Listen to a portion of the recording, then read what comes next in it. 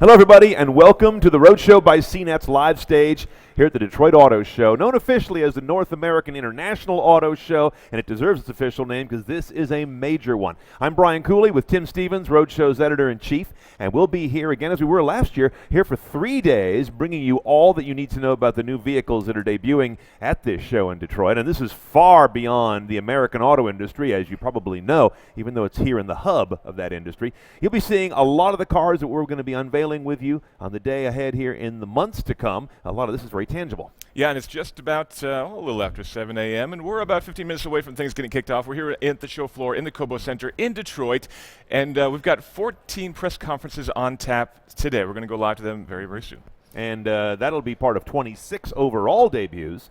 And as Tim mentions, those 14 we've got that are going to be world debuts, and then even more that are going to be, in some cases, first time in the U.S. You're going to have a head full of cars by the time we're done here. Chevrolet is going to kick things off at the bottom of the hour, and then the action is basically nonstop. There are no breaks through the day. Each of the companies has as much as 25 minutes. Some of these will go as little as 10. Some will use the entire half hour. So there's going to be an ebb and flow. A lot of the time in between, Tim and I are going to analyze what we've heard and try and connect the dots as the day goes along to what we think is coming tomorrow, as well as what's happening in the morning. Now, the trends that are set here are not just going to be what comes out next model year, but also big impacts for years to come.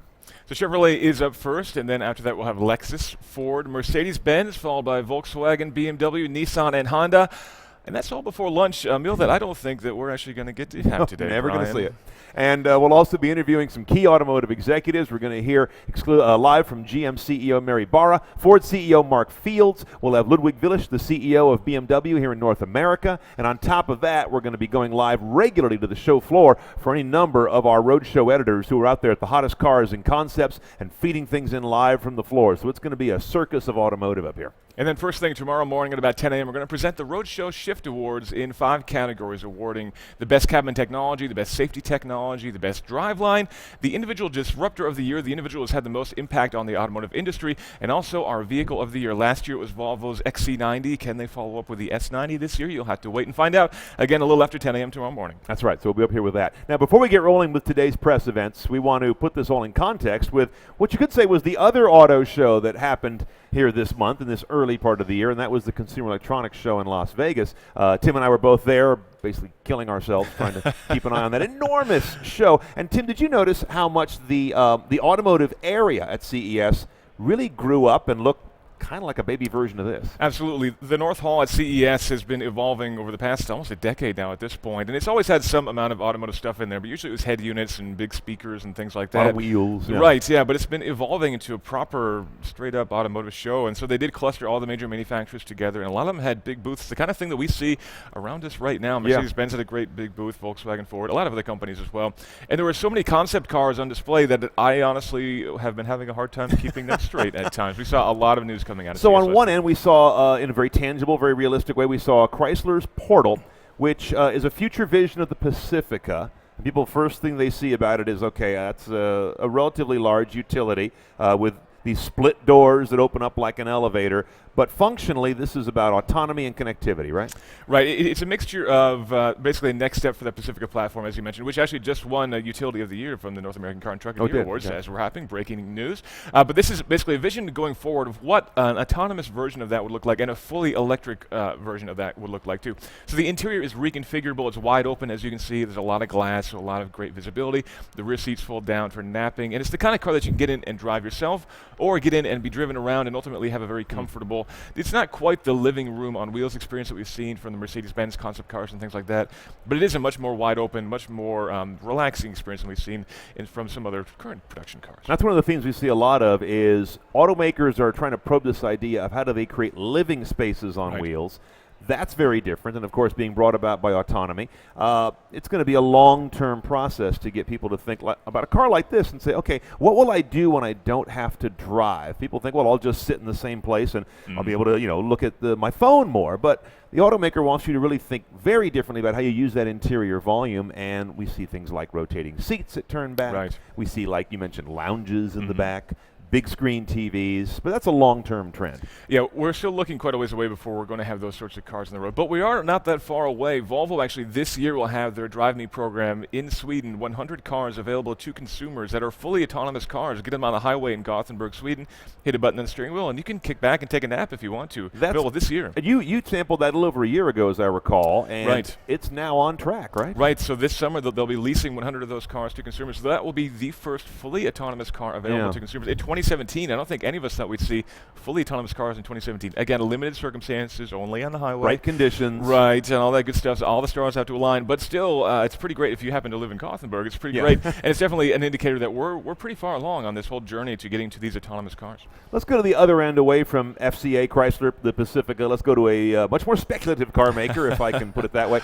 Faraday. With the FF91 was their, and it's an outrageous car, but it was their sober vision of a real-world market. We're taking a look at it right now. What did you think of this? It's definitely an interesting car. As you said, last year at CES, they gave us this crazy high-performance, hypercar race thing that nobody thought we'd ever see produced, and indeed, I don't think we'll ever see that thing again. They promised they'd come out with a production car this year, and here it is. So this is a car that will do... And again, production-style car. Right, yes, a car that they think that they will be able to produce. They promise they'll have this car in production next year. We've got a lot of concerns about that, which we'll get into in just a minute. Let's talk through the tech and the performance first. 1,050 horsepower out of this car. 0 to 60, 2.39 seconds. In theory, making it the quickest production car in the world. I got a chance to do a 0 to 60 run in that car, and it was almost painful. It was so fast. It launches really hard. Now, Tesla's quick, about 2.5 seconds. When you start to take even a tenth of a second off, things just get even more and more brutal as you go from there, and it is absolutely brutal. Yeah, when you're down at that level of speed, every tenth is a significant percentage of improvement.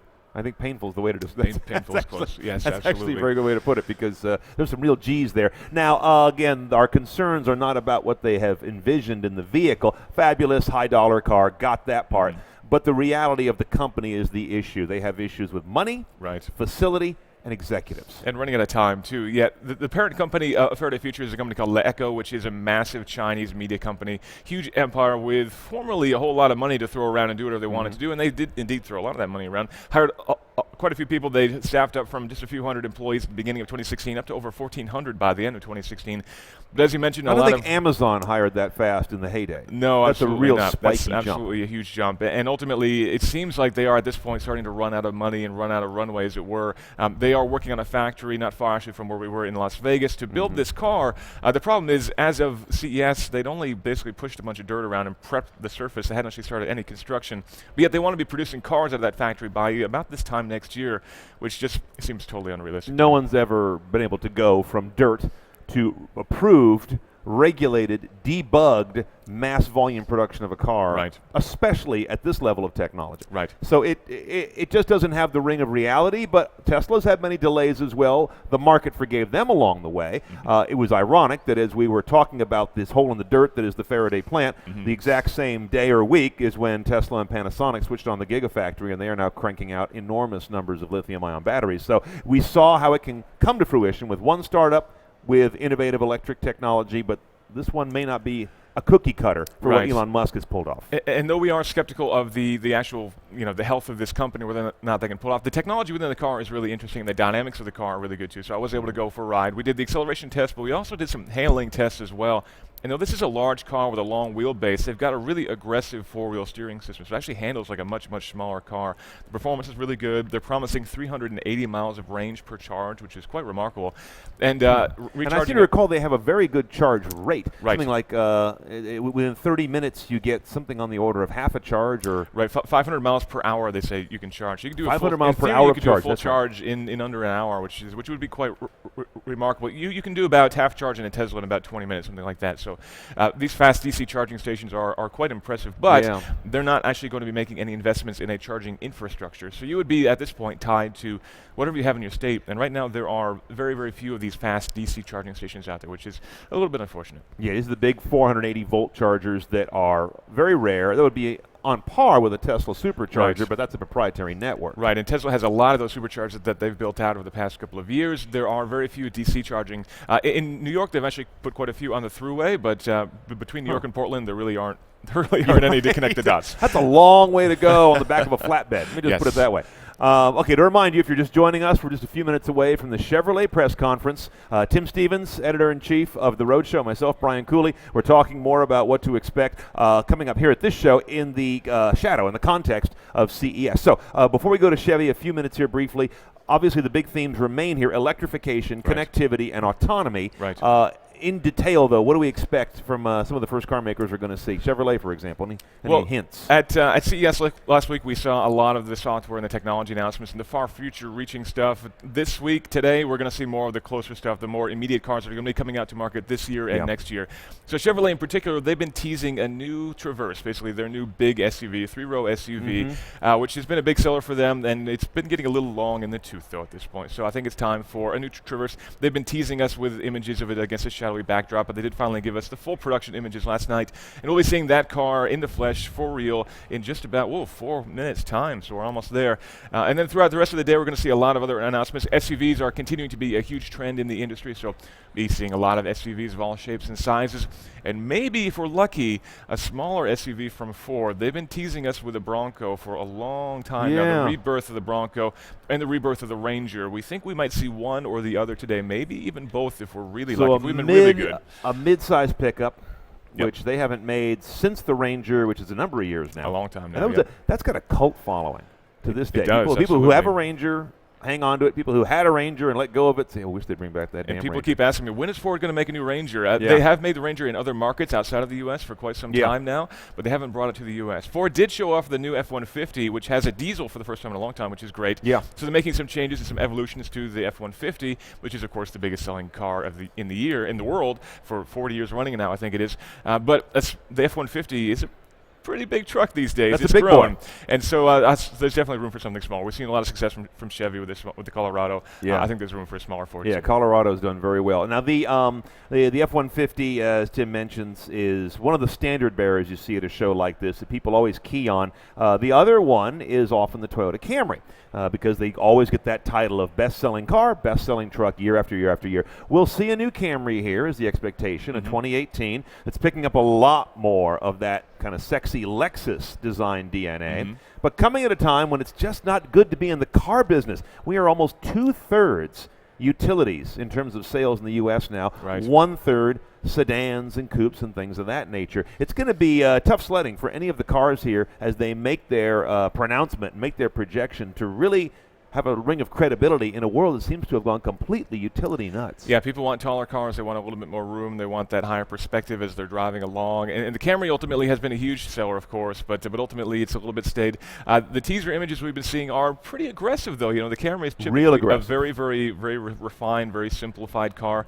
But, you know, we've seen a lot of crazy styling on Toyota, especially on the Prius and the Prius Prime. It remains to be seen exactly how much they're going to apply in the Camry. You know, that is a bit of a more conservative market than your average Toyota, perhaps. So if they go a little too aggro on the styling of the Camry, I'm curious how well that's going to be received. Yeah, Prius Prime and Mirai have been a little polarizing.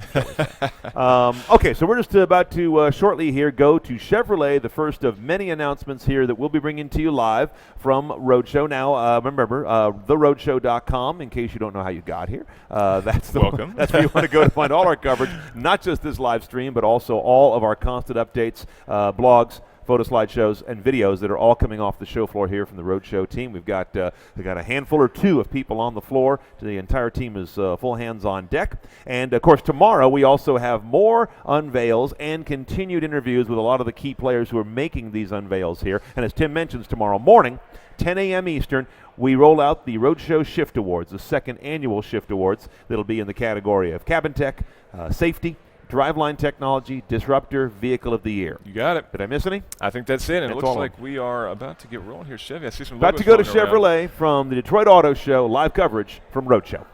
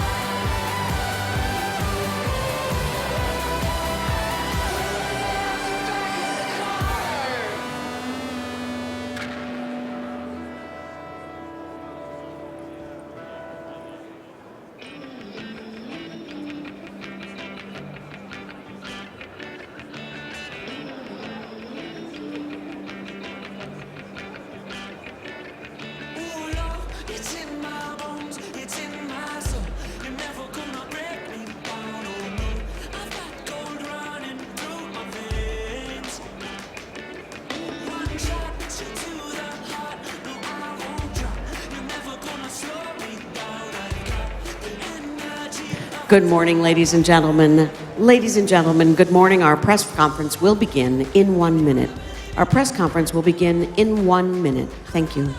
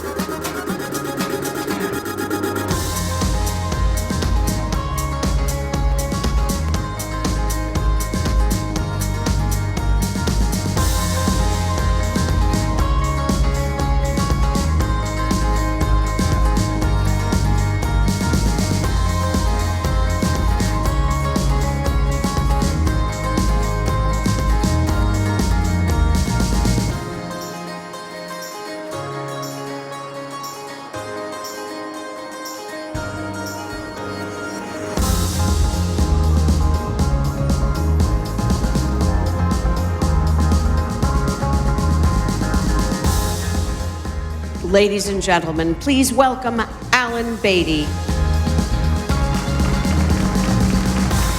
Thank you. Good morning, and thank you for joining us for what is turning out to be a truly great start to the North American International Auto Show for everyone at Chevrolet. We have several government officials with us here this morning, including Representative Debbie Dingell and Mayor Bonero from Lansing. Welcome and thank you for being here.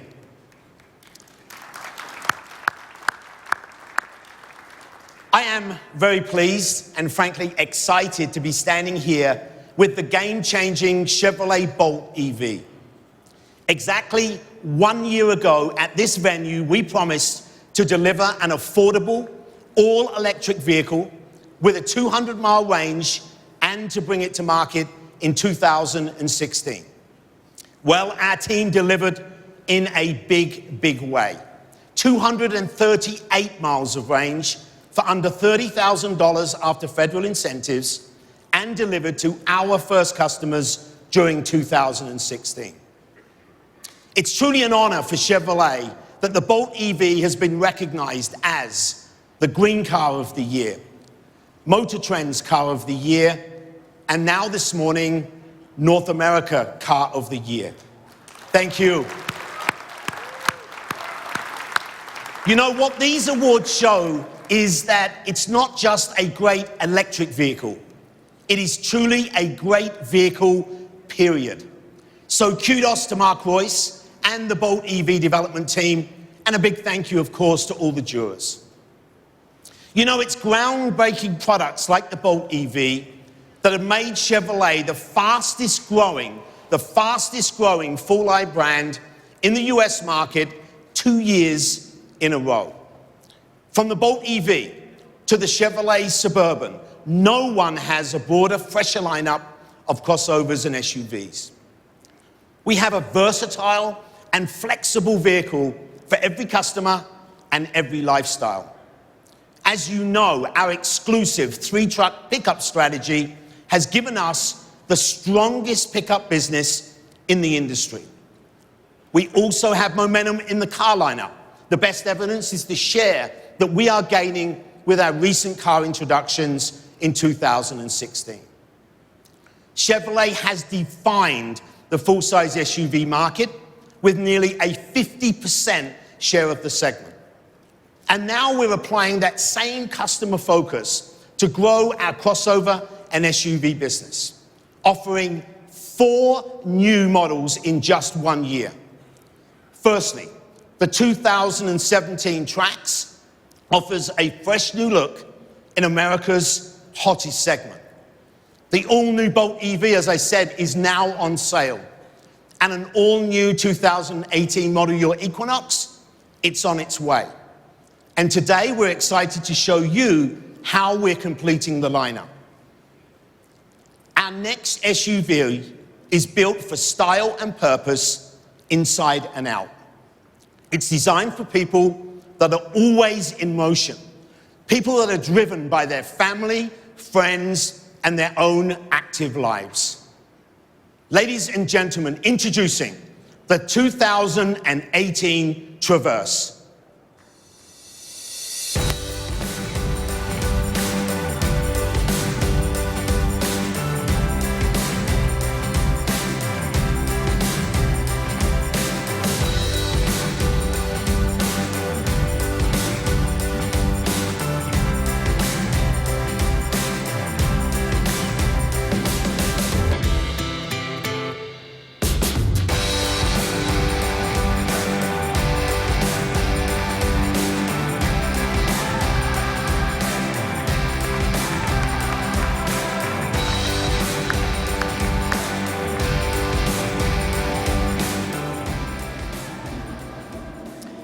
Wow, Traverse, as you can see, has a bold and refined new look. It proudly wears Chevrolet's design cues.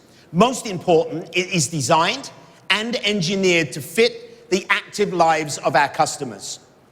With seating for up to 8 and best-in-class passenger volume, Traverse beats Explorer, Grand Cherokee, and Pathfinder hands down. And every seat is designed for adult use. Traverse delivers the best third-row legroom in the segment. Plus, it's easy to access our third row thanks to our enhanced Smart Slide second-row seat. It moves forward in one easy motion, even with a child seat secured in place. Traverse is also designed to store the endless amounts of things that you know we all carry in our vehicles. There's a hidden compartment behind the 8-inch touchscreen and a massive 10-inch deep concealed storage area behind the third row. In fact, there are 24 compartments and cubbies throughout, designed to keep you comfortable and, of course, organized.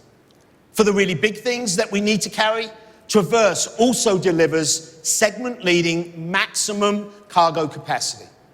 And the seats, they fold flat to make loading and unloading just that much easier.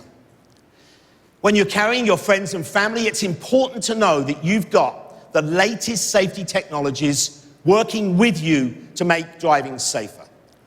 Advanced features like adaptive cruise control, low speed and full speed forward automatic braking, lane change alert and forward collision alert.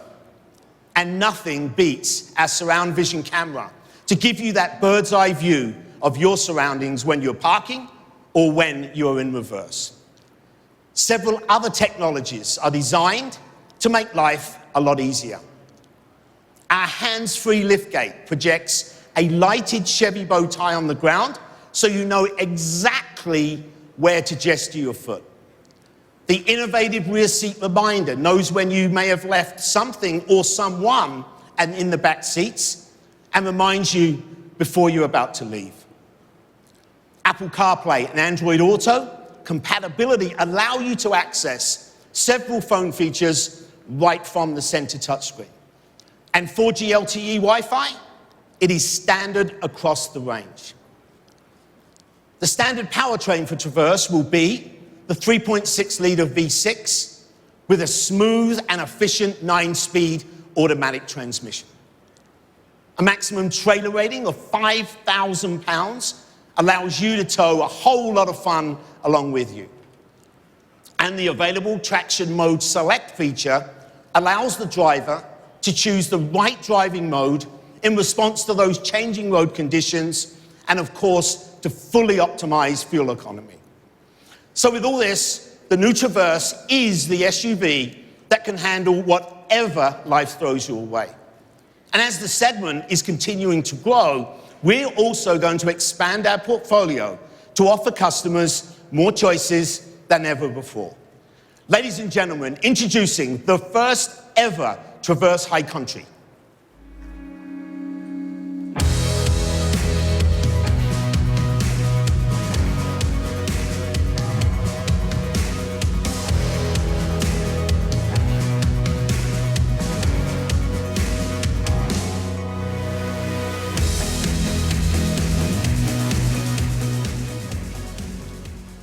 The High Country will be our new top-of-the-line, fully contented model with a distinct appearance, unique interior and exterior appointments, plus several exclusive new features.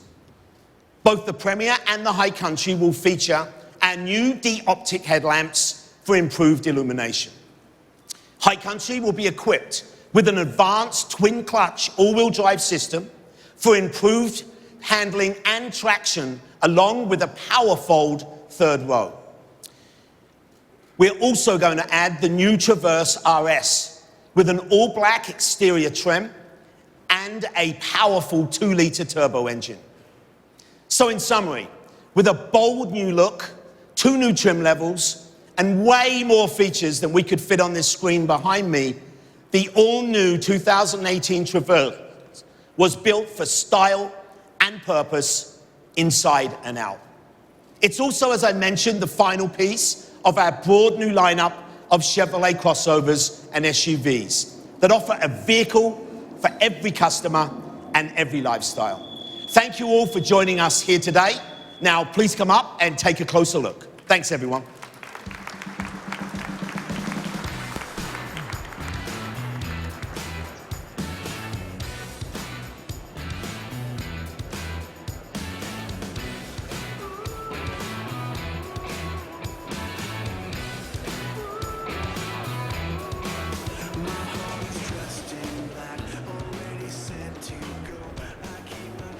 Okay, let's recap new Traverse. Now, it doesn't want to go in reverse. No, that would not be probably the will right go in direction reverse, but that's not the way it will do that, but that's not part of why they're doing that. We're looking here at a vehicle we expected, more truck-like, a little less of a crossover. A little more beefy, yeah. Yeah, and we've got, I think they shaved about 400 pounds, we're told. Right, absolutely, which is a big trend, you know, on SUVs, of course, with higher tensile strength steel and aluminum. Yeah. They're able to take a lot of weight out of these cars, give them better fuel economy, better tow rating as well. It's pretty much an all-around win, which is great to see. A lot of the more advanced engineering being able to deliver real-world practical benefits and better handling, too. Now, Alan Beatty of Chevy there just mentioned that they are very big on how they've used the interior space on this vehicle, boasting that it has true seating for 8 and no seats that are just for kids. So he's really talking about third row, having real leg room. You almost never see that in a third row of just about any SUV. Easy fold forward on the second row to get into the third, fold flat third row to create a big cargo area in the back. They're really competing on interior volume here compared to some of the very cramped, still adapted SUVs of the past that kind of hack in a third row, and it's not very good. Right, they're saying 33.7 inches of legroom in the rear in the That's third more than seat, I had which is flying great. up here from CES. Absolutely, I'm sure it was. And power folding rear seats if you go for the High Country model, which is the high-end luxury edition, which they announced. A lot of great technology in here, too. They've got the latest version of Chevy's MyLink infotainment system, support for Android Auto and Apple CarPlay built in, which is what we love to see. Yeah. And, of course, the OnStar 4G LTE system they're putting in pretty much all their cars at this point. So you've got Wi-Fi connectivity for 7 or 8 devices, which is great when you've got 7 or 8 seats. Yeah, that's right. Everyone should have a little bit of a bandwidth there. One of the things we noticed is the trend to have something where you can just move your foot around underneath the bumper or approach the back of the car with the tailgate open, but that's kind of an invisible zone. How many times those of you who've had it are saying, where's the zone? Why won't it open? So they project a bow tie on the ground from a little projector underneath the rear hatch handle so you know exactly where to waggle your foot around. So just kick the bow tie and the door Just kick the bow tie, right. I wonder if they thought that one through. That's not something really good. And then they didn't detail this, but this is a very hot topic among a lot of parents who drive these kind of vehicles, is they have a rear seat child alert. Now, I'm not fully up to speed on how this is detecting a kid, if it's just a pressure sensor like an airbag alert or what they're doing. It's actually based on just the order in which you open the doors. If you open the rear door before you open the front door, it will then prompt you to go back into the back of the car before you get out of the car. So when you shut the ignition off, it'll tell you, you open the rear door first, there might be a kid back there. You better go check it out. So it's just a little simple reminder. It's pretty rudimentary. It is very rudimentary, but ultimately it's the kind of simple engineering solutions that I kind of love. Probably didn't add any extra cost to the car, but yet it could legitimately save some lives. Yeah, just picking up a signal off a door latch and running that to a computer. Absolutely. At the very least, it may also keep you from leaving your laptop back there. Or our suit jacket in our case. Right. Whatever it is, you're not going to forget it in the back row, especially important if it's your child. And as Tim mentioned, they also rolled out the high country, high trim, and an RS that they just barely mentioned. That current vehicle there, the way it's looking now, with an RS trim package and some nice wheels on it, that could be a very good-looking SUV. Yeah, they're talking 20-inch blacked-out wheels on that thing, which could look pretty all right. Yeah, I mean, I'm in love with the way Chevy has been going with the styling. We saw the new Malibu a couple years ago, which really kind of kicked off the next generation of Chevy styling. It looks really great. The new Volt looks really good. The new Bolt for a practical car, I think, looks pretty good, too.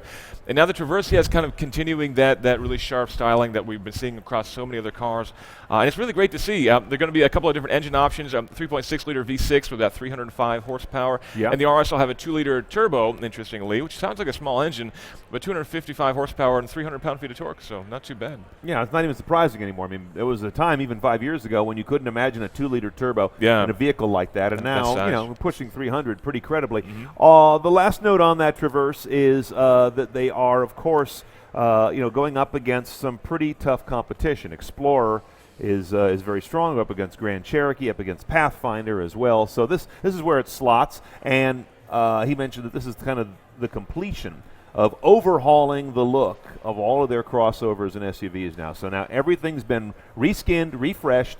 You now see what Chevy trucks and crossovers look like. So there's not a lot of shoes dropping if you're looking to pick up one of theirs in the market. Absolutely. But he did say they're looking to push into more segments as well. So it sounds like Chevy's got some other little niches to fill as we're going forward. I'm not exactly sure what there could be left what Chevy doesn't make, unless they're going to make a competitor to the to one of the Scion Toyota sports cars. I mean, they make everything else. Right, starting all the way up to some rather large cars. So yes, I'm not exactly sure what gaps are left to be filled, but I'm sure they'll find one and stick a new car in there. Yeah, I'm sure our team will be pinging them on that as we ask them more about the follow-up. So that's the Chevrolet announcement, 2018 Traverse, and now we're standing by. Coming up in, let's see, it's about top of the hour, about 10 minutes to go. We're going to be going to Audi, and Audi's always, usually a delight at any of the major auto shows because they don't just roll out some very nice cars. They also have some tech vision and usually some good announcements about technology in the vehicles themselves.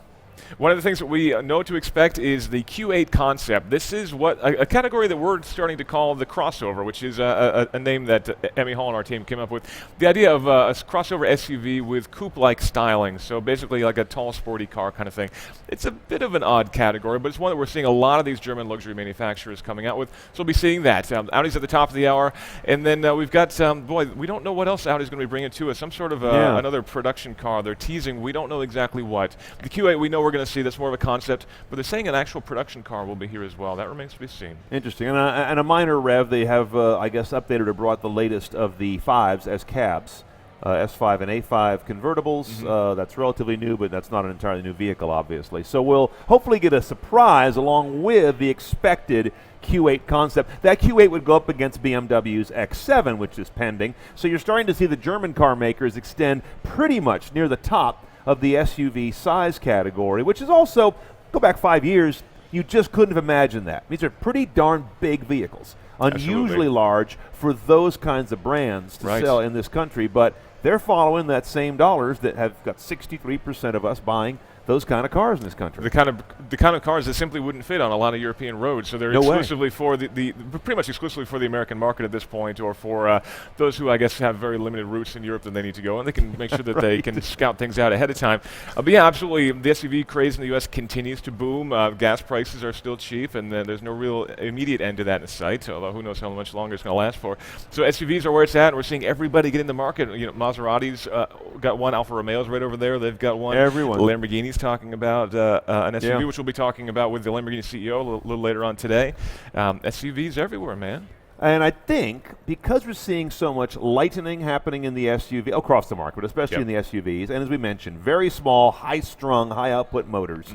I have a pretty good feeling that should gas prices pick up again, which is inevitable, that we won't see quite as much of a cratering of that market as we saw in the fuel price spike that just happened to accompany the recession. That was a double whammy around those years. But I think they're fairly well insulated now against quite as much drop-off. This may be the era where the crossover and the SUV is truly here to stay at the center of the industry. I definitely think it is. Back then, we were looking at the Ford Expedition making low teens MPG. Now, a car like that you can expect in the mid-low 20s, which isn't exceptional, but it's really not that bad, especially for a car of that size. Of course. But we're also seeing a lot of concepts like Jaguar's I-Pace, which we saw at the LA Auto Show a little while ago, a fully electric crossover SUV. So absolutely, it's that body style that I definitely think is going to be the way forward for a lot of people. It's what they want. They want a little bit higher perspective. They want a little more room. A little more volume. Right, and if they can get that without the penalty of poor fuel economy, then absolutely, why not? All right, so we're going to take a short break here. When we come back, it's Audi at the top of the hour.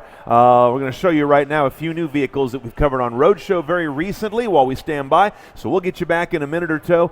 Stay with us here on Roadshow, live coverage from the Detroit Auto Show, North American International Auto Show, to be specific.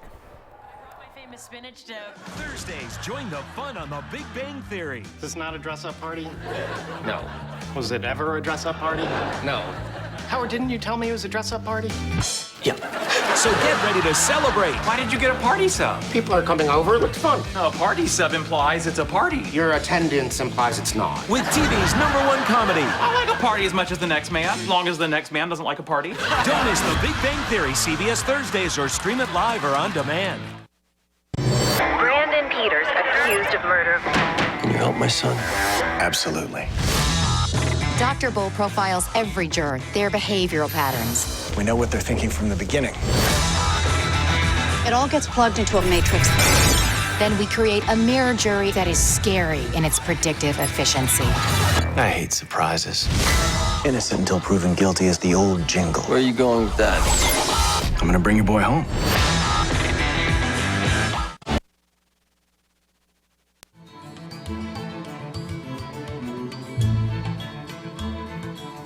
Remember the MP412C? Composed and surprisingly easy to drive fast, McLaren's first modern car was perhaps a little bit cold and a little bit digital. And no matter how impressive, a lack of connection between driver and supercar is the kiss of death. Just 5 years later, McLaren's on a huge roll. The big reason is the 570S here. That's because it doesn't take hours behind the wheel to figure out that in their ability to successfully convey feeling and emotion, the 570S and the 12C, well, they're as different as Alec and Stephen Baldwin. This car is plainly better at forging a bond with drivers.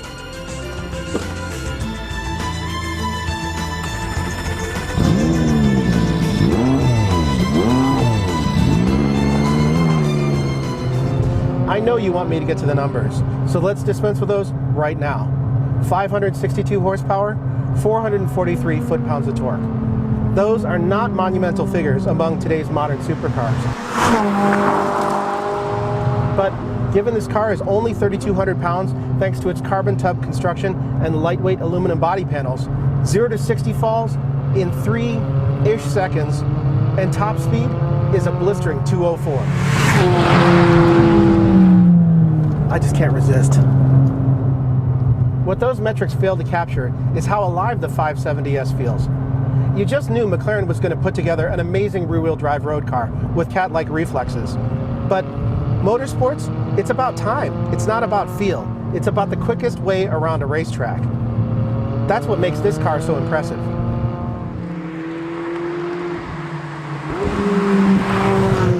So for me, it's the feeling that's incredible in this car. The steering, the chassis, the way the vibrations come up through the seat and into your back pockets.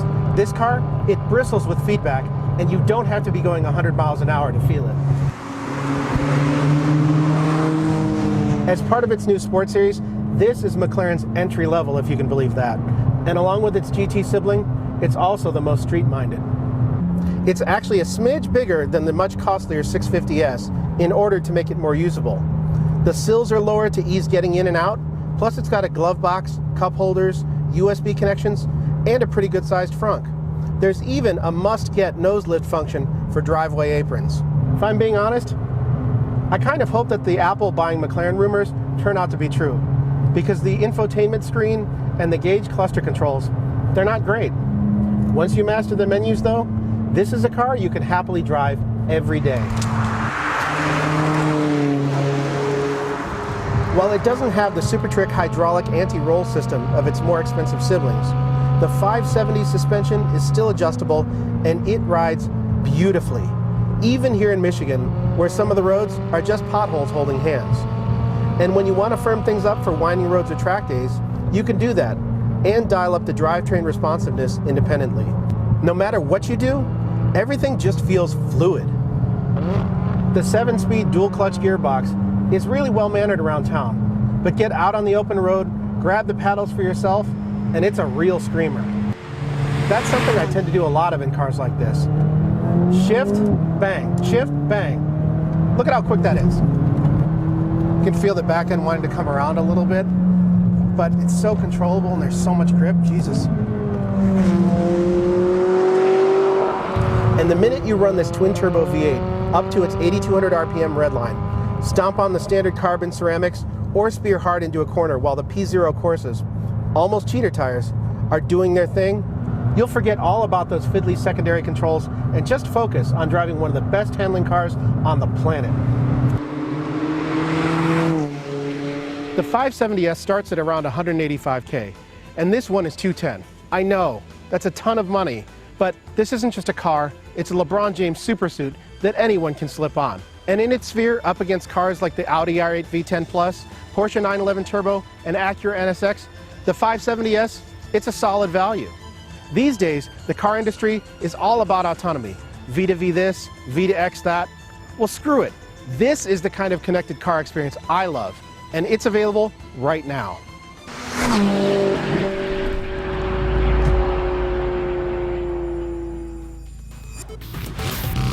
Live here at Detroit North American International Auto Show. I'm Brian Cooley with Tim Stevens. We're getting ready to tee up Audi here for their unveil. If you're just joining us as we come back from break, we're expecting a concept of the Q8. Right, the Q8, which is going to be a tall crossover. We're calling them basically coupe-overs, basically a tall, sporty car, more or less, with coupe-like styling, they're saying. So it's going to be a sporty crossover SUV, and then some other production model. We're not really sure what exactly yet. Yeah, so we've got one that we have a pretty good feel for, and one that's a huge question mark. That's always fun. After Audi, just to give you a snapshot, we'll be going to Lexus. We'll pick up Ford, where we are expecting definitely updates to the F-150 that include, finally, for many of you waiting with bated breath, a V6 diesel engine and 10-speed automatic, by the way. Mercedes-Benz. We'll also be hearing later in the morning from Mary Barra, as well as then picking up BMW, Volkswagen, Nissan, and that's just getting us up to the noon break. So we got a lot of vehicle unveils coming and a whole other afternoon on top of that. Right, and a long morning ahead of us. We go to Audi next, and for Lexus, we're expecting a new LS. You mentioned that the Camry's moving into a tough market. The LS is too. We'll learn a little bit more about that later in today. But I'm really excited to see what Mercedes-Benz has to show. And, of course, I think Ford, though, is going to be one of the biggest stories of the day. The new F-150, of course, we've seen it in pictures, haven't seen it in the flesh yet. And again, maybe that small truck and small SUV we've been waiting for. Face has been a little different, a little revised on the new F-150 from what we've seen, and a 10-speed automatic that I believe that's the one that they co-developed with General Motors. Absolutely, yes, and it's in the Raptor F-150 already, so it's coming down to the base F-150, and it's also a version of it is found in the new Camaro as well. GM is very, very adamant that that's a very different transmission, despite it being physically the same. The programming is very different, but there is some lineage there, and it's a great transmission and everything that I've driven it in, so that actually will do a lot to boost the responsiveness of the engine, which is always important, but also the economy of the engine too, which is again doubly important as we're talking about a pretty big truck at this point. So this will be interesting because we're now at the point, as we'll see this 10-speed roll out for the first time in a really huge volume vehicle. The discussion will start to happen in the industry. Is there anything to be gained by another gear? Or is that as far as you can go before it's just diminishing returns? Absolutely. It seems a little crazy to think about 11. All right, let's go to the Audi press conference here live in Detroit, live coverage from Roadshow.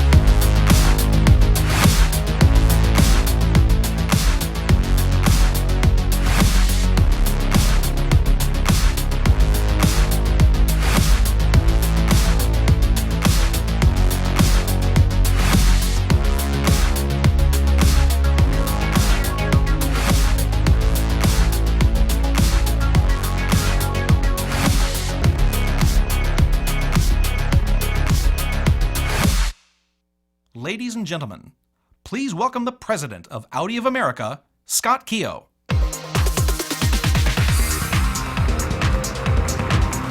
Thank you very much. Thank you.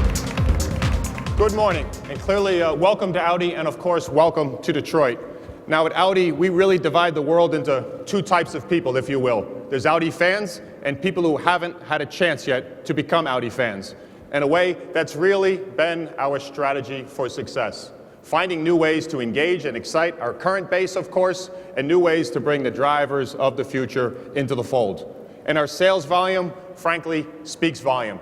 2016 was another record year for Audi in America, and December of 2016 was our 72nd month of consecutive record sales. And frankly, that's an amazing constant in an ever-changing world. And I want to give a big thanks to our dealers and our employees for getting us there. Thank you very, very much.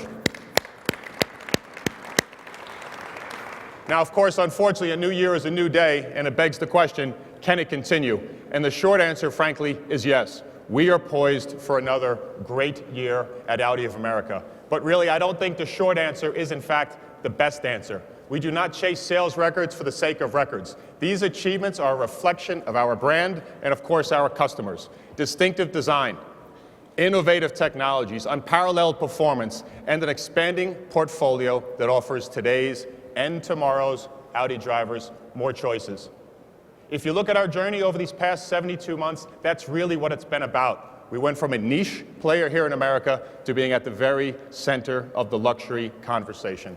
And look, you can earn a seat at that table with quality and with trust. That's where we at Audi of America will keep our focus in 2017. Not on the records, but on consistency and performance. Because the truth is, customers do not walk in a dealership asking, how can I help you break a sales record?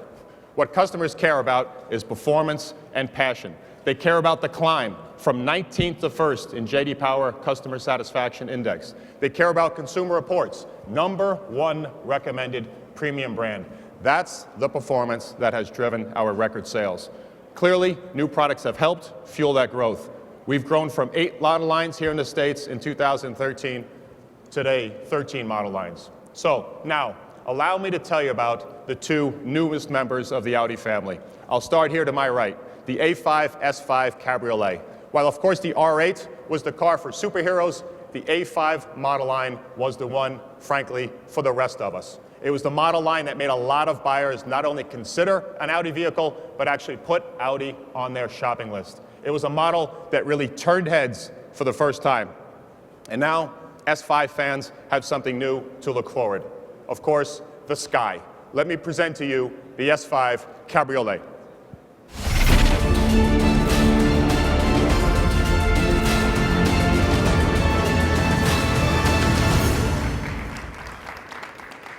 Boy, they don't give any of us a chance in the market to see these cars, and I have to admit, this one is stunning. So actually, I'm going to have to change my company car for this one. This one's amazing. The acoustic roof, of course, folds down in just 15 seconds at speeds up to 31 miles per hour. Faster still is the 354 horsepower turbocharged engine. And of course, we'll be bringing the A5 cab with 252 horsepower and a 2-liter engine.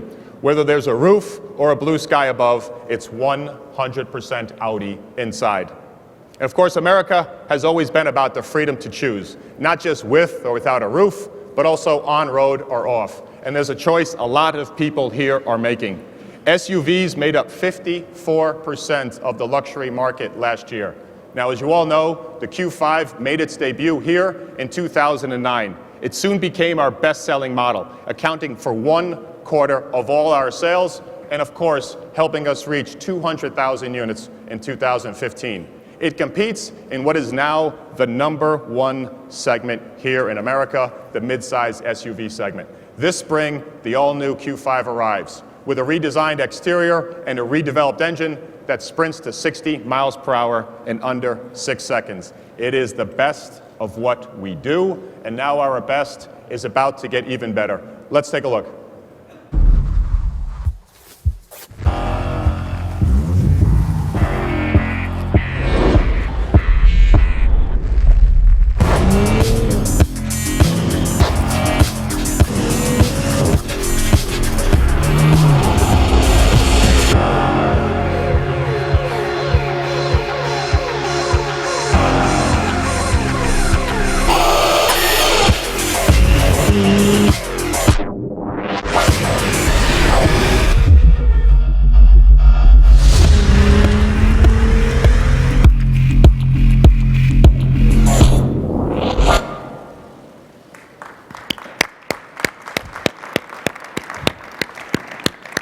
Very cool.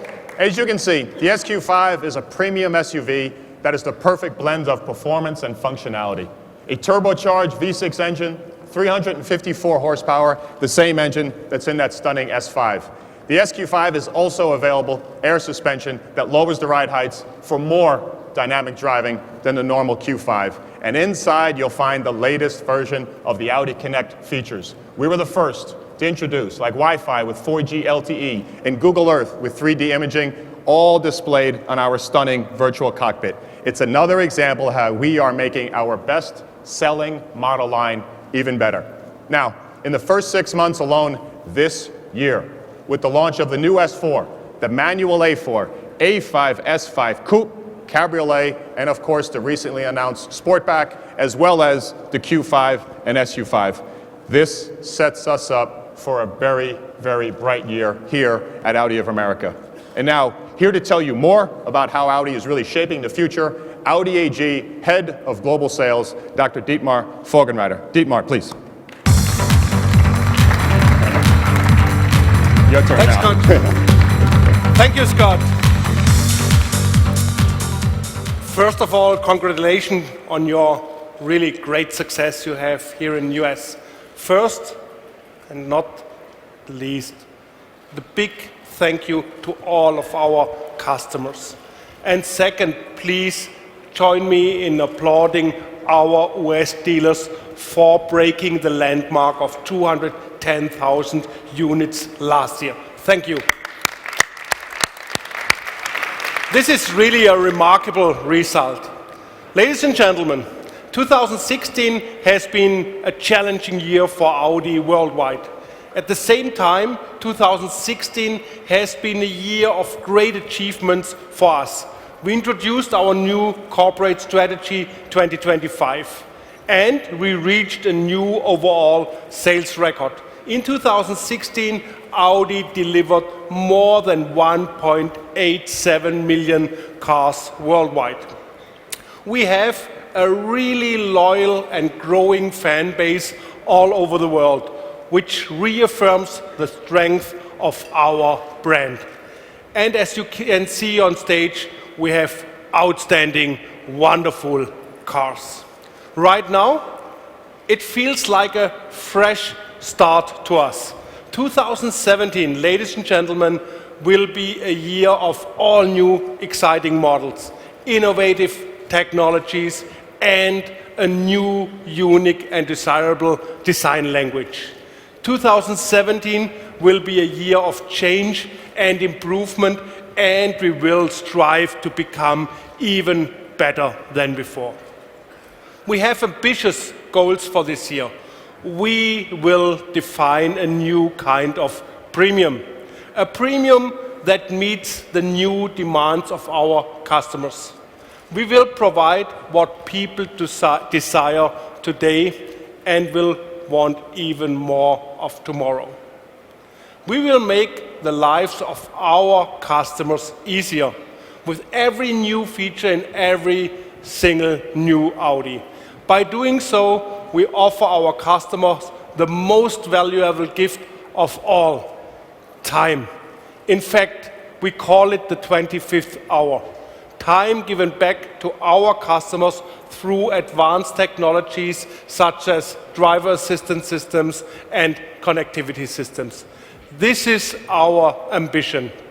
And we start today, ladies and gentlemen. I brought with me a show car that embodies these new requirements. A full-size SUV, even more luxurious than any Audi before. At the same time, it provides the vision of our future design language. I'm very proud to present to you the next masterpiece of our chief designer, Marc Lichte, and his team, the new Audi Q8 concept.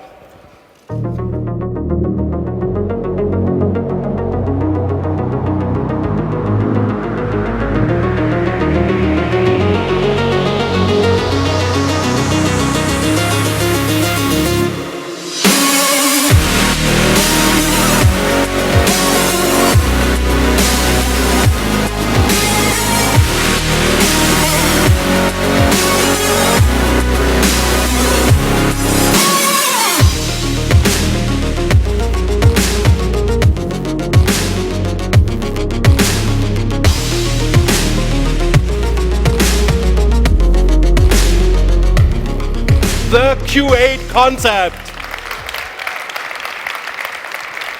Isn't it a beauty? I love the Bombay blue color. It's my favorite color for this car. The Q8 concept is an impressive full-size SUV. You'll hardly find a car that is more luxurious. This show car combines the emotional elegance of a coupe with all the advantages of an SUV. Space and functionality. Its design is the modern interpretation of the original Quattro car. The Q8, ladies and gentlemen, the Q8 concept has a very dynamic, sleek silhouette.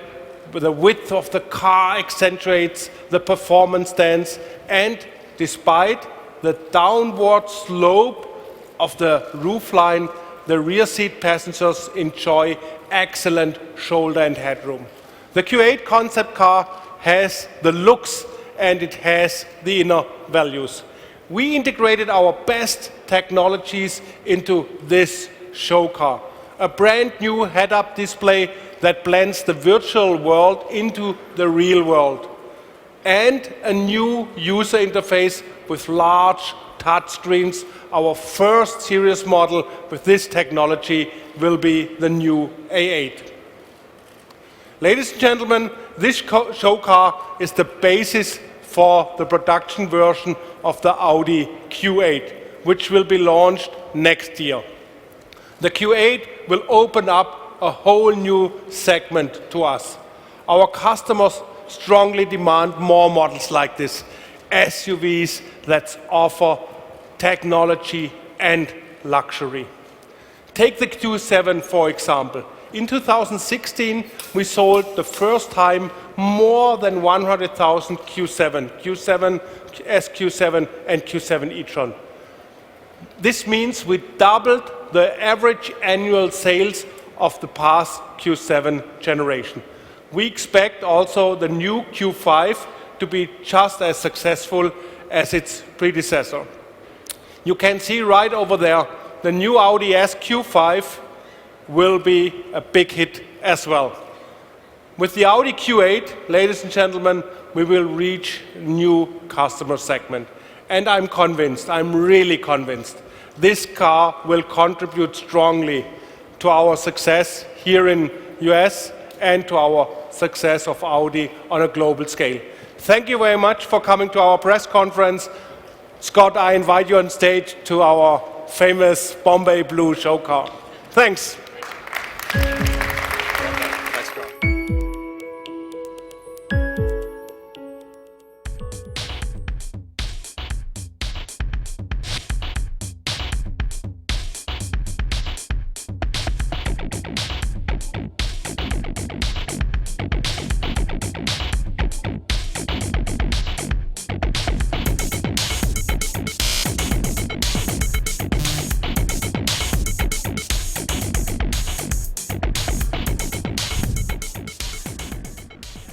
A little Bombay blue confection. Yeah, I like that Audi. color. I like that color. Pretty good. They have it on an R8 over there as well, which looks pretty nice. I saw as I was walking in. So we're looking at the Q8 as we expected there, Tim.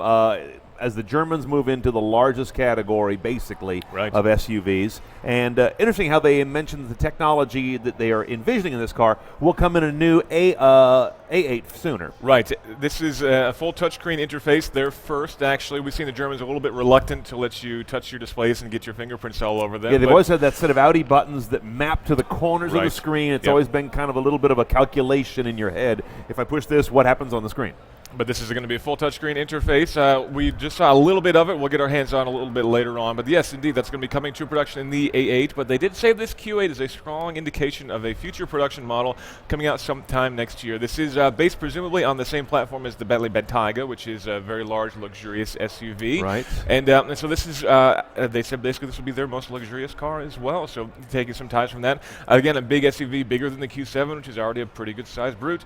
And we didn't get any performance figures, any engine details, but again, the technology and also an indication that this will have a fair bit of autonomy. They talked about having the 25th hour, basically giving you back more time into your life by taking away some of the driving duties from you and making driving a little bit more relaxing, and so giving you that 25th hour, they call it. Yeah, that little construction is their version of what a lot of the German car makers have been talking about, probably as early or earlier than anybody in the industry, which is the new luxury is time. The new luxury is freedom from the tedious chore of driving. That's been a very German message from several makers. Mercedes has been banging that drum for a couple of years. Along the lines of what you'll do in the vehicle, they also talked, I'm excited about, it sounds like some augmented reality cues in a new improved head-up display, which is so important. I mean, still too many of the interfaces that are bringing in vision from the car are making you look down and away to a night camera or a very tiny HUD that's kind of buried low on the top of the cowl. Anything that moves us toward the future of a full vision AR HUD in vehicles is just absolutely exciting to me. Yeah, this is something that we've been seeing on concept cars for a long time. Yeah. The idea of a full projection windscreen, we're still a long way away from that, unfortunately. But yeah, it seems like we've been stuck in these tiny little heads-up display windows forever now. The Corvette's had one for as long as I can remember, pretty much. But it's definitely time to move to something a little bit more engaging, and I'm definitely curious to see what that looks like in the flesh. You know, these things are always difficult because it's got to be positioned based on where your head is located, and everyone's going to be in a different spot, so it's got to work perfectly. But there's a huge amount of potential there to be able to just look up and see locations and points of interest right around you as you're driving along. I'm curious to see what that looks like. It's the way it should be. And, of course, the hardest part about the innovations in HUD technology is they're almost impossible to shoot. So it's very hard for us to bring you really compelling videos. I don't know what it is. You cannot shoot a HUD and have it come out good. Take our word for it. It's going to be awesome. Yes, take our word. Generally about Audi, we've been talking a lot about who's where in the market as we go in the year ahead. They're crowing a lot about their sales. They comfortably passed 200,000 cars sold in the U.S., obviously a very compact number compared to the big volume firms. I mean, F-150 does more than double that alone, but a big growth from Audi, especially if you're old enough to remember the days of their unintended acceleration supposed scandal going back a few decades. Some people thought they would never even survive, let alone become a major player in the luxury biz. But their market is split almost exactly even car to SUV. So they're doing still a lot of business on the coupes and the sedans. And their coupes and sedans offer a lot of the benefits of an SUV, all-wheel drive, of course, in a lot of them, and a little bit of a taller and more luxurious ride, which isn't always found in the coupes and sedans from other manufacturers. So they're doing a pretty good job of crossing the boundary. But we also see Subaru having a lot of success in coupes and sedans and even wagons, whereas nobody else really sells wagons anymore. So if you can kind of hit that rugged, all-terrain, all-weather conditions market a little bit better with a coupe or sedan, I think there's still room for success there. But definitely with the Q8, obviously, Audi is going to go with the market, and they're going to, if you want bigger cars, they'll build them. Yep, they'll build them. Okay, so Lexus is going to be coming up next. And let's see, once we get past Lexus, if you're just joining us, we're going to be moving on to Ford. That'll, of course, be our largest volume discussion around trucks. And a new refreshed F-150 is coming there. Not a complete redo. I mean, they did that a couple of years ago, but this will be the first restyle and significant refresh of the F-150 since the aluminum body truck arrived. And after that, we'll go to Mercedes. We'll go back to Germany there. So that's a little bit of a roadmap of what's coming up here momentarily. We're going to take a quick break right now. Brian Cooley and Tim Stevens. We're going to take a look at a short clip from a news conference held here yesterday. Very interesting. With Disney's John Lasseter of Pixar fame. He was here to promote Cars 3. And stay with us. He's conquered the world's toughest challenges, but can he survive? Millennials? Hey, look! I tied my own The blogger. I'm Clark, online content curator. Hi, Clark. Obviously made up job title. The influencer. Oh my God, you're a legend. I can't believe you're here. The communicator. What's his digital media footprint? How old are you? That baby's old enough to have its own baby now. The great indoors, CBS Thursdays. I need to know what they're going to do before they know what they're going to do. I'm going to give them a run for their money. CBS Wednesdays. At a moment's notice, 18 ordinary people We can't stay in one spot. will go on the run I get to find out if I've got what it takes to escape. We got a GPS on this truck. and try to elude a team of expert hunters. Confirm that is the car. Yes. My instinct is telling me something ain't feeling right. Move in, move in, move in. Let's go, let's go, let's go. Hunted. CBS Wednesdays. This is where the movie Cars got its start. The idea for Cars came from my own life. My father was a parts manager at a Chevrolet dealership in Whittier, California, where I grew up. My mother was an art teacher. And when I finished directing Toy Story 2 at the end of 1999, I took my family on a cross-country motorhome trip. And my life had been driven by deadlines. Deadlines, deadlines, deadlines. And on that trip, I learned a lesson that the journey in life is the reward, not about the destination, it's the journey. When I came back from this trip, I knew what my next movie I wanted it to be about was a character learning this. And I thought, what better character to learn this than a purpose-built race car that's built to get to the checkered flag and that finish line before anybody else. And to have him get stuck in an old Route 66 town and learn what I had learned, that the journey in life is a reward. So just one of the things that with each of our films that's very important is to get the details right. And we believe in tremendous amounts of research. So being a car guy and growing up with motor oil going through my blood, research about cars and racing and everything was awesome. It's like on Toy Story, go to doing research for Toy Story and going to Toys R Us during work hours and buy all the toys I wanted with a company credit card for research. I thought, this is going to be that much fun. And so the place that we started in 2001 was here in Cobo Hall at the North American International Auto Show. Was the very first place that we came. And I want to thank from the bottom of my heart the North American International Auto Show for starting it off and giving us so much inspiration that led to this gigantic franchise for the Disney company. Thank you. We want to get the details right. And I think of all of the notoriety that we have gotten for the Cars franchise. I think Auto Week magazine calling Cars, the first Cars, the greatest movie about cars and racing ever, really, really made me proud because we wanted to get the details right. And that doesn't stop. We're moving on to Cars 3. Cars 3 comes out this summer in June. And Lightning McQueen is making its return. But if you remember in Cars 1, Lightning McQueen was the hotshot rookie who came in and took the racing world by storm. Ladies and gentlemen, the real Lightning McQueen! Whoa! Yes, we're gonna do that right now.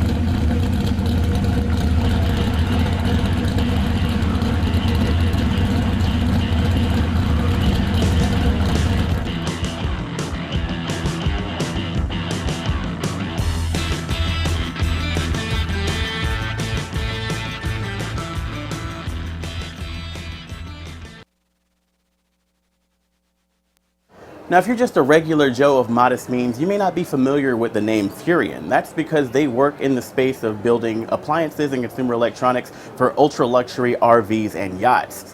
What we're standing in the middle of right now is a showcase of all things Furrion. And let me tell you, luxury is looking really good from here.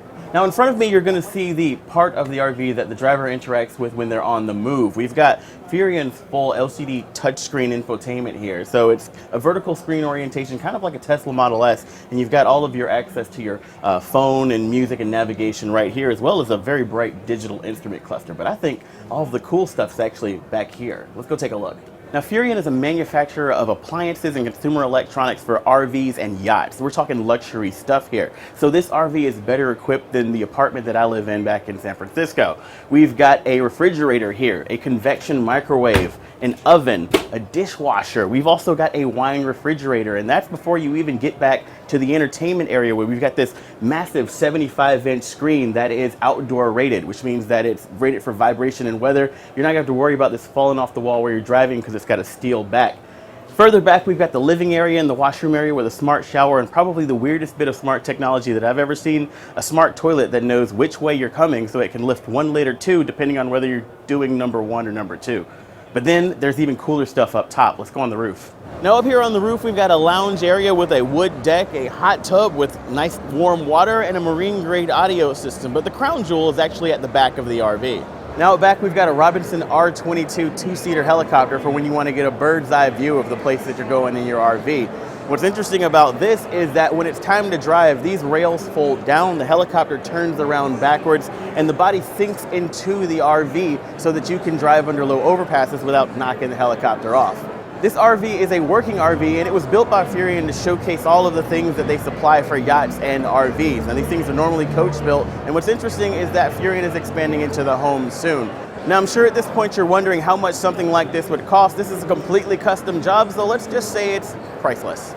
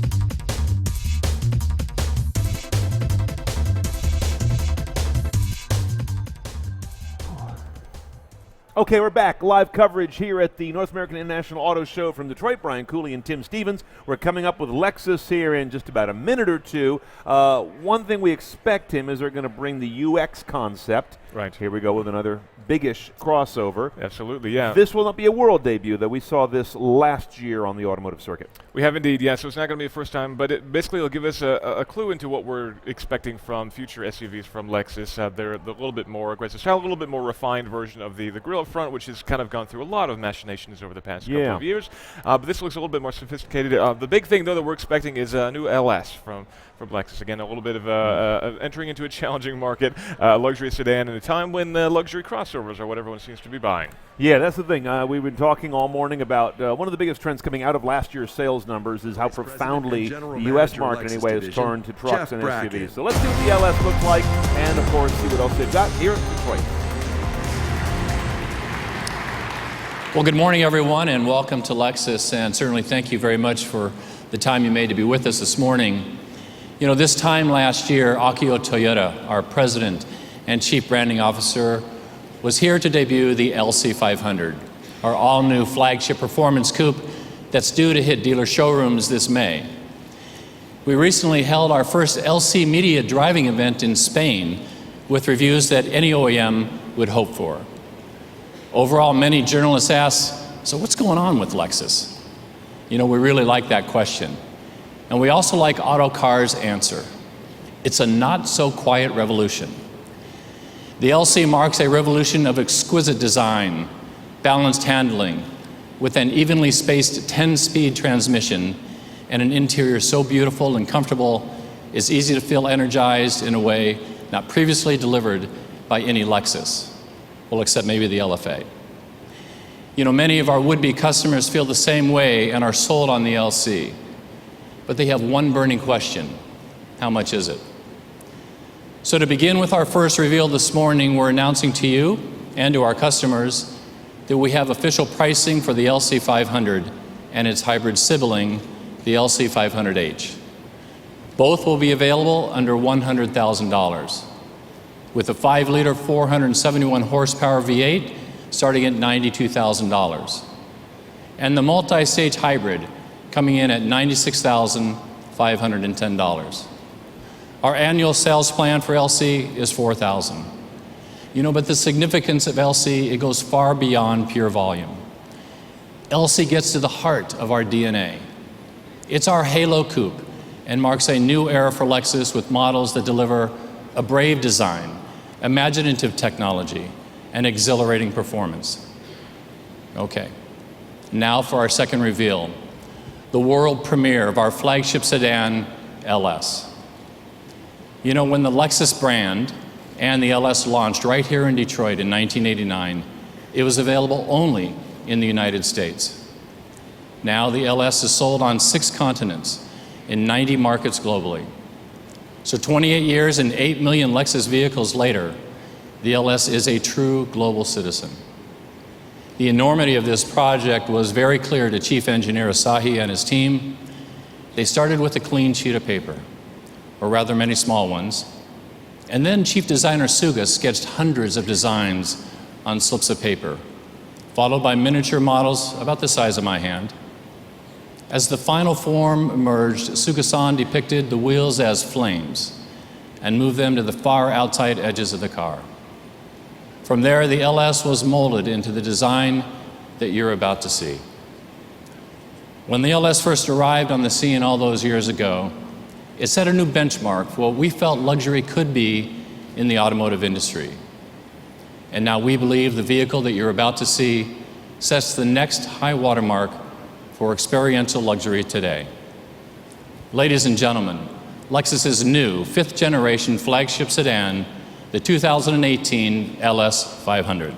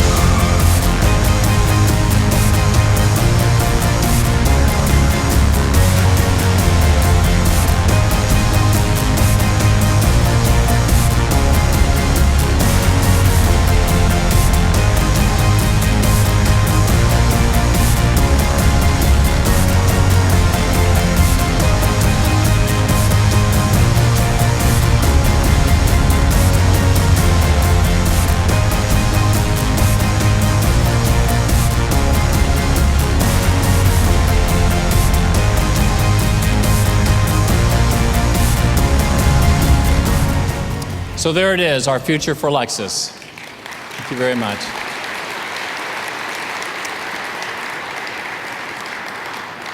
You know, this sedan delivers the physical presence and interior space of a prestige 3-box sedan, yet its silhouette is the shape of a 4-door coupe. The new design balances space and athleticism, highlighted by Lexus's distinctive design language. For example, the elaborate grille features 5,000 individual surfaces that were all adjusted by hand by digital designers to bring it to life. And the bold design reflects the completely reimagined driving dynamics that take LS to a new, higher level. Precise handling and steering response are achieved with the use of an all-new architecture.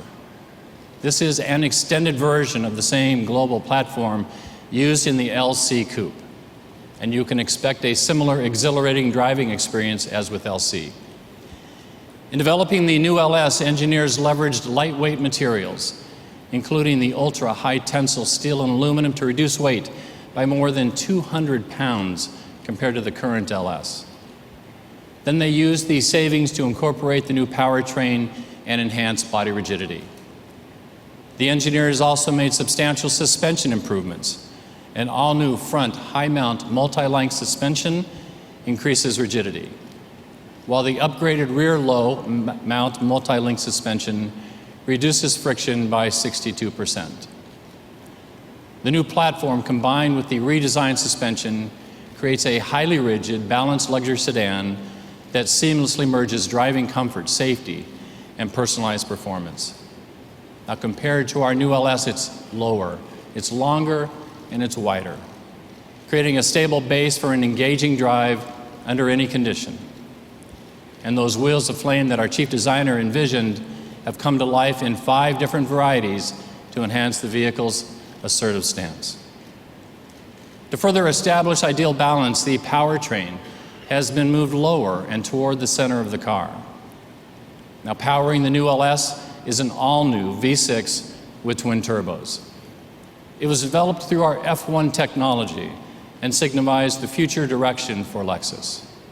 This new engine provides V8 level power and performance while minimizing noise, vibration, and fuel consumption. The long stroke and optimized stroke-to-bore ratio contribute to high-speed combustion and high efficiency. This V6 put the LS 500 in the same league as our competitors' V8s, with a 0 to 60 time of 4.5 seconds. The new engine generates 415 horsepower and 442 pound-feet of torque.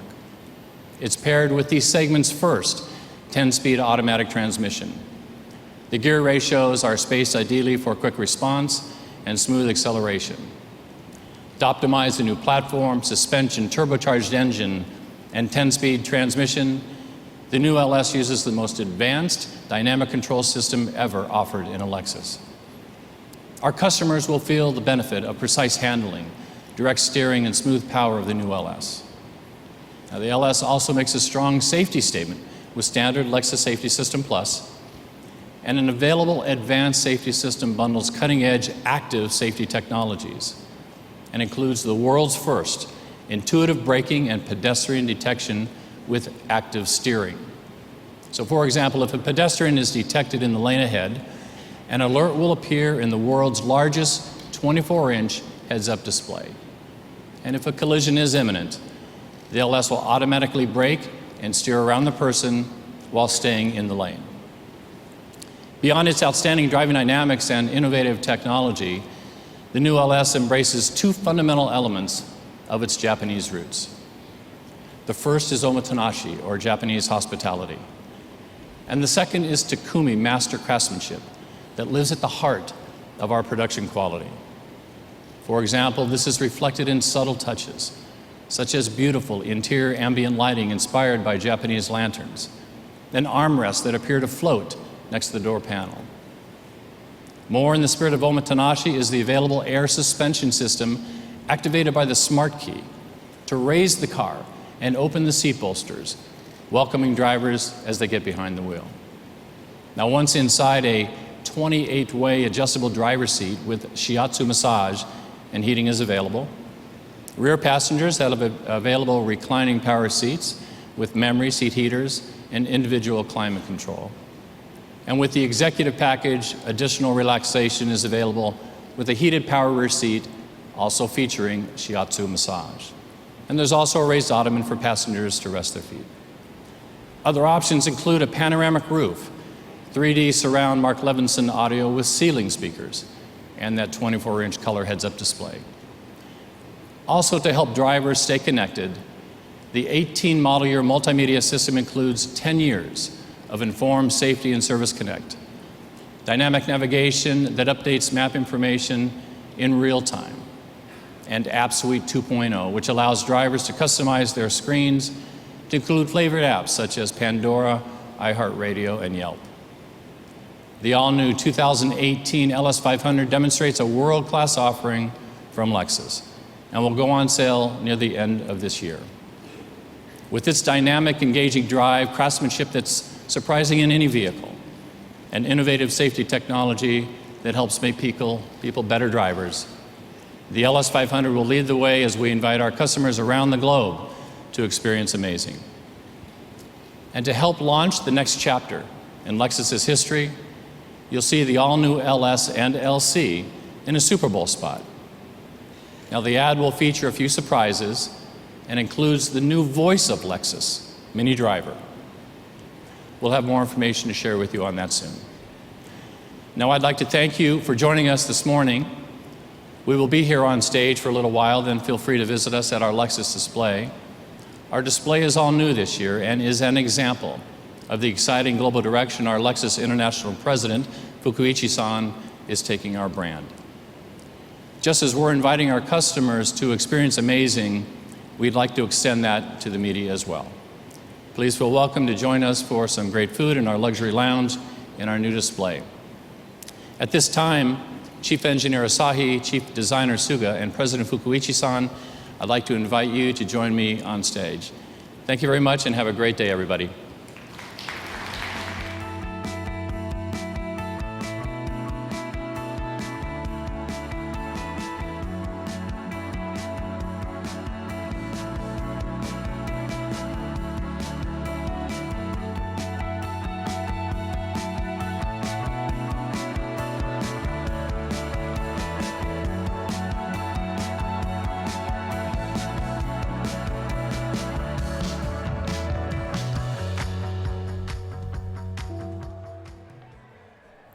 We just got a new Lexus LS, both inspired by and apparently loosely based on the platform of that LC. Absolutely, and the LC is a fantastic car. Unfortunately, I wasn't able to drive it myself, but we were at that launch that they alluded to. Amazing, large luxury performance car. And we got some pricing on the LC as well, which I scribbled down here. $92,000 for the V8 and $96,500 for the hybrid. Not actually that much of a premium for the hybrid, considering very little actually. Yeah. Especially in that category. That's their Mercedes SL killer, if you want to slot that in your mind. Now let's get on to the main event. The LS is very different looking now. It's always been a pretty sober looking car. Yeah. Now they've adopted what occurred to me as I was looking at it, see it in person, a very Jaguar in Callum sort of a coupe-like roofline toward the back, and a lot more bulk back there because they haven't carved out where there's normally that notch. So it's a more sleek looking car, but it's got a lot more rearward mass, it looks like. It does, and it's got a lot more rear leg space as well and comfort, and ultimately it seems like they're really pushing really high on the luxury side of things, really going after 7 Series and Mercedes S-Class as well, with rear seat massages and the individual climate control in the back seat, a full infotainment system in the back.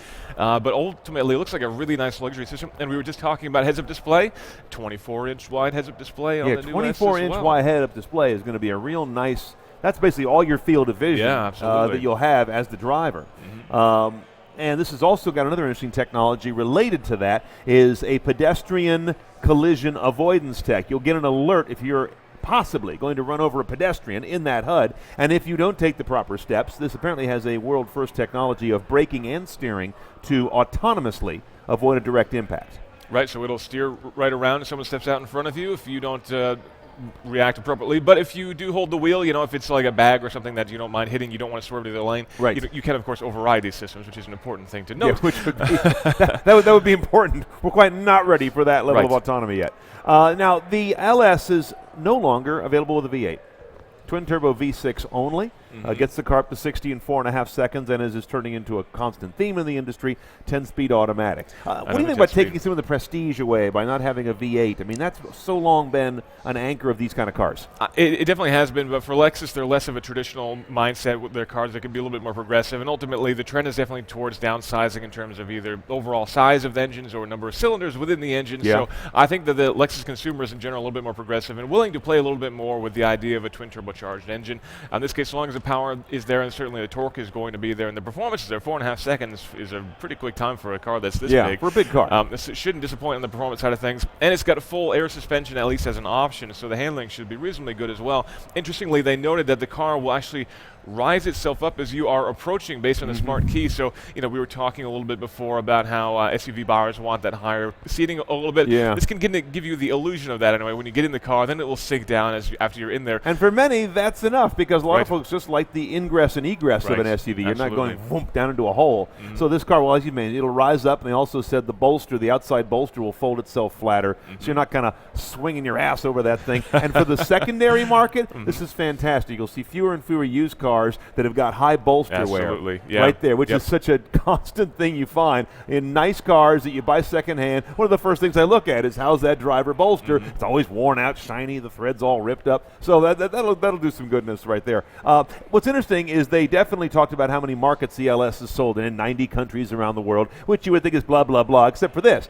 It needs to be sold in a lot of countries because it doesn't sell a lot in the U.S. They're down in the cellar with Audi, the A8, in terms of the big luxury flagships. Mercedes is number one by far, BMW, and then you get about 4,000 units a year between A8, or with A8, and maybe almost 5,000 with LS. Those are very small numbers. They are, but that's what Lexus wants to sell with the LC as well, which is pretty aggressive, I think, in that regard, because that is a very expensive, very niche car. Really high performance, very really low big volume. car. They said they're looking for 4,000 volume total across both models. Right. Which is even that sounds a little bit aggressive to me, but we'll see how these things go. Yeah. But this is definitely, the styling is more progressive, more modern. The technology sounds really great on the inside. It should be a very comfortable car. It's also taking some cues from Tesla. The doors will automatically open for you when you approach, which is something that we haven't seen too many other manufacturers play with yet. So that'll be great too. And as you mentioned, the safety systems it's got in there should be very progressive, and ultimately it sounds like a really nice ride. The question is, will people go for technology and a little bit more progressive styling, or will they stick with their traditional buys of BMW? It's an older market. Yeah, it tends to be an older market that buys these cars. And I think it was interesting, the first thing that they said as they opened up their press conference there is, when they do events, they bring in people, they bring in the media, they bring in owners who have been very loyal to them. One of the first things people ask is, what's up with Lexus? I think a lot of people have been asking that, is where do you fit? You don't dominate the luxury classes, certainly not with the flagship car, you don't. And the vehicle was took the industry by storm when it first arrived, really taught the German car makers a lot of lessons, but not so much a trend maker in the most recent years. So I think it's one of those things where they're trying to reestablish some kind of very clear focus that Lexus is apart from the other brands in that category, and something really fresh, like you say, more progressive. Right, and I'm hoping that we see that hybrid system in this car sooner than later. In the LC, it's very, very advanced, very progressive, multiple transmissions and all sorts of crazy things going on. I would have liked to see that here as well, because that, again, would be an opportunity for them to step forward, because we don't see that much hybrid technology in this category of car, despite the fact that it actually has a lot of nice benefits, the ability to go along quietly at low speeds, a lot of torque, a lot of throttle response. It actually could be a very good application for this car, so I'm hoping that they bring it here as well. It would have been nice to see that here, maybe in a later auto show. Yeah, no details on any of that coming over to this new LS. And again, as Tim mentions, you say hybrid, people think saving a few bucks on gas, and they figure that doesn't matter in this category. But it's all those other benefits of quiet, of responsiveness, and of a message of having bought a very smart, progressive car, which, let's face it, that's a lot of what sells Tesla Model S's. Absolutely. They love the car's actual behavior, but they also like what it says about them in terms of what kind of car appeals. So it's not a trivial factor to have a hybrid in a big luxury barge like that. Okay, well, that's the new LS, and pricing on the LC. Both models just came in just under $100,000 on the LC, the V8 and the hybrid, and that wraps up Lexus for us. So next up is going to be Ford. We're definitely looking for a refreshed F-150, the first revision since the aluminum era, and that's going to be coming up just a little bit after the top of the hour, so we're about 10, 12 minutes away. We'll take a break right now as we ride along with Roadshow's Emmy Hall right after this first message in the new Range Rover Sport Diesel. So stick around. Live coverage from Detroit from Roadshow. Get ready for the most inventive agent. Oh, come on. This isn't fair. Of all time. My name's MacGyver. I use the tools around me to succeed. How's he gonna stop an airplane? Tinfoil. He's kidding, right? My man never jokes about tinfoil. MacGyver, CBS Fridays, or stream it live or on demand.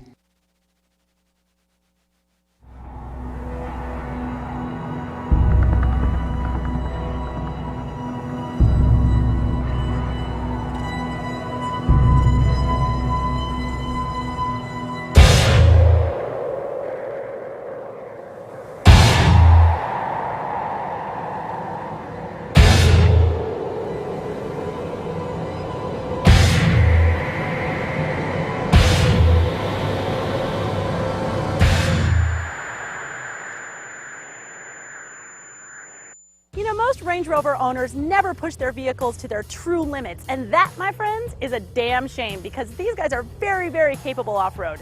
And today we've got the 2016 Range Rover Sport HSE out here in the wild, and we're going to see what she can do with the new 3-liter V6 turbo diesel engine and a whole myriad of off-road goodies that can turn any newbie into a seasoned wheeler.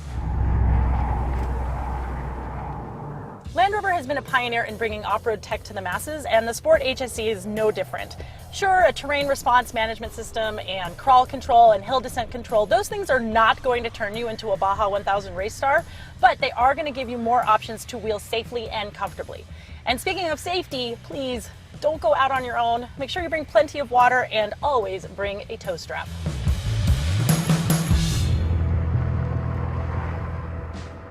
Now, in my terrain management system, I've got general for on-road use, snow, gravel, and grass, mud and ruts, which is kind of my favorite, sand, and rock crawling. Now, each of those is going to map the transmission and the throttle in different ways in order to give you the best performance possible. Now, I've got a lot of different terrain here in this off-road park, so I'm just going to put it in auto, which is going to choose moment by moment the best place for this truck to be at any given time. But what if you're a bit of an off-road rock star? I mean, I'm not bad driving in the dirt. Can I do all of these things independent of the electronics? Well, yes and no. So I have a 2-speed transfer case as part of the extra duty package. So I've got low gearing. So I can go up and down any kind of steep slope in low and use my own throttle, brake, and steering inputs to get me up and over those hills. Now, what about the terrain management system? Well, that gets a little bit dicey, right? Because this is a 4-wheel independent suspension setup. Now, I'm much more of a solid rear axle kind of gal, right? They're more durable, you get more articulation, but Land Rover knows most people are not going to do this in their Land Rovers, right? They're going to be on the pavement. 4-wheel independent suspension is much more comfortable on the pavement, so I don't blame them for playing to their base. So you really do need this terrain management system in absence of a locker, in absence of a solid rear axle, in order to get you through whatever terrain you're going through. You can get the Range Rover Sport HSE in 4 different engine types, including a supercharged V8, which is good for 550 horsepower and 502 pound-feet of torque. But if you really want to get into some off-roading, the diesel is your jam. I am telling you, 254 horsepower, 443 pound-feet of torque. Now, those numbers are smaller than the supercharged, of course, but it makes up for it in gas mileage. This will get 22 miles per gallon in the city, 29 out on the highway, and 25 combined. So, there's no gas stations out here on the trail. You need enough fuel to get out there, have your fun, and then get back to civilization.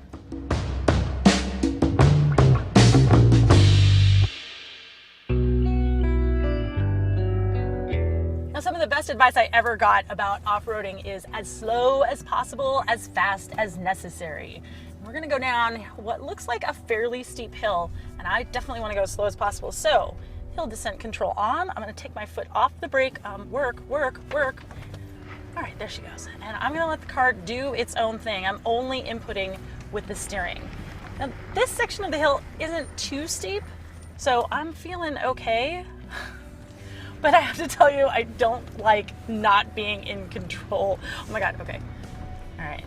So this is using the brakes more than the engine to slow itself down. If it were me, I'd just throw it in low and let it do its own thing.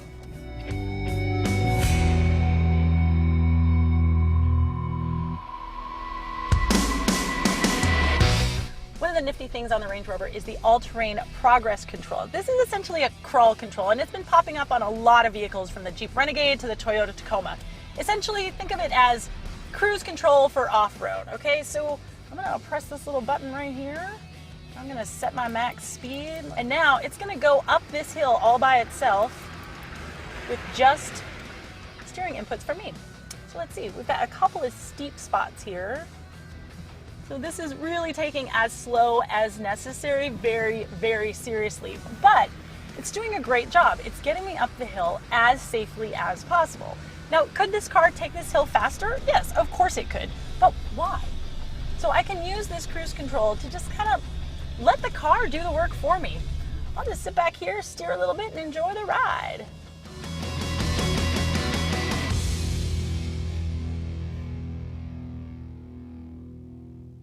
So if you've ever wanted to try your hand at off-roading but maybe weren't so confident in your abilities, the 2016 Range Rover HSC Sport may just be for you, but you're going to have a lot of money.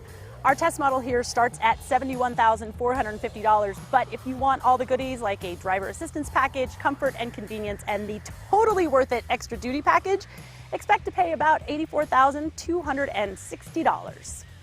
Or you could just buy yourself a Jeep Grand Cherokee diesel and save yourself $30K, but hey, you be the judge.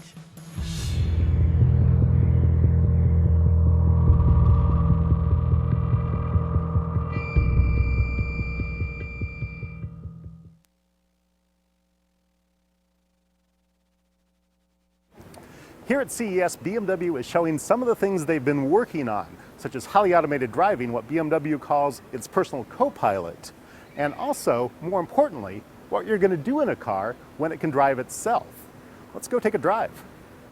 So now I'm in BMW's 5 Series with personal co-pilot activated. I don't have to touch the steering wheel or touch the brake or accelerator pedal.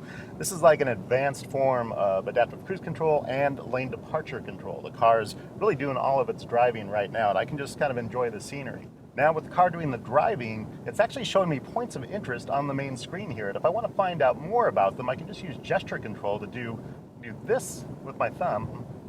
And now it's giving me more information about something in the vicinity around me. I can actually have it talk about that. If I don't want to read the screen, I can have it read stuff out to me by just doing this point gesture. The Las Vegas Strip is not actually in Las Vegas, but rather on an incorporated land governed by...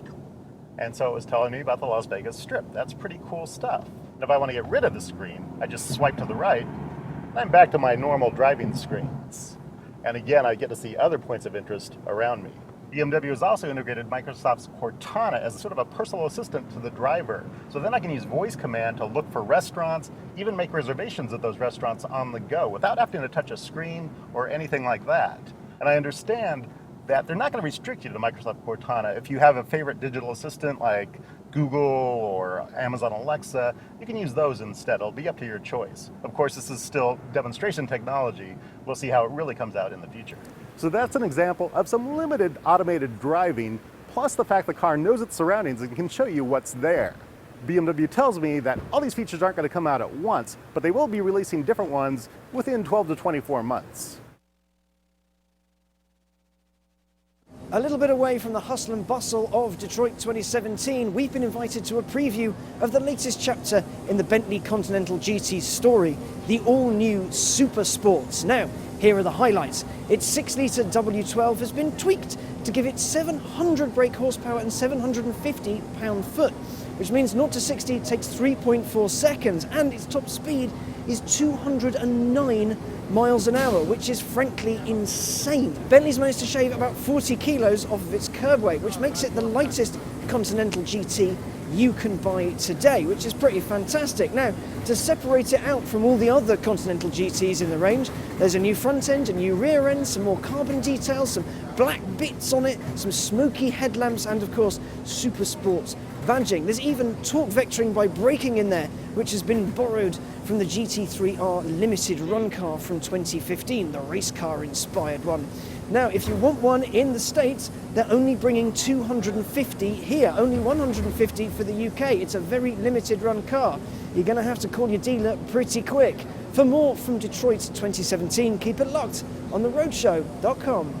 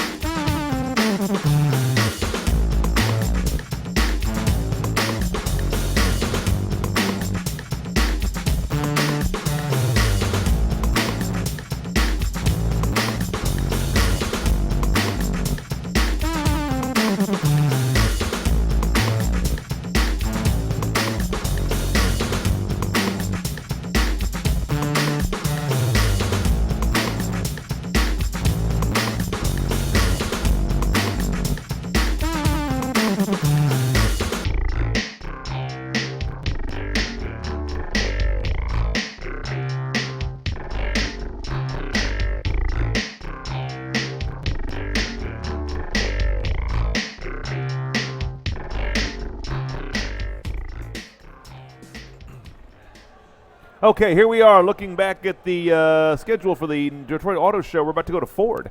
So Ford's coming up here with an expected F-150 refresh. I'll be curious to see, Tim, if they do anything to address the very smash-mouth advertising that's been coming from Chevy about the aluminum body, especially the bed, and they show dropping huge things into it, and there's these big gouges left. Those kind of direct attacks in the truck sector tend to be answered.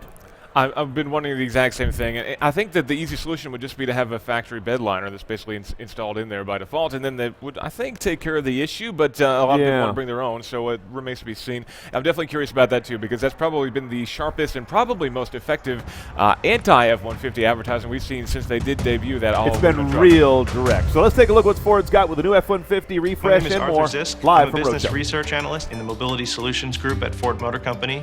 Riders for Health is a charitable organization in the Gambia, and they specialize in delivering medical services to underserved communities. We've installed data logging devices on 50 of their motorcycles, and we can now actually map new roads that have never been logged before. This allows the limited number of nurses, vaccines, and other vital services to go as far as possible. My name is Victoria Shine. I'm 23 years old and I hold 9 patents here at Ford focused on mobility. My patents are geared toward driver assist technologies. This is a geotag device. When you tag it, you'll know certain hazards or accidents that may be coming your way. I'm working to make distracted driving a thing of the past. Ladies and gentlemen, please welcome Ford President of the Americas, Joe Hinrichs.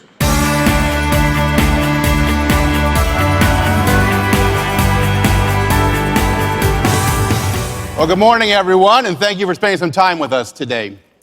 As you can see in the opening video, we constantly strive to make good on a simple promise. We go further so you can. It's our people who breathe life into this promise through a culture of ingenuity and better ideas, a passion for service to our communities and helping others, a dedication to the principle that great vehicles and technologies must be available to many rather than a fortunate few. We are driven to make people's lives better by changing the way the world moves. This morning, we are going to talk about how we're doing that in both the auto and mobility sides of our expanding business. Well, let's start with our vehicles and the best-selling pickup truck in the world. It was here just 3 years ago that we showed you the all-new F-150 with breakthrough technology such as a 360-degree camera, best-in-class work capability, and a high-strength, military-grade aluminum alloy body. Now, some called it a risk, but we knew it was a better idea. And this kind of thinking has driven us to 40 straight years as America's favorite truck. And we're not stopping there. because our mission is to always go further.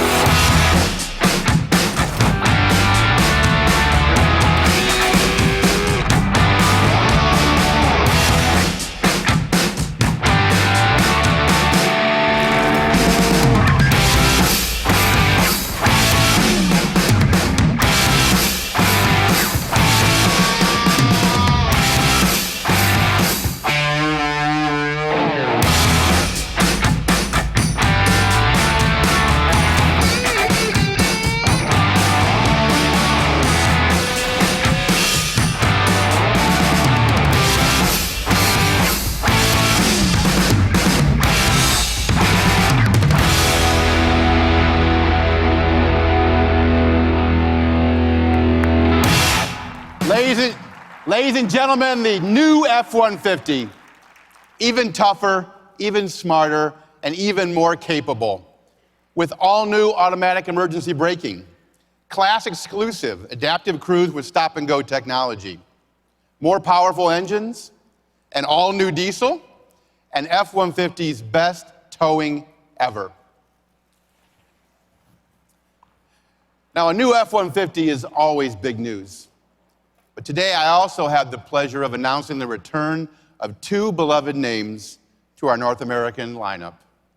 Let's start with Ford Ranger, our built Ford Tough midsize pickup. The Ford Ranger is the best-selling midsize pickup in Europe, South Africa, and New Zealand, and it's the second best-selling midsize truck globally outside North America. Today, we are proud to announce that Ranger is coming back to North America in 2019 with unique front styling, engines, and features. And production will begin late next year at our Michigan assembly plant. Ranger fans have spoken, and Ford is delivering. Now, I'm also personally very excited to share even more news with you.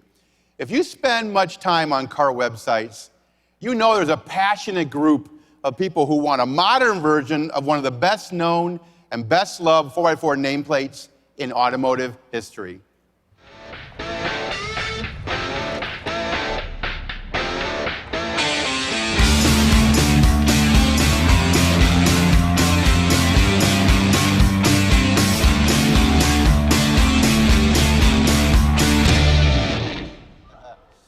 All right. Ladies and gentlemen, I'm pleased to finally announce that we're bringing back the Ford Bronco in 2020. This is a no-compromise, mid-size 4x4 utility for the thrill seekers who want freedom and off-road functionality with the space and versatility of an SUV. And it, too, will be built right here at our Michigan assembly plant. It's capable of conquering everything from your daily commute to gravel roads and boulders. And of course, it's a name you've known and loved for decades. And Bronco is one of 5 all-new global utilities coming by 2020. Here to tell you more about Ford's commitment to product growth, our Executive Vice President of Global Product Development, Raj Nair.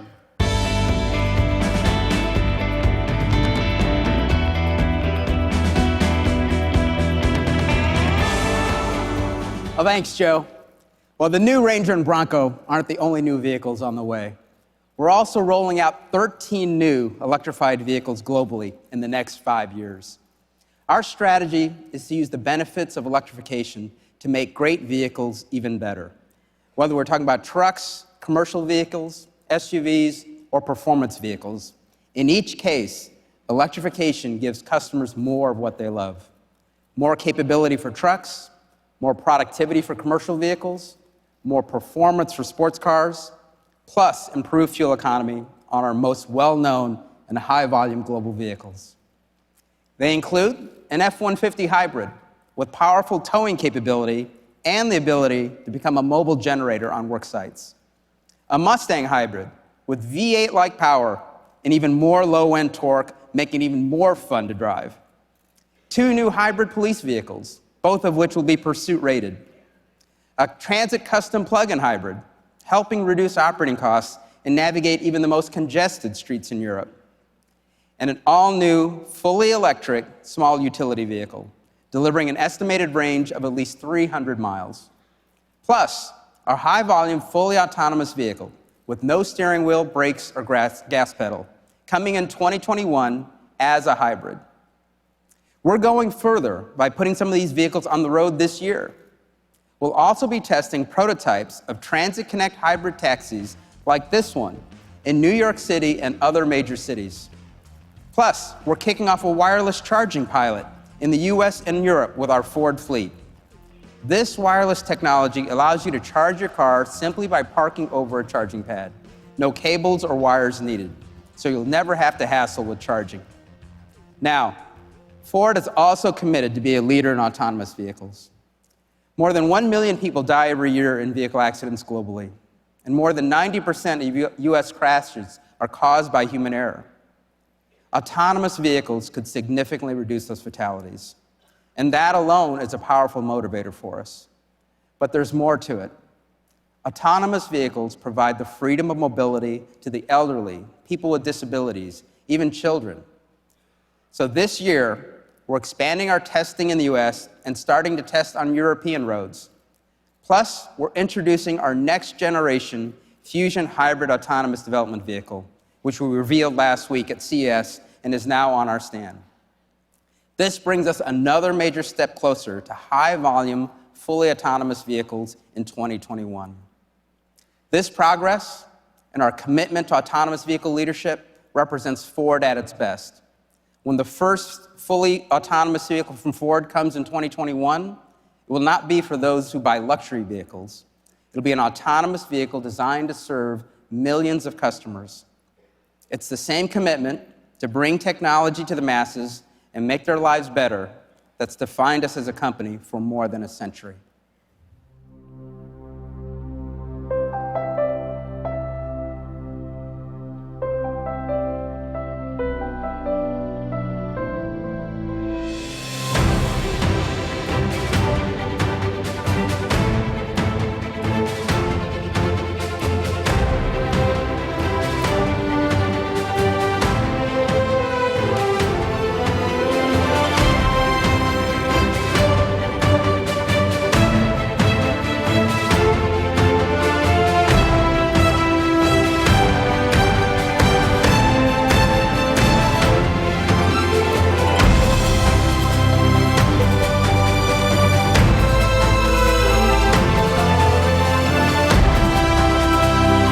The freedom of mobility is now being threatened. Global gridlock is going to stifle economic growth, and our quality of life is going to be severely compromised.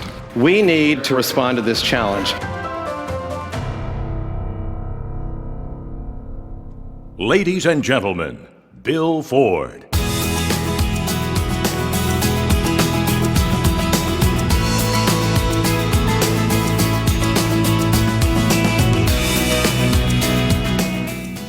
Well, good morning and welcome.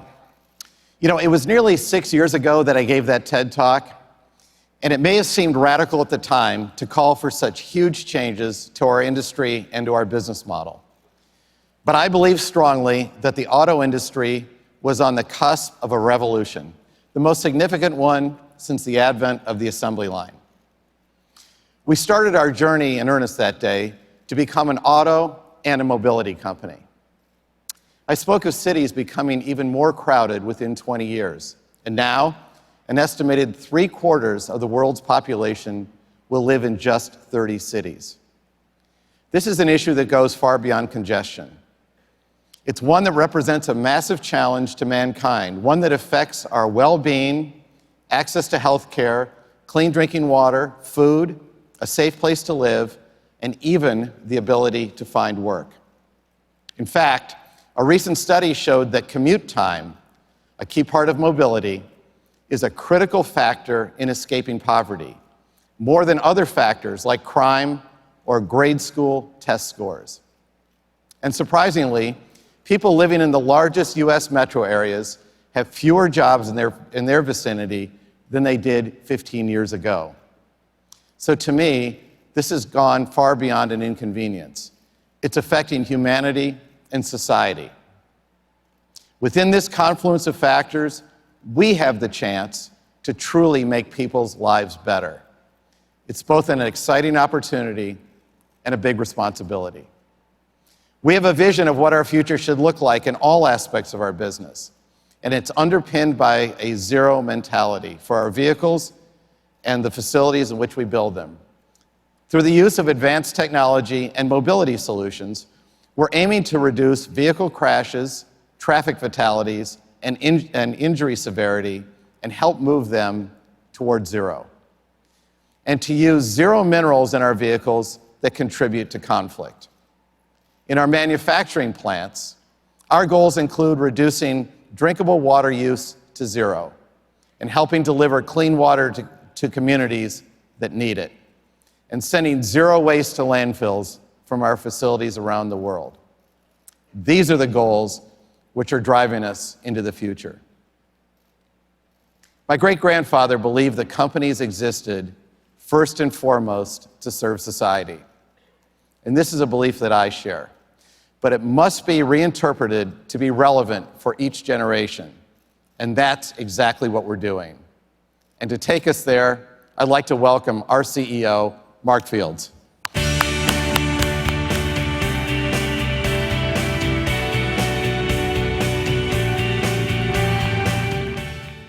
Well, thanks, Bill, and good morning, everybody. You know, if you think about it, just a year ago, we talked to you about our expansion to an auto and a mobility company. And we're doing this just as the world is moving from just owning vehicles to owning them and sharing them. And this year, the expansion of our business moves into an even higher gear. Now, as we gain revenue and customers that we previously didn't serve, it's an enormous business opportunity for us. In fact, we expect extremely healthy 20% margins from this emerging part of our business going forward. And ultimately, our vision is to help make people's lives better by changing the way the world moves. Of course, with world-class vehicles, mobility services, and a wider range of transportation solutions. And we are off to a very strong start. We formed the Ford Smart Mobility, LLC. We're hiring new talent. We're doubling our presence in Silicon Valley. We're investing in mobility services. We've created the Ford Pass app. We're partnering with Motivate to launch Ford Go Bikes in San Francisco and acquiring San Francisco-based Chariot. Now, using Ford Transit vans, Chariot is an app-based, crowdsourced shuttle service that actually adapts to customer demand, complementing mass transit and providing transportation to the underserved areas. Now, since we purchased Chariot back in September, we've already expanded to Austin, Texas, with plans to grow to 8 markets by the end of this year, including at least 1 market outside of the United States. And this is a bigger and a faster expansion plan than the one we laid out just a few months ago. Now, Chariot is just one of the ways that we're developing solutions that help people move more easily, whether they own a car or they don't. We're also, at the same time, aggressively developing dynamic shuttle, digital payments, ride security, fleet services, and a whole lot more. And core to our mobility work are cities around the world that are facing gridlock and pollution. And we know these cities need a partner to deliver mobility solutions. And Ford is deeply committed to being that partner. The Ford City Solutions team is the first from any automaker working with cities around the world to really conceptualize and then implement new ways of getting locals and visitors where they want to go, whether it's via dynamic shuttles or autonomous vehicles or ride-hailing services or bike sharing or, hey, all of the above. And to do this, we're working with some exceptional partners. We recently announced that we're partnering on mobility with Bloomberg Philanthropies. And I am really pleased this morning to be joined by Mike Bloomberg, founder of Bloomberg Philanthropies, and of course, the 3-term mayor of New York City, to report on our progress. So, Mike, thank you so much for joining us this morning, because we are really excited to be working with you and also a coalition of mayors to improve mobility in cities around the world. So thanks for joining us. Well, Mark, happy to be here, and you'll be happy to know I came to work today in my Lincoln SUV. Yes, we love it.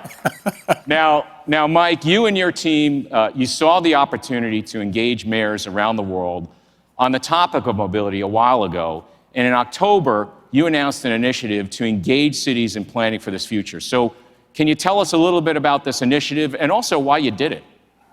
Well, it's done with the Aspen Institute, and what we're trying to do is to get information for cities about what's going on the streets that they control. Virtually every place, it's the cities, the city councils, the mayors that set the traffic regulations, the speeds, where you can turn, they build the roads, they put the signs up. And so they've got to get current with what new technologies are coming in and how it will affect traffic in their cities so that they can be ready when the need arises. Well, that's really unique and also very exciting. And at Ford, we are happy to be part of this public and this private partnership. So, Mike, just tell us, what does partnership bring to a project like this you just laid out? Well, we have 10 cities, 5 that we announced before and 5 new ones. It's Austin, Buenos Aires, Los Angeles, Paris, Nashville, and we just added Helsinki, London, Sao Paulo, Tel Aviv, and Washington. And these cities, the mayors want to know what's going to happen with this technology. When will it be real? When it will be introduced? What are the safeguards? And how it's going to impact how people live. If, for example, you can get into your car and don't have to worry about touching the wheel, you can work or read or even sleep. And it may, in fact, make people use their automobiles more. If that's the case, the mayors have to get ready for more transportation. On the other hand, if it's used in a sharing sense, maybe there'll be less traffic. But what we do know is that technology is going to impact a lot of our lives, most parts of our lives, and this is certainly one where it's coming, and it's coming much faster than anybody had anticipated. Well, we certainly agree with that. And, you know, what you laid out are really big challenges that we're facing. But of course, working together with passionate partners like you and your team, we'll really unlock a future that can only be imagined today. So, Mike, we appreciate you joining us this morning and also your leadership on this issue. Thank you, Mark. Appreciate it. And Bill, good to see you.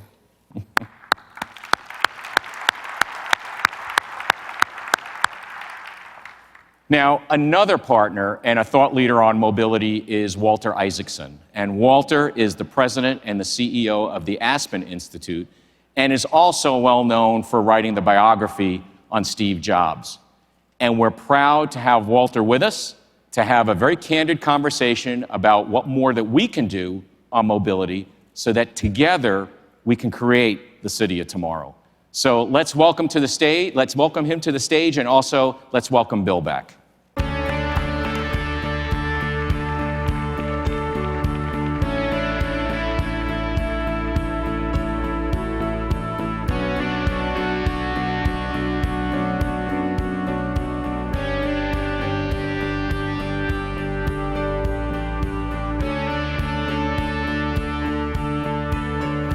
Mark, thank you for that kind introduction. It's great to be a partner.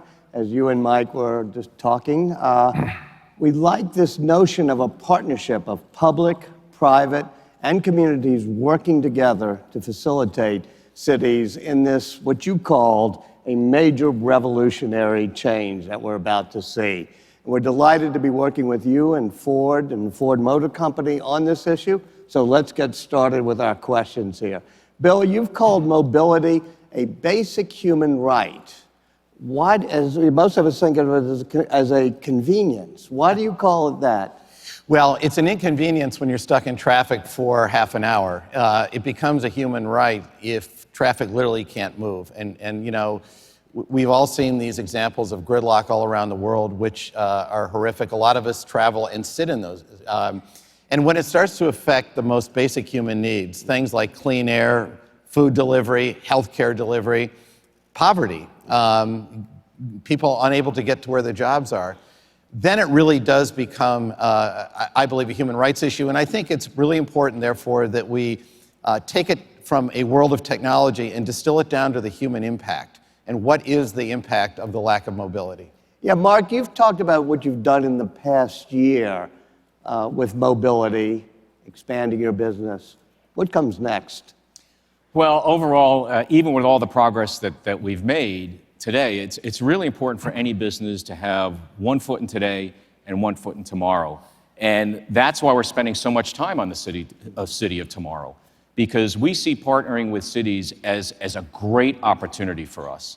So as we look at, let's say, 5 years out, or call that the near term, for cities, we see the start of new infrastructure, things like wireless charging, traffic management, beginning to link vehicles together to the infrastructure. But also at the same time, we see far more sharing. And we see a lot of that today, like our dynamic shuttle, whether it's bike sharing or ride hailing, and those type of things. And then for us at Ford, we see one of the most dramatic changes actually in the vehicles themselves. More connectivity, more autonomy, more electrification. And very simply, that's why we're investing in these emerging opportunities. Bill, you have a history of seeing around corners. You're a visionary, but a visionary based on values. As you really push into the future, decades from now, what do you see as the long term? You know, Walter, you don't have to push decades from now. I mean, one thing that's true about technology is whatever we thought the time frame was, it keeps shrinking. And that's been true, really, if we went back 5 years ago and we're trying to project out 15 years, that stuff is happening now. So it's happening quickly, but I'll give you a quick synopsis. I think, autonomous vehicles for sure will be on the roads and running. And that should give us back green space in our cities. Less need for parking structures. Mark mentioned connected vehicles, connected network. That will certainly happen. All forms of transport talking to each other. Wearables will become a very big thing for customers and a way to interact with the transportation system. Drones, of course, are coming. And it's interesting. We're working at Ford with all these different forms, whether it's bicycles, or we had some tests recently with drones off our F-150s. I mean, these are starting to come together. And I suppose, if you think about decades from now, you think about things like flying autonomous vehicles. Wow, and drones off my F-150. I like that as well. Mark, does this mean a time in our future when driving and owning my personal car sort of becomes a thing of the past? Absolutely not. From our standpoint, cars and trucks are going to remain a very strong cornerstone of society. But we do think that this evolution that we're talking about, and Bill was just describing, will really help cars and trucks not only be more effective, but also at the same time, it'll be more fun. But why such a focus on having, partners, working with others, even inviting others to your news conference at an auto show? Well, because we can't do it alone, and we shouldn't try. I mean, this is a huge issue. Each city around the world has different infrastructures, different opportunities, different challenges in front of it. There won't be a silver bullet. One size won't fit all. But what we do need is we need the best and the brightest engaged in this, the best civic thinkers, the best entrepreneurs, and frankly, the best employees within Ford Motor Company. We need to unleash all of this to make this world a reality. And Walter, to your point, that's why we're not done with this discussion today. And to spark an even deeper conversation, I think we've planned a pretty amazing day right here in Joe Louis Arena. And we'd love and welcome for all of you to join us in that. So to spell it out for you, we're convening a live, never-before-seen TED session about the future of transportation. Next, together with the New York Times, we're welcoming the mayors of 4 major American cities on stage to discuss their view of the evolution of urban areas. And finally, and this is really cool, we're partnering with Vice and hosting a conversation with nearly 500 students about the future of the workforce going forward. And so I think all of these events are themed around, as Bill mentioned, coming together to develop that city of tomorrow. And because we're entering this new era of transportation, all of us at Ford are absolutely thrilled and excited to help build that future. So I want to thank you for joining us this morning, and please come on down. Great. Good.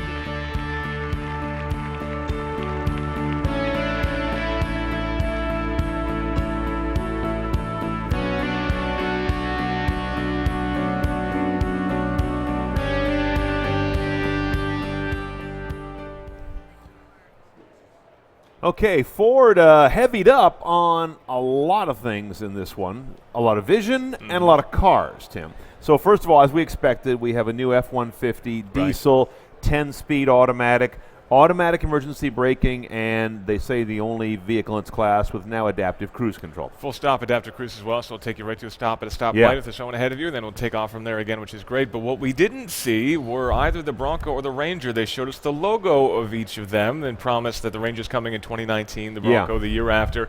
Coming into production, they said the end of next year for the Ranger at least, but they didn't show us the actual cars. No, we just saw a snapshot of one of the old foreign market cars. Yeah. And they say it'll have its own face, its own engine choices. Obviously, you would do that for the U.S. Here's what it won't look like, basically. Right. They're showing Here's us. what it won't be. Here's where it'll come from, anyway. Yeah, nothing at all about the Bronco, which everyone's just salivating. What will that look like? Will it be more like the original Bronco, a more compact, nimble vehicle, or will it be a big Bronco, O.J. Simpson style? Yeah. And that's the thing that we got no indication of that. Nothing. Very disappointing. But he talked a lot about both of those cars being built in Michigan. Right. So he wants to avoid a Donald Trump tweet. Yes, absolutely. And in fact, Donald Trump was tweeting about Fiat Chrysler as that was going on, interestingly, and how Fiat Chrysler is going to be investing. Taking credit in for it, I'm sure. So absolutely, he was. Yeah.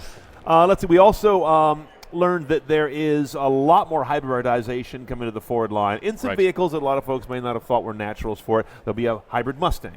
There'll be hybrid cop cars. Right. Which is interesting. They're also going to be going hybrid on the F-150 down the road. Right, and I think that's been a long time coming. Hybrid trucks make a lot of sense for a lot of reasons. And so, fuel economy has been a big issue, but having more torque and having the electric power, of course, will help a lot when it comes to getting a load accelerated up. And certainly, regenerative braking is a big thing, too. If you've got a big load that you're towing behind you, that can charge your batteries up even more quickly. So, so I think a hybrid truck could make sense. We haven't seen anybody really dipping their toe into that pool just yet. But no, the first ones that came out, 5 years ago? I think there was a Silverado hybrid along with the GMC sister, and it was early days for hybrid tech. I think it got one MPG better, and it just didn't add up too much. They talked about how the hybrid apparatus could be an infield generator to run your power tools, but it didn't come together because the technology was very green. Right, but Ford's got a lot more miles when it comes to developing these hybrid systems. I think it could make a lot of sense there. They also showed off a version of their Transit Connect meant for taxi service, basically with inductive charging, so an actual EV taxi. Now, you think about taxis being not a natural application for an EV because they need to be moving all the time. They can't really sit there charging for a couple of hours. But you could imagine outfitting a taxi waiting area with a lot of EV charging pads. And so as the taxi driver is sitting there waiting for the next person to come up, they could be charging their car without having to get out and plug in every time. So that could make a lot of sense. That could really open that up for the EV system. Until we have battery packs, it could really go a full day for a taxi cab. We'll see if they can do anything in a breakthrough in the idea of wireless charging. It remains less efficient. Right. So we'll see if they can do anything with the technology there to make that more rapid and quickly happening. The other thing I thought was interesting here is Ford is still on its goal of what they call a full autonomous vehicle by 2021. That would infer a level 4. I don't think anyone's looking to level 5 by then, which would be basically don't even need pedal and wheels. Right. Level 4, just to be clear, is the ability for the car to drive itself in all conditions. Level 5 is basically just taking away the steering wheel and brakes, so no longer presenting even the option of you driving that car. So level 4s could be deployed in a situation where maybe you can only drive where the infrastructure allows it, but in those certain circumstances, either on the highway or maybe in a city, the car will be completely self-sufficient. And the interesting thing was Mark Fields said that this is not going to be an expensive car. Basically said that this is a car intended for millions of people. Now, the question is, does he mean it'll be an affordable car that anybody can buy, or does he mean it'll be available as a service that anybody can experience? There's two different ways, I think, of interpreting that. Right now, the sensor package for an autonomous car, we're talking $75,000, $80,000 for all the Velodyne LiDAR sensors and everything else that Ford is putting on their autonomous cars. It's hard to imagine in just 4 years going from that amount of money to something that could be affordably applied to an affordable car. But who knows what things are going to look like in the next couple of years. And of course, Ford's been doing a lot of things with various types of mobility services that involve different ways to get around. Their Chariot services, bicycles. They have yet to announce anything, though, that was like the Cadillac, the book Cadillac announcement that happened at CES, which is basically a brand sharing announcement. So instead of ride share or car share, you can pay $1,500 a month, which is a little steep, to say, I want access to any Cadillac I want month to month. It won't matter if I want to keep an Escalade for months or if I want to change cars every few days. So that's a brand sharing area that Cadillac still has on its own, but I expect that an Audi piloted something like that in a small way a couple years ago. I expect that to have a little more traction because certainly for the high dollar customer, it makes sense to go after something new to keep them engaged with the brand. If you're also telling them that they're going to be disengaged more from the car, and if you're like Ford, embracing mobility services, you can't say both. We're going to keep selling more cars and give you the solutions to need cars less. Something is a little out of sync there. Yeah, Mark Fields has it in the past, and they continue to say that ultimately Ford is pushing forward into being more of a transportation and service company. They want to be able to provide, basically to help to take over the municipal transportation services. You know, they see that as a much actually larger industry than the current personal transportation industry. By like 2 times. That is a little bit of an optimistic idea to think that Ford could be supplanting buses and taxis and trains and things like that. But ultimately, that's what they're looking at. And ultimately, as we move to this autonomous future, you could definitely see this case where people would be more likely to rely on a service provided by Ford rather than a bus or a train. Maybe something that will take them from their home exactly to where they want to go rather than from a station in a city to another station in another city. Ford could capitalize on that, but it remains to be seen exactly how they'll do that. For now, though, they are expanding the Chariot ride sharing service, going from San Francisco and Austin to 8 new cities by the end of the year, so that should be a pretty big expansion there. And that is an on-demand car sharing, so basically you can share your car if you want to and put it in the network and make a little extra money for yourself. Yeah, so a lot of things coming out of Ford just now here at Detroit. We've got Mercedes coming up next. They tend to always be a crowd pleaser as well with vehicles and technologies. That'll be coming up shortly. We're going to take a quick break and then catch up with Emmy Hall. She's at the Chevy booth with their new Traverse. Stay with us for that from the Roadshow. Comedy star Matt LeBlanc. Headphones off, everybody line up. Raising kids. You're gonna hang your backpacks up and close the door. Any questions? Isn't a one-man job. Lowell, what do you think I should do? I managed to get my girls addicted to lottery scratchers, and I simply withhold them when they don't do what I say. Well, first of all, good luck with your future exotic dancers. The new comedy Man with a Plan. Where are the regular moms? Mondays, only CBS. Hey everyone, Emmy Hall here with Roadshow at the North American International Auto Show of 2017, otherwise known as the Detroit Auto Show. I'm here at the Chevy stand, and behind me is their new offering for this year. It's the 2018 Chevy Traverse. Now, under the hood, I've got a standard engine of a 3.6 liter V6, or you can also get a 2 liter turbocharged engine, but that's not really the big story. The big story here is that this should have class-leading utility and cargo space. So, looks like the back seat's a little full. Let's check out the front for just a quick second here. Yep. Looks a lot like a Chevy. Now, in this 8-inch touchscreen, I will also have Apple CarPlay and Android Auto, which are standard. Also, it's a Chevy, so you know you're going to have 4G LTE and a Wi-Fi hotspot, plus all the OnStar stuff, which is pretty cool. You know, if you want to make sure that you've got all your bases covered in terms of safety and emergency services. Let's check out the back. Let's see what's going on. Oh, you opened it for me. Thank you so much. You're awesome, man. I love these guys. These guys are the hardest working people here. Every time we touch a car, they come by and they make sure that they take all of our fingerprints off.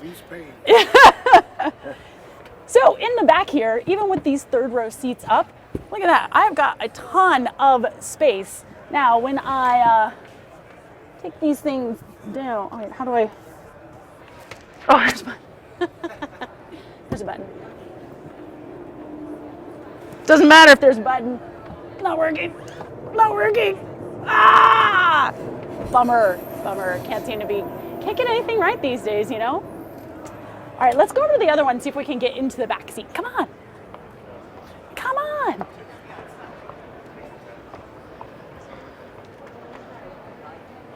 Hey, can I get in the back seat? Yeah, because I'm on camera.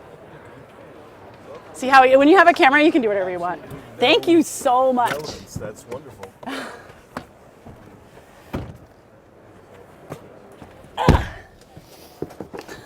don't think that guy was very happy. All right, so in the third row seat back here, I actually have a good amount of legroom. I mean, I'm 5'9", and I've got plenty of room back here. Well, not plenty, but there certainly is enough space to put in 2, maybe 2.5 full-sized adults. Okay, I'm just gonna go out this way. This is easier. Now, third row crossovers, I mean, those are awesome and all, but let's go check out some trucks, because Chevy has really been killing it lately in some of the truck stuff. Sorry, going right in front of you again.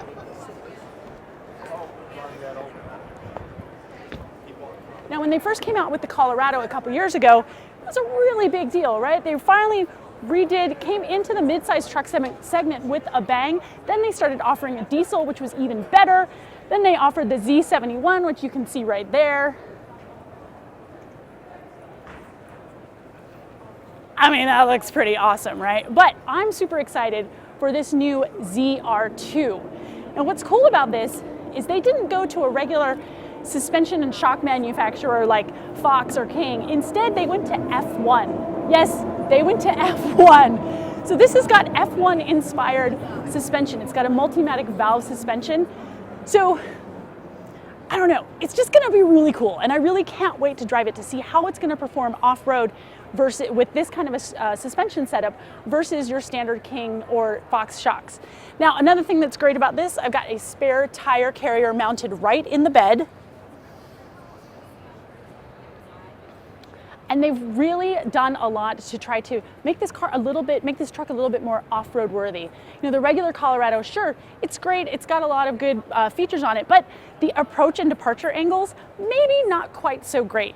So in the ZR2, they really pushed these wheels forward to give it a better approach angle so that when you're going up stuff, you can just hit it a little bit more right straight ahead and then just go right up. You've also got a fair amount of travel here, as you can see on this stand. And check it out, you can see these little Multimatic shocks. It's crazy. I know, it's like engineering magic underneath there. Now, I'm a little worried about these wheels and tires. They look to be a little small for me. I would prefer maybe a 17-inch wheel with a bigger tire, but you know, I haven't driven it yet, so I can't really say. But that's all we've got for now at the Chevy stand. Hey, it's Emmy Hall for Roadshow. You can go to theroadshow.com and check out all of our Detroit Auto Show coverage. We've got photos, we've got videos. Oh my gosh, we even have words that you can read. I know, it's crazy. Back to you.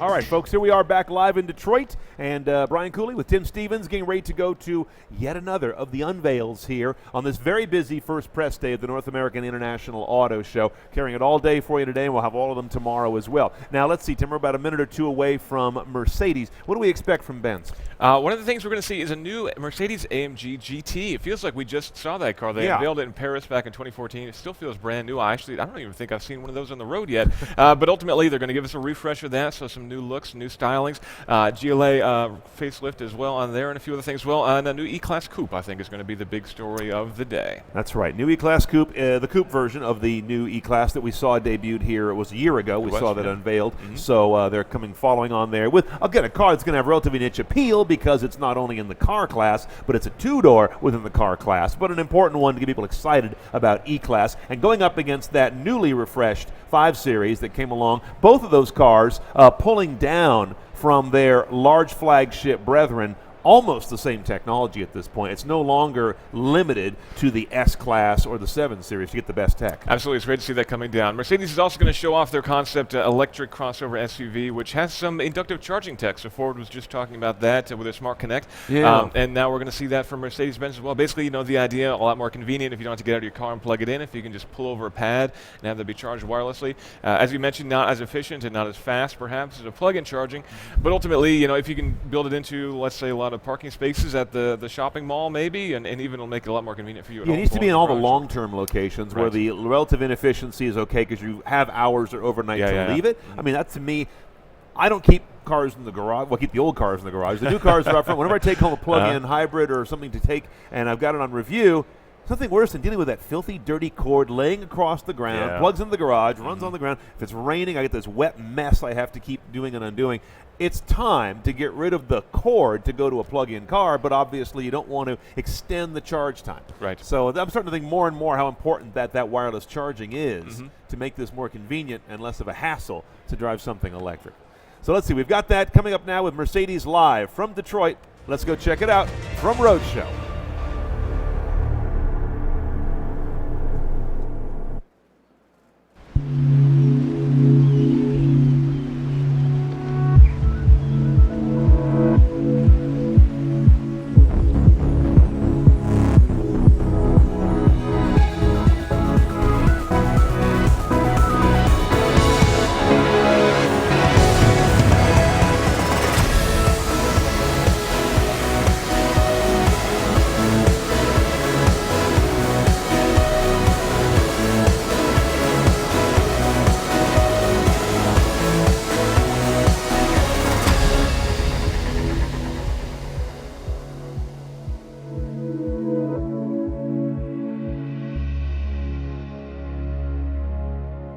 Please welcome Dr. Dieter Zetsche, Chairman of the Board of Management of Daimler AG and Head of Mercedes-Benz Cars.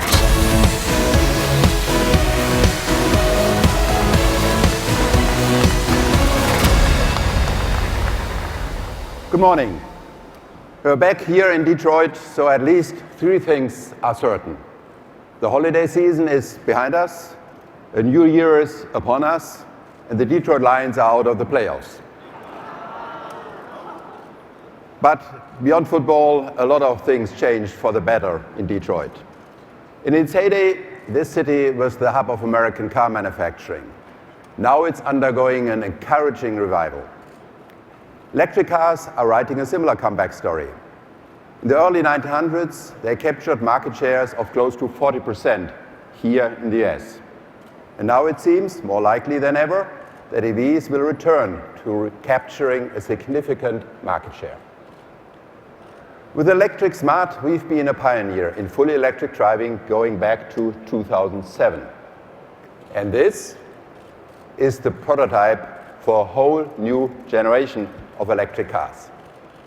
We will launch more than 10 new electric vehicles by 2025. Yet, our strategy goes way beyond electrifying the drivetrain of our models. We see the car transforming from a product into a platform. That's a fundamental change in perspective. This platform is based on 4 pillars: connected, autonomous, shared, and of course, electric. Each of these pillars has the power to turn our entire industry upside down, starting with a new level of team play. Just recently, for instance, the 2 Chinese companies, NavInfo and Tencent, agreed to invest in the digital maps platform HERE, which we own together with BMW and Audi. And I'm glad that now also Intel joined the team. All these partnerships will help to develop comprehensive new services for the connected, autonomous, and shared future of mobility. Looking only at electrification alone already unveils a number of new aspects. Let's just briefly touch on 2. First, charging infrastructure. We've joined forces with Ford, Volkswagen, and BMW to set up a high-performance charging network in Europe. Second, strong batteries. We're investing about 1 billion euros in our global battery production. Construction will soon begin on our second battery plant in Germany. These two examples, together with the development of a whole new family of fully electric Mercedes models, make one thing very clear. We are going all in. We are dedicating 10 billion euros to our e-mobility offensive. And we are able to make this major investment thanks in large part to the performance of our brand with a star today. For Mercedes, 2016 was the first year ever in which we sold more than 2 million cars. It was the best year in the history of our company. China again saw an exceptional growth rate of more than 26%. Here in the US, Mercedes-Benz is the best-selling premium brand in 2016, which is also a result of our long-term commitment. Since 1995, we've invested a total of $4.5 billion in our Tuscaloosa plant. And we are currently putting in another $1.3 billion to further extend our SUV production in Alabama. And we are proud that Mercedes has regained the position of the top-selling premium car brand in the world, years ahead of our 2020 objective. Of course, these results didn't just appear out of thin air. We fueled demand last year with the launch of a dozen new or renewed Mercedes products. At Smart, we have updated as well the entire lineup, and it's electric now. On top, Smart scored its first retail year ever in 2016, the best ever. So the bottom line is our product portfolio today is broader and younger than ever. Among the most striking evidence of the ongoing rejuvenation of Mercedes is our family of compact cars. The A-Class, our smallest car, celebrates its 20th anniversary this year. Yet, it really took off after its bold rebirth back in 2012.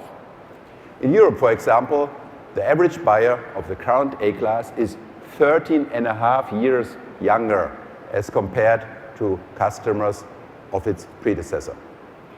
And we've had similar success with the entire family. Over the last 5 years, we've sold more than 2 million units of A and B class, CLA and CLA shooting brake in our compact SUV, the GLA. This car just received a rejuvenation of its own. So, what could possibly make a model like the GLA even more amazing? 3 letters seem to do that quite well. AMG. How can you not appreciate a car that gets you from 0 to 100 in 4.4 seconds and has the appearance to match? What our team at AMG has done for this GLA is exactly what it's been doing for Mercedes for 50 years now. They add performance and goosebumps. I'm convinced AMG also embodies something that will remain a key success factor for Mercedes in the next decades: the fascination of pure driving dynamics. No matter if a car is powered by fossil fuels, electricity, or a combination of both, the only thing we might have to change at AMG is their famous motto, one man, one engine. After all, female engineers have been building AMG engines for quite some time now. So let's see what our team of performance enthusiasts at AMG have been doing over these last 50 years and what they are going to come up with next. Good job.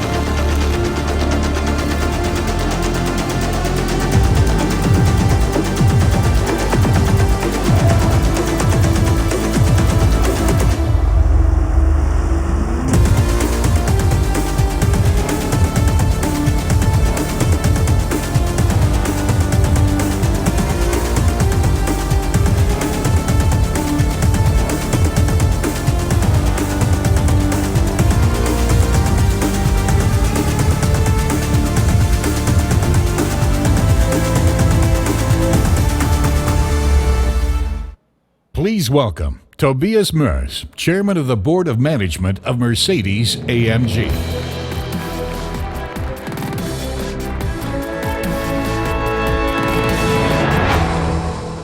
Hello everyone. After half a century in the fast lane, you are faced with two options: slowing down or speeding up even more. At AMG, we don't have to think twice. We live up to our reputation as performance enthusiasts, as Dieter just put it. And this new driving machine is the perfect proof. The new GTC Edition 50 is both a kickstart for our Jubilee year and a symbol of our ambition to lead the field. In this sense, our new sports car stands for even more variety.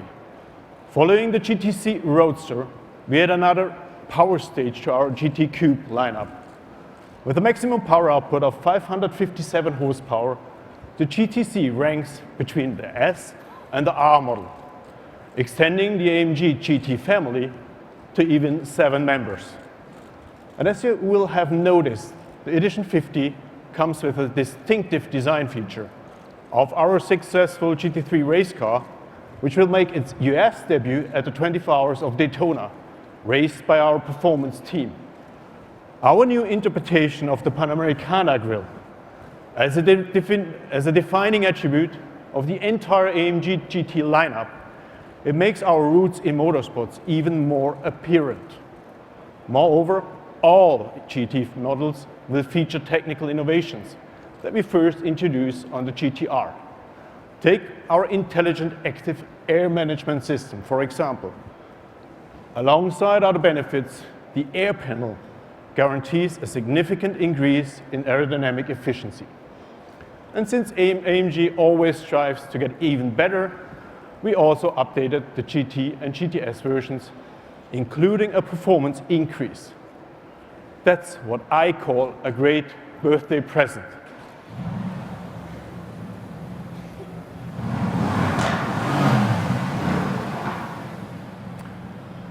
And of course, it won't be the last one.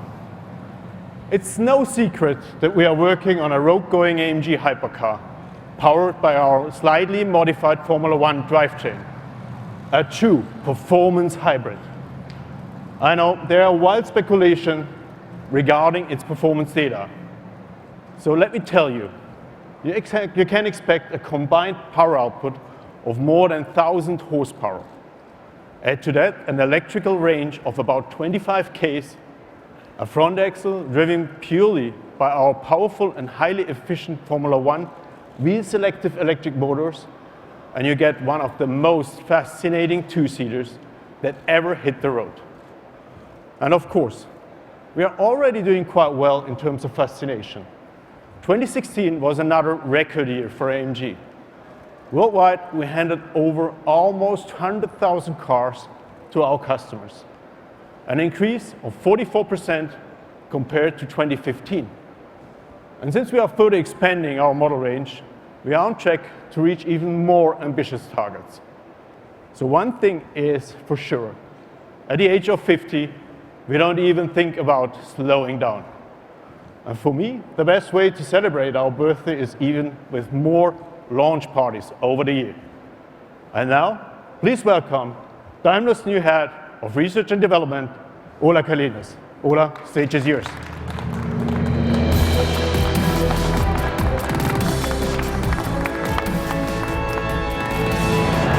Ladies and gentlemen, if there's one thing I learned during my time at AMG is that these guys, they do know how to party.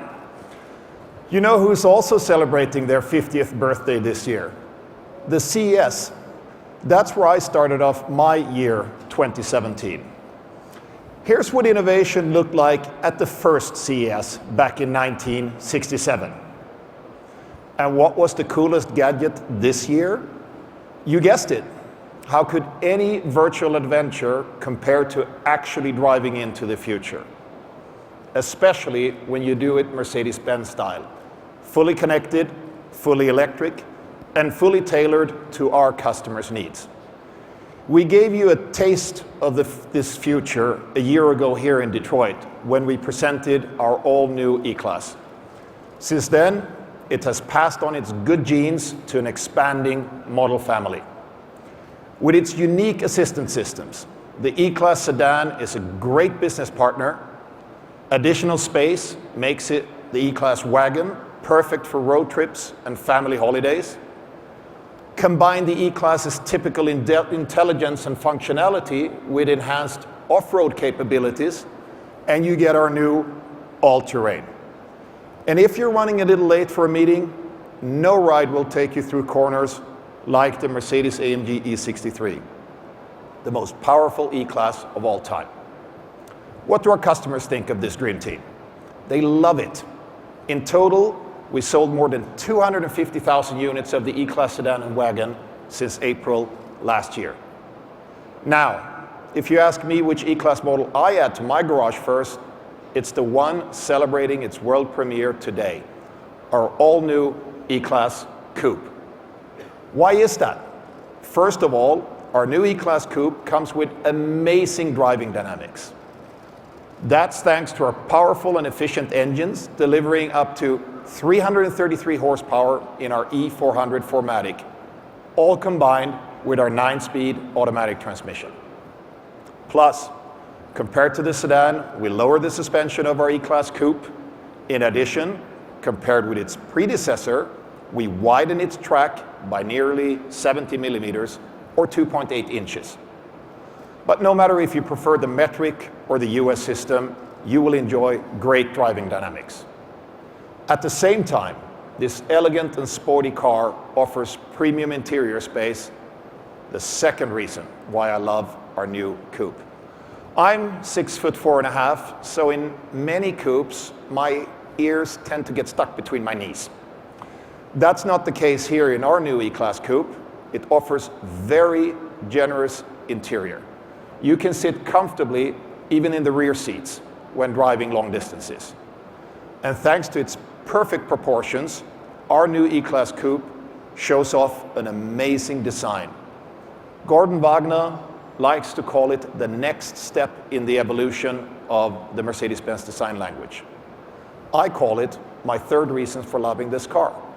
It's a perfect combination of sportiness and luxury. The effect, first of all, you look at this car and you think, I have to have it.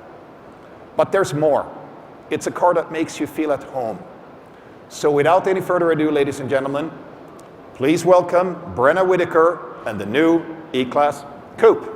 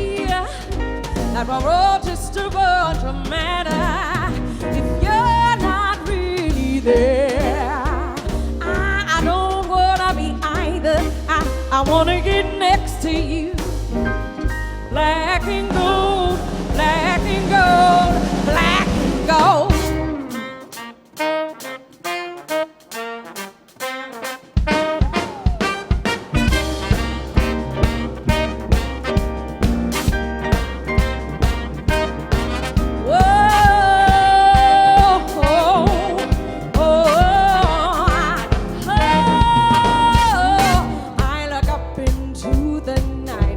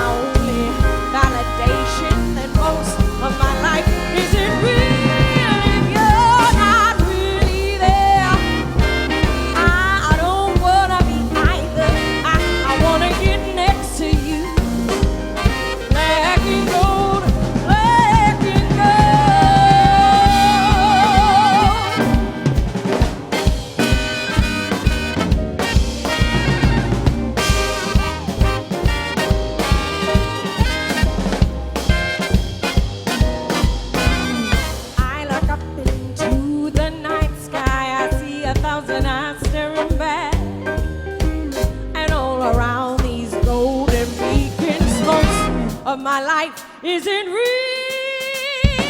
If you're not really there, I don't wanna be either. I wanna get next to you. Black and gold, black and gold. If you're not really there, I don't want to be either. Wanna get next to you. Black and gold, black and gold. If you're not really there, I don't want to be either. Wanna get next to you. Black and gold, black and gold. Yes, black and gold.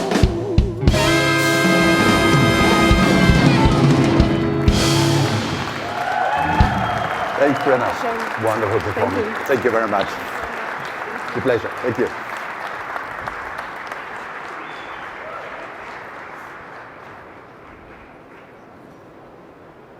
Great performance.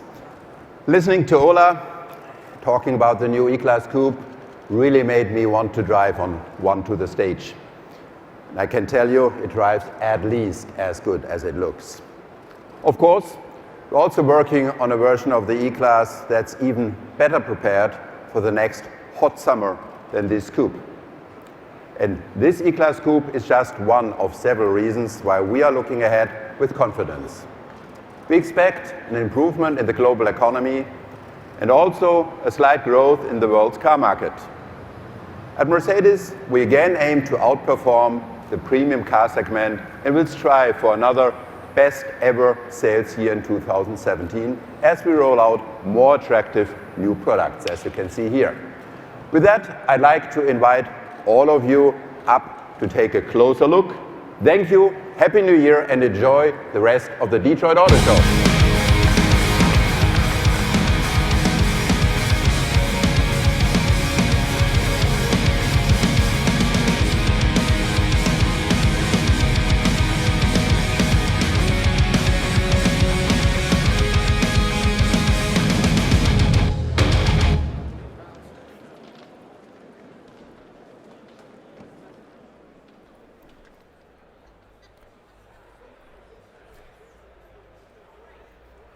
Okay, Mercedes-Benz just wrapping up their announcements.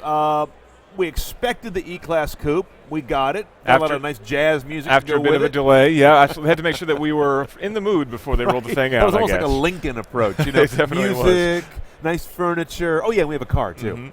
So we finally rolled that out. Looks great. I mean, they've talked about it becoming. It's the E-Class Coupe in the past was maybe a little more of just a roofline change. We're talking about longer, lower, wider, very substantial architectural changes. Right. Not to the platform, but to the way it presents. So this should be a really gorgeous thing, taking some DNA from that S-Class Coupe. Absolutely. Which has been a stunner. And all the technology from the E-Class that we saw last year, as we mentioned, so all the semi-autonomy functionality, the Really advanced strong. driver assistance stuff that they've got in there, and all the great technology they've been bringing down from the S-Class, which is great to have all the kind of trickle-down effect from the premium cars down to the more attainable, still up there, of course, but Still a little bit more attainable. Up there a ways. But yeah, still pretty impressive to bring that down. We also got a taste of some evolving AMG GT cars, kind of a loose update that they are still working on a highly electrified one that'll be a 1,000 horsepower monster. Right. There's been a lot of talk about some kind of an absolutely insane hypercar, something in combination perhaps with McLaren. There's been back and forth whether or not that's going to continue on. But ultimately, we're looking at a really high performance Mercedes-Benz in the future, something to take on maybe the Porsche 918, the McLaren F1, really up on that level, so extreme stuff. But the talk today, though, is more on the refreshed AMG GT, which is their sports car. They have a 50th anniversary edition of that car. This is a 50th anniversary of the AMG brand. So they've got a limited edition version of that car. They didn't give us a whole lot of details on what that entails, other than looks like a special matte color paint and some black wheels. Yeah. Easy way to set a car apart. Take the gloss off the thing. Right. They have their own moniker for what everyone's talking about here, which is basically connectivity, electrification, autonomy. Their acronym is CASE, Connected, Autonomous, Shared, and Electric. Not much different than exactly what we just saw Bill Ford, Mark Fields, Mike Bloomberg, and Walter Isaacson do as they rolled out a vision for Ford. So you're starting to see everyone kind of get in line on those 3 or 4 attributes, which is not entirely new, but it's becoming pervasive. By next year, it won't even be news anymore. Yeah, Talking absolutely. about that kind of stuff. Absolutely. We're definitely moving to the point where that is just the way of the world, and the only That's question the will be how are these companies going to implement those things. We hear a lot of talk about planning and preparation and investments being made to make sure that we're ready, but ultimately we don't really see that much in the details of the actual implementation, so I think that's what's remaining to be seen. We're coming up now on Volkswagen. Before we go to them, Tim, now they've been in the news this morning. They had an executive arrested and is going to be brought to Detroit, where we are right now, for further processing. This is a really big story for them. And the idea was that he was in charge of emissions compliance at the time when they weren't complying and lied when they asked him, do you know what's going on? Right. When the first report came out of the West Virginia University, ultimately the emissions report that indicated that there was something shady going on, Oliver Schmidt was the guy coming and saying, no, don't worry, this is just a technical fault in the test, not an actual attempt to basically get around these emissions regulations. So ultimately it seems like he perjured himself, but there are some very serious allegations. We've just been reading through the complaint during the Mercedes-Benz event, but ultimately stating that there's wire fraud allegations here because ultimately trying to sell cars under false pretenses.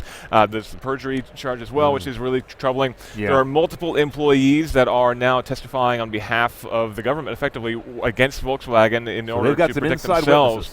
And a lot of his quote-unquote damning emails as well. So it sounds like the case is getting to be very strong. We're hearing that Volkswagen may actually address this directly in their conference coming up in just a few minutes. At this point, I think they need to because that story broke again last night, as you mentioned, and it's really picking up a lot of steam this morning. And you have to believe that their relationship with the government is not going well because they could have picked any day to bring this news out.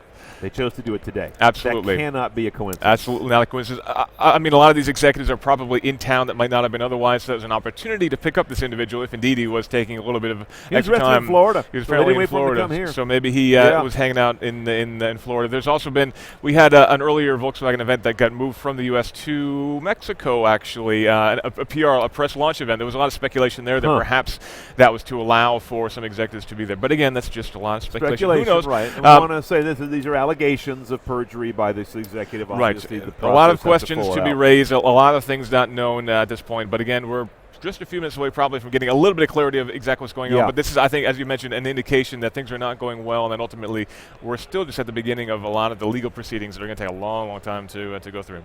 And so far, this is being expected to cost them about $2 billion in fines and penalties to the U.S. government alone. Right. And I think I heard about $18 billion total in civil settlements and buybacks and cash expenditures. Let's say we're at roughly a $20 billion cost so far. This is a big one. Absolutely. And then, of course, there's the criminal charges for the individuals involved, where you could see some pretty significant jail time for some of these individuals, and that's really heartbreaking for a lot of engineers who almost who may have been unprecedented in this industry to see these kinds of charges, let alone criminal charges, to happen from an automaker. I mean, they make cars, for crying out loud. Normally, it's civil at the very worst. So this is becoming a case that still has a lot of weight behind it, even though it's been grinding on for a year and a half now. Yeah. We definitely see a lot of important and dramatic shoes still dropping. So as Tim mentions, VW has notified us that they're going to extend their press meeting coming up in a few moments, which will take you to live by a few minutes. So we expect that that's going to be some kind of response to this dramatic news. But maybe we should talk about the cars they're going to show, maybe a little bit of a teaser there. I mean, now I'd be curious if they talk about, I imagine they'll talk about this first, get it out of the way, move on to their products. I think so. We're expecting a couple of cars. They've already shown us one thing in images, which is a concept of the ID Buzz, which is, the Buzz ID, excuse me. It's a bit of a revision of a car that we saw last year, an electric version of their classic mini bus. Microbus, excuse me. Yeah. This is an electric version. We've seen a concept of this before. They keep bringing that brand out and playing with it a little bit and kind of showing us a future version of the microbus. Yeah. They're going to give us another version of that now, another autonomous EV version. It looks pretty awesome. We've seen pictures of it, and now we'll get to see it in the flesh in the not-too-distant future. Plus a version of the Atlas, an R-Line version of the Atlas, a higher-end trim for that big SUV. Okay, we're going now. They're live. They're right across the hall from us. Let's check out Volkswagen's announcements on many fronts, live from Roadshow.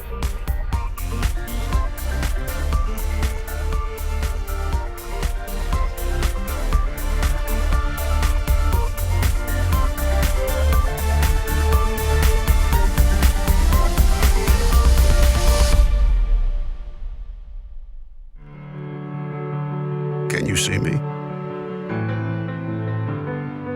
I am already here. You can't ignore me. I am the challenge that's moving you forward, that propels you to realize your possibilities, that will determine where you are going. I am at your side. and I will bring you back, stronger than before. I will encourage your growth, to look at your world from a different perspective, with fresh eyes, new shades of color, wider dimensions. It doesn't matter where you find yourself now, only where you are going. So don't stop. I will show you the way. Chase me. Try to be me. Keep moving. Because I am the change.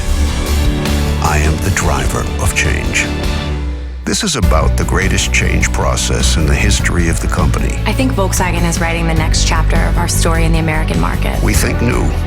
About us. About products. This is definitely a fresh start for Volkswagen with the Atlas. About the services that expand far beyond cars.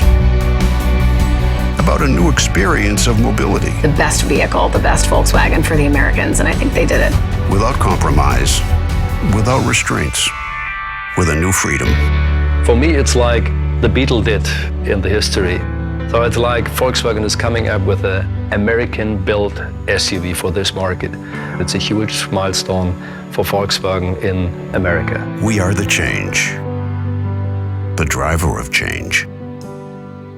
This is Volkswagen. Please welcome CEO of the North America region Volkswagen brand and President and CEO of Volkswagen Group of America, Henrik Wöbke. Good morning, ladies and gentlemen, and welcome to Volkswagen at the North American International Auto Show here in Detroit. I truly believe that this auto show makes a real turning point in the history of Volkswagen in the United States. We begin this with a strong product momentum, with vehicles that are truly tailored to what American buyers want. Before we reveal these exciting new vehicles, I would like to briefly talk about the state of the Volkswagen business in the United States. In 2016, our overall sales declined 7.6% year over year, just under 323,000 units for the whole year, but we think there are some good stories within that slight decline. First, before the crisis last year, diesel averaged around 25% of our sales mix in 2015. Overall, with diesel gone, our 2016 sales were relatively stable. This proves we have a very loyal buyer base and have been able to convert passionate diesel customers into our state-of-the-art gasoline vehicles. Second, the market last year swung even further to crossover SUVs, an area where we have been underrepresented.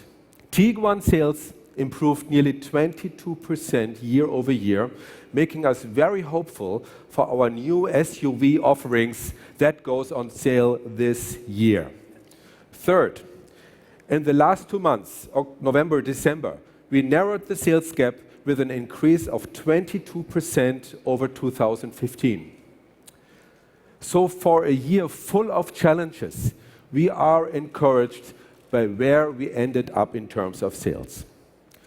With this quick glimpse of the past, we are definitely very optimistic about our prospects in 2017. We believe that a number of important building blocks are in place to make the business more successful in the US market. We are committed to this market and committed to growth. To manage our growth, also in a strategic way, we have recently formed the North American region. This new management structure, now responsible for all business units, including engineering, purchasing, production facilities, and sales and marketing across the United States, Canada, and Mexico. Our North American teams have more freedom and more responsibility than ever before. With this, we have the ability to act quickly on dealer input and to customer demands that are unique to this market. It is key for Volkswagen to move from being an automaker that mainly produces sedans and smaller vehicles to become a family-friendly, full-line automaker. We have a lineup of great new products coming to market, particularly in the growing midsize and compact SUV segments. Last October, on the iconic pier in Santa Monica, we revealed the Atlas.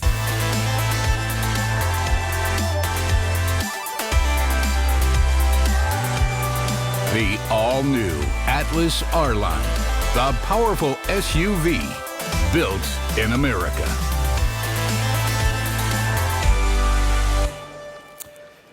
The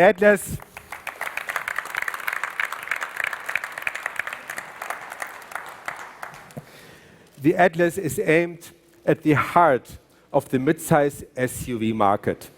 It's a great SUV designed for the American lifestyle and built here in the US at our state-of-the-art factory in Chattanooga, Tennessee.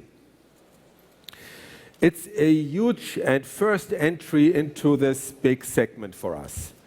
Even the Atlas name was especially picked for this market. Another key aspect for getting the business right in this market is pricing, of course.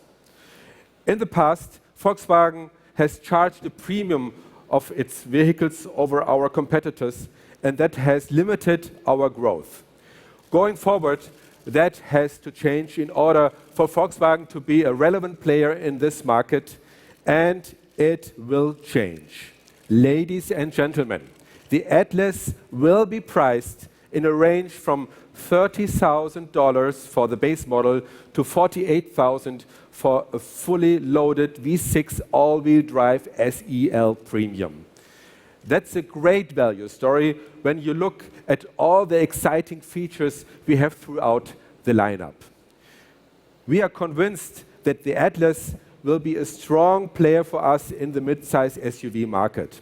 And the R-Line adds even more excitement to the Atlas story. The R-Line adds a whole new sporty character to the strong and bold Atlas design with unique front and rear bumpers, standard fog lights, side skirts, and 20-inch wheels. The R-Line package will be available on the Atlas SE and SEL trims going on sale later this year. We have said that we are becoming a full-line automaker and want to be competitive in 4 of the 5 core segments in the industry. The Atlas strongly demonstrates this is the midsize SUV sector, as you can see, and in the augmented reality presentation we are about to show to you now. Atlas, the SUV with a bold design and distinctive craftsmanship. Now as R-Line spec with an even more powerful, sporty look. Full on-road and off-road capability. 4-motion all-wheel drive available. Selectable driving modes for all situations, from off-road trails to snow-covered roads to highways. Atlas offers premium driver assistance and safety technologies at an affordable price, like front assist with pedestrian monitoring.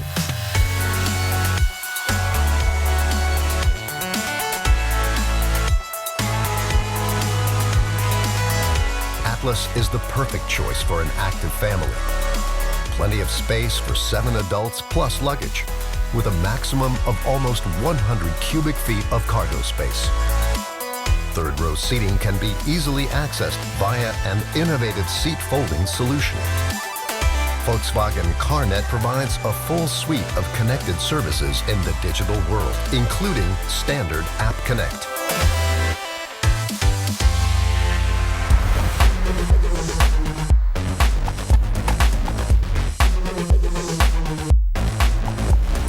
The next generation Tiguan, now with more space for everyone.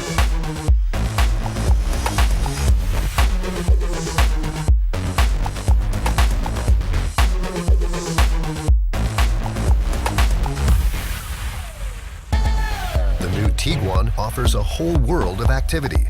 It's the SUV for a dynamic, youthful lifestyle. It's 10.7 inches longer than the current model. It offers 57% more luggage room, plus the new Tiguan is a 5+2-seater with third-row seats. Volkswagen makes driving easier and safer. Full LED front lights turn night into day. The new Tiguan offers intelligent driving with innovative assistance systems. Front assist with automatic braking is a real safety boost. Lane assist and blind spot detection with rear traffic warning help you drive home safely.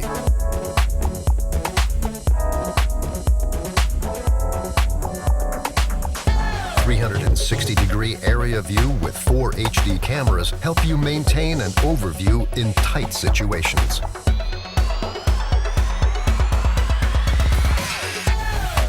The new Tiguan is part of the digital world. Digital cockpit and 8-inch glass-covered media display provide a fascinating user experience. Standard App Connect offers a full range of online services.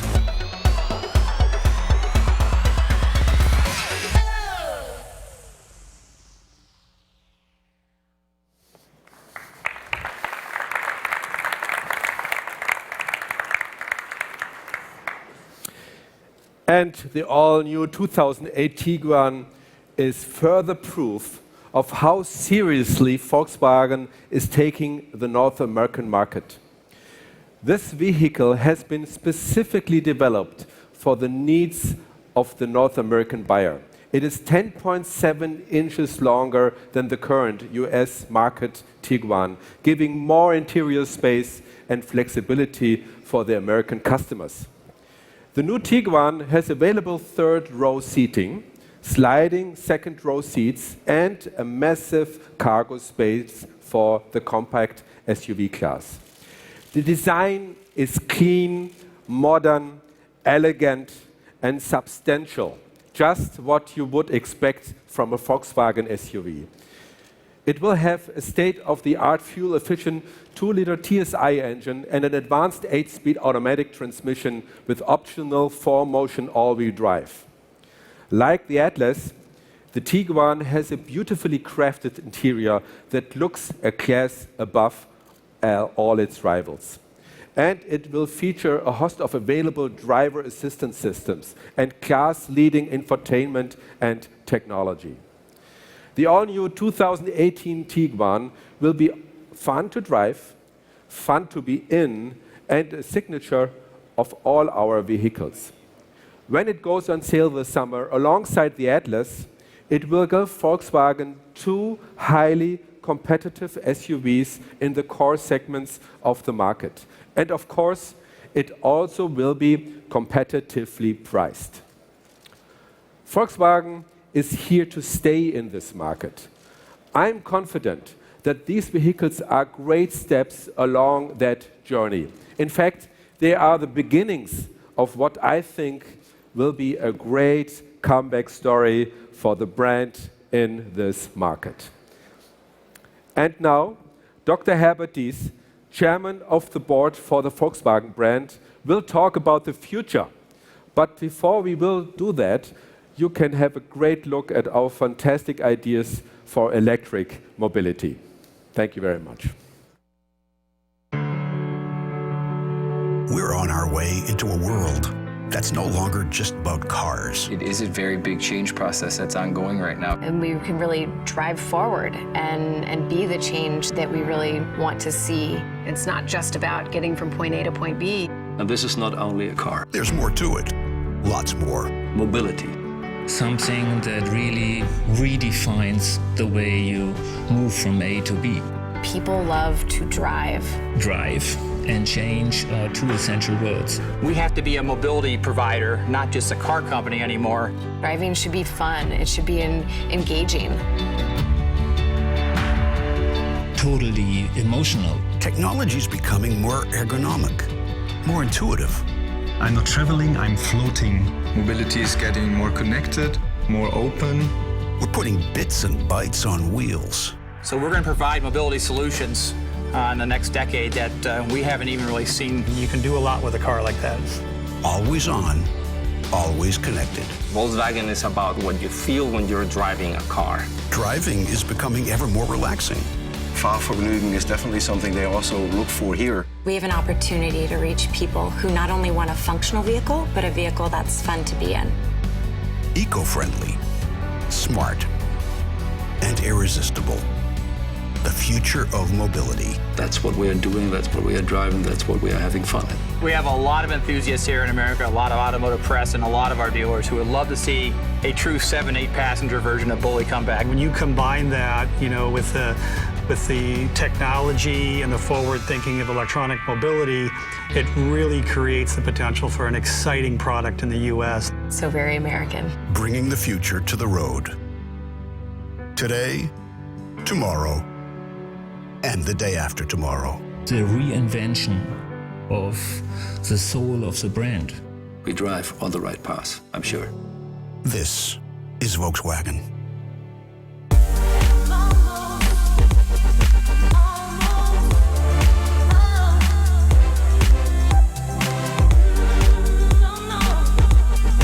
ID Buzz, the most versatile and emotional electric car ever.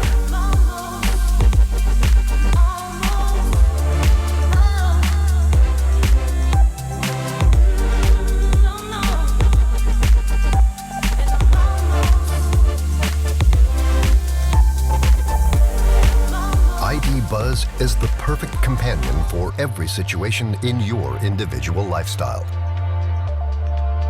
This van is a mobile living room for up to 8 people. You can talk, play, read, watch movies, whatever you prefer, even sleep. ID Buzz is fully electric with batteries in the floor. 2 motors at the front and rear axle offer all-wheel drive and 275 kilowatts for full-on driving fun. No restrictions to the route with a range of 270 miles.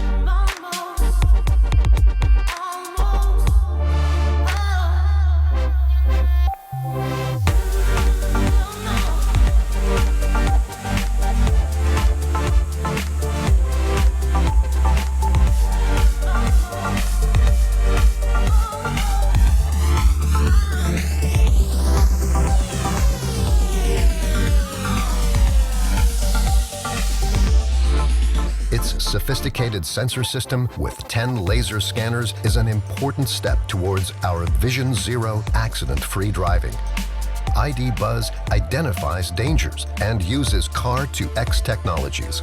ID Buzz is engineered for manual or fully automated driving. It offers a completely new user experience with intuitive usability thanks to advanced augmented reality and intuitive voice control. Hey Buzz, I'm hungry. Okay, take me there.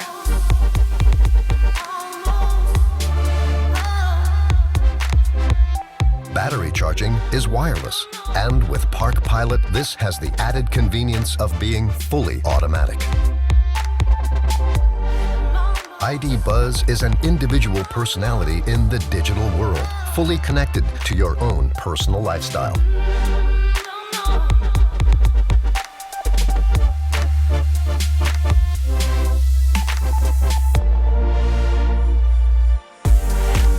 Ladies and gentlemen, please welcome member of the Board of Management, Volkswagen AG, and Chairman of the Board of Management, Volkswagen brand, Dr. Herbert Dietz.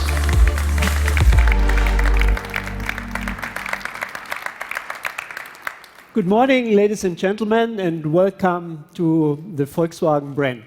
The ID Buzz stands for the new Volkswagen, modern, positive, emotional, future-oriented. As you're well aware, we had a very challenging year in 2016, but we have addressed the situation.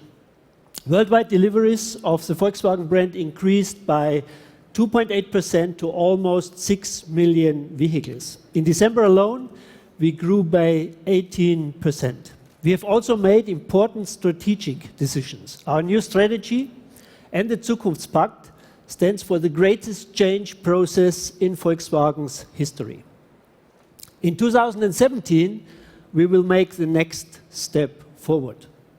Our most important task is to regain the trust of our customers by resolving the diesel issue. In Europe, we have already received all official approvals to modify the affected cars. These days, we are just starting to fix the first lot here in the United States. We will also be launching a global product offensive, rolling out more than 10 new vehicles. We will boost efficiency by putting the Zukunftspakt into practice. And we will start to turning around the operations here in the United States.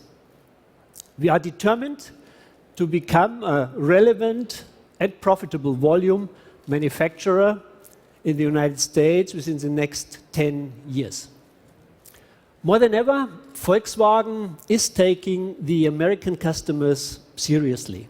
Cars designed for American buyers and built in the American region, attractive prices and great quality. That's the foundation of Volkswagen's comeback here in the United States.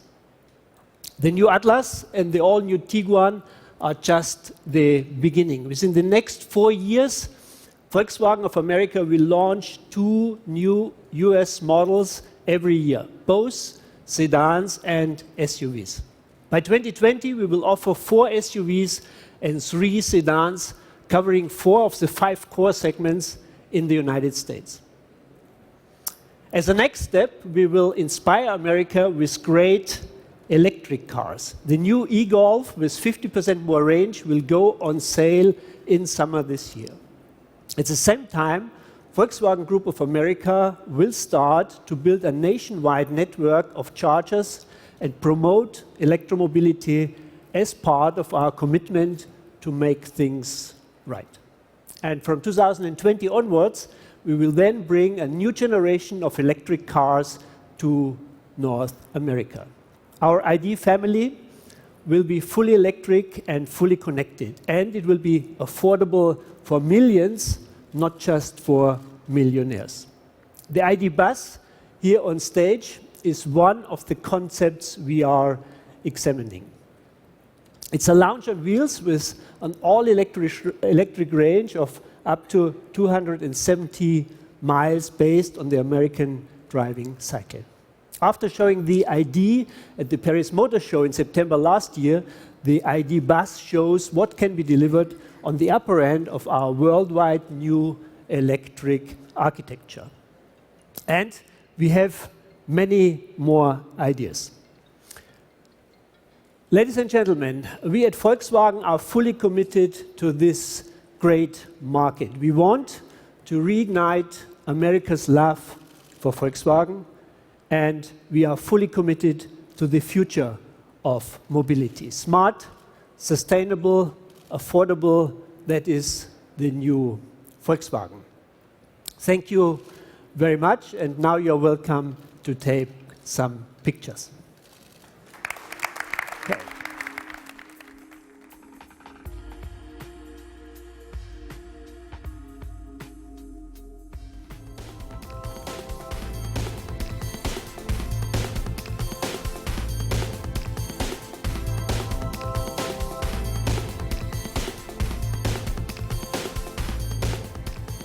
All right, if anyone was going to directly address today's legal developments in the VW case, it would have been Herr Diess, the head of the Volkswagen brand, chairman of the Volkswagen brand, and he didn't, not directly. So we have that story sitting by itself with no direct response from VW here, although they alluded to it, of course, saying job one in the U.S. going forward is going to be to rebuild trust, and that in the EU, they say all the approvals are now in place to start to settle everything there and move forward.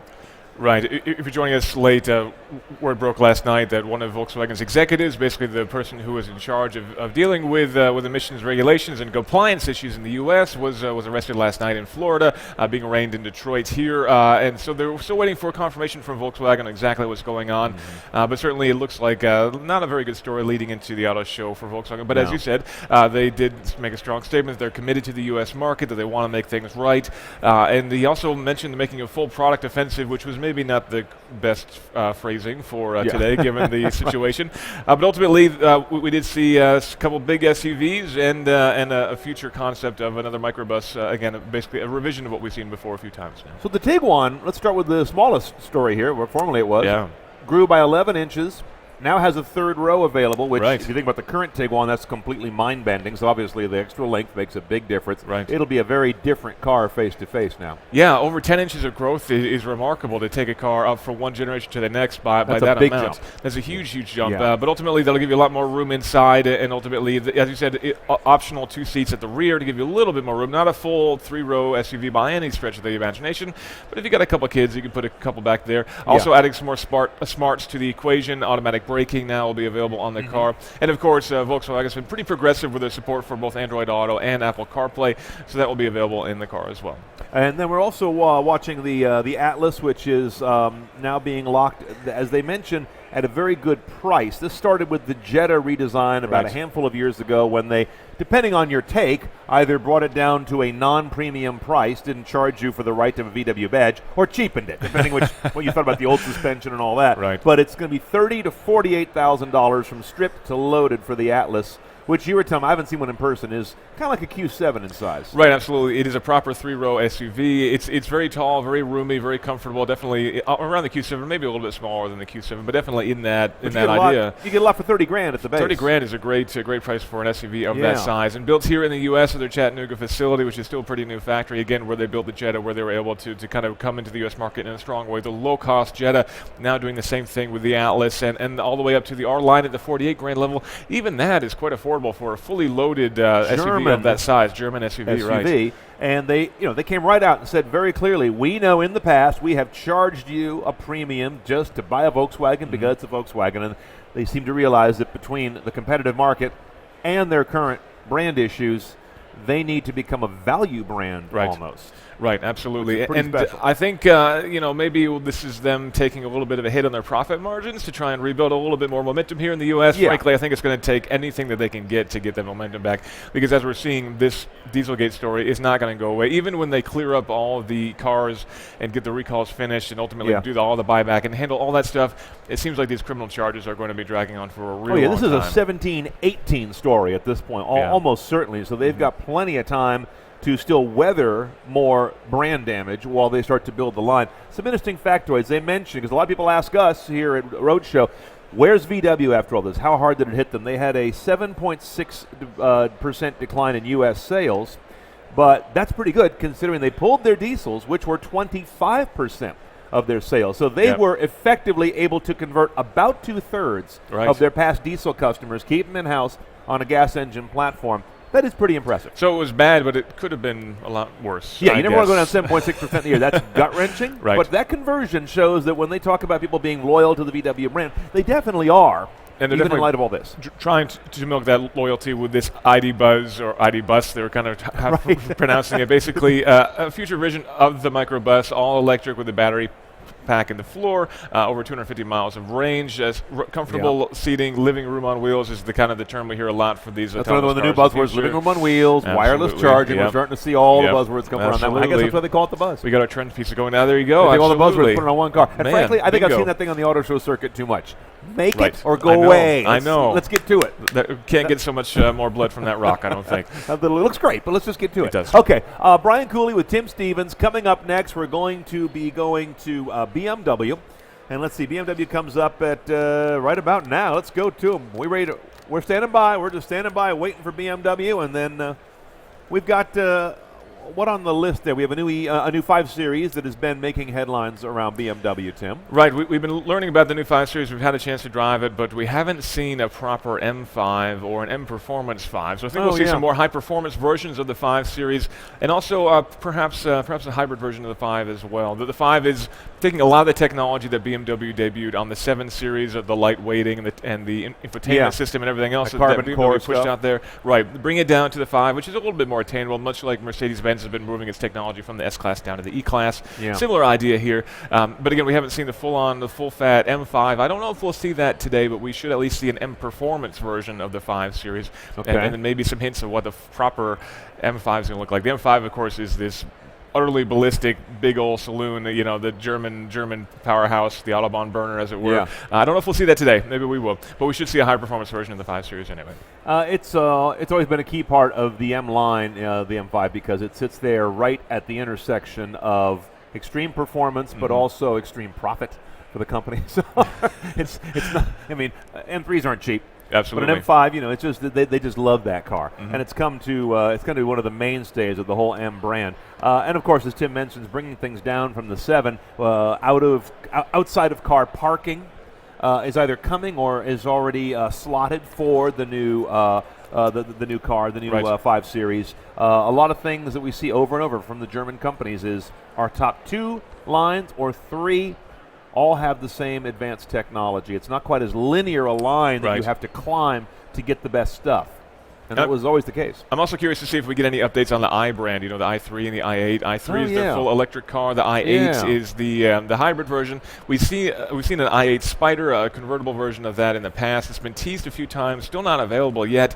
But ultimately, that brand, they made a big deal about launching this sub-brand within BMW to have these more electrified visions of the future kind of cars coming to production now. They did make some updates to the i3 to give it more range. But ultimately, that still seems like untapped potential for BMW. It's 2 niche cars still. Yeah, they don't have a mainstream model in there, and they've been talking about bringing in something that I guess would compete with the Tesla Model 3 in market category, not in technology perhaps, but to give their a premium mainstream sedan or maybe a utility, a small utility in that line. That's what they need, because right now it looks like a laboratory on wheels. You got a car from the future, and you got a car from Disney's Autopia, and between the two of them, they're very polarizing. Right. The i3 is a great little EV, but it's not quite affordable enough for most people. The range isn't quite there, and ultimately, it's not a very practical car either. It is quite small, and it's just not very BMW. It's not heart stirring. Yeah. I appreciate the technology. I like the driving experience, but it's a weird, odd child of their line. So they need to bolster that i line and get it to be a little more realistic. Even though both cars are on market. I got to understand, this probably means absolutely nothing, but when we were at CES last week, I was looking down from the hotel room, and they had so many i8s there for demos, more than any other model they had, and I wondered, they must have a surplus.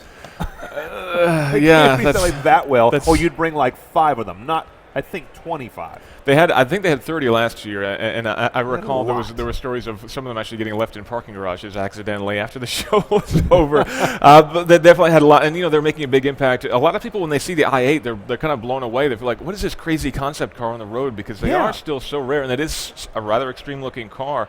But yeah, it's been on the market for 2 years now, and it really hasn't made a lot of progress yet, unfortunately. No, which too bad. I think it is amazing. It's one of the. I mean, of all the cars out there that are in that amazing, audacious style category from supercars, it's relatively affordable. It's relatively sane, which is interesting. It's athletic without being ludicrous, to borrow another term, and it doesn't seem to quite be gelling with either the Italian exotic crowd or the mainstream BMW crowd. Yeah, then the price is kind of right in between those two things too, at the that right around $100,000 mark. So that makes it less expensive than an exotic car, and so it's a little too plain maybe for some buyers of those things. But it's also certainly more expensive than a 5 Series, for example, and certainly not as luxurious or tech rich for that matter. I'm looking forward to a very nicely priced used one, maybe a year or two. I think that could be a lot of fun. Absolutely, certainly different than your average Model S. I mean, if you could snag one of those lightly used for $50,000, that's an amazing $50,000 shape to show up in. That'd be a lot of fun. Never mind anything else about it. All right, so that's a little bit of what we're looking for in BMW. Let's look down the schedule a little bit. We're waiting for them. They'll be coming up very shortly here.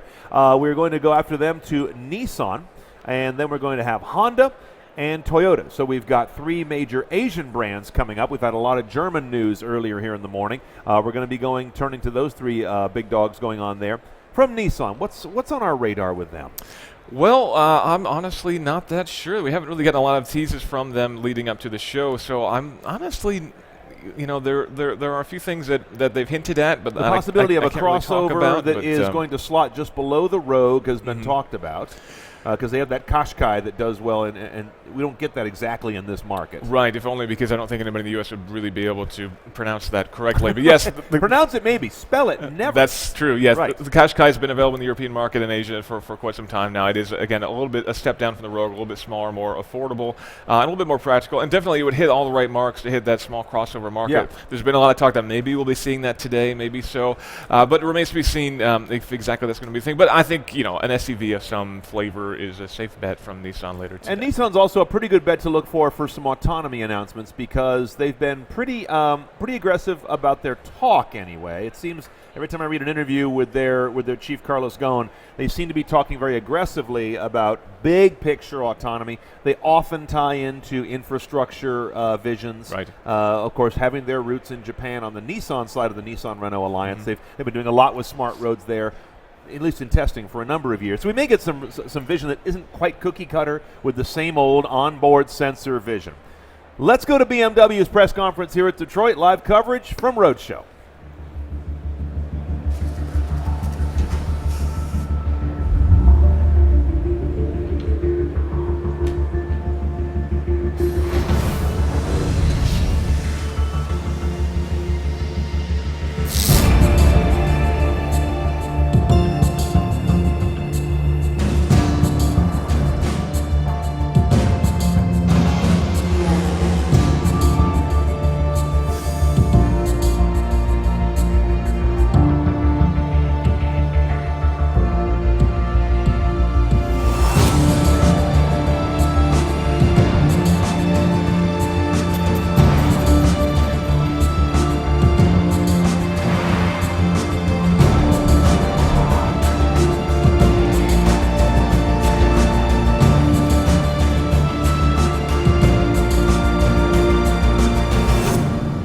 Please welcome Mr. Ludwig Willich, President and CEO BMW of North America, Head of Region Americas.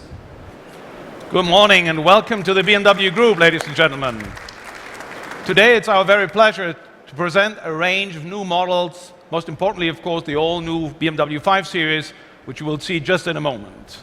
The 5 Series has always remained at the core of our brand, and since 1975, it was a car that further established BMW as the ultimate driving machine in the US. Today, we are proud America remains the single largest market for BMW 5 Series in the world. And for 10 of the last 12 years, the 5 Series sedan has led over its most direct competitors in this country. The success of the 5 Series in America is just one example of the strong bond the BMW Group has with this country. And over the last 4 decades, the United States has truly become our second home. This country has influenced our global thinking in terms of production, technology, design, and our vision of future mobility. Today, our industry is more global than ever before, and is part of why we chose the US as the first and only place to show all 4 of our centenary Vision Next 100 vehicles.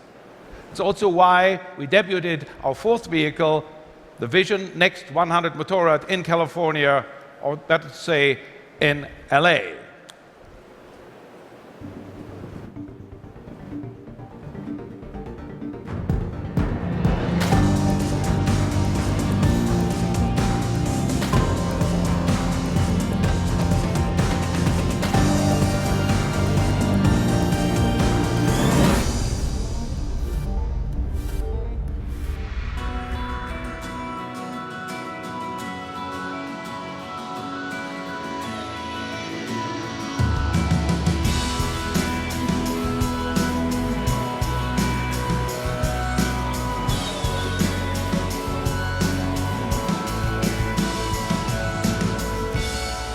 Ladies and gentlemen, riding is a true passion in America.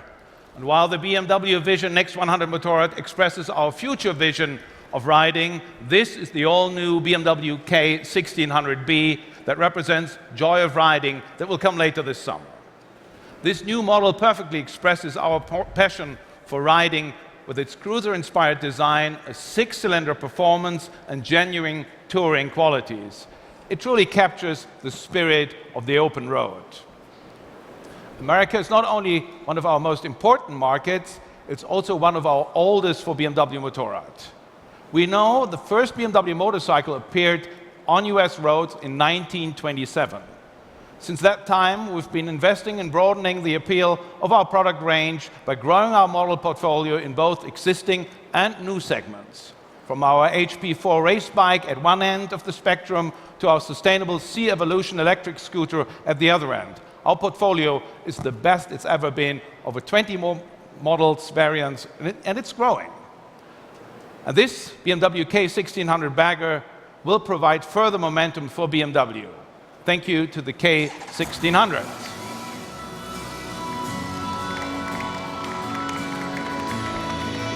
In America, our motorcycle business is in an excellent position.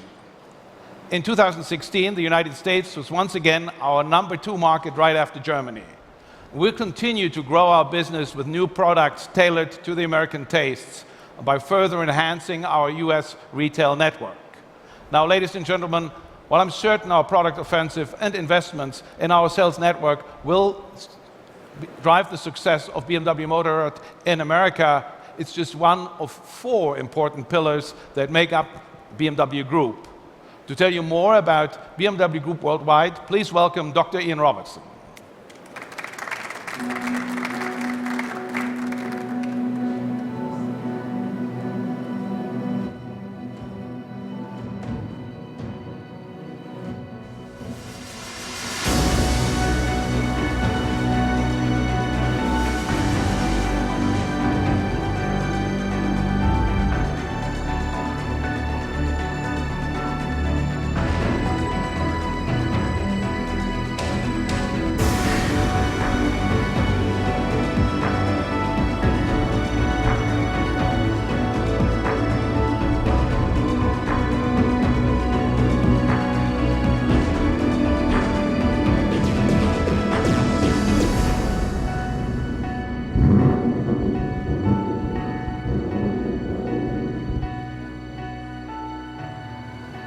Good morning, ladies and gentlemen. It's great to be back here in Detroit, and I just love the sound of that car. It really does sound good. Here we have the very first M-Performance BMW 7 Series, the new BMW M760. V12, 610 horsepower of truly the ultimate driving machine. Now, this vehicle underscores our desire to strengthen our presence in the large luxury class and to expand our M portfolio. And very soon, we'll begin the worldwide media launch for the M760 in California at our new BMW Performance Center. And I can tell you, this is really a fantastic place to drive a car such as this. Now, back in 1954, the very first BMW Ultimate driving machine drove on the streets in America. Today, as Ludwig just said, the US is clearly our second home. It's the second largest market for the BMW Group worldwide. It's the home to over 650 dealers for all of our brands. And together with them and our direct suppliers, we employ around 70,000 people across this great country. It is the leading market for our BMW i cars, and it is the largest market for our BMW M cars. Thank you to the BMW 760. Sound is great. Now, over the past 2 decades, we've invested a total of $7 billion in our Spartanburg facility in South Carolina. It is our worldwide center of competence for our X-family vehicles. Spartanburg is now the largest plant in our global production network, and I think that is a clear statement about our commitment to this country. And we'll be adding the BMW X7 to our production here in the US and it will be a worldwide supply from here, and I'm sure that especially American customers are going to just love the new X7. Now, talking about expansion of the X family, next year, the BMW X2 will hit the market. And if you can't wait to see it for that long, now just over to my left there, you'll see the concept version. And we're showing that for the very first time in the United States. Our X family of vehicles now make up over 30% of all BMW sales. And that trend, of course, started here in the US. Now, their continued strong performance contributed to 2016 being the most successful year ever for the BMW Group. For the 6th consecutive year, the BMW Group achieved an all-time new high in sales. Last year, we sold more than 2.3 million BMW, Mini, and Rolls-Royce vehicles, and a growth of around 5.5%. Now, BMW, Mini, and BMW Motorrad all achieved new sales records. At BMW, it's the first time we've sold over 2 million vehicles in a single year. And growth was driven by the exciting new models, such as the 6th generation 7 Series, which had its most successful first year of sales ever. And for the first time, Mini delivered over 360,000 cars to customers all around the world. And Rolls-Royce sales were the second highest ever recorded in a company's history, which spans back now 113 years. BMW Motorrad achieved its 6th consecutive all-time high as well. Now, this year, the BMW Group is again aiming for sustainable growth. I can tell you that profitability remains our primary focus. We will also continue our strategy of having balanced distribution of worldwide sales. And we will continue to invest strongly in new and innovative technologies. Now, all brands of the BMW Group benefit from the transfer of technologies within the company. And we also utilize our engineering expertise outside the world of automobiles, especially in the area of sport. Now, BMW has always had a strong commitment to sport. It's simply part of who we are.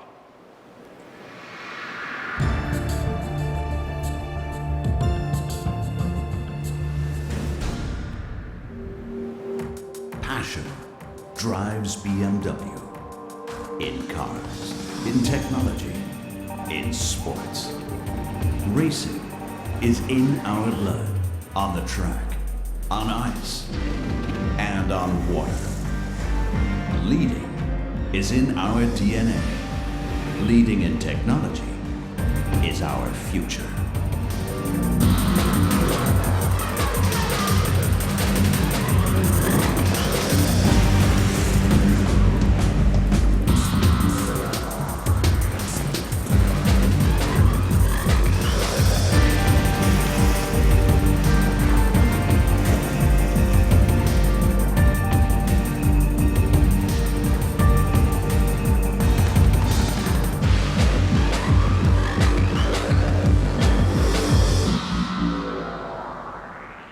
Great film, and I've had the pleasure of being around that team for a while. So, ladies and gentlemen, we're very proud to be the global partner of the 35th America's Cup, which is the most technically demanding sailing event anywhere in the world. Now, the America's Cup match will take place in Bermuda in June of this year, and BMW is Oracle Team USA's technology partner, supporting them with engineering expertise, and this includes the aerodynamics optimization of the AC-50 yacht, which will be launched in just a few weeks' time. And we even assigned certain engineers to the team for the entire corporation to create the ultimate sailing machine. And we're delighted that the two-time America's Cup winner, skipper and helmsman of Oracle Team USA, can join us here today. Jimmy, join me on stage. Ladies and gentlemen, Jimmy Spittle. Hi, Ian. Great to see you, Jimmy. How are you? And he's not been too well the last couple of days, so we really appreciate you making the effort to come out and join us today. You know, you've been around this game a long time, and I think, you know, the America's Cup is the oldest trophy in the world.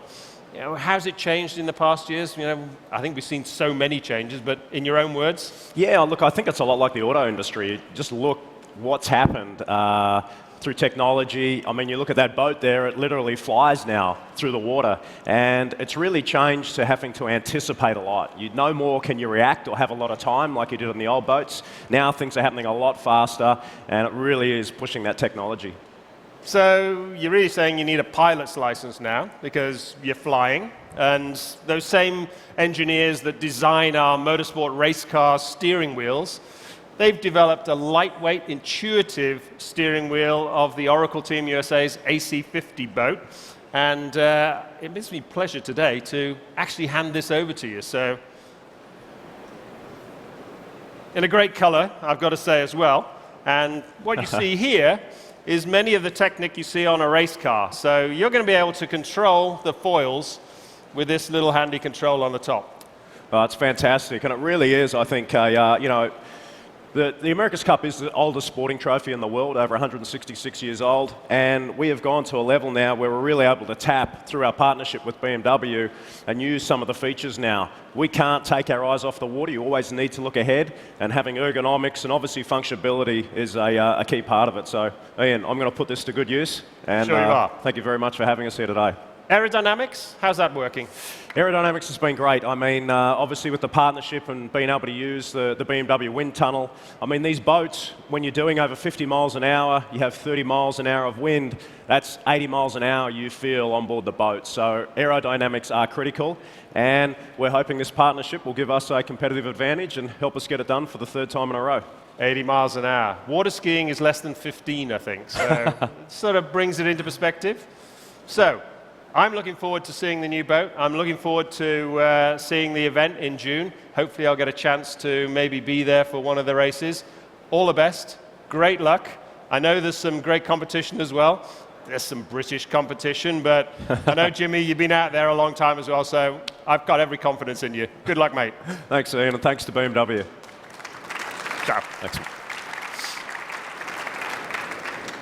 Now, the transfer of technology we use in the auto industry to one of the most technically demanding sporting competitions, I think it's just fascinating. Every minor improvement can have a major effect. The devil is in the detail.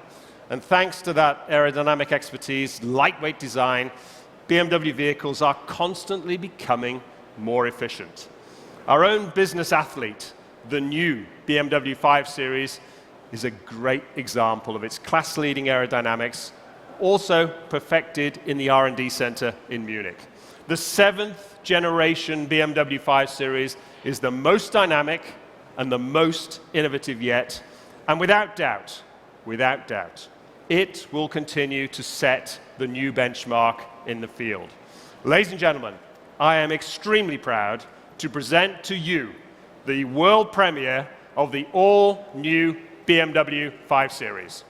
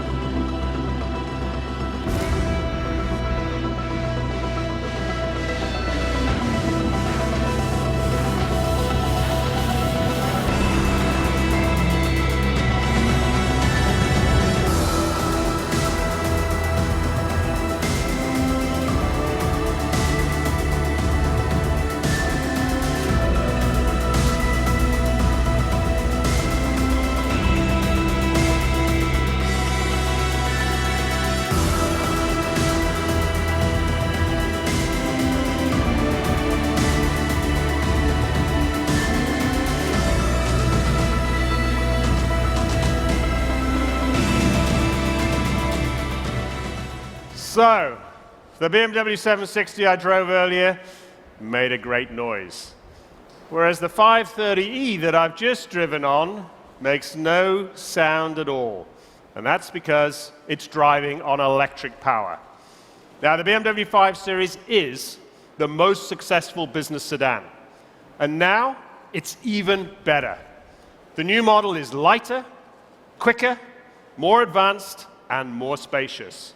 Intelligent lightweight construction translates into a weight reduction of around 100 kilos, which makes it even more agile. That's the weight of a full adult and their luggage. It offers an unbeatable driving experience, best-in-class efficiency, as well as innovative comfort and safety features. And it also offers the most advanced driver systems, the major leap forwards towards autonomous driving, such as remote control parking and Driving Assistant Plus, with driver support up to 130 miles per hour. Now you're looking at the most innovative BMW 5 Series ever in history. The full range of models will be on the market in the next couple of months, including the plug-in hybrid and the M Performance model that you see here. Here on my left, this is the M Performance M550i xDrive. I can tell you from personal experience, it is spectacular, taking sportiness to a whole new dimensional level. With 456 horsepower, it sprints from 0 to 60 in under 4 seconds. And it also sounds great as well. M550, thanks very much. On my right is the hybrid BMW 530e iPerformance. It will be our 4th iPerformance model in the United States, and the first one to be offered in both rear and all-wheel drive, a very important issue here in the US. In the European test cycle, it achieves 50 kilometers on electric drive and consumes just 1.9 liters per 100 kilometers driven, 44 grams of CO2. Now, the BMW Group is the world's most successful provider of plug-in hybrid vehicles in the premium segment.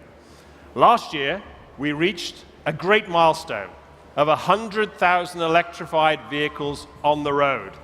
Now, that's the combined figure over the last 3 years since the launch of the i3. And this year, we're aiming for a new milestone, to deliver another 100,000 electrified vehicles in 2017 alone. Now, the addition in the coming months of the 5 Series and the Mini Countryman plug-in hybrids is sure to provide further momentum.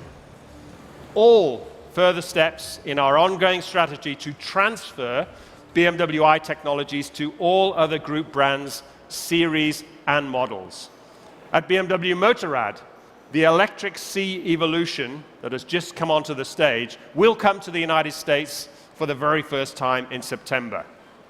Looking further ahead, we're going to launch a pure electric Mini in 2019 and a pure electric BMW X3 in 2020. And the success of our electrified vehicles shows that we are already well on track, and our message is clear. We intend to remain at the forefront of electromobility. And now, ladies and gentlemen, I'd like to ask Ludwig to join me back on stage. Thanks again for coming down to spend some time with us today. It's great to see you, and of course, for you to experience the world premiere of the new 5 Series. I look forward to seeing you throughout the year. Thanks again. Ludwig.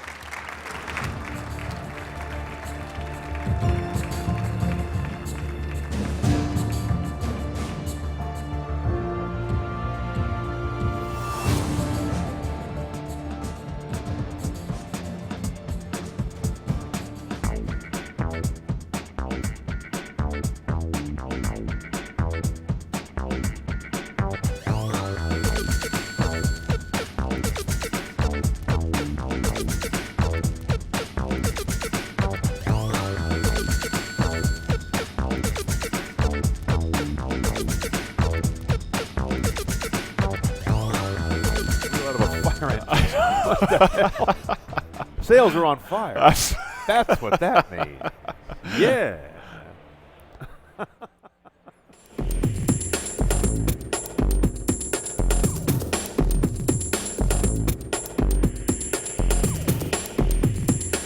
All righty, we're back from BMW now, and first off, they kind of slid in there to cut against the grain that they've got the M760i X-Drive with a V12. So not everybody is going to small potent engines. No, and hey, credit to them to keeping the V12 alive. I think everybody loves a good V12, especially the sound, and that's the big thing they were talking about. Unfortunately, they didn't really rev it up on stage, but usually they're not allowed to engage not in those indoors. hijinks. I'm surprised they could rev it at all, to be honest. Absolutely, With the fire marshal being what he is. But what little we heard sounded all right.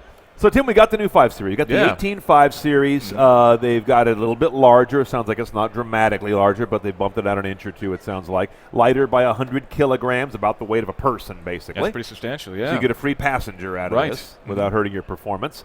They talk about the Level 2 autonomy, which is when several systems work together, but you're still fully on duty, working up to 130 miles an hour. Right, which is stepping up from about the 80 mile an hour range, which is where a lot of companies that we've been seeing have been kind of locked at that area. It's stepping up to 130. Not that we need that in the U.S., really. Right. But on the Autobahn, it's helpful for sure. And why would you? Yeah, I guess. I mean, if you are going to go into really high speeds, aren't you then truly interested in driving yourself? One would think so, but maybe you just need to get to work and you're really late. That's and real rapid. And you need a little help in the morning as you brush your teeth and finish off the shaving, maybe. Although I don't have to worry about that so much.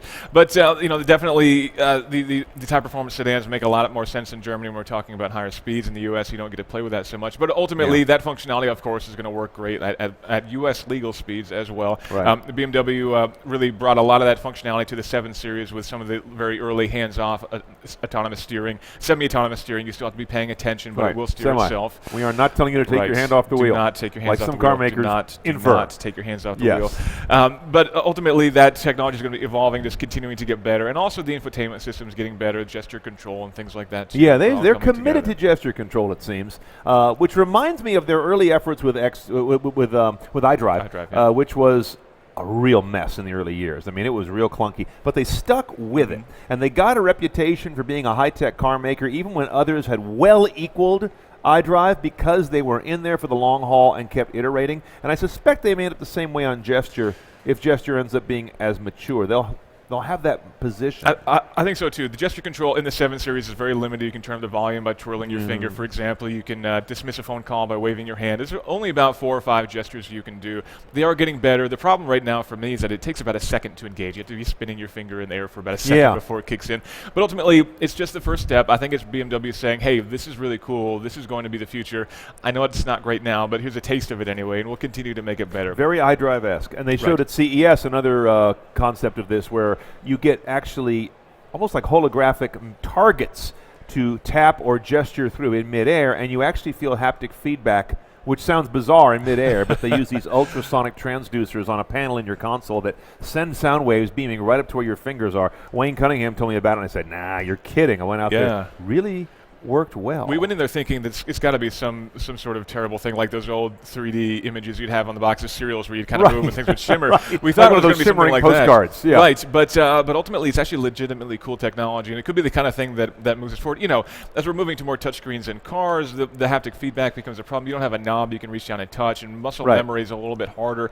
Plus, you get fingerprints all over, which isn't good either. Well, the Germans have never allowed it until now. They finally said, forget it, let our cars get messy. But now they're actually getting more progressive in terms of thinking about what things could be like in the future. And ultimately, you know, we're still a few years away from autonomy, so we need to have these intuitive yet powerful features. You know, our cars, especially a car like a 7 Series, has so many things. You can turn on window shades and blinds and night vision cameras and everything else. You get lost in its menus. You can't have buttons for all those things. So there's got to be a more cohesive way to bring all that until together. recently, Acura thought you could, but at least they're willing that down a little bit. And Lexus a little bit too, Lexus too. An overall on the new 5 Series, a 555i was the anchor car, but they're also talking about a 530e, which is the plug-in hybrid, with or without all-wheel drive. So there will be an X-Drive version of that right off the bat, which is an interesting way to go. Not every car maker would have the rigor to bring that out right away. It'll do 50 kilometers of electric running, so that's about 35, 32 miles, which isn't too different. And they also talk about a pure EV Mini from the family by 2020, and one of the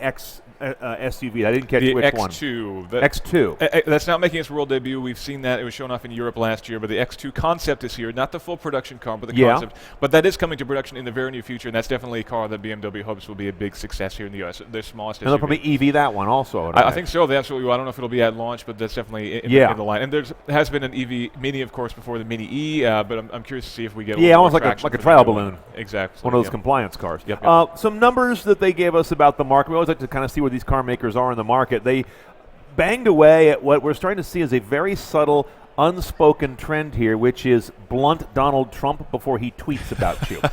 Everyone's had a little bit of a thing about, here's how many jobs we have in the U.S. We're building our car in Michigan, which normally would be like a given in this town. Absolutely. But people are saying, no, Ford said, we're building that Bronco in Michigan. That Ranger is going to get built in Michigan. BMW says overall they create 70,000 jobs in the U.S. They would never bring that up here otherwise. By the way, this is their number 2 market overall in the world, but number 1 for M, which I think I didn't know that. And Spartanburg, South Carolina, is their biggest factory in the world. Another one of their little patriotic flag wavers. And that I didn't know, but that's definitely trying to head that bad tweet off at the pass, effectively, as it were. Head off that man at the pass. And trucks, by the way, make about 40% of BMW's sales still, which is well below industry average. We've been talking all day. It's well over 60% in the U.S. are trucks and crossovers in the last year. BMW still has a very strong automotive bent. That's that ultimate driving machine you still think of when I say BMW. I think most people's minds still go to a 3 or a 5. Right, absolutely. So they're still strong there. Absolutely. What do we got coming up next here? Our next automotive treat is Nissan. Moving on to Nissan. Yeah, we were talking earlier, and the embargo's lifted, so now I can talk about it. I wasn't sure if the embargo had cleared yet, so that's why I was being a little bit cagey. What do we have? What can we talk about? But it is indeed the U.S. version of the Qashqai called the Rogue Sport. Because indeed, Nissan didn't think that we'd be able to say Qashqai correctly. And it also sounds a little bit like cash cow, which it may very well be. If they're lucky, it will be. There is some merit to truth in advertising, but I don't think they want to be quite that blatant about it. So this will be basically a smaller version of the Rogue, effectively a little bit easier to live with, perhaps. And the Rogue's not huge, which means they're going after Ford, the category of Ford EcoSport. Yeah, like a CX-3 kind of thing as well. So definitely on the smaller side of the scale, which I think is still... I don't want to say it's an untapped market. Certainly it's a very popular one, but there is opportunity there, I think, for growth, particularly for a company like Nissan. This would be like Honda HR-V, is that right? Absolutely, HR-V, for sure. Yep. And CHR as well. So then that same category, Nissan Juke kind of thing. Well, the Juke, of course, is also going away, so I guess this is kind of taking this will take its place then in terms of basic size and class. It's not as funky looking as the Juke. The Juke is one of those cars. Nothing is as funky looking as a Juke. I'm a fan of the Juke, but I believe that you are not such a fan of the Juke. But this is much more in line with the Rogue styling, and ultimately I think it'll probably be quite a success for them. Okay, so we're going to be looking for that shortly. Nissan's coming up bottom of the hour. We got about 6-7 minutes. When we do, we'll have that unveil that Tim just mentioned. Meantime, we're going to take a quick break, and then we come back. Our Emmy Hall caught up with a very popular person in this town, General Motors CEO Mary Barra. We're going to hear their conversation in a few minutes and see what she had to say right here in the thick of the show. Stay with live coverage of the North American International Auto Show from the Roadshow team, right here. Practicing the law, you don't go on instinct. You wait, you listen, and watch. Eventually, everyone reveals himself.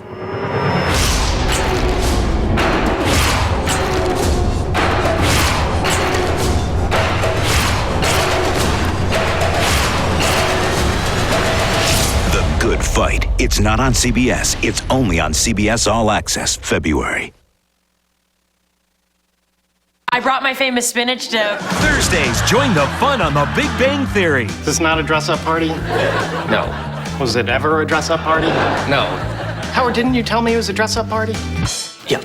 So get ready to celebrate. Why did you get a party sub? People are coming over. It looked fun. A party sub implies it's a party. Your attendance implies it's not. With TV's #1 comedy. I like a party as much as the next man, as long as the next man doesn't like a party. Don't miss The Big Bang Theory, CBS Thursdays, or stream it live or on demand.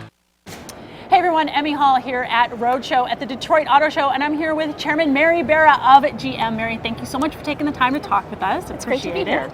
Now, 2015, you guys showed us the Bolt concept. 2016, you showed us the production. 2017, they're out on the street, and now big news, North American Car of the Year, How excited are you? Are you going to Disneyland? I wish I could because I am so excited. But really, who should go to Disney World is the team because they have just done a phenomenal job. They took the challenge just a few short years ago to do the car in an accelerated timeline, but get over 200-mile range. They blew by that number with 238. So I'm so proud of the team, and it's a great vehicle. It's an electric vehicle, but it is a great vehicle, a technology platform.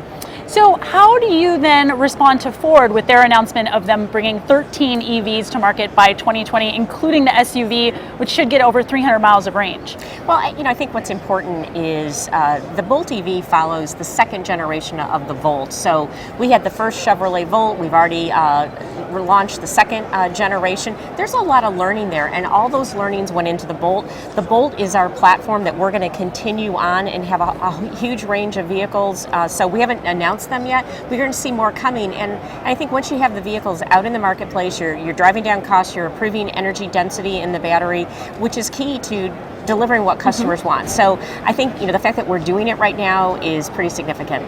So Ford has also announced a hybrid Mustang. Are we going to see a hybrid Camaro?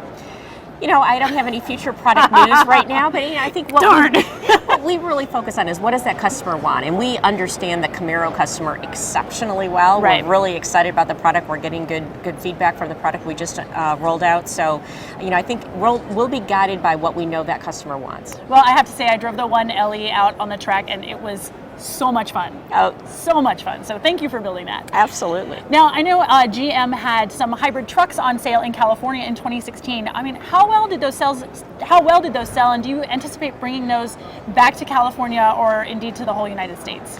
Again, we're going to look at what makes sense. I mean, right now with gas prices low and the fact that we keep improving the efficiency of the internal combustion engine, diesels, et cetera. So we're looking at a wide array of technologies that we can use to deliver the best performance for the vehicle and the right fuel efficiency.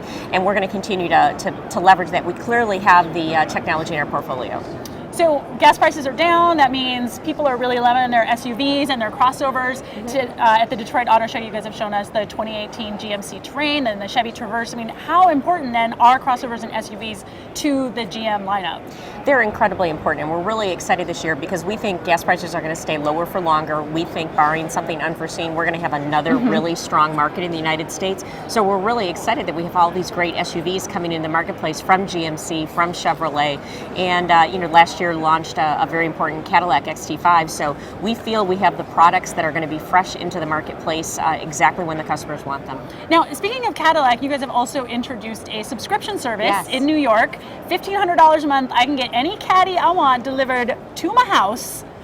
That's pretty amazing. How do you guys see car sharing and this kind of subscription services affecting GM's bottom line? Well, we're looking at this subscription service as a way to really let the customer redefine luxury. And, when you're a luxury customer, you might want to drive a V-Series over the weekend, but you need the functionality of an Escalade during the week.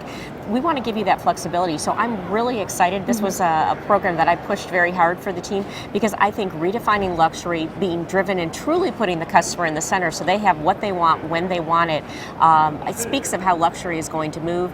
And I think, sharing is something else. We'll continue to learn what do customers want, and depending on their use case, it might make a lot of sense. Now, Mary, you've got your choice of any vehicle in the GM fleet. So what are you daily driving right now? Right now I'm driving a Cadillac XT5. But that's a good choice. Yeah, but I would also say one of the benefits I get is I can make trades pretty easily. So I try to get into all of our vehicles and spend a little time in them. I've driven the Bolt EV, Escalade. I can't wait to drive the Traverse because that just is such a, I thought it was beautiful as it came out on stage today, and the functionality of that vehicle, because I'm still occasionally hauling a bunch of teenagers. I'm really sorry. That's always hauling teenagers around and can be a bit of a chore. But thank you so much for joining us today. I appreciate your taking the time to talk to us. Again, this is Emmy Hall with Roadshow. We are at the Detroit Auto Show. Back to you.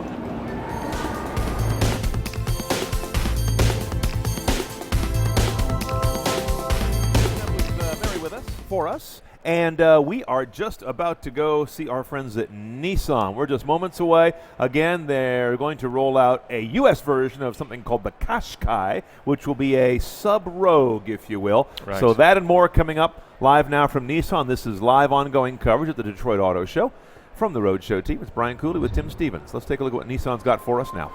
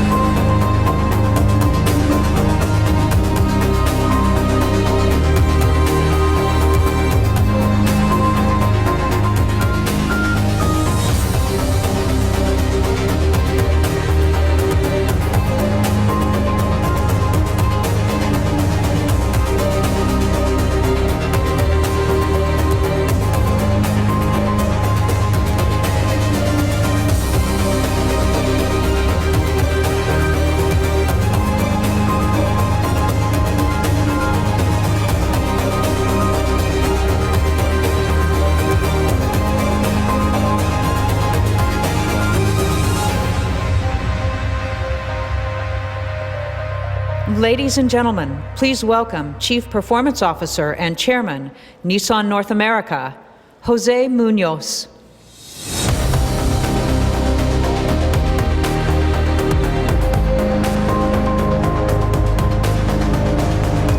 Good morning, and welcome to Nissan. Happy New Year to you.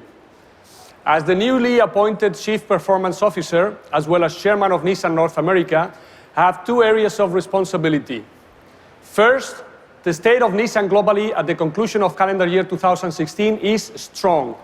5.6 million global sales. Sales and share increases in key markets. Good profitability at the company, regional and dealer levels. The expansion of the alliance with our newest partner Mitsubishi is moving ahead, putting the Renault-Nissan alliance on track to move into the top 3 global automaker groups, topping 10 million annual sales. And as you heard from our Chairman and CEO, Carlos Ghosn, at CES, innovation remains core to everything we do, as we progress toward a zero-emission, zero-fatality future driven by Nissan Intelligent Mobility. Second, a big driver of our strong global performance was growth in America. The US is a key performance center for all of Nissan. In 2016, Nissan Group surpassed 1.5 million vehicle sales in the United States for the first time in our history. In fact, the Nissan division was the fastest growing brand in America, gaining nearly 75,000 sales and 0.4 of a point of market share. Our rollout of bold new products continues at an aggressive pace, especially in the rapidly growing truck and SUV segments. And our US manufacturing operations are helping to drive that growth. In 2016, we manufactured 1 million vehicles at our US plants for the first time ever. Since mid-2011, we've added 9,000 jobs and increased US production by about 80%. As a result of our investments, our market share has grown by 1 point during the same period, while nearly tripling vehicle exports from our US plants. So the headline for the coming year is, keep the accelerator down. Of course, one key to success in everything we do, from assembly line to showroom, is finding the right model mix. Over the past few years, US consumers have made a big shift toward trucks and SUVs. As recently as 2014, Nissan had about 60-40 car-truck mix, driven by more than 50 years of sedan excellence. In 2016, our mix was 53-47, still more cars than trucks, but shifting rapidly due to the strong market acceptance of models like the new Murano and Rogue crossovers. Rogue was the #1 growth model in the entire industry in calendar year 2015 and finished 2016 with another 14.9% increase in sales.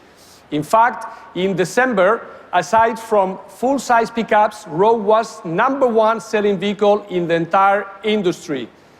And now, following the recent introduction of the new Armada and Pathfinder, and with the ongoing rollout of additional Titan model configurations, we sold more than 50% trucks in the last quarter of 2016. And that will only increase in 2017. How far we move past that 50-50 mix and even approach 60% trucks will be dependent on sales of Titan. Full-size truck brand loyalty is a difficult challenge, and we are meeting it with innovative features and America's best truck warranty. We also see great potential when it comes to our current SUV portfolio. Rogue is now Nissan's top-selling vehicle in the US. Rogue has been the catalyst for our sales growth, bringing new buyers into Nissan showrooms. They might buy a new Rogue or a new Murano, Pathfinder or Armada, depending on their needs, but there is also room below Rogue for a smaller, sportier, and more affordable SUV for younger buyers. It's one of the fastest SUV subsegments. Please join me in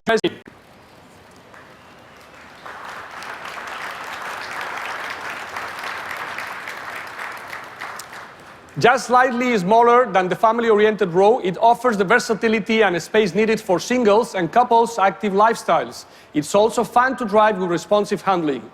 The new Rogue Sport is available with a wide range of features and our advanced intelligent safety shield technologies. The list includes intelligent cruise control, a round-view monitor, forward emergency braking with pedestrian detection, and more. Pricing will be released closer to the on-sale date this spring, and it will be competitive by every measure. Now, having made my case for additional SUVs, including potentially additional new nameplates beyond Rogue Sport, let me restate the fact that Nissan has always been a leader in sedans, from the original 510 to the current Maxima, Altima, and Sentra. In 2016, our 3 core sedans alone accounted for 65% of our total non-truck volume. The customer demand for sedans remains strong, and as you'll see in a minute, sedans will serve as an ideal platform for Nissan Intelligent Mobility with a zero-emission and zero-fatality future. So we're fully committed to creating exciting, innovative vehicles with 4 doors, a trunk, and as always, expressive design. Please take a look at the future of Nissan design.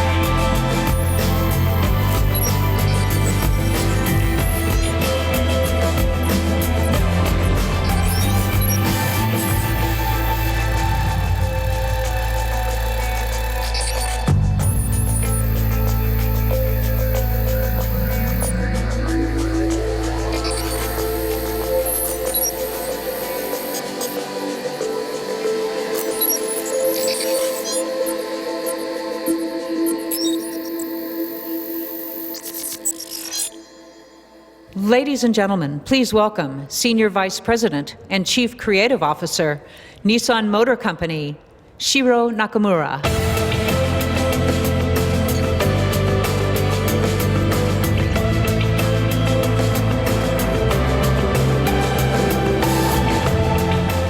Good morning.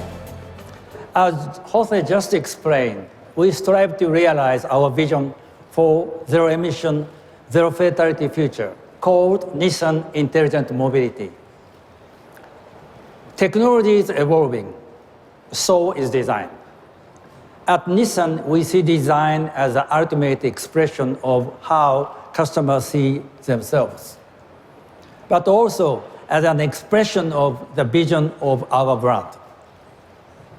Today, I am very pleased to present our latest concept, the V-Motion 2.0. We have introduced a series of models with new design language, starting from Altima, Murano, Maxima, and most recently, the Micra Generation 5. The V-Motion 2.5 previews what the next design from Nissan will be. And it is the insightful proposition of what the sedan could be in the coming years. On the outside, our design intention is clearly seen on the low and wide sporty proportion. The contrast of geometric lines and emotional flow of surfaces create a unique design language. On the front, The now familiar V-motion grille is there, but it is more prominent, three-dimensional, and sculptural. The dynamic movement of character lines start at the front grille, flowing all the way to the back end. We may now call it V-motion structure. The precision of the sleek headlamp with boomerang signature and the boldness of the V-shaped grille gives an impressive yet refined appeal. The thin boomerang tail lamp adds a sense of aerodynamic efficiency, which resonates with the unique cut-off tail. The front and rear doors swing outwards, creating an extremely large open space and engaging atmosphere tailored for all passengers. The cabin is designed to serve as an ambient driver's living space. The unique materials, such as quilting on the seat insert, natural wood and copper accent, gives the interior a harmony of sophistication. The instrument panel is designed to focus a large multifunctional display to easily interact with Nissan's autonomous driving system, ProPilot.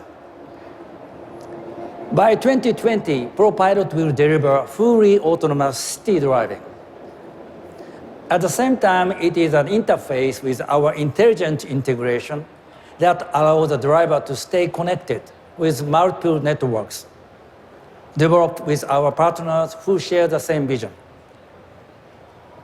The V-motion 2.0 optimizes the harmony of ample roominess and sporty appearance. It is designed for forward-thinking professionals who are constantly on the go and seeking efficiency and emotion. In short, the V-motion 2.0 fulfills the need of their demanding lifestyle and their love of driving that only sedan can offer. At Nissan, design has been at the forefront of the brand value. The V-motion 2.0 indicates the design direction of our upcoming product that you will see on the road in the near future. Thank you for your kind attention. Now I'd like to invite Jose Munoz back on stage. Ladies and gentlemen, for more information, please see the product specialists located throughout the booth. Thank you.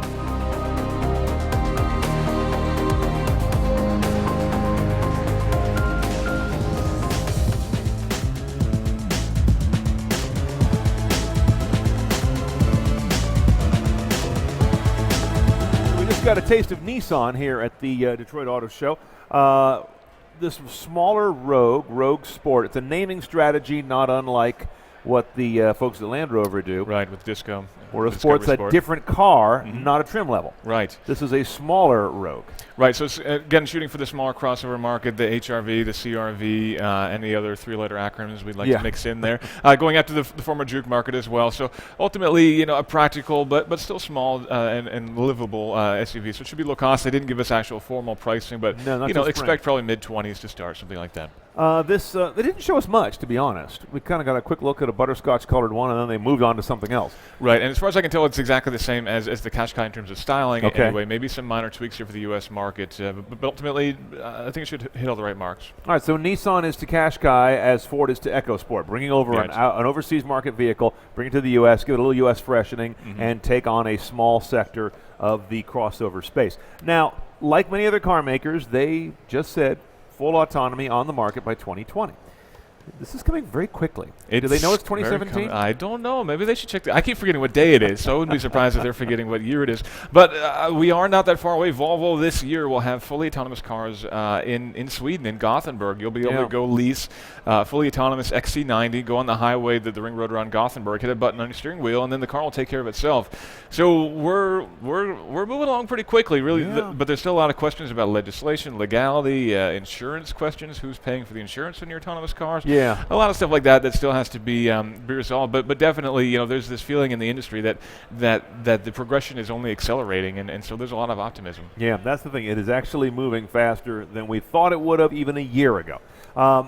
Some numbers on where Nissan is interesting. They are still primarily a car maker, but they're rapidly moving toward being mostly trucks and crossovers like everybody else, and mirroring the market that is 63% trucks and crossovers. So to benchmark them, they were 60-40 cars. Last year they went to 53-47 in favor of cars, and it sounds like by next year they'll be at half or mostly trucks and crossovers by a small amount. This I didn't know. Nissan says they were the fastest growing automotive brand in the U.S. last year.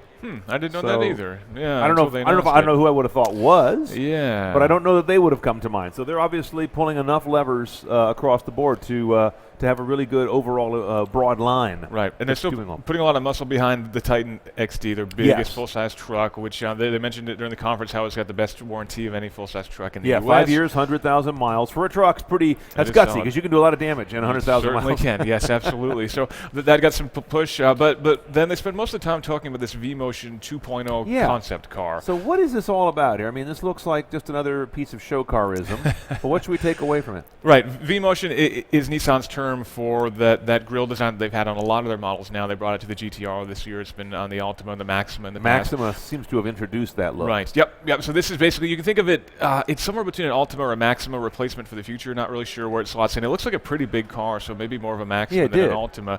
But ultimately, that's giving us a clue of what that next generation of styling, the next generation of V-Motion could look like. And a lot of the other interesting features in the car that they want to push forward too. You know, it's a concept car. They got to point to some cool stuff going on inside. They didn't talk about it in the presentation, but we did get a briefing earlier on this car.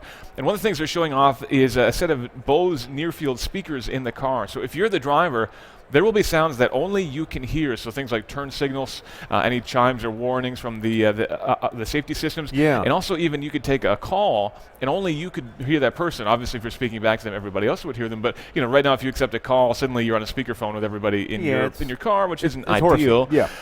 This way, only you'd be able to hear it. So that's some interesting technology. That is. That's interesting because we saw a BMW, just a buck, not even a concept car, that did something similar. You could hear different sounds at each seat. And not just by near-fieldness, they did that, but also by noise cancellation. Whenever I'm hearing, I'm going to flip it 180 and send it in through your speakers as well. So even if you do pick some of mine, your speakers cancel it out. It's maybe a micro trend in the business is to give us zoned listening, the way they've been doing it, frankly, at cosmetic counters in stores for a number of years. Those plastic domes you see that have music per brand. This is almost music per zone of the car. So now audio is doing what climate control did a few years ago. Pretty cool. And they also, of course, this will be an autonomous car. The ProPilot system is what they're calling it. And the car will light up differently on the outside depending upon what mode it's in. So you will know as a pedestrian whether this car is in full autonomous mode. I don't know what, as a pedestrian, you're supposed to do with that information, whether you should feel more or less confident about stepping out in front of the car. That I'm a little bit unsure of. But ultimately, if you see the grille lighted red, I believe it is, that way you'll know it's in full autonomy mode. Another trend we've seen. I mean, a few car makers now have done that where they've shown that a car can express itself with either color changes or even some signage that it puts up on its own LED panel. So that's another one that seems to be a matter of, look, if our cars are going to be autonomous and we're not going to have drivers and passengers doing that eye thing anymore, someone has to confirm that we're all on the same page. And it's not going to be you when you're sitting there head down with your nose in a tablet. I'm going to be asleep. I don't know about you. Taking a nap, especially after these two shows. You need to find a time to rest, yes, of anyone I know. Okay, Tim. So that wraps up Nissan pretty well. Right. That was a compact little press conference there. Looking down the road, we are heading up next to let's see, Nissan Honda. Right. So Honda's coming up next. We're going to take a short break now. But our Roadshow crew got an advanced look at that Nissan V-Motion concept that we're just looking at now, formally released. We'll take a look at that moment right after a break, and then we come back to Honda. So we got a lot coming up right here from Detroit, the Roadshow team. We'll see you back here in a moment.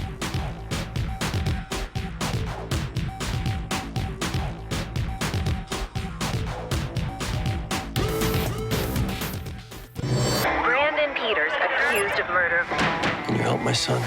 Absolutely. Dr. Bull profiles every juror, their behavioral patterns. We know what they're thinking from the beginning. It all gets plugged into a matrix. Then we create a mirror jury that is scary in its predictive efficiency. I hate surprises. Innocent until proven guilty is the old jingle. Where are you going with that? I'm gonna bring your boy home.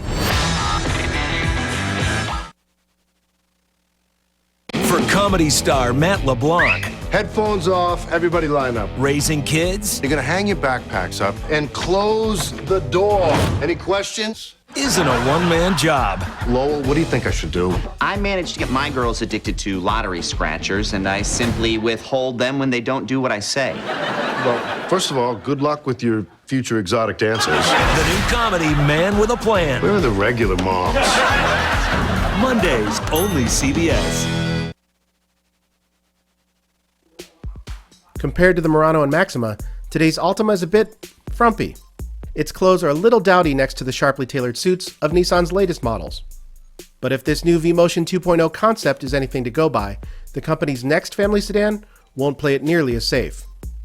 Designed in part to preview the 6th generation Altima, the V-Motion looks a lot more avant-garde, and it hides some pretty slick tech under the skin too.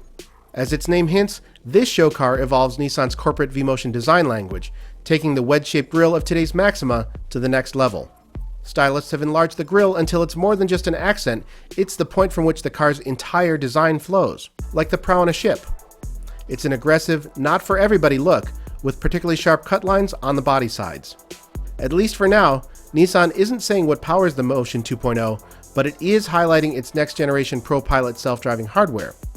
The Japanese automaker says that this tech will ultimately allow future models to drive autonomously in cities, not just on open freeways.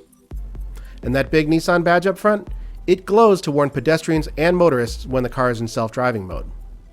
The V-Motion's quilted leather cabin looks inviting, and its minimalist center console includes a touchpad, suggesting a break from Nissan's touchscreen infotainment interfaces of current models. As you'd expect of a modern show car, the dashboard is nearly all screen. Another neat bit of kit, the Bose near-field speakers, which localize sound cues like directions and Bluetooth calls so that only specific occupants hear them. That left turn signal, the driver will hear it chime in their left ear so nobody else has to be bothered. Of course, the next Altima will probably look a lot more restrained than this. You can forget about show car staples like the concept center open doors, yoke steering wheel, and full-length center console. But even if it's dialed back to be less edgy than today's Maxima, Nissan's next-gen Altima figures to be a lot more assertive and a lot techier.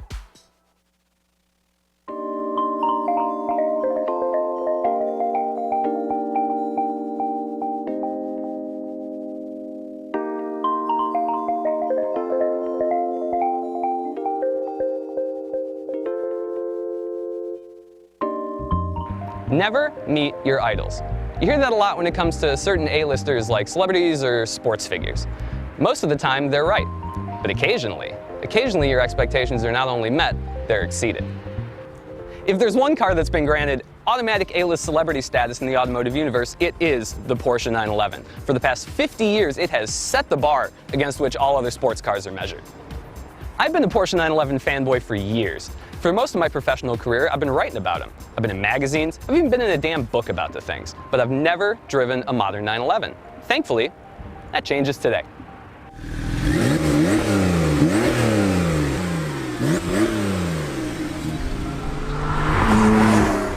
We'll break that name down a little bit. 4 stands for all-wheel drive, S means it's the hopped-up version of the car rather than a non-S Carrera. Given that it has the S badge, this one comes packed with a Cheech Marin-approved 420 horsepower and 368 pound-feet of torque, all of which goes through Porsche's just excellent 7-speed Porsche Doppelkupplung, otherwise known as a dual-clutch automatic. If you haven't guessed by now, this is not one of those reviews where somebody who spent more time on the track than the highway is going to tell you how to spell Porsche Doppelkupplung, or they'll tell you that the springs are 10 kilograms per millimeter too heavy for this exact turn at Fiorano. No, that's a bunch of BS. I mean, how many people actually take these cars out on the track? When it really comes down to it, you want to know the emotion that's coming out of this thing. You want to know how it makes you feel, and that's what I'm going to tell you about.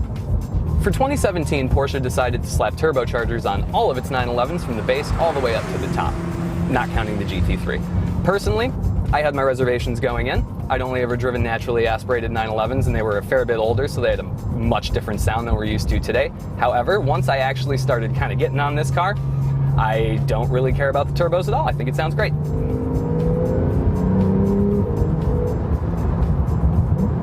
There are 2 main gripes about the 911's noise. One of them is made up and one of them is real. Personally, I think it sounds a little bit like a power washer at idle, which is the real complaint. The second one relates to fake noise. Porsche has something called a sound symposer, which pipes in intake noise from the plenum into the cabin.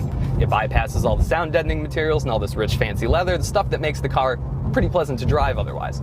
It's not absolutely fake. It's not a BMW that's hiding speakers that are piping in fake engine noise. Totally different thing. Porsche rolled out a new version of its PCM infotainment system for 2017, and not only is it the best PCM yet, it is one of my favorite infotainment systems. It's bright, it's fast, easy to use, and there are plenty of actual physical buttons for you to touch.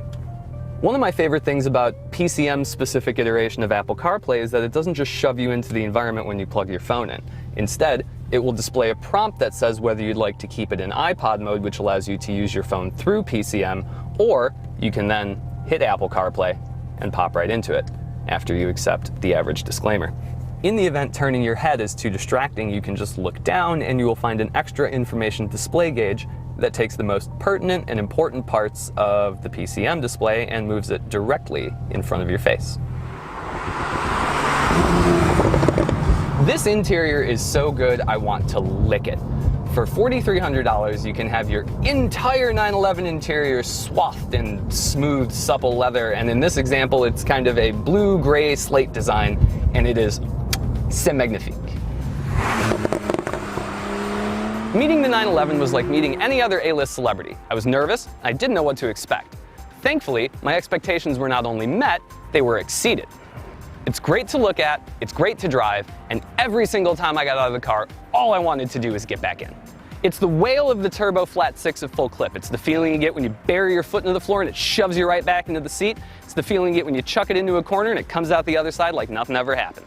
Everything about this car makes me want to drive it. I don't give a flying whatever what its problems are. It's $140,000 awesome, and I had a great time. Now that I think about it, do they make 40-year adjustable rate car loans?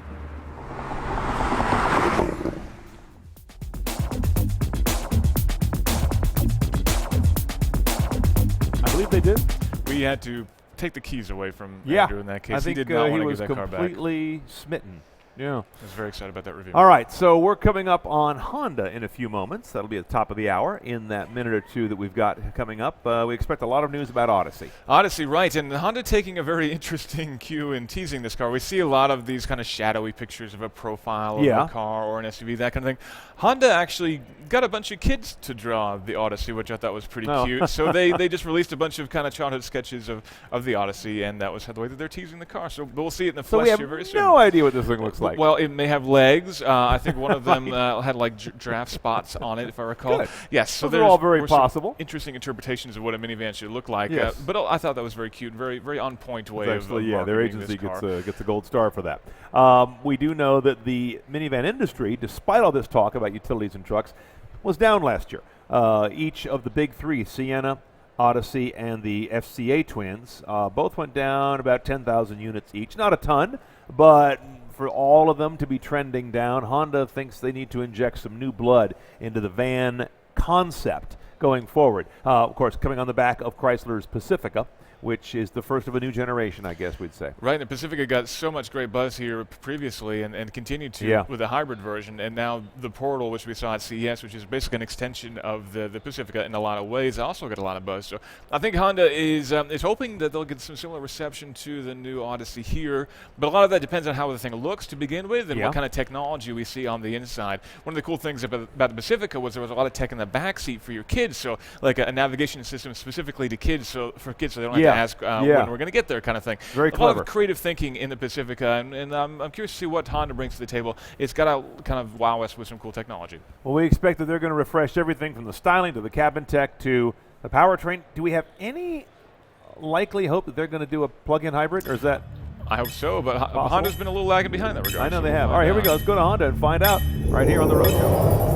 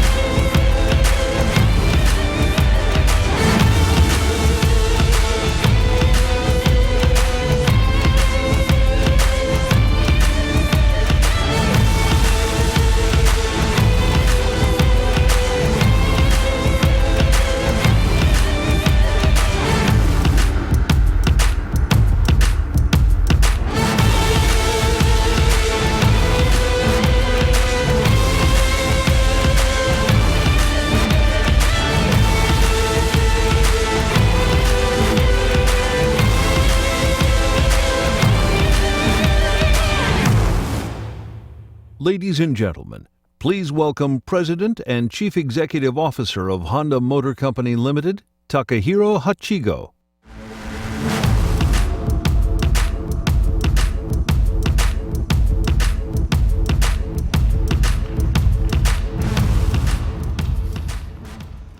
Thank you, and Happy New Year, everyone. I want to begin by thanking the member of the media who selected the Honda Ridgeline as the truck of the year. Ridgeline was created by Honda's R&D and manufacturing teams in America. Thank you for recognizing their effort. This year makes the 40th anniversary of our announcement in 1977 that Honda would build products in America. We made this decision based on our commitment to build products close to our customers. Last year, Honda reached the global production milestone of 100 million automobiles, and more than 65% of the vehicles Honda has sold in the US in our entire history were made in North America. Last year, more than 96% of the vehicles we sold in the US were made in North America. In total, we now have 12 major plants in the US, building cars and trucks, engines, transmissions, power equipment, power sports products, and even airplanes. Local automobile production helped us achieve new sales records in the US for the second straight year. I want to thank our customers for the trust they place in Honda. This is the foundation of everything we have achieved and is key to our future. Now, I'm focusing Honda on two key passions we have pursued since our company was established. First, to create products that help the people in their daily lives. Second, to provide the joy and freedom of mobility. You can see this direction in our new products like the Civic and the CR-V. This means a focus on great styling together with our new global platform and turbo engine technology to provide both the joy of driving and outstanding fuel economy. All of Honda's global models will follow this approach. For the future, I set challenging goal to make 2/3 of our global sales from electrified vehicles by around 2030. The Clarity series is part of this plan. The Clarity fuel cell came to market in the US in December. This year, we will debut the Clarity Electric and launch the Clarity plug-in hybrid in all 50 states. To further grow sales of electrified vehicles, in addition to the Accord hybrid and Clarity plug-in, I am pleased to announce that Honda will launch an all-new dedicated hybrid vehicle next year. This model will utilize our innovative two-motor hybrid system and will be made in the US. As a part of our efforts to advance electrification within our products lineup in the US, we also will begin to apply the two-motor hybrid system to our light truck lineup.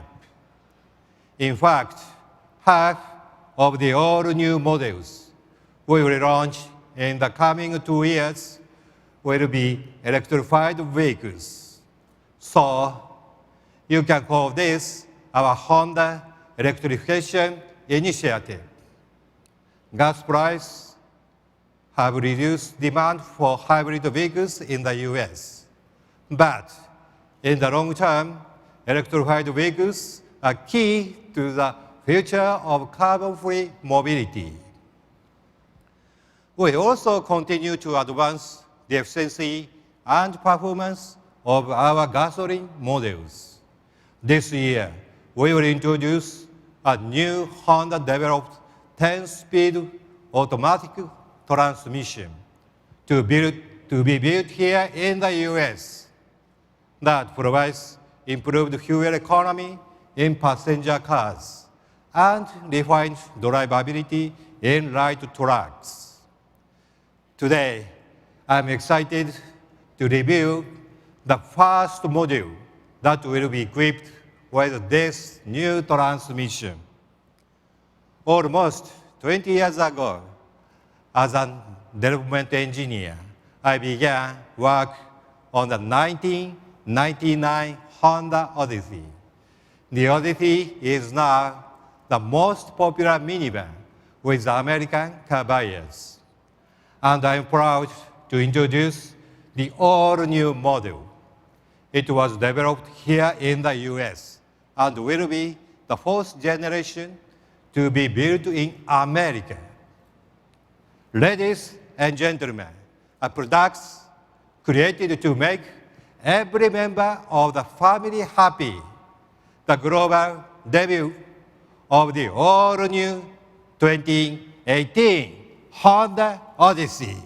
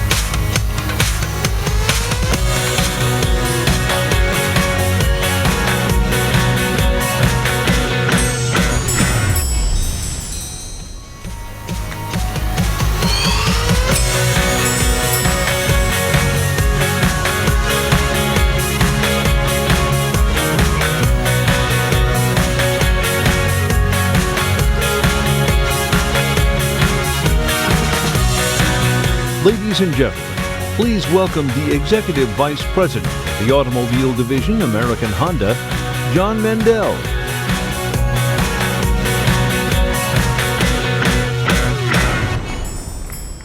Hello, everyone. Well, as you can see, the fifth generation of America's best-selling minivan takes Odyssey styling to a new level of sophistication and premium design.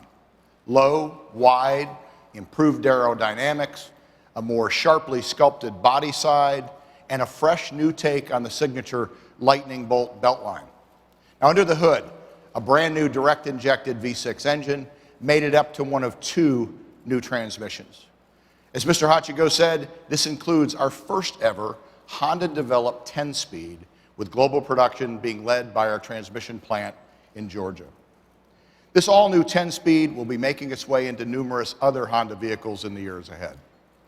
Now, These new powertrains combine with a much more rigid body and sophisticated new chassis design, including more powerful brakes and an all-new rear suspension to make this the outright quickest, most fuel-efficient, best handling, and best riding minivan on the road today. Of course, there's a whole lot more to our Odyssey story than just its class-leading performance. This new Odyssey was designed around the needs of the family. In every element of its design, features, and function, this new Odyssey is all about keeping everyone in the family happy. To achieve that, we put a lot of original thinking into this Odyssey. But we began with an old idea that families need time to connect with one another. Our designers had the image of a family campfire with everyone able to join the conversation. One thing we found in our research was that our third row users, typically the older kids in the family, really kind of felt left out. They like being on their own space, but they still want to be part of the conversation. In a similar way, parents find it difficult in most minivans to communicate from front to back. Now, my dad, in my day, kept an old greasy spatula in the front seat that he was pretty good with flinging back to the rear-facing seats for my sister and I. But we focused on cabin quietness and really prioritized first to third row conversations. So we loaded up this new Odyssey with a whole host of noise-reducing and defeating features, which you see listed up here, giving Odyssey the outright quietest cabin in the class, bar none.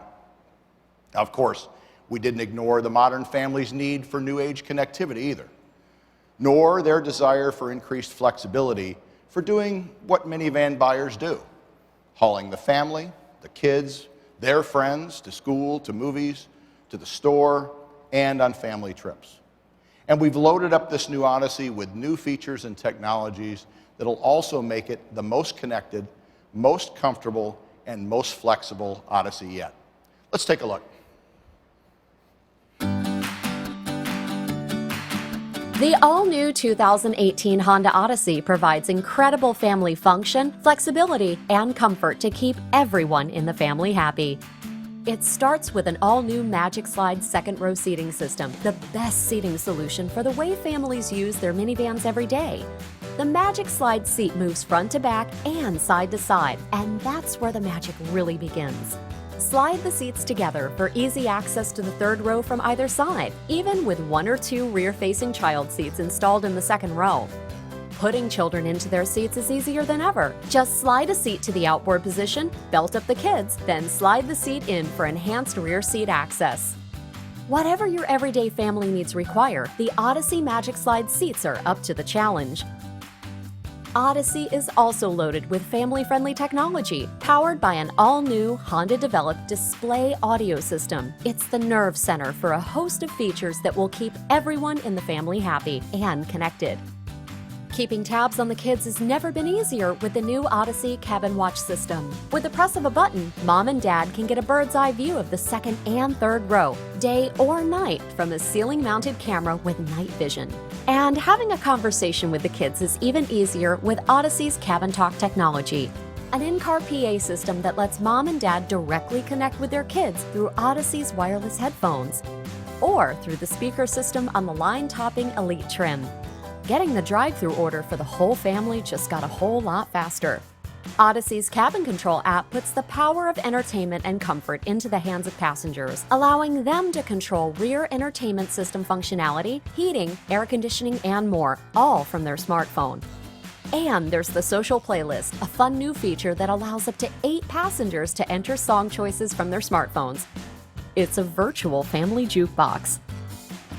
And when the kids want to know how much farther, now they can find out with Odyssey's new app that lets them track the progress of the family's journey. Or when they just want to watch one of their favorite shows, Odyssey's rear entertainment system becomes a portal to streaming video options, all thanks to available in-car 4G LTE Wi-Fi. And when Mom has her hands full, Odyssey is there to help with available hands-free tailgate technology. Whatever the needs of your family, the all-new 2018 Honda Odyssey delivers the ultimate in functionality, connectivity, and capability to keep everyone in the family happy.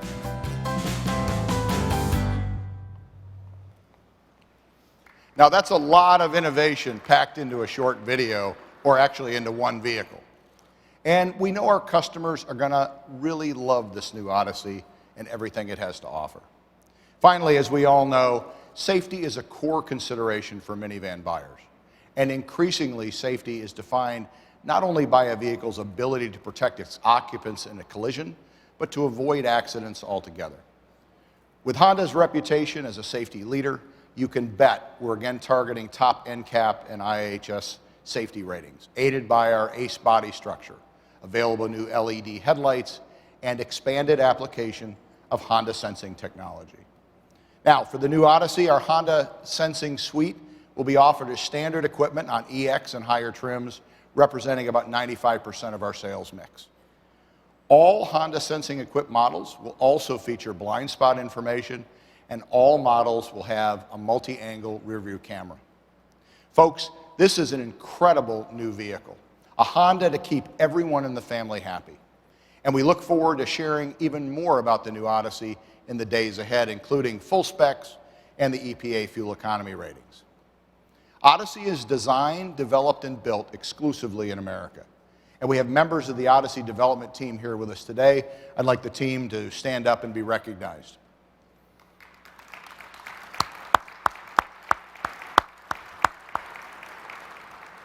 Thank you for doing your part in keeping Odyssey America's best-selling minivan. Now, to help us meet strong demand for all our light truck models, we've made the decision to move all production of the Acura MDX from our Alabama plant to the East Liberty plant in Ohio, effective next fall. The Alabama plant will solely focus on meeting demand for the Honda Pilot, Ridgeline, and this all-new Odyssey. Now, I want to ask Mr. Hachigo to join me for a few quick photos, and after that, we invite you up to come take a closer look at the all-new Odyssey. Thank you very much.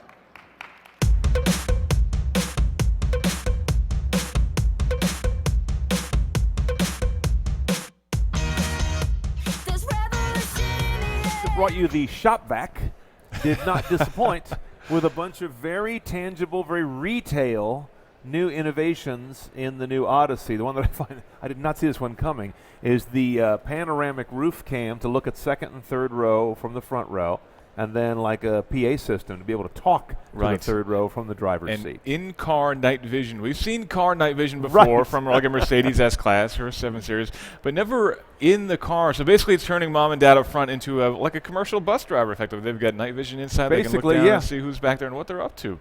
It's pretty cool. It's called Cabin Watch and Cabin Talk. So you can talk to and or check out what your kids are doing in the back. I mean, partly to kind of keep them engaged in what the family's doing, because the kids want to go in the back and you're in the front. Sometimes second row is empty, just to get a little buffer there. So it's like, let's have some connection here. And we were just talking about how Chrysler and the new Pacifica has this sort of children's interface for the rear seat infotainment. Now they do too. They've got a kids map. Right, absolutely. They've got kids map and also a lot of functionality where the people in the back seats can take over the infotainment control. So connect by app, which is interesting. Right, so they can connect their phone to the network within the car effectively, and then stream audios and probably control video as well. We didn't see any of that, but presumably do the same sort of thing from there. Yeah, streaming platform was mentioned in there. Shows a few different brands of streaming media, so kind of like they've rolled their own Roku in a sense, if you will. They didn't mention who all the partners were there. Built-in 4G LTE, and of course Honda's seats that don't just tilt or fold, they slide side to side across the cabin. It's like a next generation Magic Seats. The Magic Seats are one of the things that made the Odyssey as big as it is, and we saw those carry on down to the Fit and the HRV as well. Those seats kind of folded up or down very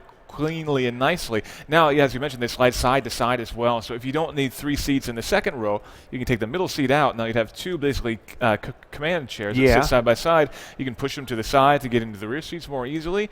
Or if you have a child seat, for example, one of them, you can move that toward the center so you have easier visibility and more easy access to that kid sitting who's strapped in behind you. Pretty handy ideas there. So those were some of the changes there. Now we noticed the styling does seem to have a kind of a new kick at the back in that what they call the DLO, the daylight opening, which is all the side glass. It does look a little Pacifica-esque. They don't want to hear that, but that's what we see, right? Yeah, when that came out, the cutout on the side and everything else, the styling does have a little bit of a reminiscence of a Pacifica to me. But ultimately, they could do worse. The Pacifica's a good-looking van, so I think that it looks good. It's not as dramatic a difference though as the Pacifica was. That when that came out, it was a kind of a striking new design. This one's face and front quarter look about the same. Absolutely, yeah, absolutely. This looks like the next generation Odyssey, like you would expect it to. Yeah, not a complete break. V6, an available 10-speed automatic, which keeps coming up here at the show. 10-speed automatic is the new normal, it looks like, or the new premium, but it's no longer exotic. All the gears, yep. And pricing and availability are still TBD, but it sounds like spring or so. Right, and probably going to be on the premium end, especially if you want all the technology, if you want to be able to talk to your kids in the backseat, or if indeed yell at your daughter and tell her to her and her boyfriend to knock it off. Right. Whatever you're doing back there. Exactly, yes. Okay. All right, that's Odyssey, and that was the biggest part of what Honda had to talk about, as well as the usual bits of vision and such. They did also mention, though, they're going to extend the Clarity brand the way Toyota has extended the Prius brand, where the current hydrogen fuel cell Clarity will be joined by a battery electric and a plug-in hybrid. So that will be not dated, but coming soon. Right, and that's good news. Honda's been definitely lagging, and they've been consistently lagging behind when it comes to hybrid and plug-in hybrid in particular technology. Yeah. The Clarity, as you mentioned, their fuel cell car, which was very progressive for a time, and it still, I suppose, is in a way, but ultimately, even though that is on the market, it's on a very limited release. I don't have a hydrogen filling station within 100 miles of my house, so that's not going mass market anytime soon.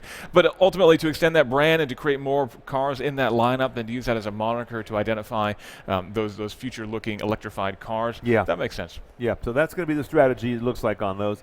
And that will about wrap up what they're doing, except that they will go forward with a hybrid system we're seeing in the Accord, which is an odd bird. It's a motor, a generator, and a combustion engine, and no transmission to speak of. It's just these three motive devices that all work in harmony and create a virtual transmission service. So they say that architecture is baked and it's going to be moving out into more, so I assume that Clarity presumably with a very complicated set of planetary gears somewhere floating in the middle. And Honda did take the opportunity to remind us exactly how many products they build in the U.S., which is today's theme. Everything. This is a great drinking game. Right. Every time someone defends against Trump without mentioning him, drink. We'd be on the floor by now. Absolutely, we would. Need some pillows down here, I think, before the day's through. All right, Tim, let's see. Toyota is coming up next at the bottom of the hour at 12:30 Eastern Time. Going to take a break right now. And we just have a little time to roll a video we shot a few days ago at CES of a concept car from Corning, the Gorilla Glass people, that's built with a whole lot of the stuff. But continuing coverage from Roadshow. Henrietta Lang knows the game. Activate isolation protocol. She can even the score. Never a dull moment, is there? Never. And when her team makes a move, This is our investigation now. you can't lose. We'll be there in 6 minutes. 4, 5, err on the side of caution. I'm gonna hug you. No, you're not. We're all just one big, happy, slightly dysfunctional family. I believe that's called a win-win. NCIS Los Angeles, CBS Sundays. You may be familiar with the names Corning and Gorilla Glass from your smartphone, but this low-slung sports car is sort of a tour de force of all the cool things they're doing with car technology today. It's the Corning Connected Concept Car, and it's got all sorts of things that they're doing now and things they're going to be doing in the future in cars. Now here in the cabin, I'm virtually surrounded by glass. Let's start at the top. I've got this fully glass roof and backlight that are electrochromatic, and that means that at the touch of a button, it can go from being virtually opaque to almost totally clear, and that's going to allow me to let a lot of light in when I want it and also keep the sun off of my head when I don't. That's pretty cool. In front of me, I've got a windshield and side lights that are made of Corning's glass. They're going to be a lot thinner, a lot more scratch and impact resistant, but also a lot lighter than the traditional glass that you'll see in a car. The advantage there being that the car is now lighter, which means its center of gravity is a little lower. The performance and handling are going to be a little bit better. Of course, in front of me, I've got a full dashboard with a continuous display behind this very clear glass. I've got glass here on the steering wheel with an integrated display and some very cool fiber optics around here that can be used for things like driver aid notifications. And finally, here in the center, I've got this completely glass center console. The really cool thing about this is that because Corning's glass is so strong and flexible, it can be cold formed, which means that it's actually less expensive to manufacture than some of the glass consoles that you've seen in really expensive cars. Of course, the advantages of a glass center console are still here. We've got a really crisp, glare-resistant display right here for infotainment and a smartphone charging station right here in the armrest. Now, as I mentioned, some of these technologies are available today. Cars like Ford's GT already use Corning's glass to reduce weight and improve performance, but the rest of these technologies are just around the corner. We can't wait.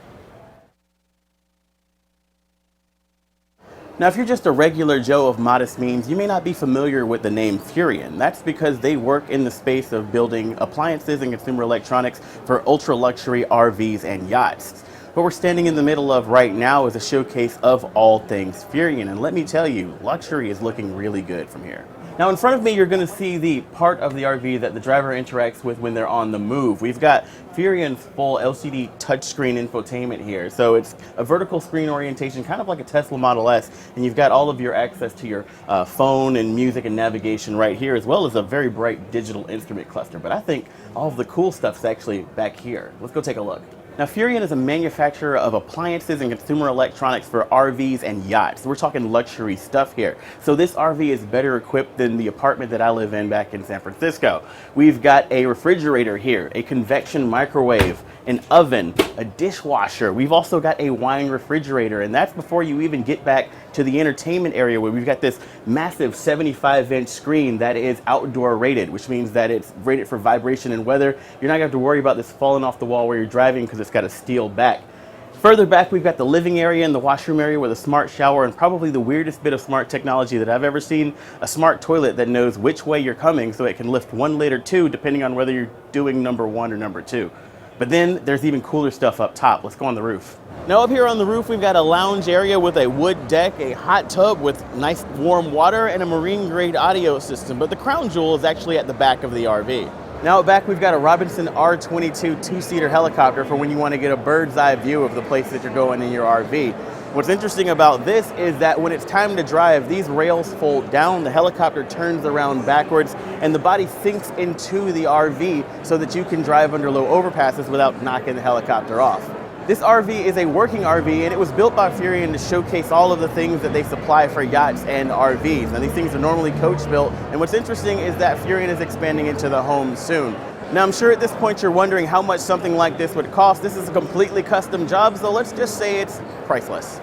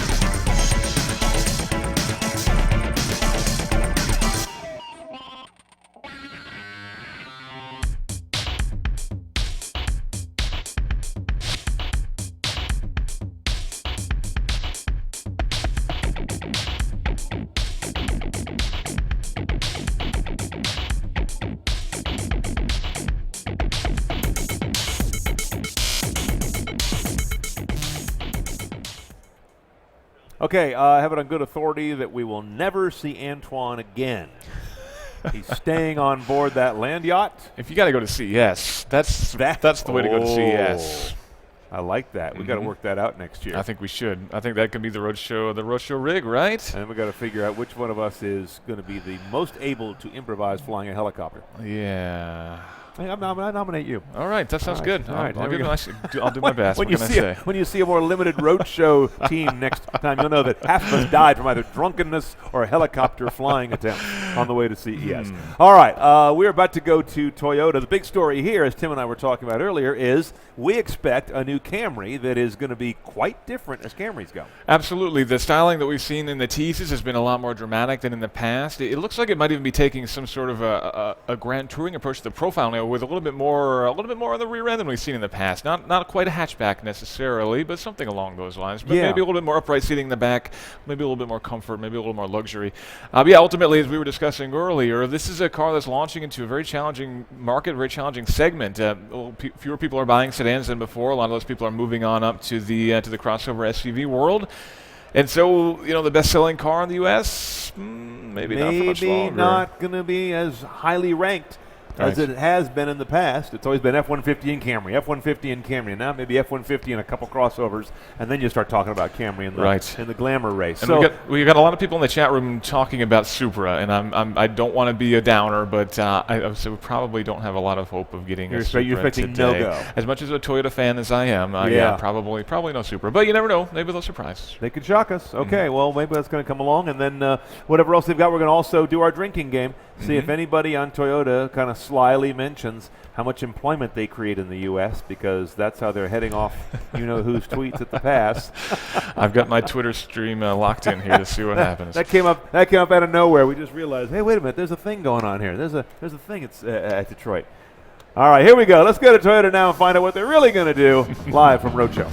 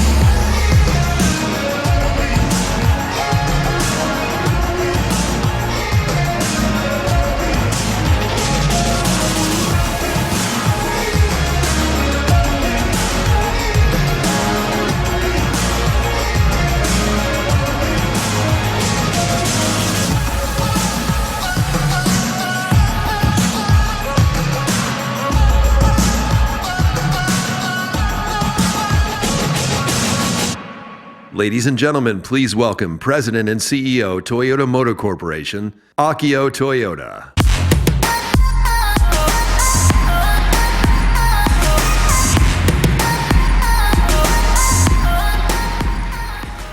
Hello and welcome. Okay, I know I'm taking a chance here, but what do you think of our new Camry? I know, right? They almost make me wonder if I'm at the right press conferences. So I didn't get the job as Toyota's new spokesperson, but really, the role should go to these new Camrys. They are by far the best representatives we could have for Toyota. They say everything about where we want to go with our brand. A place where practical can still be passionate, and where affordable can still make his turn. And between this new XLE and XSE, a customer will have two very distinct Camrys to choose from: sexy and really sexy. Now I know calling Camry sexy might be overstating that for some, but truly do believe our designers hit it out of the park this time. Our goal was to make the XLE far more premium, and the XSE so sporty and distinctive, it will be easy to identify from 200 years away. It's secret that I like to involve myself in the design processes, although my team might call it something else. But together, we choose this initial sketch of this new Camry from 3 finalists. And as you can see, designers and engineers really stay true to the concept. This sketch, by the way, came from one of our talented designers who was on assignment in Japan from the US at the time. Say hello, Yan.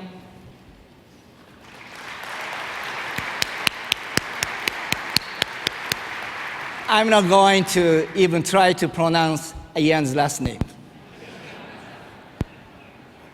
Thanks in part to a Toyota New Global Architecture, or TNGA.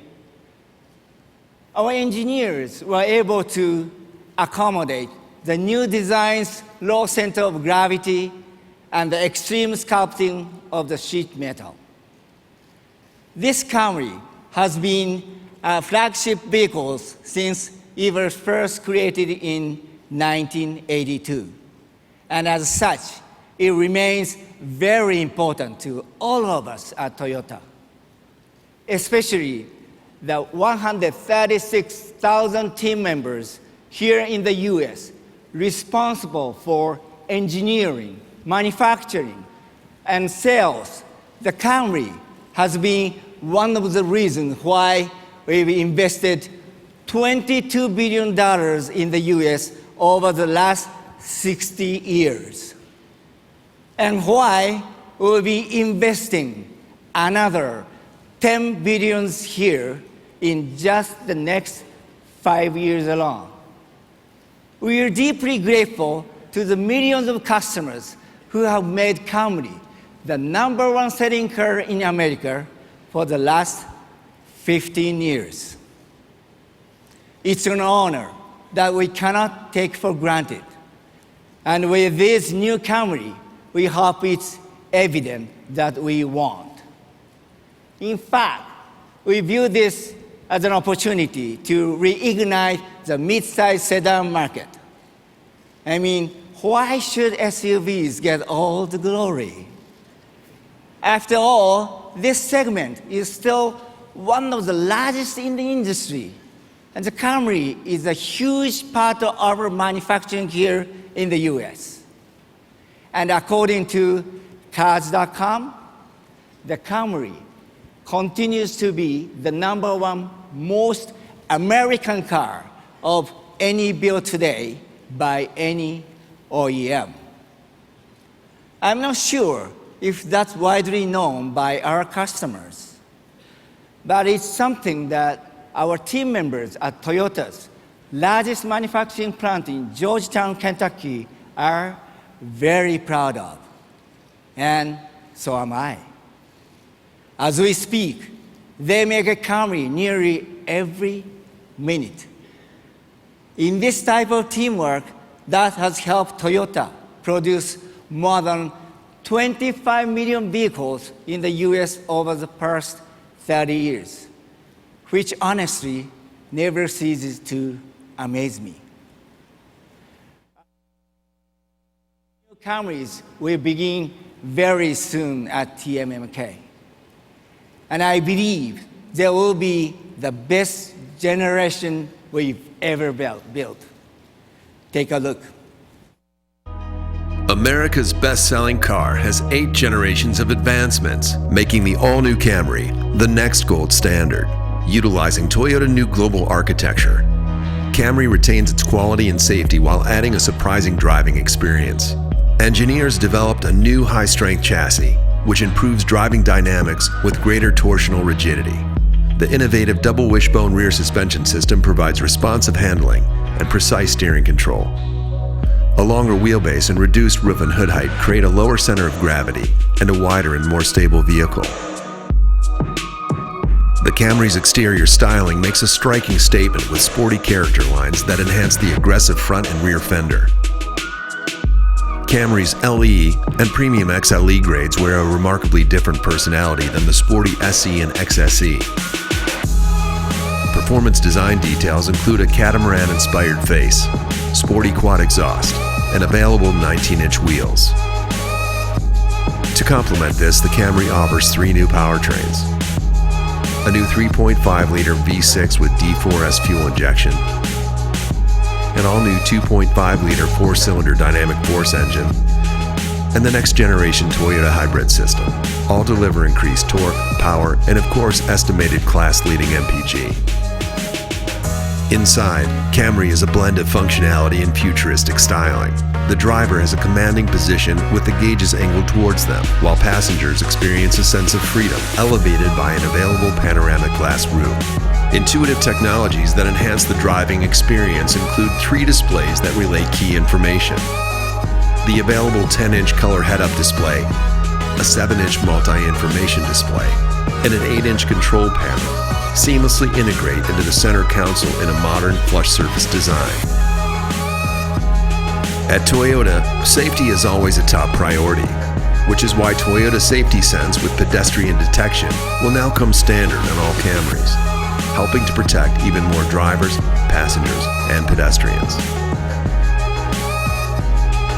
Purposeful and powerful, confident and compelling, the inspiring evolution of the all-new Camry is an unexpected departure, one that thrives on eye-catching design and ambitious driving excitement.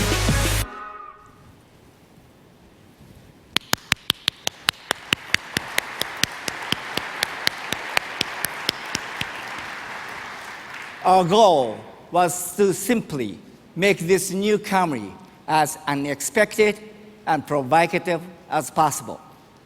So in addition to what you see here, it will also be available in this new extra sporty 2-tone versions.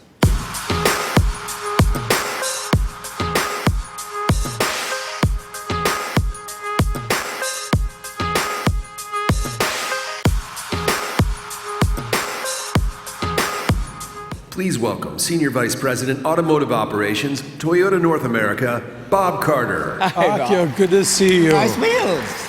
Look at this red leather interior. Isn't this car awesome? It is. You're always so excited, Bob. What's your favorite? Well, I love this car, but really my favorite, take a look.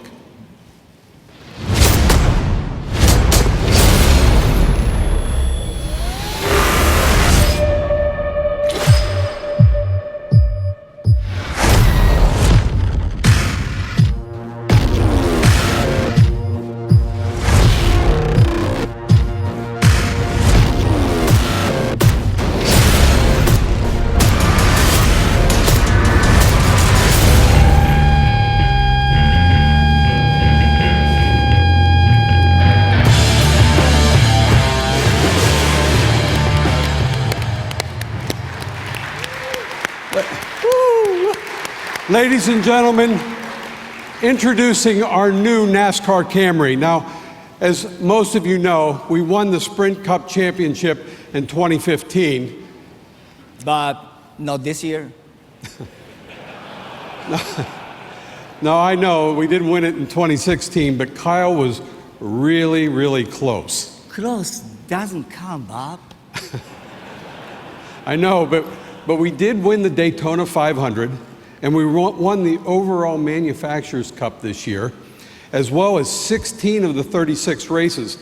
In fact, Akio, I brought a little surprise for you. Ladies and gentlemen, please welcome the 2015 Sprint Cup champion, Kyle Busch, and the 2016 Daytona 500 champion, Denny Hamlin.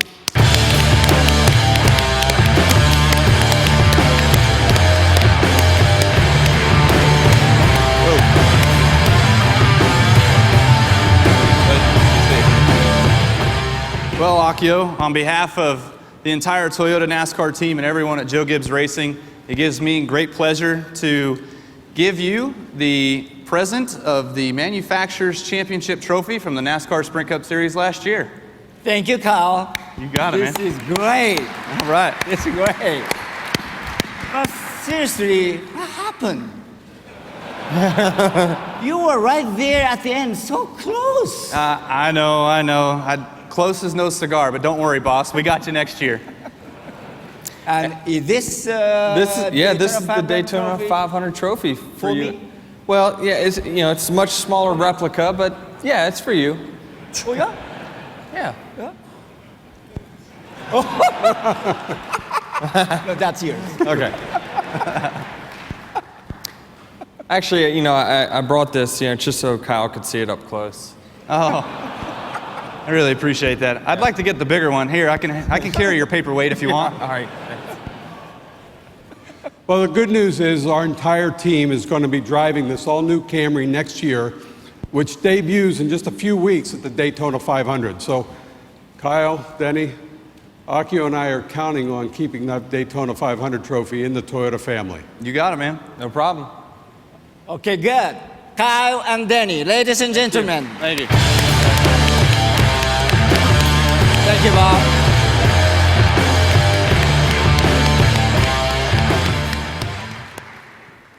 I tease those guys.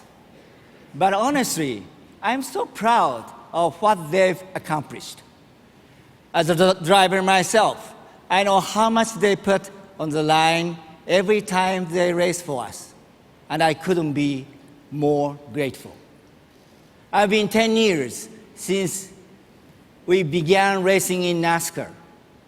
And I feel like we are really part of the family now, which is tremendous honor.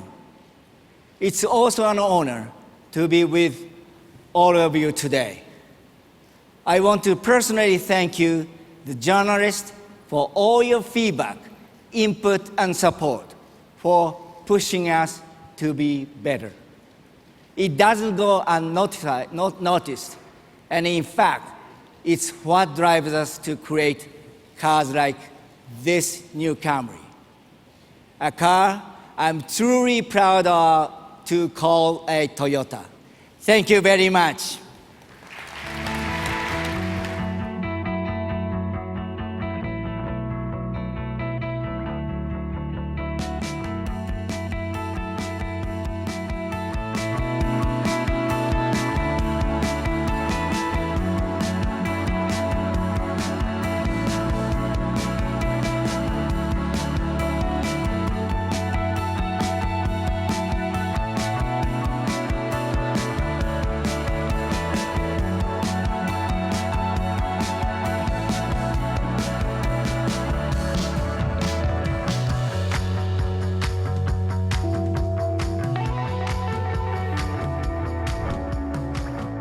I got to say, if we gave a Roadshow Shift Award for most personable automaker CEO, I think Akio Toyoda would have to be in the running. He has a good time on stage. Right, that was obviously a very scripted moment, but despite that, it still came off as being but it had funny. a realistic sort of a vibe to it, and the fact that he was open to that kind of joshing in not his native language. Right. It's hard to be funny and all that, and we've always known in the industry he really is a guy who loves to drive. Yeah. And apparently he's a rather skilled competitive driver. And yet we still didn't get that Supra. No, so there goes that. Yep. So that's the... Sorry, everybody. I did warn you. We kind of knew it wasn't going to coming, but we sure would like to have seen it. But what we did get, of course, is a new Camry, and that Camry, I think it looks a little less audacious than I thought it was going to. I do, yeah, I agree. I think having seen the Prius and the other Toyota more extreme I didn't want to go that cars, way. Right, I didn't either. I don't find the butts on those cars very attractive. Right, Not on the Prius. I was a little worried it was going to have the giant strakes. whale gills up front and the whole anime-inspired design, but actually it's quite well refined. I was surprised to see a little bit of Panamera profile to the rear end there, the way it's got more of a shape to it. But definitely it's a sportier look, a more aggressive look. I'm curious to see whether or not that resonates with their target market, but I think it looks pretty nice, I got to say. It looks to me as if they definitely took a page from Avalon, which made that jump earlier. Yeah. And apparently, and then waited on the more important car to see if it works, if you can migrate. What's a pretty mature audience? I should look and find out what their core audience is for that car. It's not going to be terribly young, and it's going to be not very automotively risky. Not a millennial car. Nope, and there's not probably a lot of people that have some kind of really cool car in the garage. I think this is a very mainstream bread and butter, but that's how you sell that many cars every year. A 4, a V6, a hybrid, nothing new there. I noticed a very different face on the LE and XLE, which is sort of the luxury line, versus the SE and the XSE, the sportier ones. One's got like a Lexus spindle grille, and the other one's got like a sperm whale, kind of these strakes like they have on the side of a whale. So very different face. Right, that's the first time that we've seen that much differentiation across the different trims of the car, and presumably the driving dynamic across the two is going to be very different as well. The interiors are also quite different too. They showed red leather interior in the sporty, the XSEs, which is definitely a bit of a that's not your usual Camry. Exactly, that's what I was going for. That's not even your usual Porsche. Right. That's pretty good. A lot of interior cabin technology, big touchscreens, support for at least Apple CarPlay. We saw they didn't show Android Auto, but hopefully that'll be there too. Yeah, let's hope they have both. Yep, and it's rare for a car maker to do one or the other. Right, 10-inch heads-up display, a couple of 10-inch HUD available. That was nice. We're seeing a big HUD trend here at the show as well. Absolutely. I think that's our third car maker now to offer a large or much larger HUD than they had before.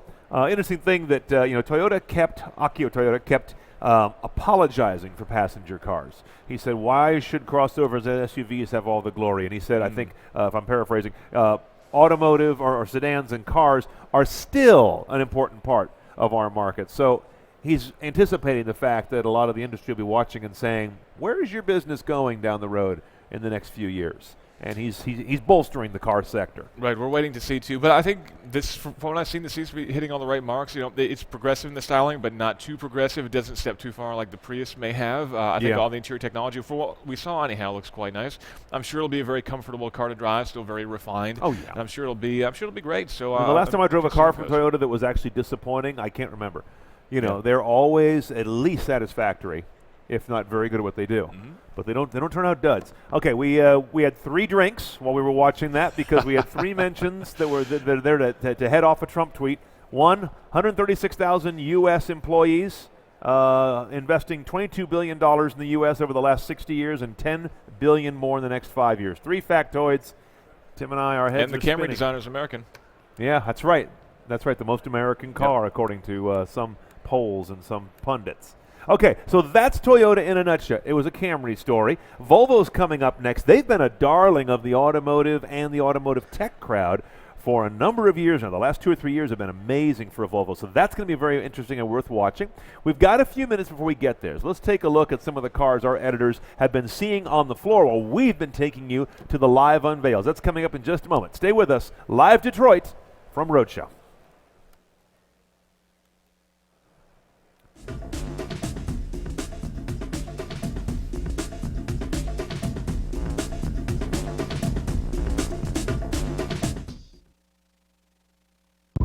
Get ready for the most inventive agent. Oh, come on, this isn't fair. Of all time. My name's MacGyver. I use the tools around me to succeed. How's he gonna stop an airplane? Tinfoil. He's kidding, right? My man never jokes about tinfoil. MacGyver, CBS Fridays are streamed live or on demand. I need to know what they're going to do before they know what they're going to do.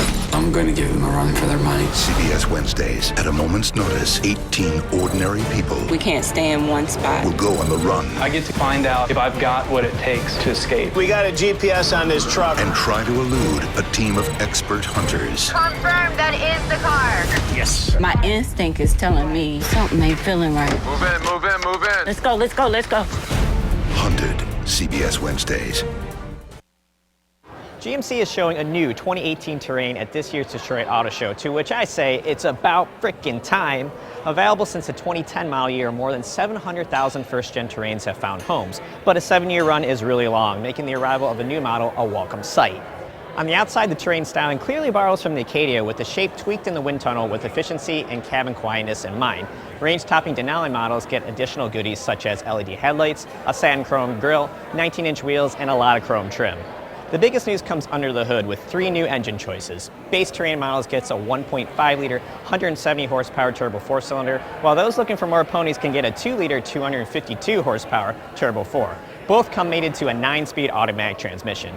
Fans of low-end torque will like the 1.6-liter turbo diesel with 137 horsepower and 240 pound-feet of twist. The diesel works with a 6-speed automatic. Front and all-wheel drive models will be offered, with all-wheel drive terrains getting a front-wheel drive mode that decouples the rear axle when conditions allow for improved fuel economy. For the cabin, refinement is up with aluminum trim, more soft-touch surfaces, and more spacious center console thanks to a new electronic precision shift controller, which uses buttons and triggers to replace the old-fashioned transmission shifter. Depending on trim, the Terrain will feature a 7 or 8-inch infotainment system with standard 4G LTE Wi-Fi hotspot, Apple CarPlay, and Android Auto. On Denali models, the cabin is further spruced up with unique trim, front seat piping, a heated steering wheel, navigation, and Bose audio system.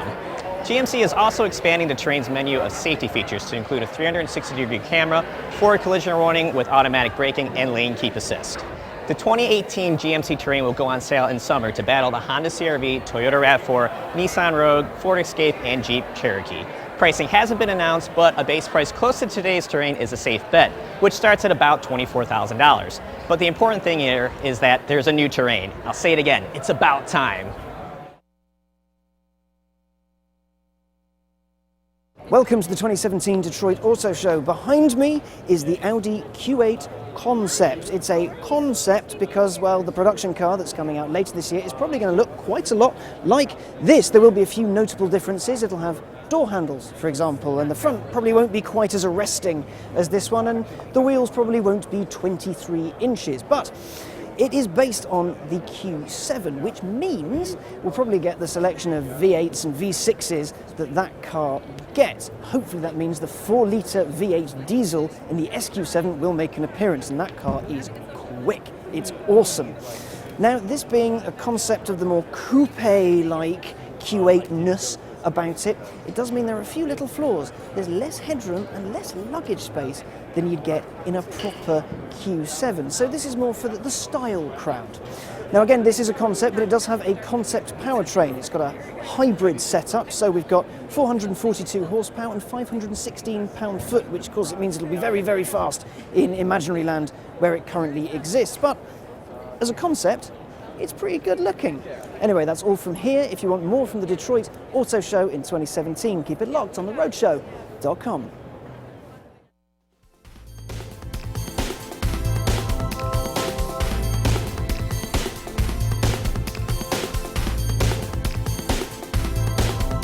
Okay, we are now going next in our live coverage to see our friends at Volvo.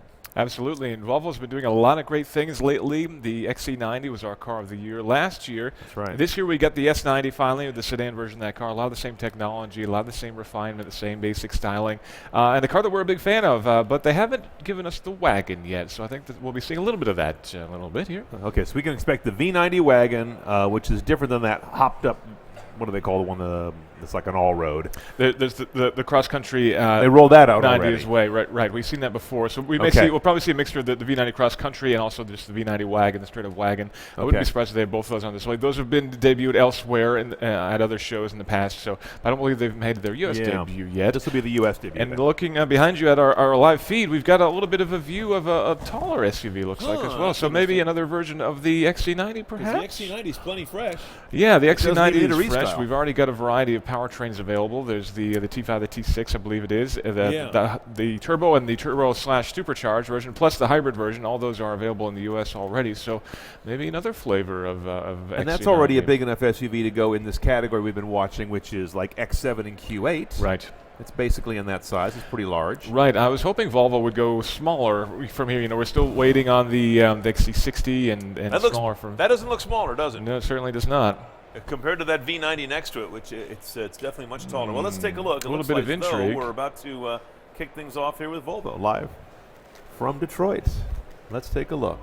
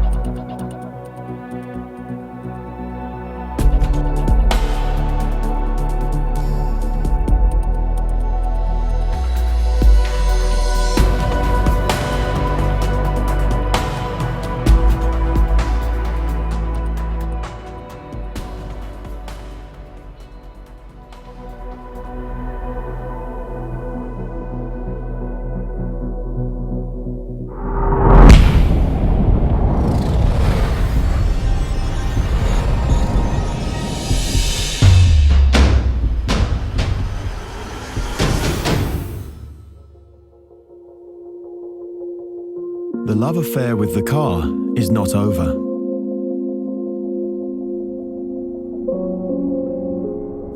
But over the years, things have become more and more complicated.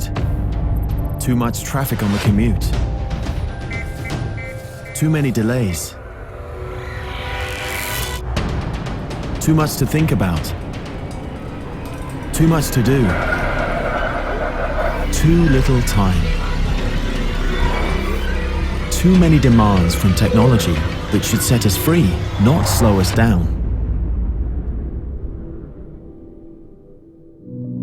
We believe there is a way forward.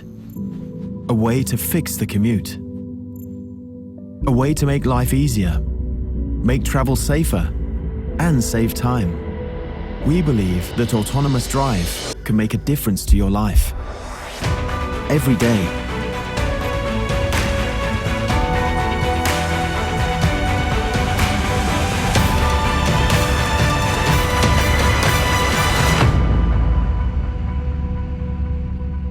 Ladies and gentlemen, all the way from Gothenburg, Sweden, please welcome the Hain family.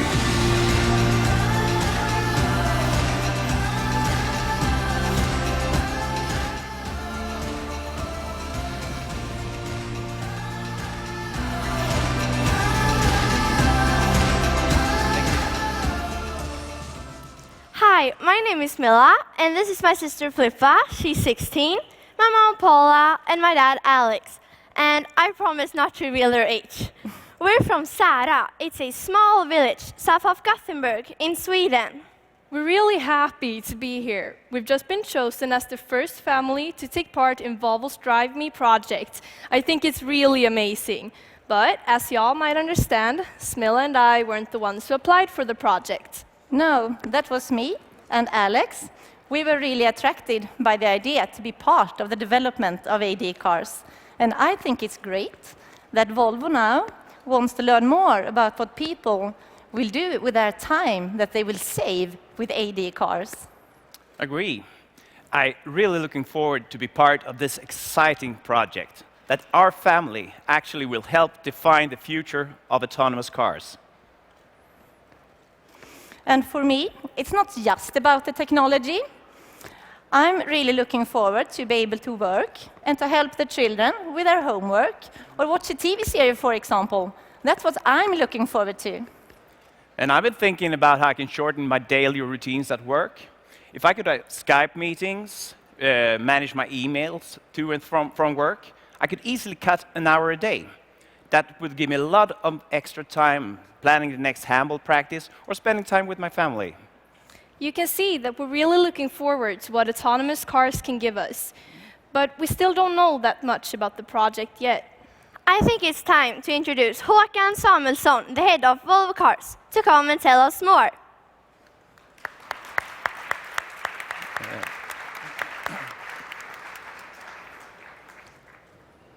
Thank you, Smilla, for the introduction, and thank you all for being part of this important program for us. And we really want to learn how normal people will experience this, and I think that's something that's important for us. So, Alex, what do you think will be most important? What do you think you will experience and learn now from this? I think to put the trust into technology would be a big issue for most people. It has to be safe. You have to feel safe, and that's of course also very important for Volvo. I mean, that's part really of our DNA. So okay, when you're out now, the whole family, who normally will drive? All four of us. Usually Alex is driving. Usually Alex. So for you then will be no big difference. But tell me now, how will you feel when the car is driving and not Alex? Will you feel safer with less recommendations maybe to the car than to Alex? Or the car don't do human errors, you know. So I think I will trust when Volvo is driving the car. You will trust it, and you can relax and also enjoy. So once more, I really appreciate you taking part because you are really going to co-develop with this. So enjoy the ride. Thank you. Looking forward to it. Thank you. A big thank you to the Hain family. It's for families like them that we are developing autonomous drive. Real people with busy diaries, trying to balance their work and private life. People like you, and also people like me. The Hain family, they will be the first family of 100 to test autonomous driven Volvos, and we are going to take their real-life experience and learn from it. How can we design autonomous driving cars so that it makes people's life easier? That is really what we mean with Designed Around You. So this project will now be called Drive Me, and it starts today in Gothenburg, Sweden. It will be the world's largest autonomous driving test on real roads and with real people. This focus on consumer experience, it's the first part of our AD strategy. The second part is the hardware, where we need to develop a car with full redundancy on the actuator side to make autonomous driving safe. And this requires major adaptations to the brake, steering, and electrical systems. And here is where we have teamed up with Uber to share the development cost and the development effort. And these base cars will then be used for our autopilot vehicles that we will be testing in Gothenburg, as well as for the Uber ride-hailing technology. The third leg of our approach is the development of control software. Here we are creating a joint company with Autoliv, combining the know-how and capabilities of two companies with the world-leading heritage and credibility in automotive safety. The company will develop software for active safety and autonomous drive to be used by Volvo, as well as being offered to other OEMs via Autoliv. This company will be called CNET, and it will have development centers in Sweden, Germany, as well as in the United States.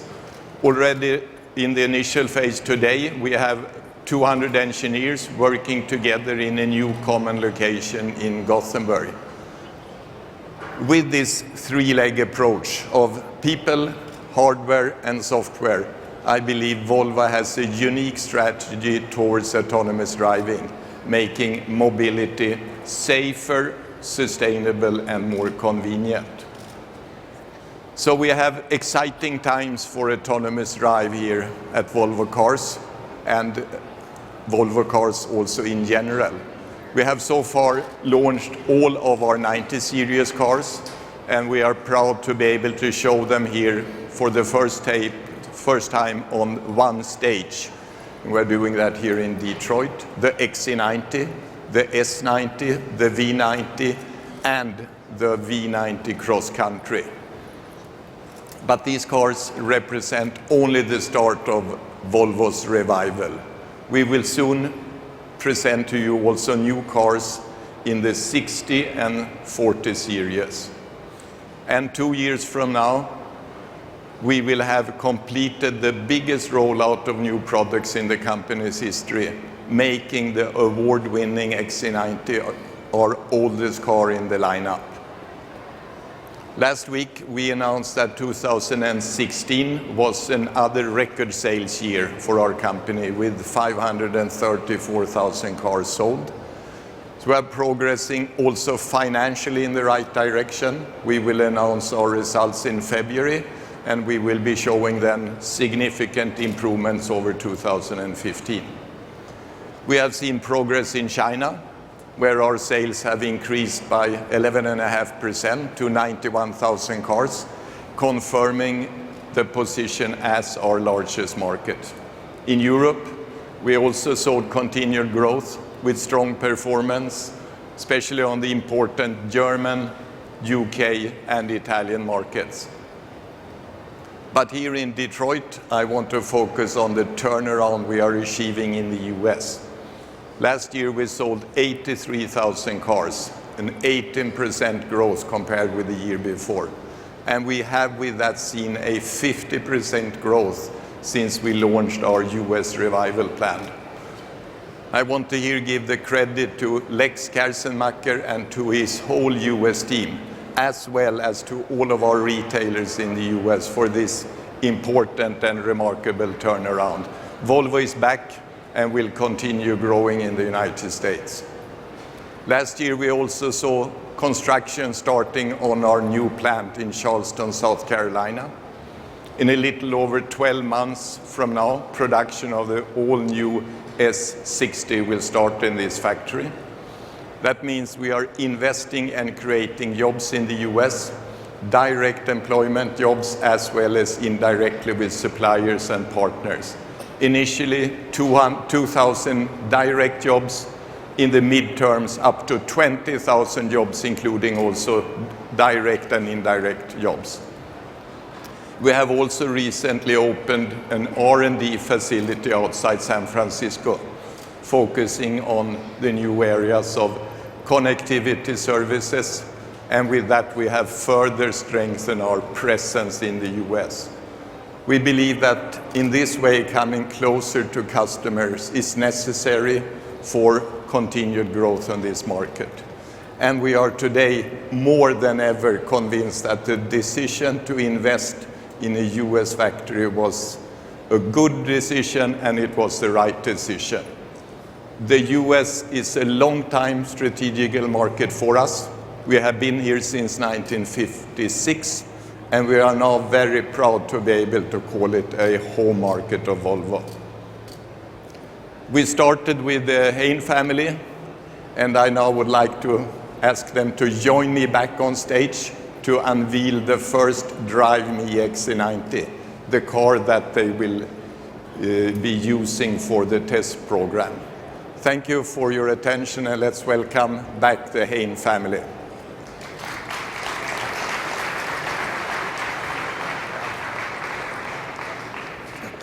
So now I will be delivering the key to you, Paula. Oh, thank you so much. Good luck, and we are looking forward of your feedback. Thank you very much. Thank you. Thank you. Thank you.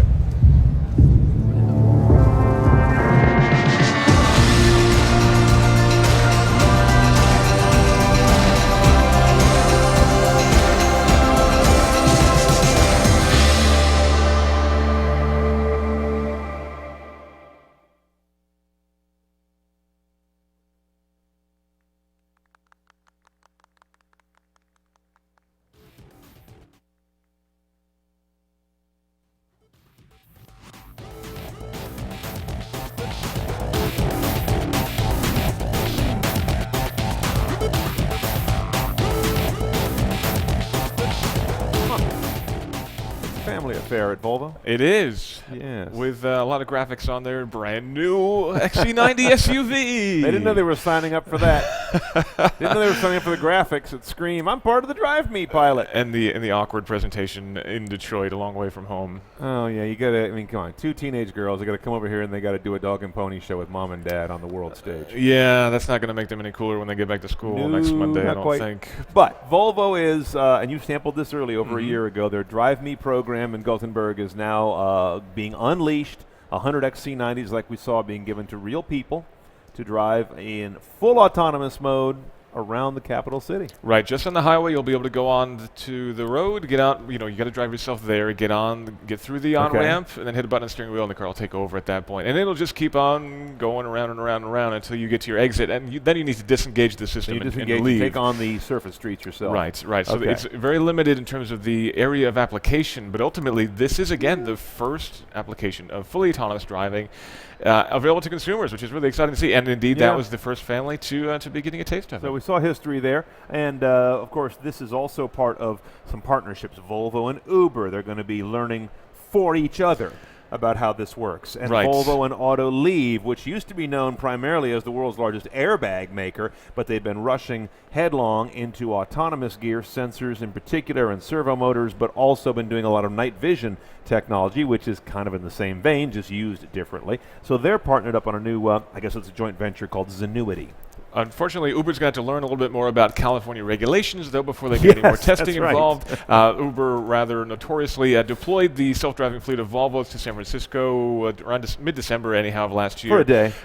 Lasted just about a week. California said, hey, you're supposed to register those things with us because we have regulations for those things now. Uber said, no, we don't. We're cool. We're all good. And then California said, no, you really should. You're actually not good. Yeah. No. And then they pulled the registrations on all those vehicles. So they were basically kicked off of the California road. So Uber kind of packed up and went home crying. Whether they come back, I don't know. They're going to have to come back at some point. And hopefully they'll go through the appropriate channels then. It didn't look good, though. It's like, come on, do your homework. Yet another black eye for Uber, but ultimately, you know, this is the company that has the most to gain by autonomy coming to market as soon as possible. And so they want to be rather progressive, and so you can kind of understand the eagerness at least, if not the lack of tact. But hopefully they figure all that out in the near future, and then Volvo and Uber can make beautiful autonomous cars together. Now, we have to play our drinking game. And I hear Jose in the chat room is the drunkest so far. He's playing along with us. We got a couple of moments to drink. Hakan Samuelsson, the head of Volvo Cars, pointed out that they have a new plant they're building in Charleston. The S60, an all-new S60 is going to be made there, and they'll employ 2,000 people directly and 20,000 people indirectly through their suppliers. All of this is part of the biggest single trend at the Detroit Auto Show this year. Not a technology, not a styling cue, but defending against a Trump tweet that's going to say, I'm coming after you because you're not making cars in the U.S. It's become the biggest single theme of all these keynotes. Absolutely. I don't think we've seen anybody come in here and not mention that at some point. I don't think so. So that means, a lot of drinks being made by our viewers. And hopefully hang in there, people. Don't go a little too crazy on us. But also, it definitely means that people are intimidated by the incoming administration. They want to avoid that. So hopefully it'll be effective. We'll find out. Days away. All right, let's see. Kia is coming up next. Always a personal favorite of mine. They always do some very interesting stuff. That's bottom of the hour. We've got a few minutes before then. We're going to get in a break. When we come back from that break, we check in with Carfection's Alex Goy, who spent some time in the Lexus booth just a little while ago. He'll tell us what he saw. Stay right there. Continuing Detroit coverage from Roadshow. He's conquered the world's toughest challenges, but can he survive? Millennials? Hey, look! I tied my own knot! The blogger. I'm Clark, online content curator. Hi, Clark. Obviously made up job title. The influencer. Oh my God, you're a legend. I can't believe you're here. The communicator. What's his digital media footprint? How old are you? That baby's old enough to have its own baby now. The great indoors, CBS Thursdays. I'm here at the Lexus booth to take a look at what it's brought to the game at Detroit. Right behind me is the NX SUV. It's big, provides luxury, typical Lexus stuff, but because Lexus is linked to Toyota, everything's going to work. It's going to work, it's going to be good, but Lexus just adds a little bit of more luxury, an extra layer of the good stuff, which is why there's that price premium. Now, as well as all the SUVs, Lexus brought a few fun things to the game this time. So if you follow me, we'll take a look at one of my favorite cars from Lexus's lineup, the RCF. Now, the RCF comes with a naturally aspirated V8 engine, which for a performance car nowadays, that's pretty rare. Normally it's like a smaller V8 or a V6 with many turbochargers on it to make it go extra quick with lots of torque and things like that. But here, Lexus has gone super old school. They just want big naturally aspirated power, good noise, and lots of fun. The exterior, I absolutely adore. There's big swings cut out of it for cooling and vents. There's a divot out of the bonnet, and the front looks like the Predator. And, well, if you're driving around in something that looks like the Predator, well, that's pretty cool, if you ask me. The rear as well has a nice little pop-up spoiler on it, and there's 4 exhausts. It's very exciting, very visually arresting. But let's take a look at the inside, because while it's one of my favorites to drive, the inside, there's some cool stuff in here, and there's some not so cool stuff in here. So, first thing you notice, there's carbon fiber everywhere. There's blue stitching, because blue is part of the F identity. The F cars all have blue bits on them. Now, the interior looks good, but there's a lot of plastic in here, and it's not the shiniest and not the loveliest. It kind of removes a little bit from the sheen of it, and the automatic gearbox no manual available, is one of the worst I've driven. It's very jerky and you have to kind of figure it out long before you actually get it right. Not ideal. And then there's the infotainment system. It offers many things that will surprise and delight the tech heads amongst you, but you control it using a finger mouse pad thing that's imprecise, janky, and well, it's just terrible, really. But as part of an overall package, it's still not a bad car. Compared to its competitors, of which there are very few, it's still very special because of that noise and the turn of pace it has. It is super, super quick. But if we jump out of this and take a look at one of my favourite cars from Detroit 2016, the LC500. Now, the LC is the big, super coupe sports car thing, designed to take on the likes of the Mercedes SL, stuff like that. It is so achingly pretty. The front end, again, a little bit of Predator, but also the LFA supercar. If you remember, the LFA had that amazing V10 engine. It destroyed all comers on the Nürburgring. All carbon fibre, all brilliant, all lovely, and there's a little bit of that in there. That again comes with V8s, there are hybrid options, and it's all about the luxury. Cruising up and down the country, maybe country lanes, maybe coastal roads, or maybe just the highway. You're going to be in that and you're going to feel special. And you know what? You're going to look special as well. The back may be a little bit fussy, but I think it works. It's just the right side of working really, really well. And once again, it is super, super quick. I wonder if there'll be an F version of that. I do hope so. But what Lexus has brought to the party this year especially shares its platform with the LC. As this, the new LS limousine sedan saloon thing. It's basically enormous and designed to irk the likes of Mercedes, Audi and BMW with the 7 Series, the S-Class and the Jaguar XJ and things like that. But take a look at it. It's actually a remarkably good-looking car. Again, there's a little bit of Predator in there. That Lexus grille is such a beautiful design detail.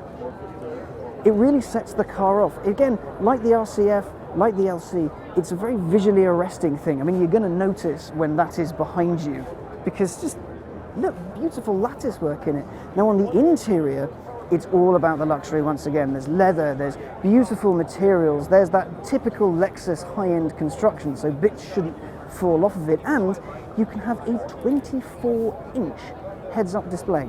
Now, I don't know about you, but I've had televisions smaller than that, and now you can have something that big in the windshield of your car. That's awesome. And it will do all the typical Lexus tricks, there's all the safety stuff and all the many, many toys that goes with it. Currently, there's only one engine on offer. It's a turbocharged 3.5 litre V6 with 415 horsepower and 442 pounds and feet. They say it'll crack 0 to 62 in 4.5 seconds. So not only is it enormous, not only does it look super comfortable and a bit like the Predator, it's also really rather fast. I like the idea of that, and I imagine there's going to be more, bigger, faster ones coming with even more power and hybrid tech and basically the things that Lexus do. Now, after that, if we sneak around these lovely talking people, let's take a look at another highlight from the Lexus lineup, the GSF. Now, much like the RCF, it has a naturally aspirated V8, and it is very, very, very, very, very fast. There's quad exhaust at the back, there's a little carbon spoiler over there, there's a big vent right behind the front wheels to relieve pressure. This is a proper performance car, because Lexus, what they wanted to do with this and the RCF was take on the big boys, notably the Germans. So this is eyeing up the M5 and the RS6, cars like that, and just giving it a technologically sound finger, because it is indecently old school. There's a proper engine under there. It's not got a trick, mega, dual, super, hyper clutch gearbox on it. It's still got that old school jerkiness. Again, it's not the best in the world, but it suits the character of the car, weirdly. Now, unlike the RCF, this is a lot softer sprung, so it's a bit softer and a bit squidgier, so it feels more like a sedan you can take to work every day. You can take your mum out to church in, and you can take the kids to soccer in, but when you're having a bad day, you just press a button, find your favourite road, and go nuts, and you can get a little bit of a skid on as well if you're feeling brave. Once again, it's got this signature Lexus grille on it, and just look at that. The lattice work is awesome. Like, you see design like that so rarely nowadays. Now it's Lexus's thing. I think it's really an awesome string to have in their bow. Admittedly, back home in the UK, it is somewhat ruined by a number plate there, but hey ho. As you can see, there's carbon fiber detailing all over the place, just to lighten it up, make it look a little sportier, make it go a little quicker. Again, a definite highlight from Lexus.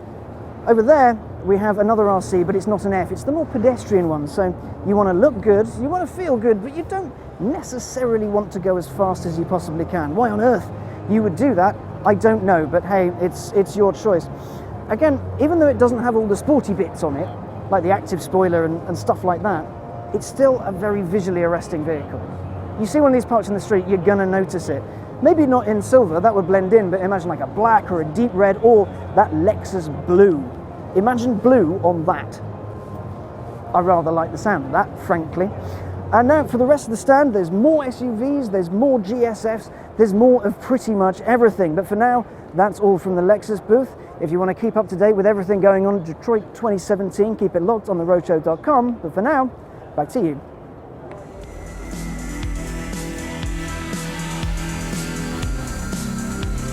All right, thanks, Alex. Good look at what's going on with Lexus. Good spin around the booth there.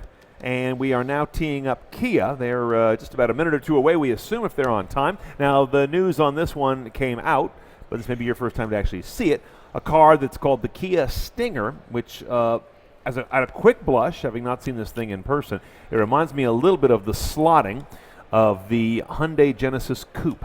Right, the Genesis Coupe, or maybe a little bit like the... Prior to the rebirth of Genesis. Right, the Pontiac G8 maybe, a little bit in there. Oh yeah, the G8 or of the yore. GTO before that, maybe the Chevy SS. Naming a lot of cars that haven't actually had a lot of success in the market. But this is the same, the Kia, the Stinger GT, I think looks pretty great. Four-door, high horsepower, rear-wheel drive sedan.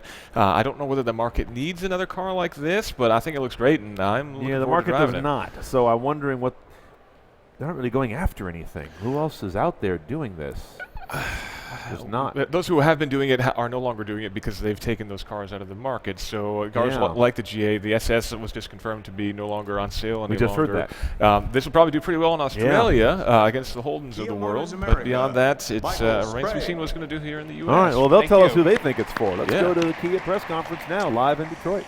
Well, good afternoon, and thank you for joining us for what is going to be one of the most important days in the history of our fast-growing and rapidly maturing brand.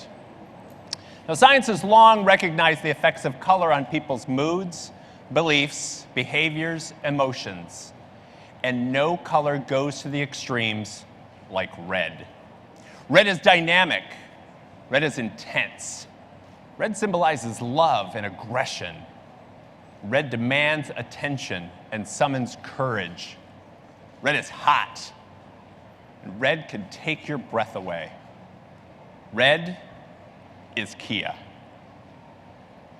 Now, over the last decade, Kia has transformed into one of the fastest and greatest car company success stories the industry has ever known. And last year was bigger than ever, with an all-time best annual sales record of more than 647,000 vehicles here in the United States. And of course, our historic rise to the top in the J.D. Power Initial Quality Rankings. All of this and more has happened under the watch of several executives who proudly wear Kia red. So it's my pleasure to introduce the Vice Chairman and CEO of Kia Motors Corporation, Mr. Hank Lee.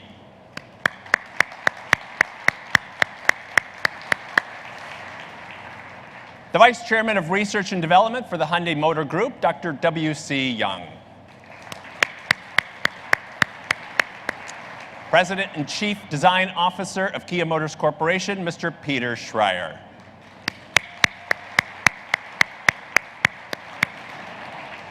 And the President and CEO of Kia Motors America, Mr. Justin Sohn.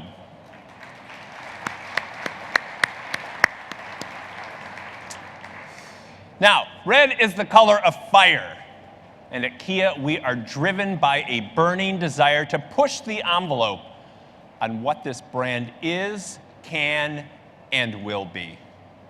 This red effect, as we call it, is the force behind every new vehicle we introduce, every sales milestone we achieve, and every third-party accolade, quality, and reliability that we receive. But what you're about to see is what happens when a talented group of dreamers at a global organization harness the power of the red effect. to create a rear-drive sports sedan brimming with passion and performance, and marks the culminations of a years-long journey fueled by our bold and adventurous spirit. So without further ado, we proudly present a Kia like nothing that has ever come before it. Designed in Frankfurt, developed on the Nürburgring, and built by the company that delivers the best initial quality in the industry.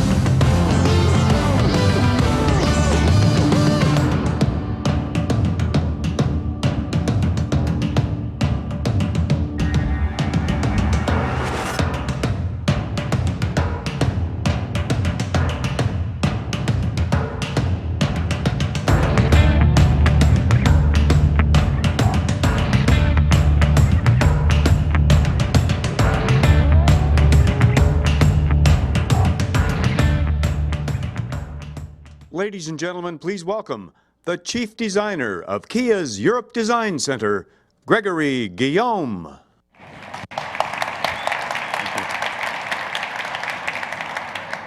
Good afternoon, guten Tag, and bonjour. Unconstrained by any laws of engineering or physics, meant drawing cars as a child had no limits. Creating cars that were, in my eyes, beautiful, dynamic, original, and of course, very fast. And maybe a few of them could even fly. Growing up in France provided me with dreams. Being witness to the iconic 1970s GT cars that whisked passengers from Paris down to Saint-Tropez in effortless style and at high speed was a true inspiration for the GT concept in 2011. Once the Stinger was greenlit for production, the idea was simple. Channel the spirit of those iconic Gran Turismo into something to create something emotional and elegant. But what makes a true Gran Turismo? That question became our mantra throughout the development process. A Gran Turismo is a car for spirited long-distance driving. It's not about outright power and brutal styling at the expense of luxury, comfort, and grace.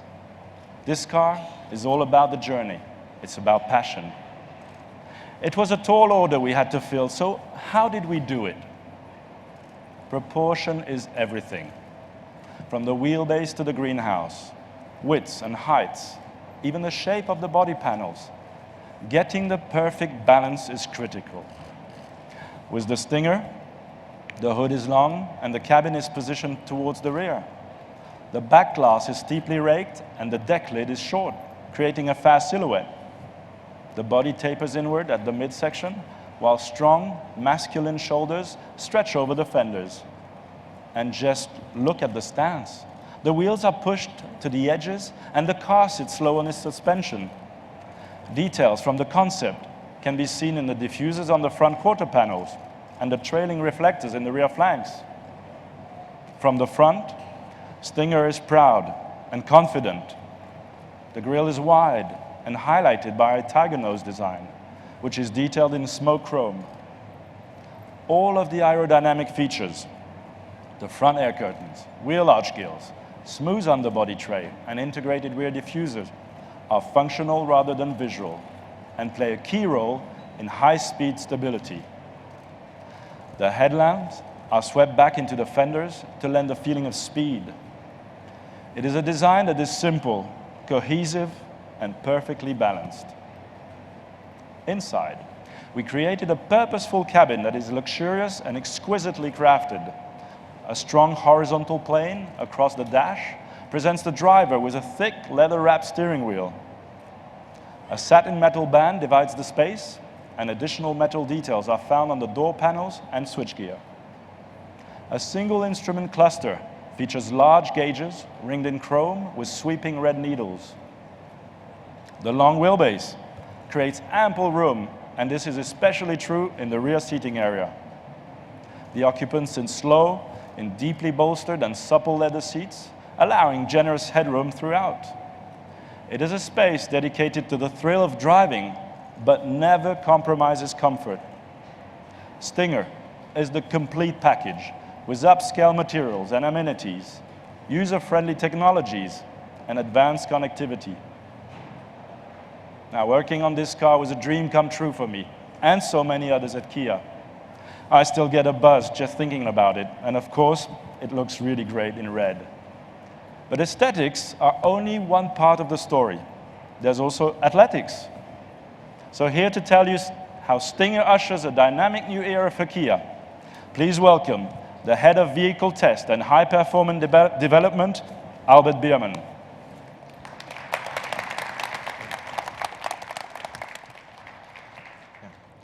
Thank you, Gregory, and good afternoon, everyone. Before joining the company in 2014, I was shown many future vehicles, and it was a Stinger that immediately captured my attention. From the moment I saw it, I knew that Kia had a challenger spirit that was unafraid to break down barriers. And as an engineer, I thought that was very compelling. I also knew that Stinger had to drive as good as it looks, and it had to be an authentic Gran Turismo. And getting it just right required countless laps around the Nürburgring as well as our high-performance track in Korea. As Gregory said, Stinger had to be athletic. And that starts with a solid chassis that has 55% advanced high-strength steel. This rigid body allows the suspension to do its job properly and also reduces NVH. The driver can modify Stinger's handling through an electronically adjustable suspension, which is a Kia first. Also a first is a drive mode select system with 5 unique settings that adjust steering boost, shift points, throttle mapping, and suspension damping. Variable ratio rack mounting steering offers exceptional feedback and response while reducing vibration through the column. Now, the soul of the Stinger may be the chassis, but the engine is its heart, and we will offer 2, mounted front to rear as expected of a real Gran Turismo. A 2-liter turbocharged 4-cylinder produces 255 horsepower, and models that will be labeled Stinger GT will be powered by a twin-turbo 3.3-liter V6 that makes 365 horsepower, with a peak torque available from just 1,300 RPM. With the V6, we are targeting 5.1 seconds to 62 miles per hour, the fastest acceleration production Kia ever, and a top speed of 167 miles per hour. Both engines are backed by an 8-speed transmission, and Stinger is our first sedan with available all-wheel drive, which features a new dynamic torque vectoring control system. And rear drive Stingers get the benefit of a mechanical limited slip differential. A choice of 18-inch or 19-inch staggered wheels will be available, and the V6 is equipped with powerful fixed caliper high-performance brakes. Of course, Stinger is equipped with an entire suite of the latest driver assistance systems, such as autonomous emergency braking with pedestrian detection and advanced smooth control. A new system called Driver Attention Alert helps prevent driver fatigue, although I don't think anyone will become sleepy when piloting this machine. The Stinger is not just another new car. From the way it looks to the way it drives, it's a whole different animal. It's the ultimate expression of the red effect that Michael described earlier, and an important step in a journey that started several years ago. And I promise, after driving it, you will never look at Kia the same again. Thank you, and now I turn back to Michael. Thank you, Albert. Well, you've heard this from us before, but when you look at the Stinger, it bears repeating. The Kia you knew 10 or even 5 years ago is gone. So Peter, Gregory, Albert, we are simply blown away by the magic that your teams have performed on the Stinger. Great job, and thank you. Now, the Stinger, it's a bold name for a red-hot vehicle, and we believe it will fundamentally change the global image of Kia when it goes on sale this year as a 2018 model. The charisma and the passion and the desire that you see here today is a new reflection of the Kia brand. It is the red thread that runs through the fabric of our culture and sets the tone for what you can expect to see more of in the future. With that, we thank you for coming and invite you to come up and take a closer look at the all-new Kia Stinger.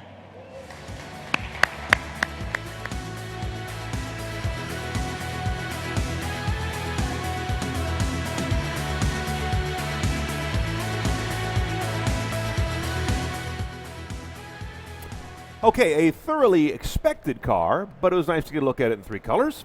Kia Stinger, indeed, and Kia Red Thread, and blue as well. What we're seeing here is a car that we were talking about is where does it fit and does it have any competition? When you have no competition, isn't that a red flag? It certainly could be. I mean, sometimes we see companies bravely moving into new segments and ultimately having a lot of success. BMW, the X5, for example, back in the day, that was a very sporty SUV, which seemed like a really weird thing at the time. Crazy idea at the time. No shortage of success there.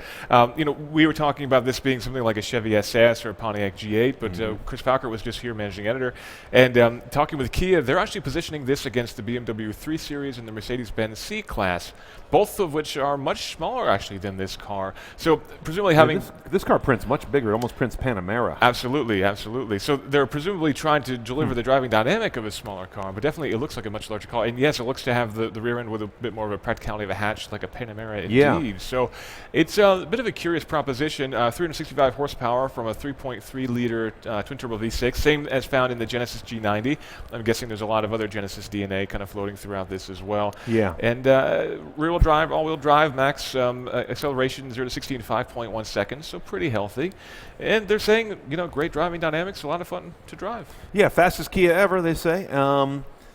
We will see what they can do to make this fit within their brand perception, as they say. If you've got certain people coming to your showroom, it's easier to sell them cars that they're open to get a whole new class of people. And it's always the holy grail for a car maker, but it's not easy.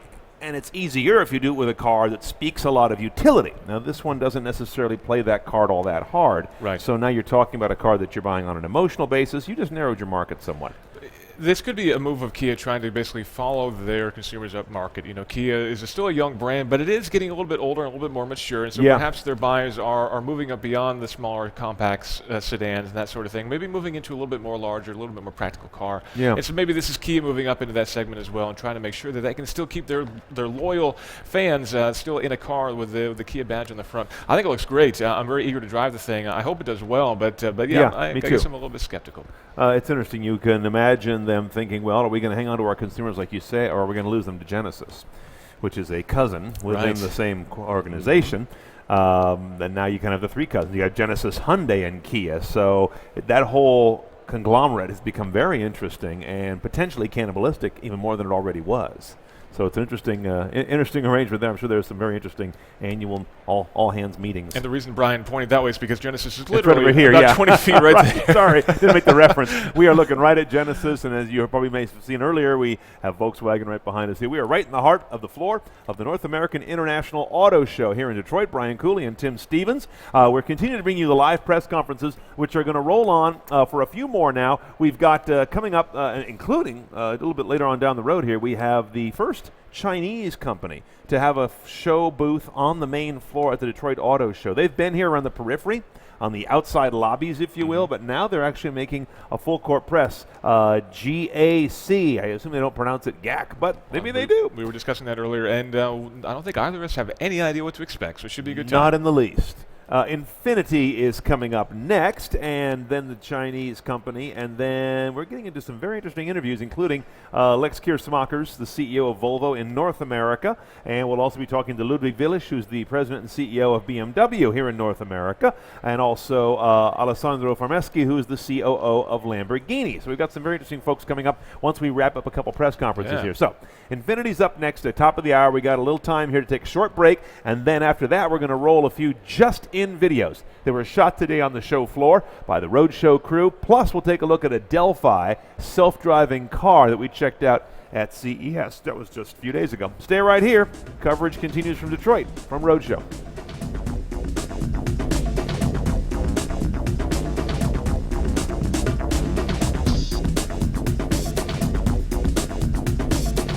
Detective, I need you to go undercover and stop a rogue cop. Detective Rourke, I'm your new trainee. This isn't a training day. It's more of a trial by fire. I'm a man on a mission. You'll do things out there, illegal things. We need a monster to hunt the monsters. You're a cop? Well, technically. You're a good man, Kyle. Promise me you won't get lost out there.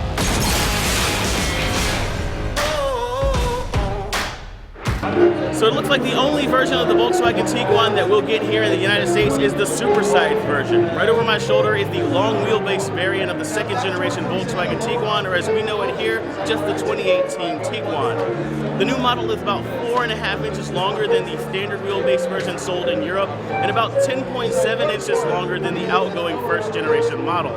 That extra space gets you a lot more interior volume, so you got about 57% more cargo room and space for a third row seat that is optional, though I don't want to be the person cramming into that back row.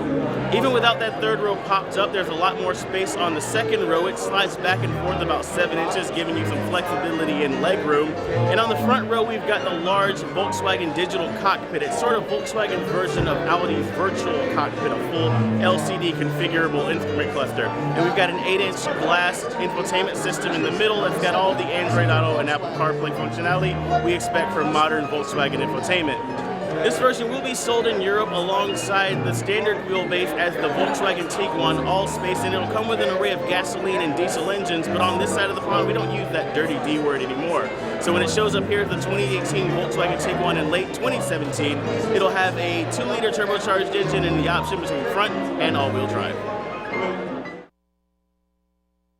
Welcome to Detroit 2017. Now, behind me is the all-new Audi SQ5. They launched the Q5 at Paris 2016. This time round, we get the new performance version. Under the hood is a 3-litre turbocharged V6. Now, that kicks out 554 horsepower and 369 pound-foot. 0 to 62 takes 5.4 seconds, and its top speed is 155 miles an hour. And you know what? Doesn't half look bad. I do like the black grille. That's a pretty natty detail. The S-cars are, of course, they're kind of the cooking ones. They're not the super mega fast ones, but they are fairly brisk. So this promises to take on the likes of, say, the GLC 43 AMG. Cars like that, you know, bit cooking and a bit fast, but this being an Audi, the interior is absolutely stunning. It is beautiful, and this rides on adaptable air suspension, so it's going to ride well, it's going to be pretty chuffing quick, and doesn't half look bad. Now, for more from Detroit 2017, keep it locked on theroadshow.com. I'm here at CES, where I've just taken a ride in the latest version of Delphi's autonomous research vehicle. This is an Audi SQ5 that Delphi is fitted with radar, LiDAR, and what's new for this generation, is a camera system from partner Mobileye. That means 9 cameras around the vehicle that give this car a better sense of its surroundings. During the drive on a set route, this car acted very naturally. It was aggressive enough, but safe enough. It felt like a human was behind the wheel. There's a display in the car that showed me what the car was seeing. I could see when it could see pedestrians, crosswalks, traffic lights. It really had a great sense of its surroundings. One thing that really impressed me is while we were in a left turn lane, another car cut in front of us and the Delphi car behaved perfectly. Another time we also went through a fairly long tunnel. The car lost its GPS connection but still stayed on course. And one final thing that really impressed me is that this car uses crowdsourcing to determine its path down the road. It sees the path that similarly equipped cars have taken before it, and so it follows that path as well as lane lines. Now this is still a research vehicle, but Delphi says this system could be ready for production around 2019, which means we could see it in a production car around 2020 or 2021. We'll see many more autonomous car technology demonstrations at CES, so stay tuned to Roadshow. Here at CES, BMW is showing some of the things they've been working on, such as highly automated driving, what BMW calls its personal co-pilot, and also, more importantly, what you're going to do in a car when it can drive itself. Let's go take a drive. So now I'm in BMW's 5 Series with personal co-pilot activated. I don't have to touch the steering wheel or touch the brake or accelerator pedal. This is like an advanced form of adaptive cruise control and lane departure control. The car's really doing all of its driving right now, and I can just kind of enjoy the scenery. Now with the car doing the driving, it's actually showing me points of interest on the main screen here. And if I want to find out more about them, I can just use gesture control to do this with my thumb. And now it's giving me more information about something in the vicinity around me. I can actually have it talk about that. If I don't want to read the screen, I can have it read stuff out to me by just doing this point gesture. The Las Vegas Strip is not actually in Las Vegas, but rather on an incorporated land governed by... And so it was telling me about the Las Vegas Strip. That's pretty cool stuff. And if I want to get rid of the screen, I just swipe to the right, and I'm back to my normal driving screens. And again, I get to see other points of interest around me. BMW has also integrated Microsoft's Cortana as a sort of a personal assistant to the driver. So then I can use voice command to look for restaurants, even make reservations at those restaurants on the go without having to touch a screen or anything like that. And I understand that they're not going to restrict you to Microsoft Cortana. If you have a favorite digital assistant like Google or Amazon Alexa, you can use those instead. It'll be up to your choice. Of course, this is still demonstration technology. We'll see how it really comes out in the future. So that's an example of some limited automated driving, plus the fact the car knows its surroundings and can show you what's there. BMW tells me that all these features aren't going to come out at once, but they will be releasing different ones within 12 to 24 months. I brought my famous spinach dip. Thursdays, join the fun on The Big Bang Theory. Is this not a dress-up party? No. Was it ever a dress-up party? No. Howard, didn't you tell me it was a dress-up party? Yeah. So get ready to celebrate. Why did you get a party sub? People are coming over. It looked fun. A party sub implies it's a party. Your attendance implies it's not. With TV's #1 comedy. I like a party as much as the next man, as long as the next man doesn't like a party. Don't miss The Big Bang Theory, CBS Thursdays, or stream it live or on demand.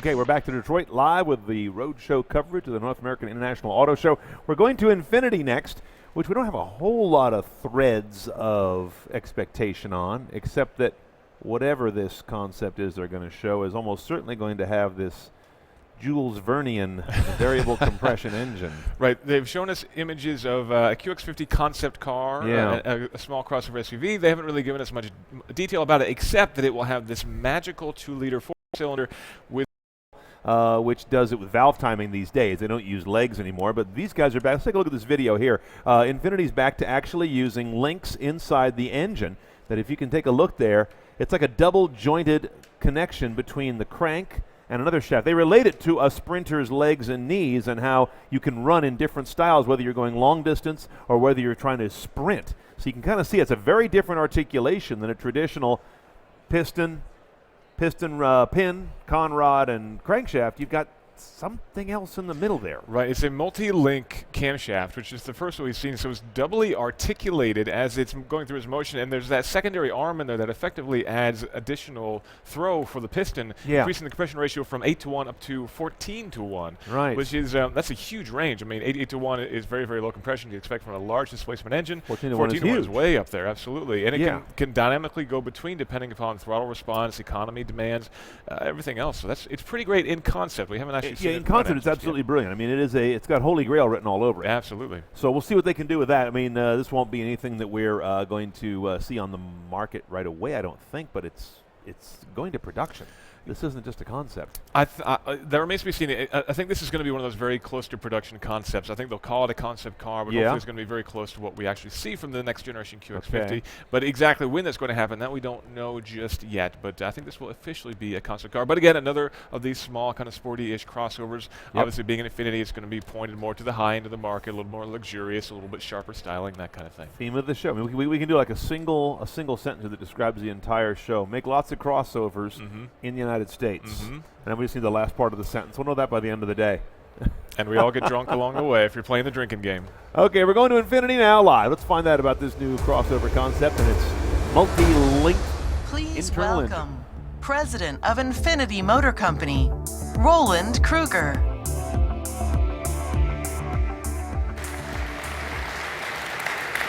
Ladies and gentlemen, good afternoon and Happy New Year. Welcome to Infiniti. 2016 was another exciting year for Infiniti with many milestones. We had a record year selling almost 230,000 vehicles, an all-time record for the brand. And we had records in every single region that we sell Infinitis. This confirms that Infiniti is building momentum. Our success is based on many factors, including Infiniti's major product offensive.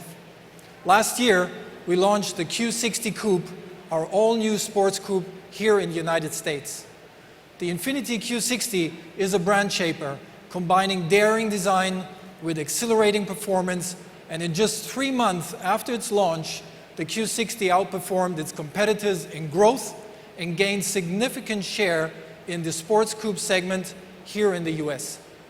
These results confirm Infiniti's strong position as a luxury performance brand. Also in 2016, we launched the QX30 compact crossover globally. The QX30, Infiniti's first entry into the premium compact segment, has been very well received all over the world. It's gaining share in Europe, in China, and here in the United States. The QX30 complements our crossover SUV lineup, which is performing very well for us. The sales volume of Infiniti's crossovers and SUVs grew by 16% year over year, representing now more than 60% of our sales globally. And in particular, our recently refreshed QX60 is one of the top performers here, especially in the United States. So, what keeps Infiniti on this growth path? In short, it's our brand direction and its positioning that is consistently applied through all new product developments and all touch points with our customers and the Infiniti brand. In 2016, we launched our new brand positioning, Empower the Drive. Empower the Drive is at the center of everything we do. Our vision is to be a forward-looking and daring brand. Our design language communicates a sense of powerful elegance, ready to perform with an unmistakable Infiniti signature. Our technologies bring empowering performance, enabling drivers to see further, react faster, and drive better. And it's all about empowering our customers on their journey throughout their experience with us, whether it's with our products, with our technologies, with our services, or simply a passion for driving. Autonomous driving is a major focus of the industry today. And Infiniti was one of the leaders in autonomous driving when we launched the world's first direct adaptive steering or steer-by-wire system for a production vehicle in 2013. The Infiniti Q50 is one of the very few vehicles in the market today that can be driven semi-autonomous, and the technology was launched more than 3 years ago. It is available in Q50 and the new Q60 today. And while our autonomous driving technology is evolving in the future to the point where the vehicle can take over and drive itself at any time, we believe in offering a choice. Our autonomous drive technology is called ProPilot, and it serves actually as a co-pilot, keeping the driver in the equation. Driving the car should be fun, and our technology will empower the driver to have a choice of autonomous driving when the driver wants it and when the driver needs it. Our CEO, Mr. Ghosn, presented last week at CES in Las Vegas that we see ourselves as the architects, assembling the right technologies, the right partnerships, and the right business innovations to achieve a zero emission and zero fatality on the road. Infiniti is proud to be part of this alliance that makes this vision become reality. Autonomous drive applications for a safer, more productive, and less stressful driving experience where driving a car is fun. But we don't stop there. Last year, we showed that there are still major advances to be made in the internal combustion engine technology by unveiling the world's first variable compression engine, the VC Turbo. This is the first engine that can make an intelligent choice between performance and efficiency. The engine can adjust the height of the piston stroke and, for the first time ever, change the compression of the engine seamlessly. This gives the driver the performance when I want it, combined with the efficiency when they need it. This technology is a step change in our industry, and the VC Turbo engine is a reality that Infiniti will deliver. And while these forward-looking technologies represent a major pillar of our brand, we, at the same time, build on our strong heritage in design. Our daring design language is a unique visual expression of powerful elegance that differentiates every Infiniti and shapes our brand. The Infiniti design language is implemented in every single of our future models. So today, exclusively for this Detroit Motor Show, we've brought our latest concept vehicle, the next concept for Infiniti's SUV. So ladies and gentlemen, please welcome the Infiniti QX50 concept.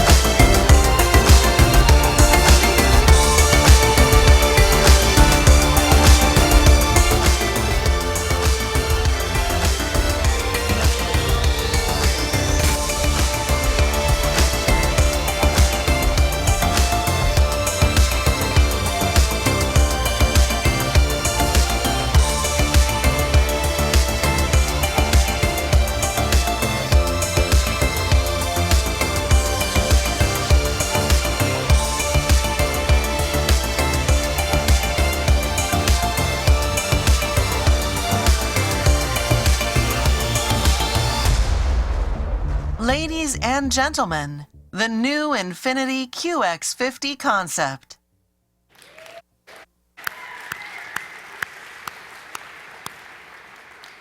Well, this SUV concept has it all. The combination of expressive and daring design and outstanding performance with a state-of-the-art technology. This concept car carries all of our brand-defining design language of Infiniti, including the double-arch grille that conveys an immediate sense of power and purpose and provides a focal point for every line on this vehicle. The focused human-eye headlights, Infiniti's front signature, giving the car an intense look and feel. A masculine body sculpture portraying a commanding presence with a sharp, straight character line that runs from the new clamshell hood throughout the whole vehicle, giving the car a commanding presence and extending its visual length. And the unique Infiniti question-cut C-pillar. In the rear, it features the future Infiniti Realites graphics that will make the car unmistakably an Infiniti that stands out. And going to the interior, the concept shows our future ergonomic layout for SUVs, sculpting the interior space with a driver-centric yet passenger-minded layout. This concept car gives an outlook on our future QX50 production model. The future QX50 will be powered by our most advanced powertrain, the VC turbo engine. And it will feature advanced autonomous drive functions, making this vehicle a true Infiniti and a leader in its segment. Ladies and gentlemen, Infiniti has gained momentum and continues to grow globally. Our clear brand direction and clear brand positioning with a daring design and with forward-looking technologies provide a consistent brand experience with our products, our services, and throughout every single touch point with our brand. The QX50 concept here shows our ambition, our determination, and our capability to shape the future of Infiniti, to give Infiniti future growth, and to carry Infiniti forward in order to become one of the top-tier premium brands of the industry. Ladies and gentlemen, thank you for your attention. Thank you very much. Mr. Roland Kruger will now remain on stage for photo opportunities.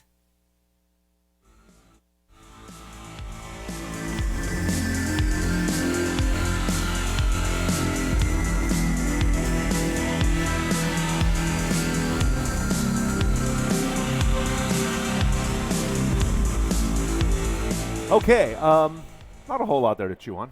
No, not a whole lot at all. I think we knew that there was going to be a QX50 concept. Well, there it is. We now know what it looks like. I think it looks quite nice. It does. A mention of the variable displacement engine, as we were talking about earlier. And that's about it, yeah. That was it. So Infiniti, light, bright, and breezy. Now, let's get ready for, not immediately, but we're coming up at, let's see, about bottom of the hour, about 2:30. We'll have our last of the press conferences for today. There are more tomorrow. And this one is historic. It's a company that's called GAC or GAC. Can't imagine they want to pronounce it. It just probably not. No, but GAC is not really sexy either.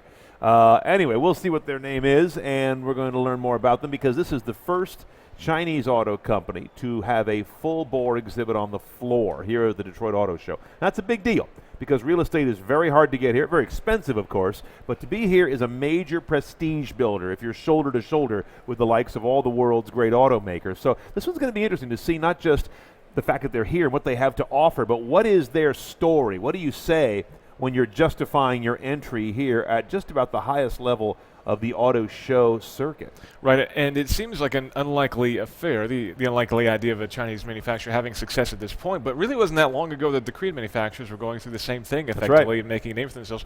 And we just saw Kia unveiling the Stinger GT, which I think looks fantastic, one of the nicest looking cars here on the show floor. Yeah. So there's no reason to think that GAC couldn't be whatever there it's called. with perhaps a little bit more of an appealing name, maybe. And but, we'll be the first Chinese car sold in America. Remember, the Volvo S60 Inspiration is made in China. It is That's indeed the first one that has come to the U.S. But so Volvo's going to be building cars in America, don't forget. Which? I don't know offhand, but the next gen, the XC60, will be coming in the U.S. Yes. Right. Will be coming, and that will be Chinese made in this market. Right. Okay, so that's... But they are building cars in the U.S. in the future, so make sure that you wait, take a shot. Yeah, drink, exactly. Drink. Okay, so we're going to get some time for a break. Going to do that. Hit some show floor tours with a few of our Roadshow editors, and then come back to meet the Chinese automaker that's making history. Stay with us as Roadshow continues live from Detroit.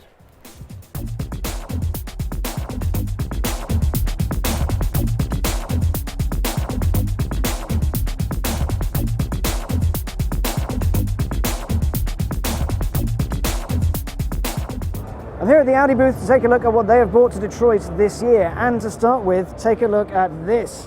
One of my favouriteest cars in the whole wide world ever. It is an Audi R8 Spider. Now, in the middle is a 5.2 litre naturally aspirated V10. 0 to 62 in this thing is a little around 3.5 seconds, and its top speed tickles that magic 200 mile an hour barrier. Now, take a look at the interior.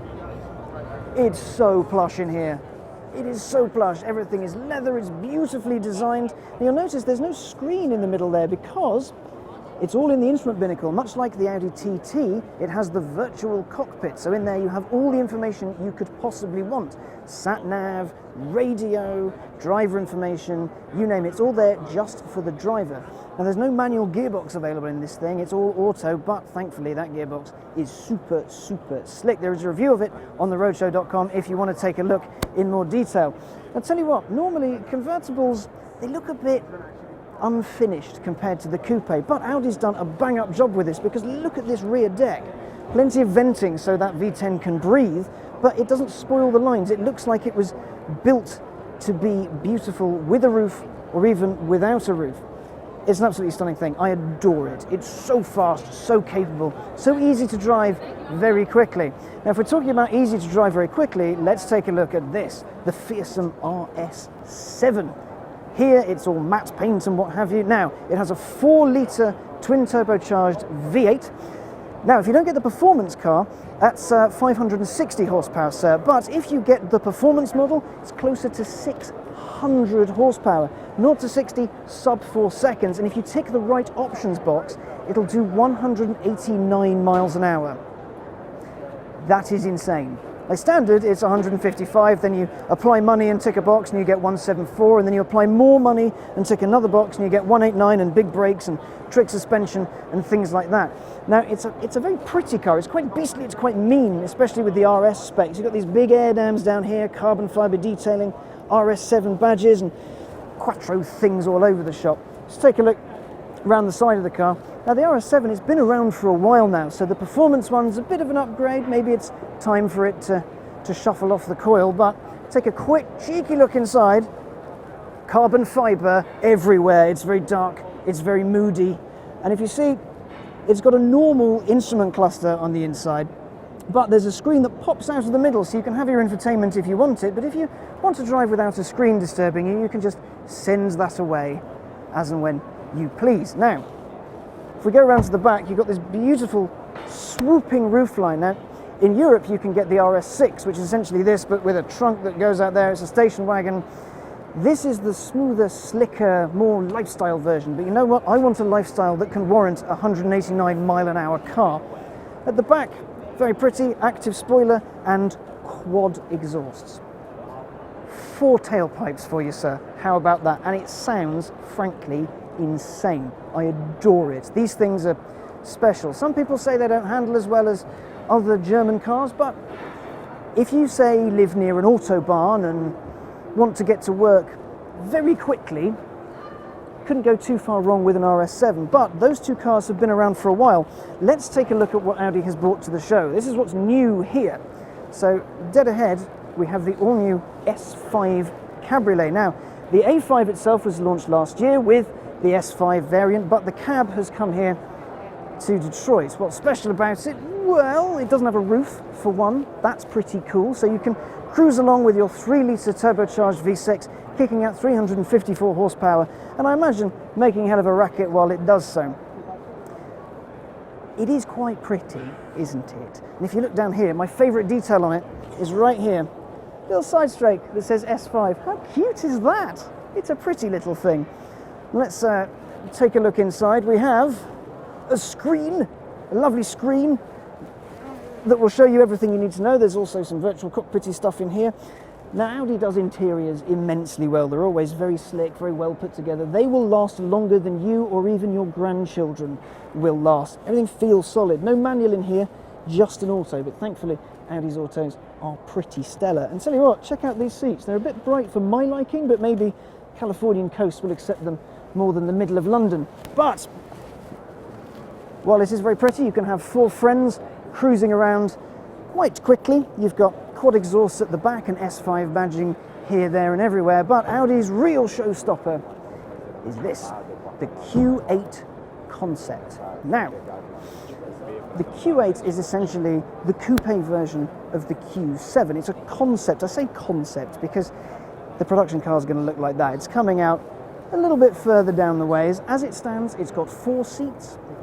It's got a plug-in hybrid powertrain, so it's 440 horsepower and a little over 500 pound-feet. Now, the actual car will share a lot of its engines with the Q7, which means V8s, V6s, and hopefully the turbocharged 4-litre V8 diesel you get in the SQ7, because man, that thing is fast. Now, there are a few things that will change for the production car. For example, the wheels won't be 23 inches and it will probably have door handles. Always a bonus when you're going for things like that. The interior is full of tech. It's a very pretty thing. Only 4 seats for now. There will be a 5-seater available when it makes production. Now, because this is the coupe, you do lose a little bit of practicality. The reason some people buy SUVs is because it has a big trunk and space in the back for tall people that you like. But here, you lose a bit of that with a sloping roofline. So it's actually less practical than you might want it to be, but it's certainly going to be noticed in the street, don't you think? It's certainly a looker car. It's certainly a looker, especially with that paint job on it. But if we loop around the back and take a quick look at the rear, fight our way through the people, because, well, a lot of people want to have a look at what Audi is doing with this, because this is taking on the likes of the X5 and things like that. Sorry guys, coming through. Now, take a look at this design detail. It's something that's been echoed on a lot of Audi's concept cars for years. I really like it. The rear lights is one big band. The only other car I know that has rear lights like this, kind of in one big old strake, is a Bugatti Chiron. Admittedly, that's a single piece and this is a little bit broken up, but that's really cool. It's oddly pretty, though I'm not 100% sold on it myself. But let's take a look at this. Finally, Audi's other showstopper is the SQ5. Now, the Q5 was released last year at Paris Motor Show. Here we've got the fast one, a 3-litre turbocharged V6, 354 horsepower and 0 to 62 in 5.4 seconds. Now, the Q5 itself, it's not that different from the one it replaces, but the SQ5 gets a few tweaks. So you've got lovely chromed wing mirrors, and you get that black detailing around the grille.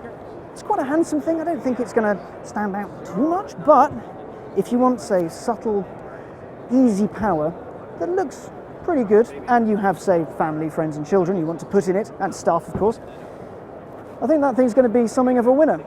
That's all from the Audi stand. Back to you guys. Hey everyone, it's Emmy Hall here at the Detroit Auto Show for 2017, and I'm at the Volkswagen booth, but you know, I gotta start with my favorite thing here, because I love the dirt, and check it out. It's the Pink Beetle. Now, this baby was driven by Scott Speed in the Global Rallycross Championships, and in fact, it maybe kind of won.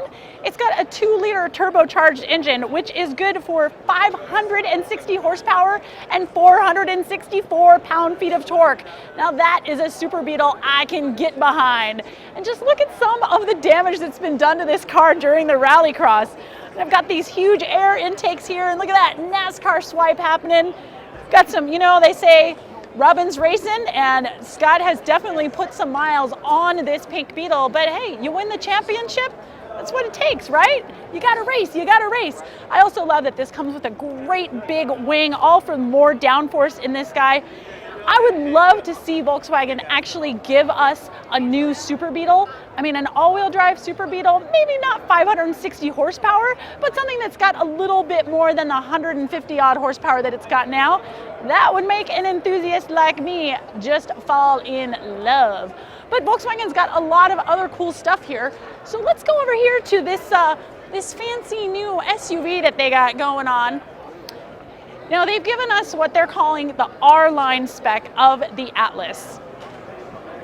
Not this one, this one's a regular one. Let's come around here. And, hi, would you like to be on camera? No. Ta-da! Now, this is more of a appearance package than it is anything that's specific for tech.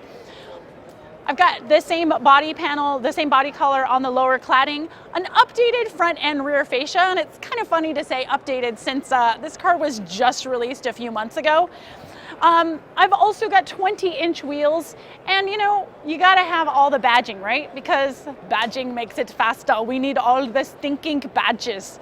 So this R-Line's got badges all over the place, but under the hood, you're still gonna get your same engine options as you have with the regular Atlas. That's a 2-liter 4-banger, which is good for about 240 horsepower, or a V6, which is good for 276.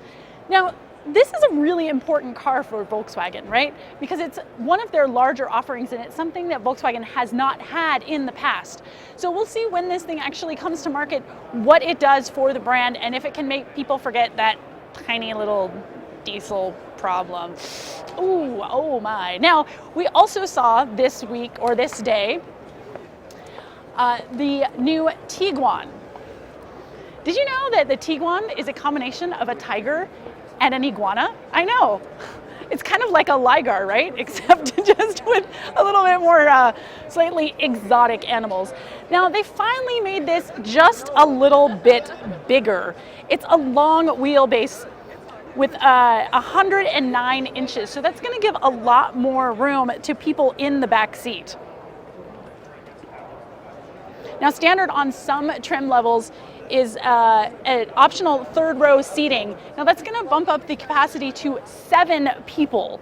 Although 7 people in a Tiguan, I'm not really sure that that's what I want to be doing.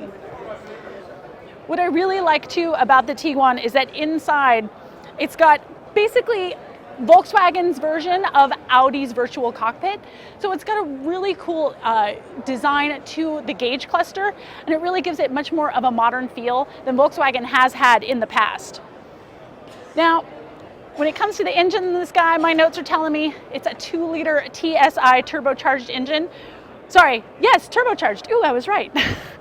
That's good for 184 horsepower and 221 pound-feet of torque. Now that's mated to an 8-speed automatic transmission, and you can get this in front-wheel drive or in all-wheel drive. Let's take a look. Let's see what we can do inside. Oh man, someone's in it. They're always stealing my thunder.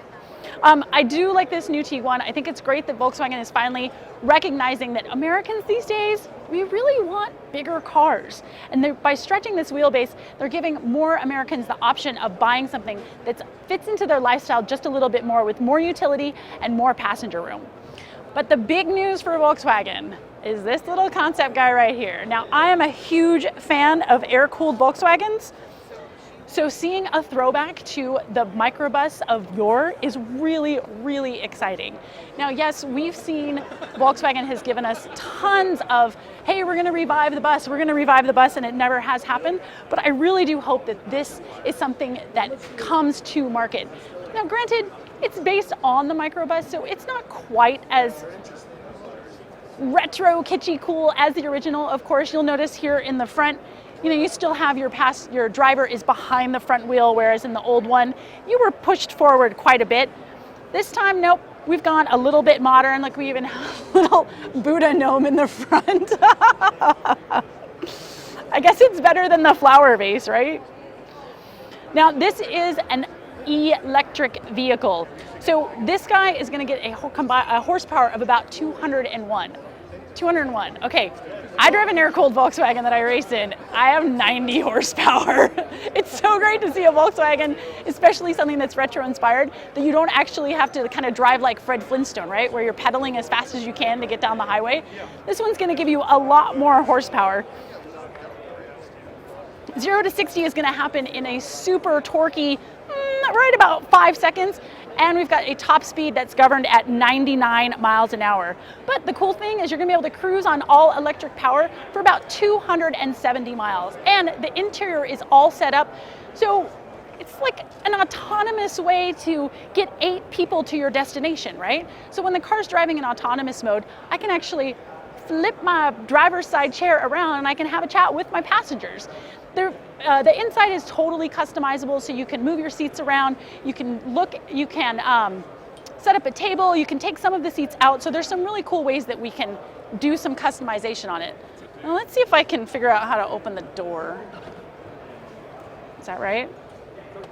No! It's very complicated. Yay, thank you! Whoa, check this out! Oh my gosh! Look at this! Oh my gosh, it has a pause and a play button. That is the coolest thing. Now, obviously, this would be in autonomous mode right now because I have no steering wheel. But when I want to drive it myself, this little guy just pops right up, and then I've got full control of the vehicle. Now, let's talk about autonomous driving for a minute here. You know, I think it's really exciting for my car to be able to do kind of the drudgery driving that we really don't like in traffic, but I really do like to drive. So I really like it that manufacturers are recognizing the fact that there's a difference between driving pleasure and driving drudgery. That's it for right now from the Detroit Auto Show and the Volkswagen stand. Hey, back to the Roadshow desk.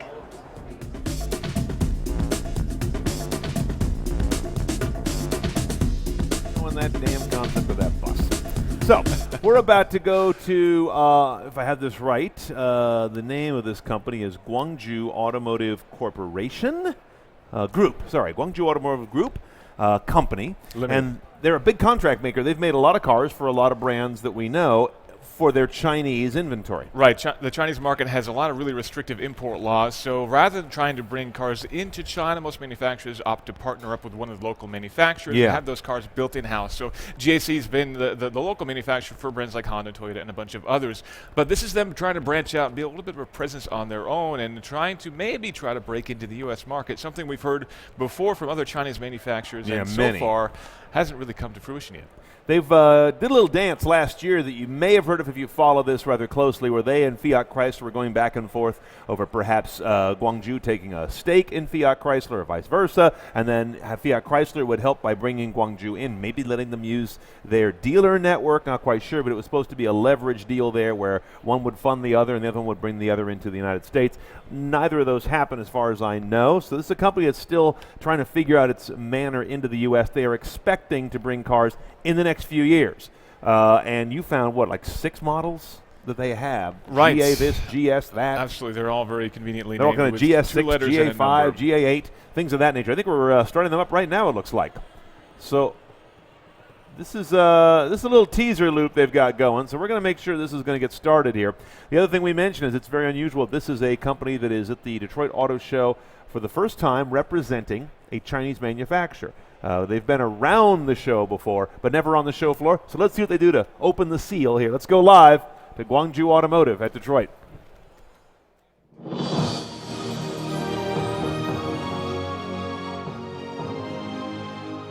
Distinguished guests, friends from media, ladies and gentlemen, welcome to GAC Press Conference. My name is Han Jiang, and we are back. It has been 2 years since we last visited Detroit, and we are privileged to let you know that GAC is the only Chinese automaker showcasing here at the main showroom.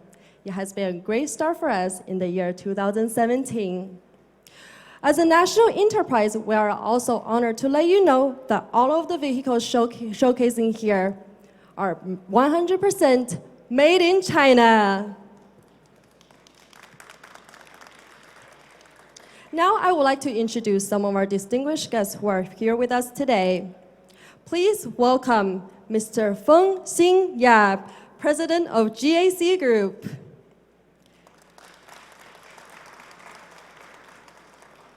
Mr. Rod Alberts, Executive Director of North America International Auto Show. Mr. Mike Manley, COO of FCA APAC region. Welcome. Mr. Zhang Qingsong, Vice President of GAC Group. Mr. Yu Jun, General Manager of GAC Motor. Mr. Wang Qiujing, President of GAC Engineering Institution. Welcome. Thank you all so much for joining us today. Ladies and gentlemen, at this time, we would like to welcome the President of GAC Group, Mr. Feng Xingya, who will share with us about the great accomplishments that we've achieved in the past 2 years. Please welcome Mr. Feng Xingya.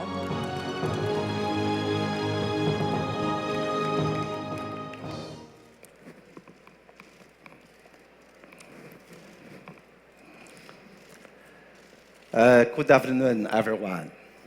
Welcome to the booth of GAC Group. It has been the third time for GAC to meet you in Detroit. GAC is the first Chinese auto company presenting in the main show floor in 110 years. We are delighted to show improvements of China auto industry in this global important platform. GAC is also looking forward to communicating with international counterparts here. In 2016, GAC is one of the fastest developing auto enterprises in China. We believe in the future, China's auto industry and its representative brands will be more frequently seen on the world stage.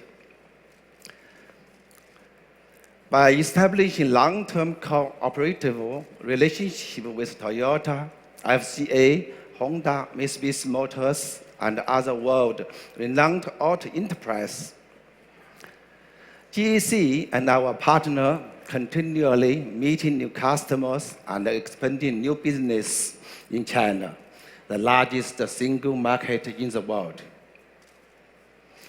Besides successful joint ventures, GAC is also committed to building self-brand and global automotive industry chain.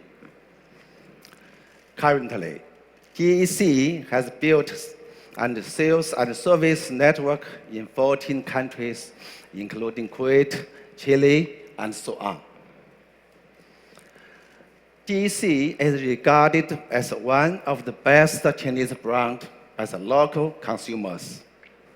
This year, we bring 4 distinctive models: GS7, GA8, GE3, and In Spirit.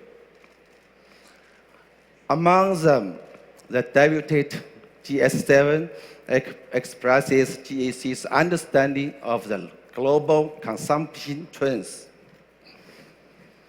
And the GA8 reaches the highest level of China sedan manufacturing. Hope you like them. In 2016, GAC's vehicle sales volume increased by around 27%. And entered in the Fortune Global 500 list for the 4th consecutive year, with ranking 303rd, rose by 59 spots compared with year 2015. In early 2016, GAC released overseas strategic planning. By integrating global resources, the self-brand will make breakthrough in major auto markets, and GAC will grow into an international enterprise. To provide the most valuable automotive products and service to customers across the world, we will strive to build competitive global R&D, sourcing and supply chain, manufacturing, overseas marketing and service systems. Our goal is to make GAC self-brand overseas sales volume take up 5 to 10% of the total by 2020. To meet the development trends of new energy and intelligent connection, GAC has introduced a series of energy-saving and new energy vehicles, and has set up a new energy vehicle branch. Key technology development for unpiloted driving is completed. GAC also sets up a Chinese automobile internet technology enterprise and is establishing an intelligent, environmental friendly, and green car ecosystem with advanced internet and critical component companies. We keep moving forward to the overseas market gradually, and the North American market is definitely our crucial target. Today, we are making a solid step for this goal. GAC North American R&D Center is now under intensive preparation. It will be founded officially in the first half of this year. This center is responsible for talent accumulation, advanced technology research and development, and so on. This not only GAC's first step into the North American market, but also a new milestone in our internationalization process. GAC helps to contribute a safe, green, beautiful, out-living environment, and would appreciate our dear guests and friends your continuous attention and support of GAC Group of China. Thank you. Thank you very much. Thank you, Mr. Feng, for your wonderful words. Please stay on stage for a moment. 请冯总留步台上. Today marks a special day for GAC, as it is being awarded in honor of its commitment to 2017 North America International Auto Show. Please welcome Mr. Rod Alberts, Executive Director of North America International Auto Show, to come forward for the award presentation.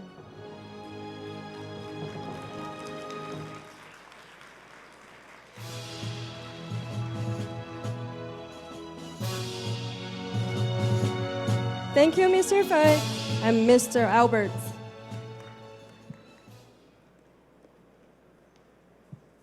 Congratulations, GAC.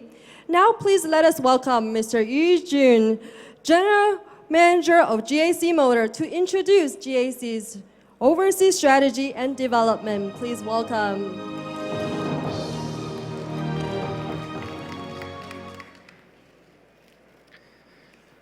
Good afternoon, President Lord, friends from the media, ladies and gentlemen. It is such a pleasure to meet you all here in Detroit. We would like to thank you for your support of GAC Motor. Over the years, numerous famous automotive brands, amazing car products, and countless legends have originated here in Detroit. It has always been a dreamland for car lovers, including myself. It is a great opportunity to meet everyone from the worldwide auto industry, and it means a lot for a young auto brand like GAC Motor. GAC Group, our parent company, is devoted to building GAC Motor into a world-class brand.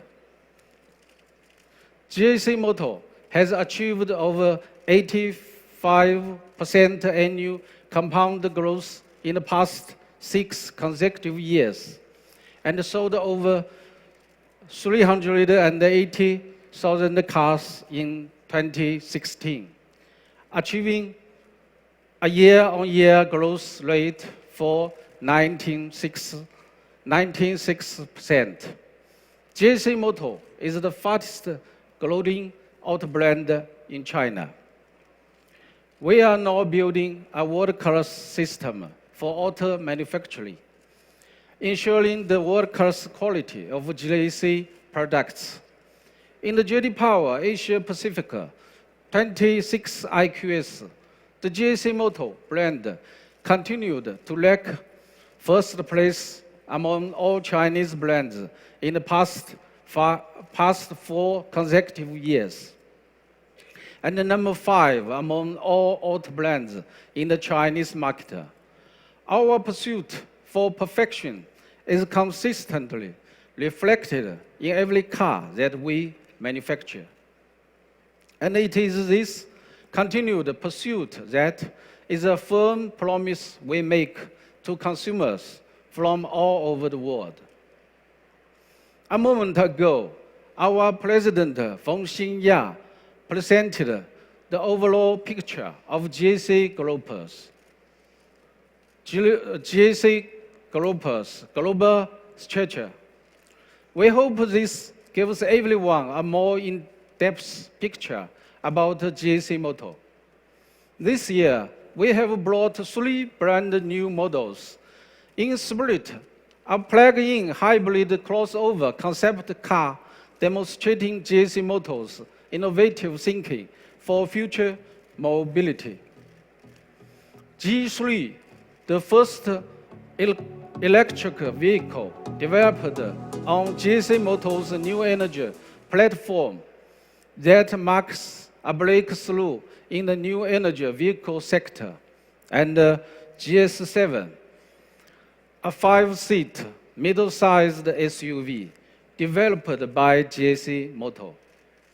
The high-performance GS7 also inherits GAC Motor's transcending design concepts, which caters to the consumer trends in North America and appeals to young people as well as the young at heart.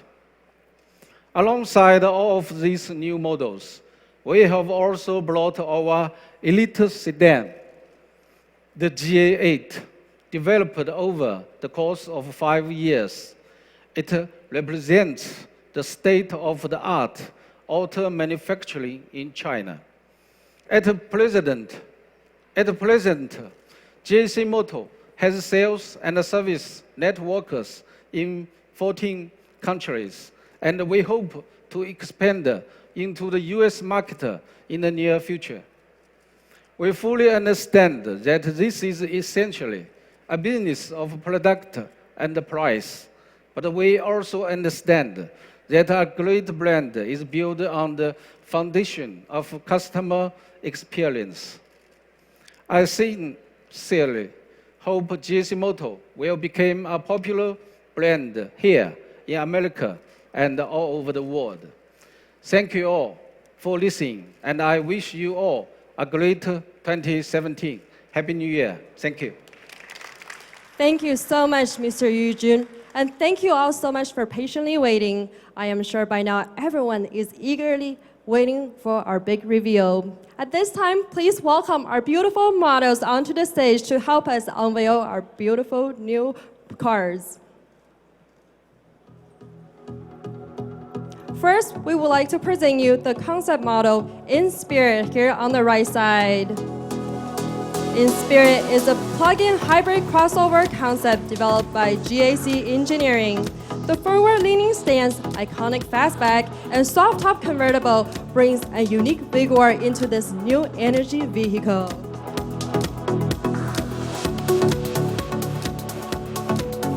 Thank you very much.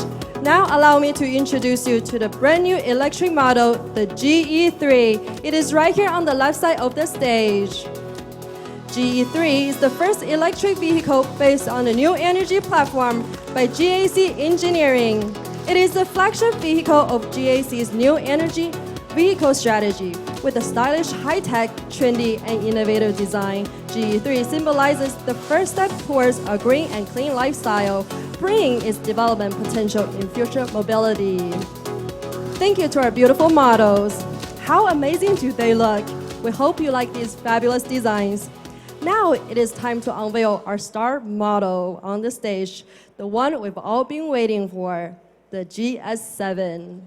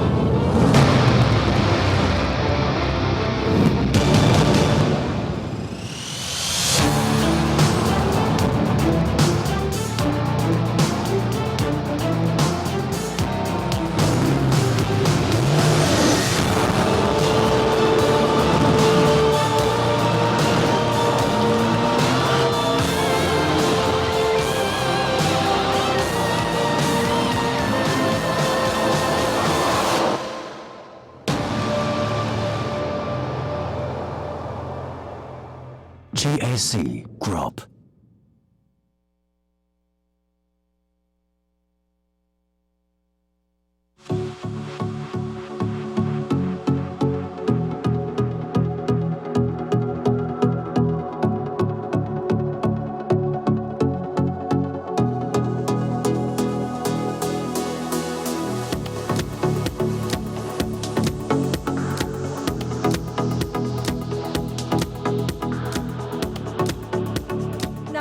Let us welcome Mr. Zhang Fan, Deputy President of GAC Engineering Institution, who will take us further in details on this fabulous new vehicle.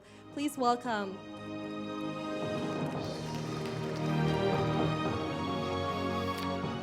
Good afternoon, ladies and gentlemen. My name is Zhang Fan, and now I'm going to introduce you some of our latest works. First of all, it's our GS7. This is our most exciting product of this show. The GS7 is a 5-seater entry premium SUV that designed with an impressive stance and focused on providing comfortable driving experience. The front face of the GS7 presents an image of great presence. Our original matrix LED headlights paired with this C-shape daytime running light, and also together with our brand signature flying dynamics grille, makes a simple showcase of premium quality and originality. On the body side, we can see the confident and sporty upward turning character line and the robust D-pillar visually increase the strength of the SUV. As we turn to the rear view, the unique letter A-shaped LED taillights bring about a very memorable graphic that gives the GS7 both modern iconic look and technical feel. The interior of the car is more dedicated to creating an exceptionally comfortable driving experience.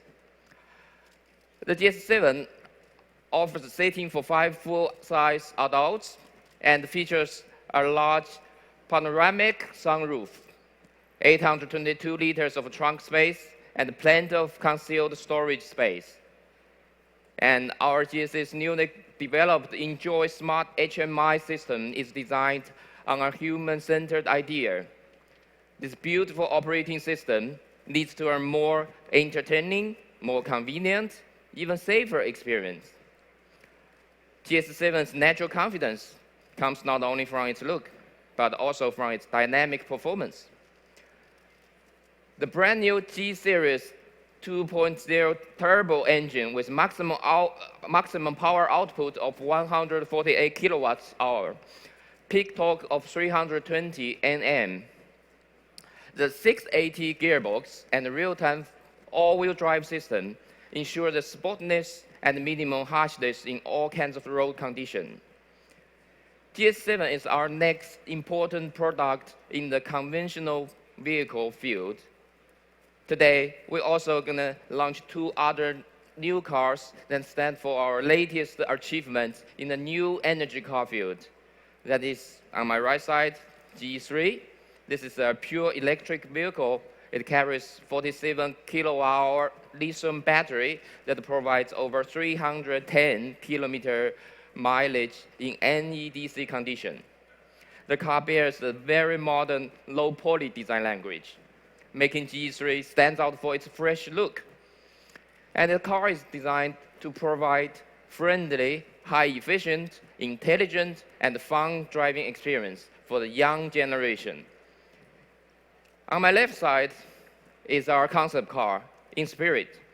The car took its inspiration from the diversified culture in the internet age. We tried to blend the modern design language with Oriental aesthetics to create the stylish harmony between human and nature.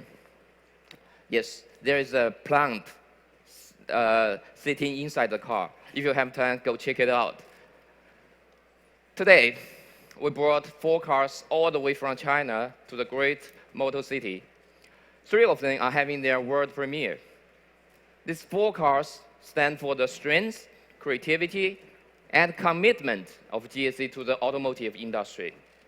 As a new member of the international automotive world, we might have missed a lot in the past, but we definitely don't want to miss anything in the future. Ladies and gentlemen, enjoy the show. Thank you for your time. Thank you. Thank you so much, Mr. Zhang, for your impressive introduction on the GS7. 2017 marks a significant milestone for us as a Chinese auto brand to showcase our cars here. We would like to take this time to thank you for your kind attention and strong support. Please stay tuned for more innovation from the GAC Group. Now, may I please invite Mr. Feng Xingya, Mr. Rod Albert, Mr. Zhong Qingsong, Mr. Yu Jun, and Mr. Wang Qiujing to come on the stage to take a group photo and to capture this very special moment. Please welcome.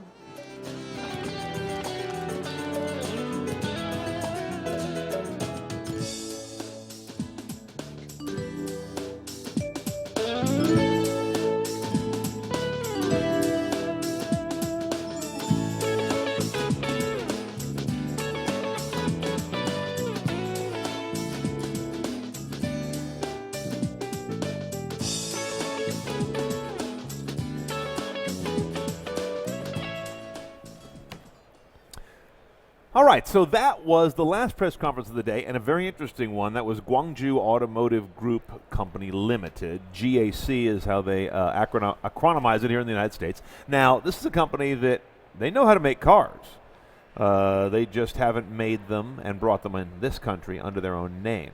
Right, we've been seeing more progress in Europe and the UK market in particular, with more Chinese manufacturers having some amount of success there, certainly on the lower cost range. Yeah. But not here in the US just yet. But again, we've been speaking about how Kia is moving up and the Korean car manufacturers are doing well. Yeah. The Genesis brand seems to be, well, it's just starting off, but I think it'll do pretty well too.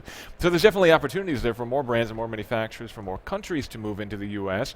So we'll see how things go, but ultimately what we saw today, I don't know, a couple concepts and a big old SUV. One concept was a convertible SUV, so maybe... Now, was that the little white and beige one? Yes, See, I like that. It reminded me of the Corolla Sprinter. Same line. This is a car that you just don't see anywhere. I don't know that that's the most flattering. It's easier than putting some damn cable in. A cool little fastback, kind of a compact little thing. I thought, ooh, and these are like these are another eBay classic. So who knows? Maybe they tapped into some kind of late '60s Japanese vintage love. Something for your collection, perhaps. Or not. So they are a company that is talking about getting operations and R&D going here in the U.S. They went through a pretty long detail there. We'll see. Obviously, we'll keep an eye on them in the year ahead and see what kind of additional progress they can make. But we've been hearing from Chinese manufacturers for a long time now that they're coming to the U.S. in a couple of years, and we've been hearing that for more than a couple of years. So don't hold your breath. I mean, none that I know of have any operations here to speak of. Not in a big way, no. Nothing major. Okay. All right, so let's take a quick review before we have some interesting interviews coming up later on, starting in just about 15, 20 minutes. Just to give you a quick sneak peek of that, we'll be talking to representatives from BMW and Mercedes and Lamborghinis coming up next. We have Absolutely. their chief operating officer coming up. Right, we're going to have an interesting discussion about how Lamborghini is beginning to expand their footprint a little bit with launching more models, particularly an SUV. You know, Lamborghini, you think high-end supercars and very desirable cars. So how do you then move that into an SUV? Lamborghini, of course, famously already made an SUV back in the day, but this will be a bit of a deviation from the current market. And of course, they've got the new Aventador coming up in the very near future, the Aventador S, which maybe we can learn a little bit more about that too. What was that Lambo SUV called back in the day? Do you remember? Was that the Urus back in the new one's the Urus? It's great trivia because it kind of is the very first of the premium SUVs. I mean, that was way back when no one had any idea what it meant. The LM002. That's right. Yes. Yeah, that strange acronym, the Right. LM002. That was the beginning of it all, folks. If you look at this mania right now, especially for high-end SUVs, it's not new. It just didn't get started the first time. That would have been early mid-'70s, I think. It was the 70s, 80s. And that didn't quite have the premium styling, though, of your modern luxury SUVs. That military looked styling. like an early-day Hummer with a lot of extra plastic hanging off. That's of that right, thing. like an early-day Italian version of a Hummer. All right, so we'll be talking to Lambo's chief operating officer here in a few minutes. Let's just do a quick summary of what we thought were kind of the big thrusts. We were trying to put it together in the last break there. Obviously, made in and employing people in America is a surprise pop-up message. Absolutely, and obviously they're just trying to fend off another tweet storm from our president-to-be, who has been very vocal and very active in ultimately trying to create jobs in the U.S. And so every manufacturer that we've seen, to just about every manufacturer we saw today, talked in some way about manufacturing in the U.S., designing in the U.S., hiring in the U.S., making some kind of an investment in the U.S. Yeah. That's definitely been the prevailing theme of the day, which is something that I don't think either of us would have predicted yesterday. Did not think it was going to pop up. And then, of course, beyond that, we've been talking about the fact that the U.S. market has swung to light trucks and SUVs, crossovers, and pickup trucks, and that is one that we're seeing different manufacturers reference in terms of like Nissan saying that we're on the march to going from 60-40 cars to imminently going 50-50 and then mostly trucks and SUVs. So if a car maker came out here and isn't already mostly light trucks and SUVs, they almost seem like they had to apologize for it or promise you that we'll get there. We're on the way to being mostly light truck very soon. Absolutely, and that's definitely playing with the market and trying to keep their investors happy effectively. Yeah, maybe they just want to make sure that any of the financial press that's watching are listening on that as well. Okay, sit tight. When we come back with Alessandro Frameschi, who's the Chief Operating Officer of Lamborghini. He'll be joining us. We'll get him situated. We're going to come right back after this break and get a little inside peek into everybody's favorite supercar. When Roadshow coverage continues from Detroit Auto Show. We'll see you back here in a moment.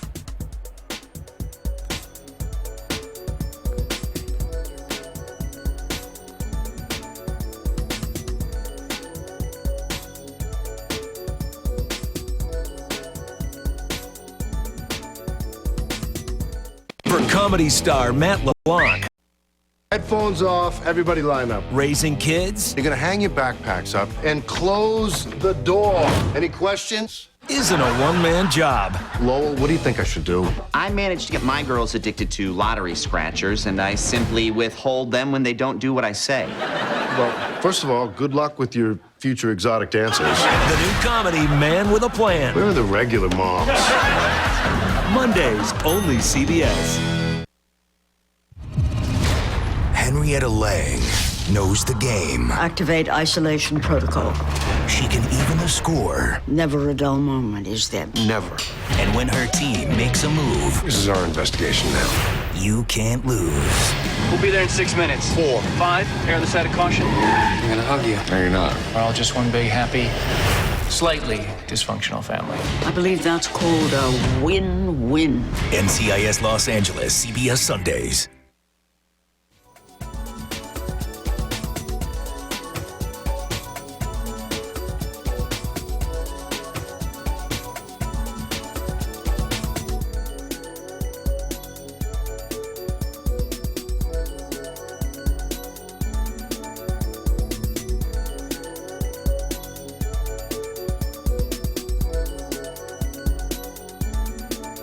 Very good, folks. Welcome back to the Roadshow live coverage here at the Detroit Auto Show. I'm Brian Cooley with Tim Stevens, our editor-in-chief at Roadshow. And joining us now is Lamborghini's Chief Operating Officer, Alessandro Frameschi, who's joining us to talk a little bit about where the company sits in terms of its year ahead and what you've been doing lately. Alessandro, welcome to our stage.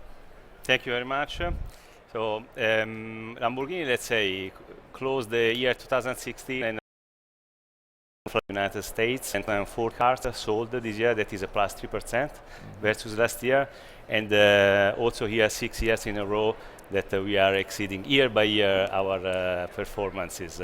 So I mean, we are living a very good momentum for the brand, for Lamborghini. And growth and momentum is always good, of course, but is there a goal that you have? I mean, is there a certain cap or a certain ceiling that you're looking to hit as far as exclusivity goes? Because, of course, exclusivity is a big part of this brand. Yes, for us, exclusivity is a pillar. I mean, we work and we are in the luxury business, so this means that we can have always to look at the offer and the demand. That is not an easy game. There is not a recipe. I mean, to balance this, because in the end you have always to look very closely at the market to understand the trends. But I have to say that our engineers make our life quite easy, because they usually give us products so exceptional, rich of technologies, that for us is even difficult to keep the volumes down, because the demand is every year higher and higher. And for us it's important that the offer is always a little bit lower than the demand, because this is, I mean, a key factor to have a successful brand in our segment. And of course, we're talking about an even bigger brand expansion coming up with the launch of an SUV in the not too distant future. Now, you've had a lot of teases about that. I don't know how much you can talk about it, but what was the intention for the new SUV, the Urus, correct? Yes. So, I mean, the Urus is and will be a super sport utility vehicle. Will be the first one in the market, and is going to hit the market in 2018. And for us, this represents a big change for the company, for our clientele as well. For the company, because we are going to double the size of our factory in Sant'Agata Bolognese in Italy. And we are really doubling the size, and this is really exciting. I was in October there after many months living here in US, and I've been for 10 years in Lamborghini. I was completely astonished to see how big the factory is going to be. And it's a game changer, because obviously we will have a different clientele.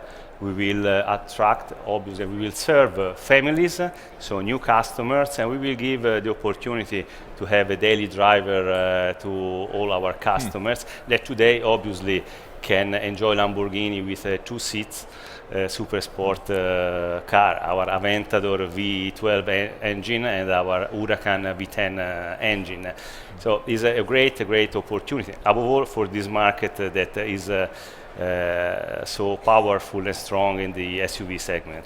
You've been with Lamborghini for 10 years, you were telling us, and you started in the customer relationship side of the business and came up to this now top office in the company. What do you know, or in your experience, in a nutshell, about who is the Lamborghini buyer versus the buyer of another exotic super sports car? What is the DNA of the Lamborghini buyer? What attracts them to come to your car versus a couple of other names we could mention? I would say that one of the key elements is the design of our cars. It's very audacious. Yeah, very audacious. Yes, you're right. So it's a really sporting, edgy design that attracts our customers, and for sure is the technology. So the contents, the technological contents that we have every year with every product, we bring really strong technical contents. Think about the Aventador, for instance, that has a complete full carbon fiber monocoque. This was launched in 2011.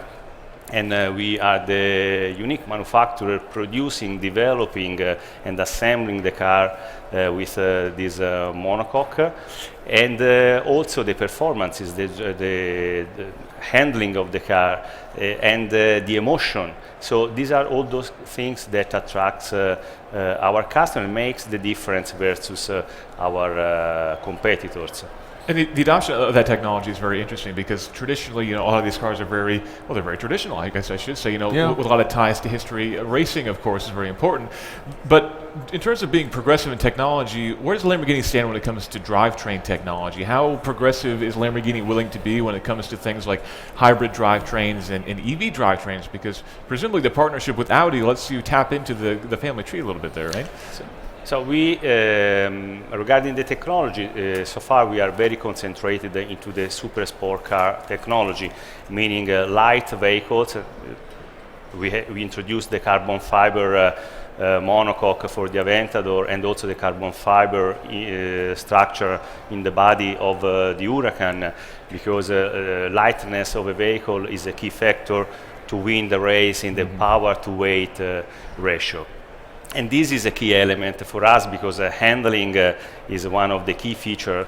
And when you add batteries, you add load and weight, and you reduce the handling. So far, let me say that we are not looking so closely to introduce this into the current models, but for sure we are a company that is at the age of the technology, and so we are always looking for new solutions, and we also want to satisfy our clientele and the market.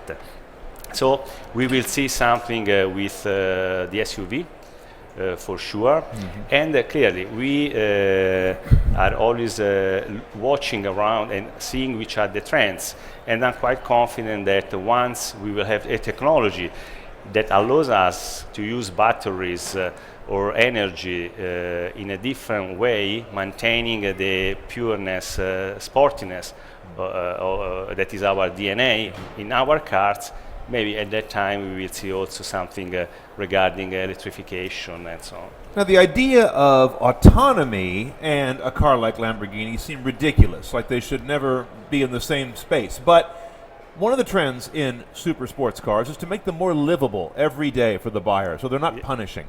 Is there a role for driver assist or even a level of autonomy in a future Lamborghini?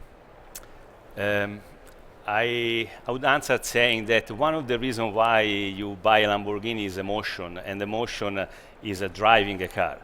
And so the autonomous drive machine, or let me say systems, it's something that I don't see so close to us as a brand, because when you want to experience our cars, you want to drive our car, you want to be the owner, and you want to steer the car to do what you want, and also going pretty fast. So I cannot see someone in a racetrack, let's say, maybe not always being a legal driven. speed, right? Exactly. Being autonomous on the racetrack would be a little bit less fun. So what I can see tomorrow is some devices that can help the driver to improve the safety of the car, maybe talking with other cars and warning the driver that maybe behind the corner there is another car coming. But the driver is the pivot, so everything goes around the driver and the car. So I think that at the moment I find quite difficult to see an autonomous driver. It's a strange combination, exactly. But we see so many things, and we think about even a Lamborghini driver's, a person who wants to drive the car, sometimes just back and forth to work on a nice day, and might get distracted and doesn't want to run into the car in front of them, certainly not with a Lamborghini. So a little automatic braking or something might not offend them. Yeah, maybe. Yeah, something like that can be maybe introduced later on. It's a delicate dance, though, or your message starts to get kind of stray, doesn't it? I mean, for us, the key element is the emotion, and emotion comes from what you experience in the car. So driving the car, accelerating on the accelerator and pressing the pedal, braking. So this is part of what we offer to our customers. So if you mean something that helps the driver to be warned in a difficult situation, it's something that I can see. But someone or a system that drives the car not for full you, autonomy, no, it wouldn't make no sense. I think it's a bit. Go buy a Hyundai. Yeah, it's for other brands. Right. And that emotional attachment and that driving experience, is the American buyer looking for a different experience than the European buyer of Lamborghinis? Are they being used in different ways? Do you know? Are there any sort of indications that the American buyer is looking for something different than the European buyer? I can tell you that I have been everywhere in the world, and I've seen almost the same behavior. I mean, our customers want to experience the driving, trying to find the narrowest roads with the sharpest corners, experiencing the handling, sometimes speed. So we have a lot of them going to racetracks to have the opportunity to exceed the limits, because obviously on a daily basis, if you want, you can do, but then you know that you will pay something maybe later on. But this is how they usually do. They go for weekends, they go to restaurants, and they really like driving and experience the car for the pleasure of really driving. It's a device and it's an experience. Yeah, and you're buying both when you buy a Lamborghini. You buy both. You buy both. Yeah. The most exciting thing for me is when I sometimes go to our truck days and truck events where we have customers or prospects coming. When they get out from the car and they smile and they say, "Wow!" Yes, that's for me one of the most rewarding things. Alessandro, we can't let you go without asking, what are you driving these days, personally, from the corporate stable? I have an Audi Q7. Ah, very good. Always interesting snapshot of each executive we meet. Yeah, I used to drive an A7. Now I have a Q7 because I have a family, and so some following the SUV trend. I see. Very on point. Very good. All right, Alessandro Farmeschi, who is the Chief Operating Officer of Lamborghini. Thank you so much for taking time to come by and see us. Thank you. Good luck to you this year ahead. Thank you. Next up, Ford CEO Mark Fields will be joining myself and Editor-in-Chief Tim Stevens right here on the Roadshow stage in Detroit. Sit tight. Be right back.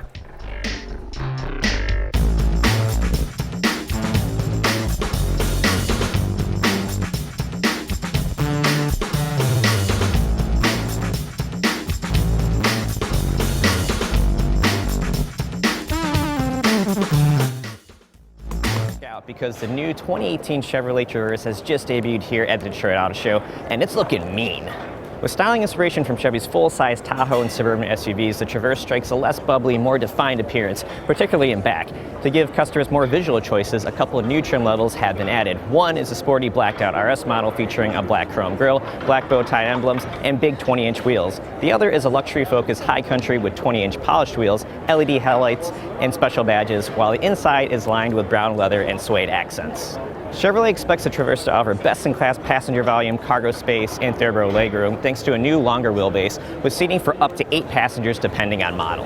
Infotainment duties are handled by Chevrolet's MyLink system with either a 7 or 8-inch touchscreen. MyLink is also capable of running both Apple CarPlay and Android Auto.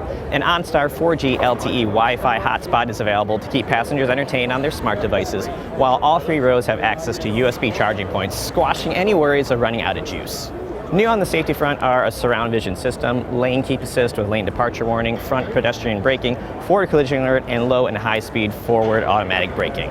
On all models besides the RS, a 3.6-liter, 305 horsepower V6 connected to a 9-speed auto will provide power, returning an estimated 18 miles per gallon in the city, 25 miles per gallon on the highway for front-wheel drive cars. The RS comes exclusively with a 2-liter, 255 horsepower turbo 4-cylinder and 9-speed auto. Chevy claims that combo with front-wheel drive should get 20 miles per gallon in the city and 23 miles per gallon highway. The Traverse is available with an all-wheel drive system capable of disconnecting the rear axle when conditions allow, boosting fuel efficiency. High country models get a more advanced twin-clutch all-wheel drive system that Chevy says provides better performance in both dry and slick conditions. The new beefier-looking 2018 Chevrolet Traverse goes on sale this fall. Pricing isn't available yet, but a base price in the neighborhood of today's car, which is around $29,000, is likely.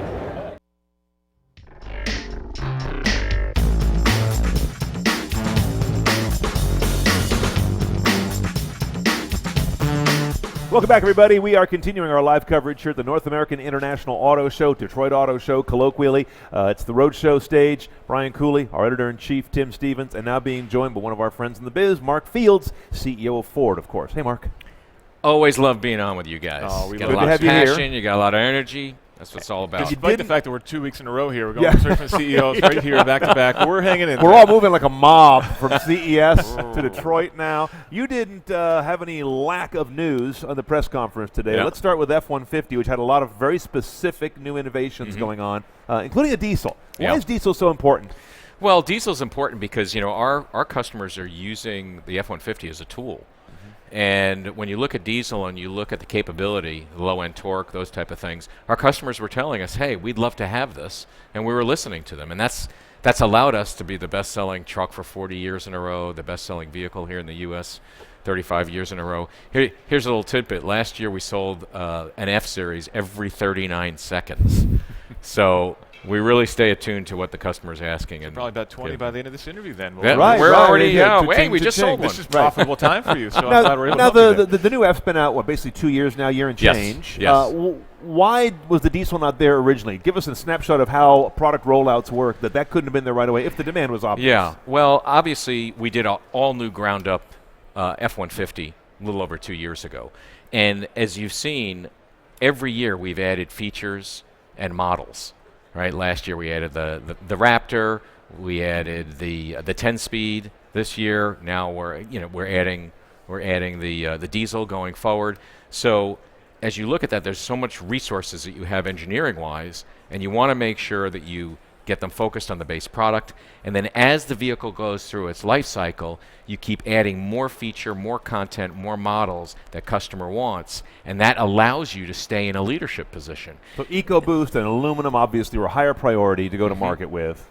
Right. And to get people's heads wrapped around the fact that you don't need a big gas V8. That was as much of a breakthrough mentally as getting them used to aluminum structure, right? Well, it's if you look at our sales right now here in the United States, when you look at our EcoBoost options, they represent a little over 60% of our sales. And so as we go forward, the naturally aspirated V6, the V8, and now the diesel will make up the rest of that. But our approach on the new F-150 that we're showing here today is very in sync and consistent with what we've done over the last number of years. Make it the toughest, smartest, most capable F-150 ever. And our customers are agreeing with us, and that gives us a lot more motivation to do even more. And talking trucks, you guys did confirm that there will be a smaller truck, a Ranger, coming to the U.S. market, something that a lot of people have been asking me about. When are we going to get a smaller F-150? We're tired of answering the question. I've never gotten that question. Thank you for announcing it. Takes a little load off us. We didn't see the truck, and let me just say that we're a little disappointed about that. But how will that impact F-150 sales? Is that going to be taking away from the success of the F-150, having this smaller, presumably? No, we don't think so. I mean, there may be some customers who would have purchased an F-150 that are going to purchase a Ranger. But when you look at our total sales for trucks, I think it's going to be very incremental because, we've listened to our customers, and a number of our customers want a smaller truck. They want one more affordable, more maneuverable, functional, and of course built Ford tough. And that's why we're bringing the Ranger here in 2019. And listen, we got a lot of loyal owners, and they were waiting because the last one that we built was in 2011, and we can't wait to get it into the marketplace to them. Now, I know you can't give us any specific answers on the new Bronco, which is, talk about tapping into a passion. That's a cult. But can you tell us this? Can you at least tell us, have you locked the size of the thing yet, or is that still a moving target? Well, we're in the process. As we said, we're going to bring it to market in 2020. So as you can imagine, we've locked in some key assumptions around that vehicle. I mean, the first thing is you look at that segment, that rugged segment of the SUV market, that's been one of the fastest growing over the last 5 years. And so when you look at our history, as you said, there's a lot of love out there for Broncos. I mean, just count the number of websites, advocate websites that are out there. And so you can expect that it will be about the size of a Ranger. It will be body on frame, and it won't be aluminum. It will be steel with probably some aluminum enclosures, those type of things. And the reason for that is because we want it to deliver what the Bronco is known for. Because keep in mind, we had the Bronco on the market for 30 years, from 1966 to 1996. So there's a lot of expectation that we live up to. The Bronco meant a lot of things over those times. It was a much larger vehicle toward the end. It was incredibly small and almost square in its footprint when it was young. The first series, 66 through I think 69 or 71, it was it had a very small footprint, and it grew over time. Yeah. But it'll be about the think about it in the size of a Ranger in terms of the footprint. Okay, that's helpful. So we should also talk about tech, because we're all about tech here at Roadshow. There's been plenty of tech announcements both here in Detroit and also last week. Pretty significant autonomy announcements. You've been saying 2021 and recommitting to that date.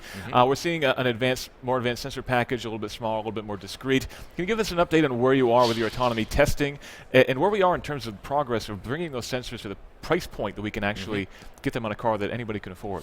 Well, as you know, we're out there with our commitment to the intent to have a fully autonomous vehicle, a level 4 vehicle by 2021. And the reason I say level 4, I strongly believe that the industry is throwing around the term autonomously very liberally. And there's different levels.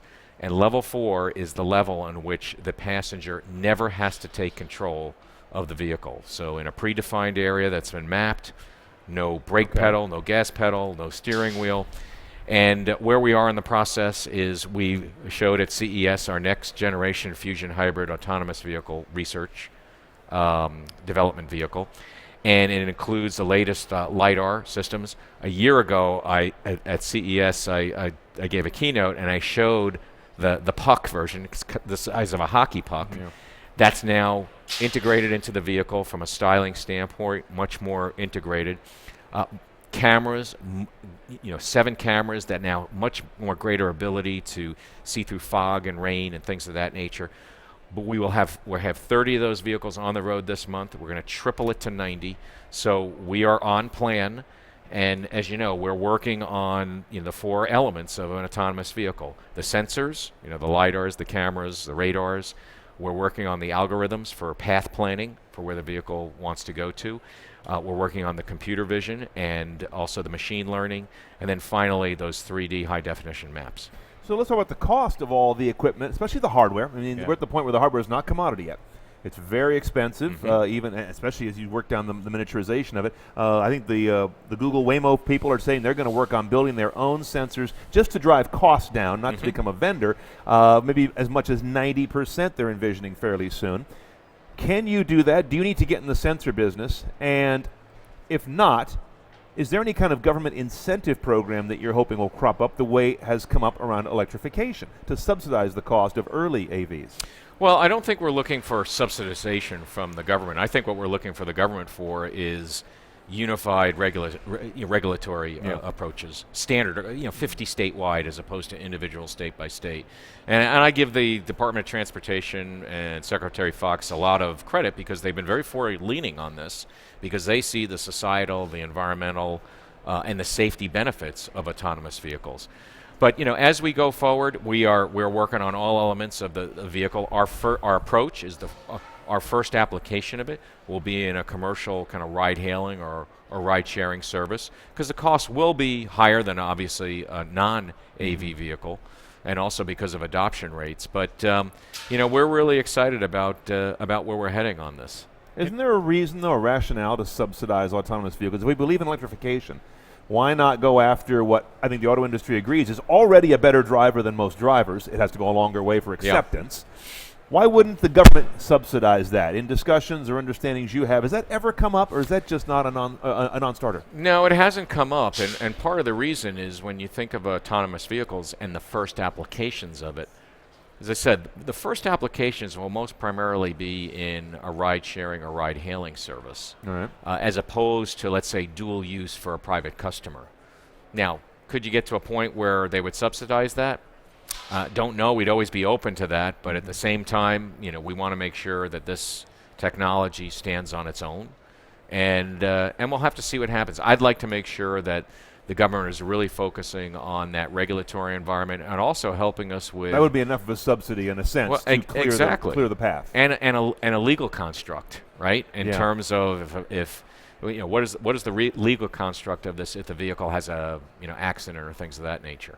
And how much is that regulatory mess that you mentioned now slowing down or impacting your testing? You can't really drive your one EV in every state, at least not without making a lot of trips to the DMV. How much is that slowing you down, or are you able to do enough of your testing in Michigan now and in the few other states that have regulations in place? Well, the good news, as you said, we've been doing our testing in Michigan, which is a very forward-leaning state, and they've just enacted a couple of weeks ago some new legislation which will enable it even more. We test in Arizona at our proving grounds. We're beginning to test in California. So I think it's not so. Answer to your question, it's not slowing us down. Great. And we're going very aggressively and making sure we get not so much the miles racked up.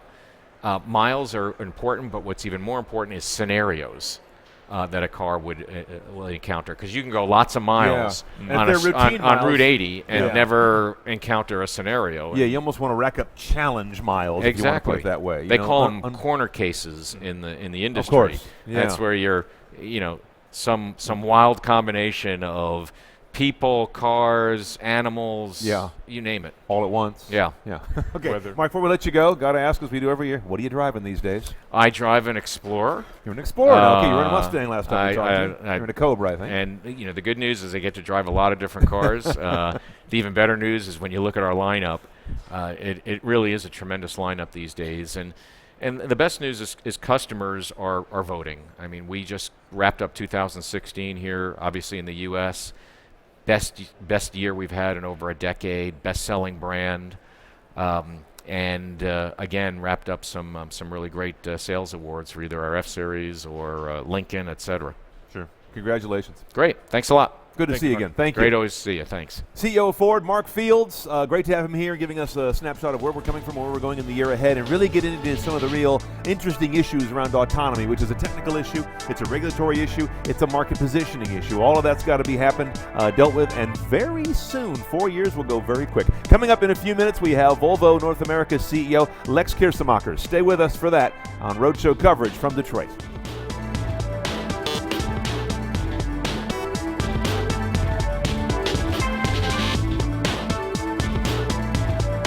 Is pretty predictable. When it unveiled the GTC as part of the AMG Roadster lineup, I figured it was only a matter of time before it would make its way to the coupe as well. And what do you know? Here we are at an incredibly busy 2017 Detroit Auto Show. There are a few changes to the 2018 GT lineup. Most notable is the introduction of the GTC, which puts out 550 horsepower and 502 pound-feet of torque from its 4.0-liter twin-turbo V8. GTC takes the wider bodywork from the more hardcore GTR as well as its rear axle steering system. At launch, GTC will only be available in the Edition 50 trim you see here, which is meant to commemorate AMG's 50th anniversary. This fancy pants package promises matte paint, black chrome highlights, a black and silver interior motif, and as you might guess, tons of badging. Only 50 will be made, so they'll be sure to be both rare and expensive. There are other changes made to the 2018 GT lineup as well. All GT models now feature the Panamericana grille, which features a bunch of vertical slats like an expensive business suit. All GT models also received the GTR's active aerodynamics, which closes front intake tracks to increase efficiency. Most GT models receive a bump in power as well. The base AMG GT features 469 horsepower and 465 pound-feet of torque. Move up to the mid-range GTS and you receive 515 horsepower and 494 torques. GTR, however, remains unchanged at 577 horsepower and 516 twist units. 2018 GT variants will start trickling out to dealerships this summer, with the end of the lineup finally reaching dealerships later in the fall.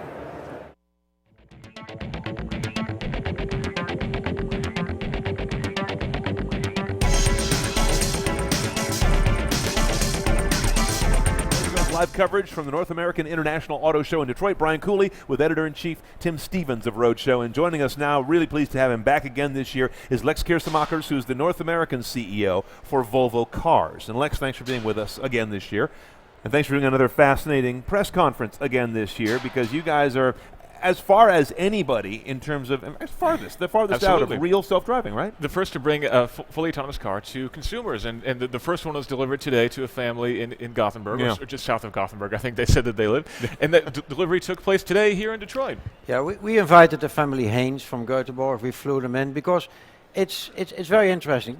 Autonomous drive is a lot about technology and a lot about regulations, but it's very few who talk about actually those who are going to use the cars. And so where the Volvo brand, we have a long history, we are a very human-centric brand. So we would like to know, and that's what our test in Göteborg is about end of this year, where we put 100 families into the car and see how they are going to use it in their daily life. Because at the end, we can talk about technology and all the other things. They have to feel comfortable with it. They need to be convenient with all the technology.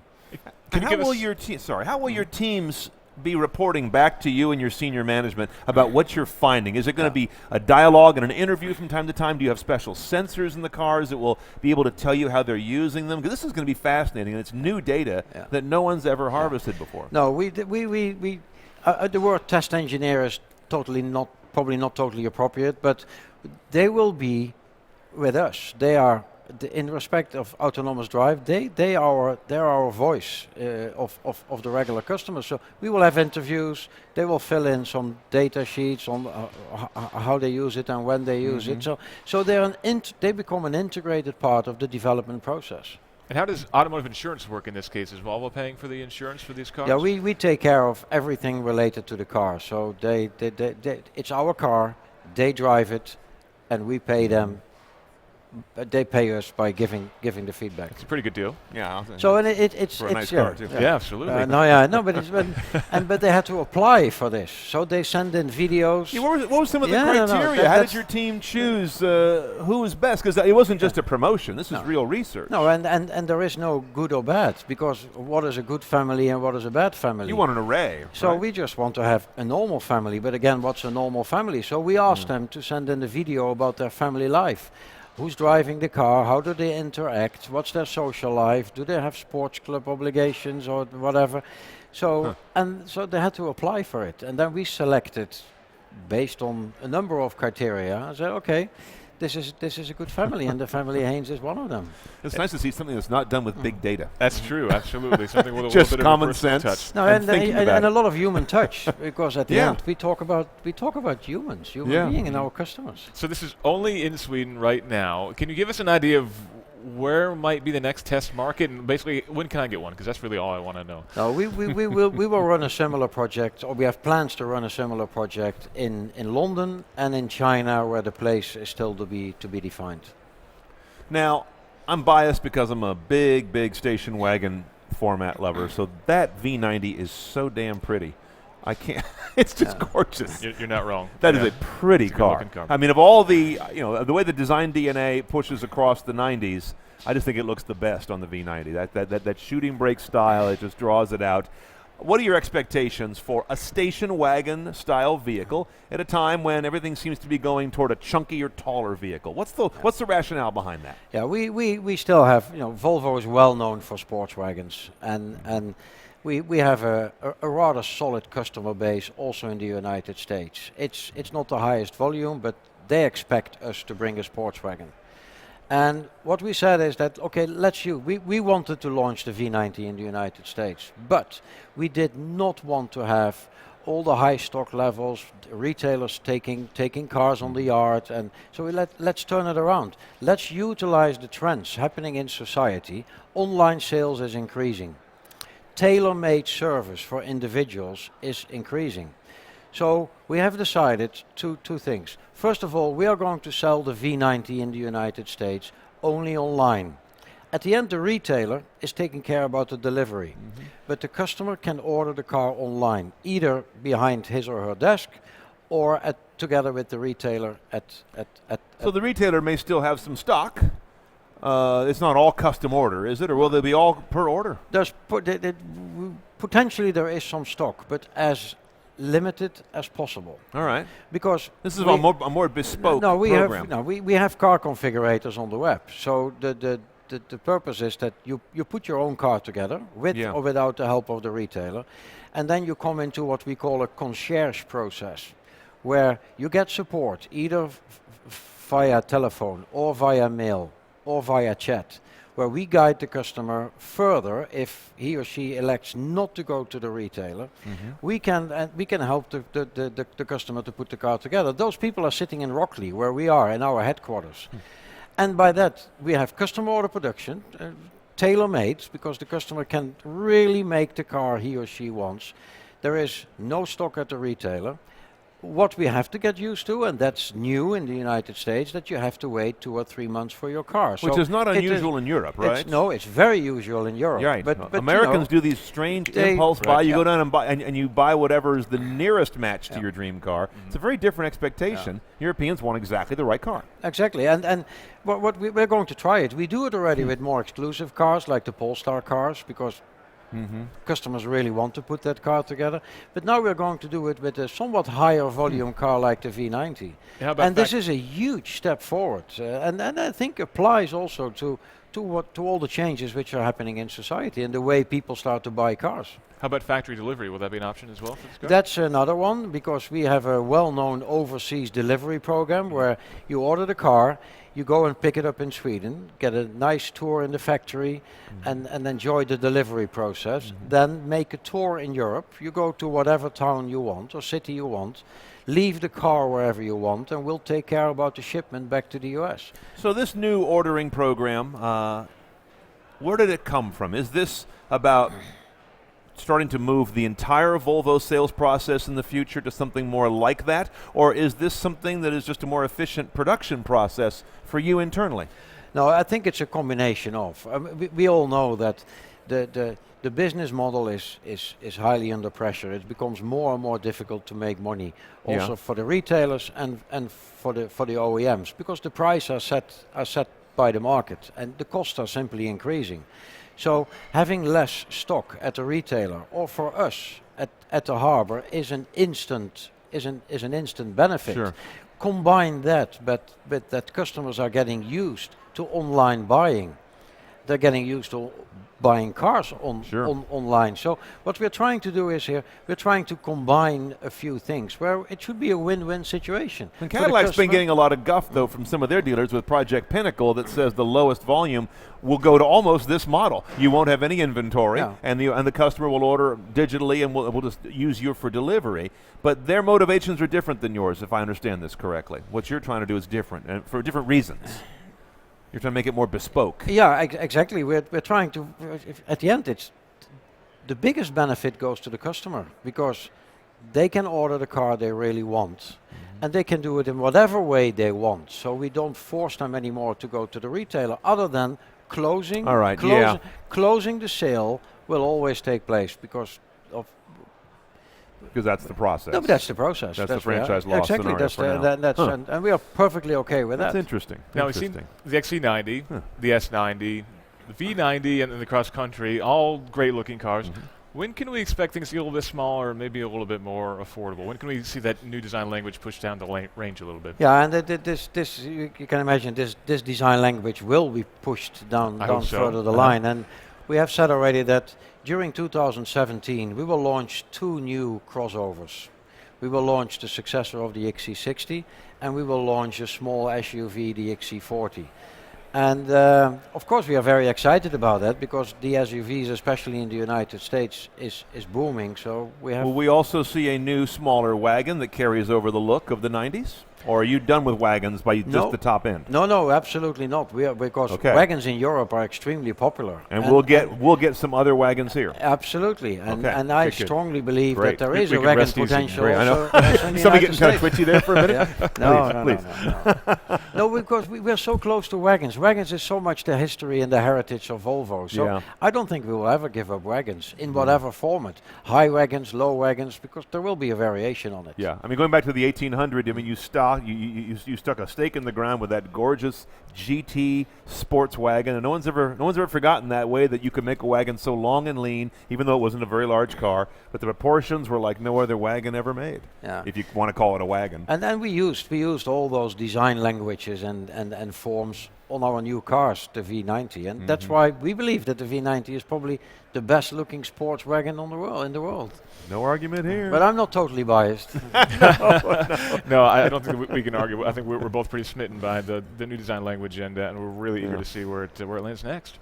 So congratulations on some great announcements and being basically at the very front of autonomy in the real world. That's impressive. Sphere, yeah. Yeah, and you know why? Because autonomous drive is part of our Vision 2020, that we don't want anybody to be killed or seriously injured by 2020. And autonomous drive is a tool, is an essential tool for us to reach that goal. Then of course there are all the convenience factors, but we strongly believe, like in the United States, that it cannot continue with all the technology available in the world, that 35,000 people get killed in road traffic. And it's because of distraction, it's because of other rules, and we have all the technology in the world in a few years to take that away. And some would say we have the technology now to reduce that by maybe 10,000, or by the end of this year, let's say. Even as imperfect as autonomous technology is, what is it about the public's lack of sympathy for autonomous technology that will have hiccups at first? It seems like we have to get it perfect, or they will reject it. But it's what we talk about is a revolution in the automotive environment, and revolutions always do not come natural. It's always a little bit uncomfortable when you make dramatic changes. And I see on the internet those polarized discussions about I want to drive myself, but that's not the issue. It's a choice. It's a switch. Yeah, you're just adding choice, and that doesn't seem to get communicated. We're adding more choice. It sounds like we're moving you to something new, when in fact we're just giving you more. Exactly, because it's in certain circumstances nobody can tell me that when you drive in LA or New York you enjoy driving when you're just queuing up. That's where this technology is very convenient. And when you drive on a very nice road, you drive yourself. We don't have to make that choice. It's like a cruise control on or off. Before we let you go, what are you driving these days? I'm currently driving a V60 Polestar. Okay, very nice. But I'm going to switch as soon as the first V90 is entering American soil. I will switch over. Okay, we got a wagon man amongst us. All right. Absolutely. We've got 3 wagon guys. We can just sit here and talk wagons all day. That sounds all right too.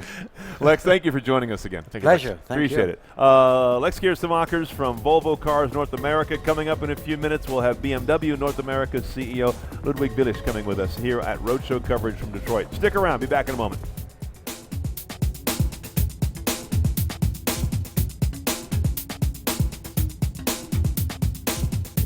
Time sure does fly. Mercedes-Benz's littlest crossover, the GLA class, has already been out for a few years. Thus, it's time for a refresh, albeit a mild one.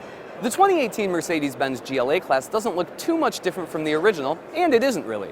There's some new bumpers up front and out back, and some new wheel designs, and there are LED headlamps now optional on GLA 250 and standard on GLA 45.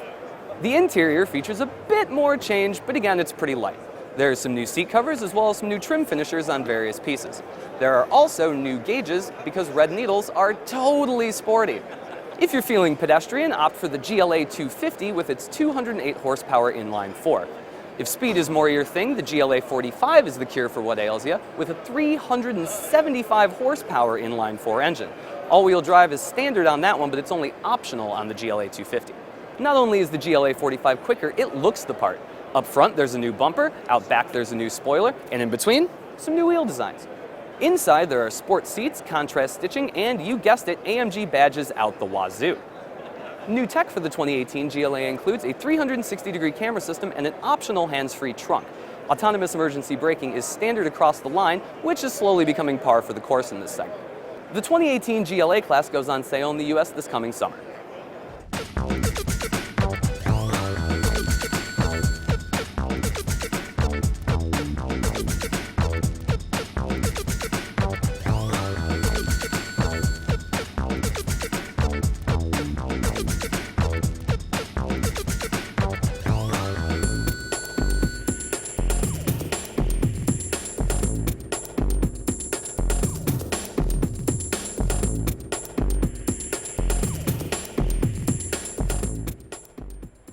Back to it, everybody. Great to have you with us. It's been a long but exciting day here at the North American International Auto Show, the Detroit Auto Show by another name. And one of the most exciting parts of it, most anticipated every year, is what does BMW have to show? And they had a very chunky unveil of an all-new 5 Series. Joining us now is the CEO of BMW North America, Ludwig Willich, and here to talk with us about some of the details of a car that is among the favorites of our viewers and readers. Right, the 5 Series absolutely is definitely a very important one. But you led off the presentation, though, with another car that we want to talk about first, which is a new 7 Series with a V12 in it. What's the importance of a V12 in that market?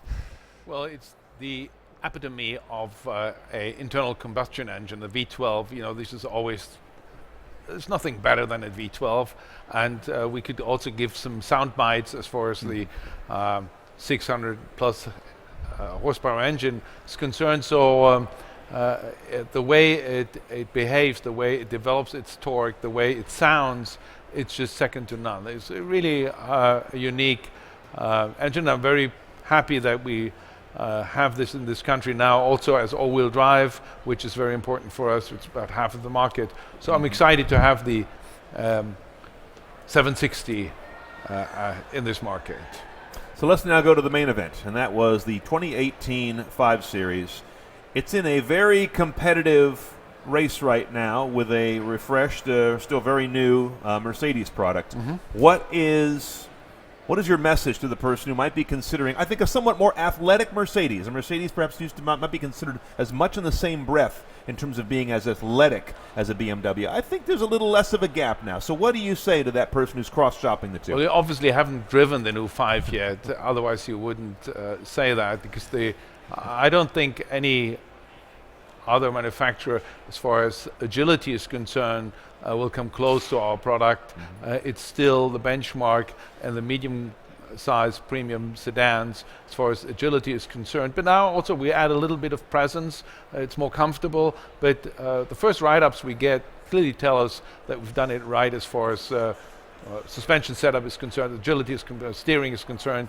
So the car, as we call it, is the business athlete. It's the most successful business sedan in the world. We've been number one in the last 10 out of 12 years with the 5 Series sedan.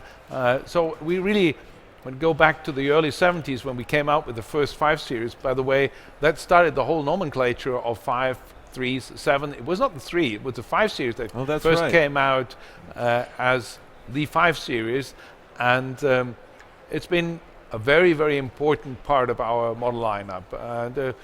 And we have a huge customer base, so I'm very excited about having that new car. And so therefore the 5 was the first car that put together substantial utility, a full-size car. 4 doors. 4 doors and sport handling. That was just, that was a concept you didn't have. Before that, you'd have large American cars that went down the road like a mattress, or you'd have little sports cars. No one put the two together until the 5 Series.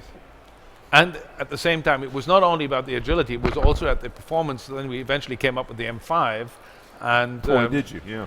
That was a huge success. Changed everybody. But we're still waiting for the new M5. When might we see It'll those? come. It'll come. Probably very quickly with a lot of tire smoke, I would have to imagine. And we'll hear it before we see it. Absolutely. Is my hunch. Yes. Now, technology is a big part of what allows cars today to kind of bridge that gap between a comfort car, a luxurious car, but also a sporty car.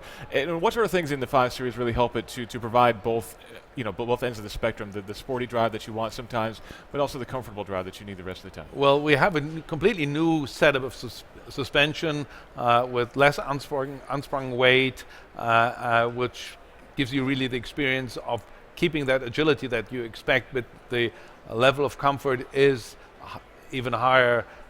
It's not quite where the 7 Series is, but this is not where what a 5 Series buyer would expect. But it's more like close to the comfort of the 7 Series, but the agility of the 3 Series. So this is the task at hand, and I think you should simply drive it and experience. Of course, we have different suspension setups that you can choose by the iDrive, but in general, I'd say it's still more on the sporty side. We've been talking with everyone who's joining us today about their roadmap for autonomy. Never mind the dates and when you get there. Is there a point, because you're adamant about a BMW feels like a BMW and nothing comes close. Yes. Is there then a point at which you don't want to go too far in your message of autonomy, in your integration of autonomy, or is that always a choice? Well, BMW is about choices, and even driving a BMW, you can come to a point where driving a BMW can be boring, like sitting in a traffic jam, or on your daily commute where you say, well, I've done this 100 times, I might utilize my time in a better way. And that's where also for us, for the ultimate driving machine, autonomous driving kicks in. And we're sure from, say, 4 years from now or 5 years from now, we'll have a fully autonomous BMW. But again, it's about having the choice. We're offering cruise control now for more than 10 years, way more than 10 years, and you just have the choice when you use it or not. Which brings us to the I series we were talking about earlier, and Tim and I are curious, what comes next in the I family? What do you need in there in terms of a product or a category to fill out that line more and get that? Just added with the 530e another i-performance car, i.e. that is another plug-in hybrid to our plug-in hybrid family. We now have an X5, we have the 7 Series i-performance, we have the 5 Series and the 3 Series, of course. So we just added another plug-in hybrid to the family, and we announced a electrified Mini as also a electrified X3 that will come later this decade. So what does I stand for now? The I models that we know, 3 and 8, because the latest car you're talking about is part of what the average consumer will see as the main line of BMWs versus the newer line of BMWs. Yeah. So what goes into that newer line next that we can really quickly identify as, oh yeah, that's that futuristic line of BMW. What comes there? Well, this will have to wait a little. We'll have a fully autonomous, what we call right now iNext vehicle in 2021, which will then be the next fully I model in its own right. So it'll take a while until we have that, but in the meantime we'll have more electric drivetrains in our model lineup. Okay, so drawing on that DNA. In the in-cabin technology, we saw a really interesting demo last week at CES with some holographic displays. BMW was very early to kind of this next generation of infotainment experience with iDrive a long time ago and refined that and really committed to it. Now we're seeing some new initiatives with gesture control and, again, the holographic control we saw last week. Can you give us some indication of what's the next step for infotainment interfaces and how long down the road are we talking before we maybe even think about replacing iDrive? Well, clearly we are constantly improving on how to maneuver a car, and that includes also going from old-fashioned pushing buttons to an iDrive that gets more and more sophisticated. Now you have gesture control. You will also be able to just point in a certain direction and the car will do certain things. So it'll go more and more virtual away from actually physically pushing knobs and moving levers. And as you look at the discussion around the future role of what you'll do in a car when you don't have to drive, we talked about there are times when you're going to want to have a fully autonomous BMW.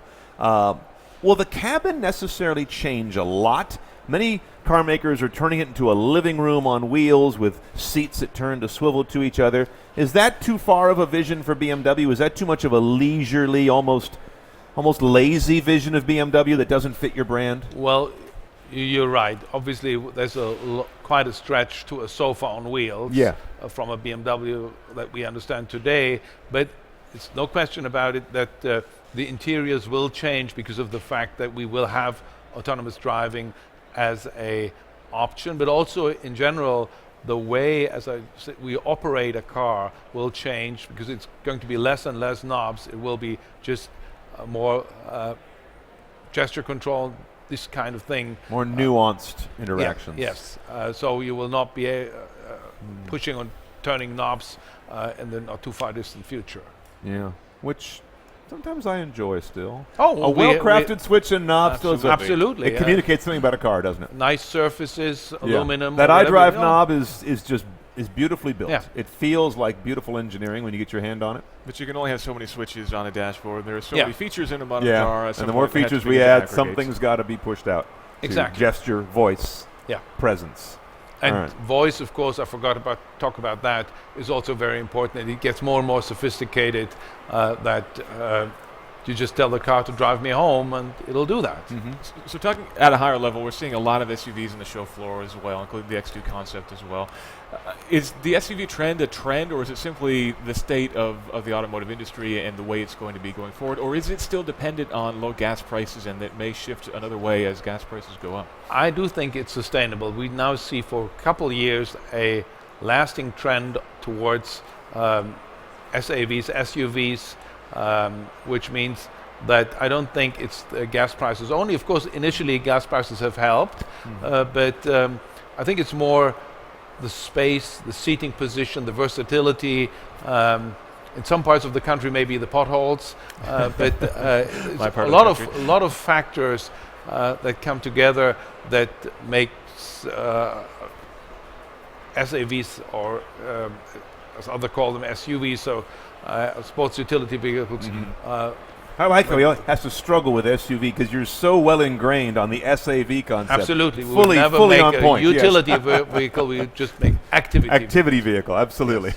Good. Before we let you go, Ludwig, what are you driving these days? I drive an i8.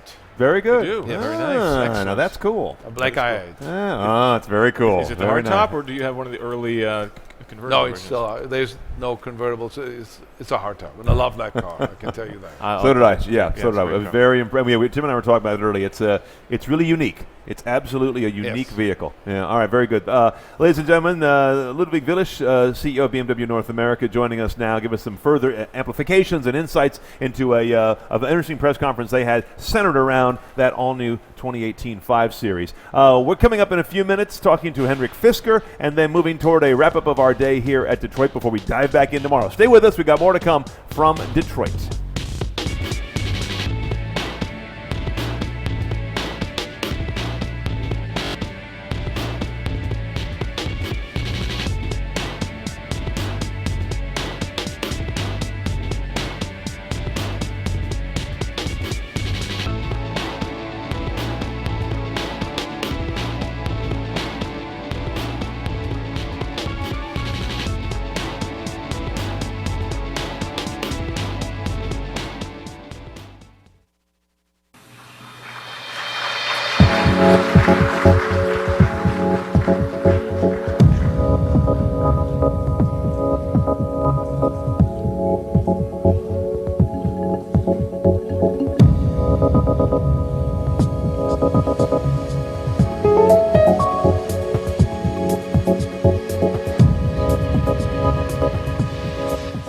Thank you for coming today, Dr. Hyun.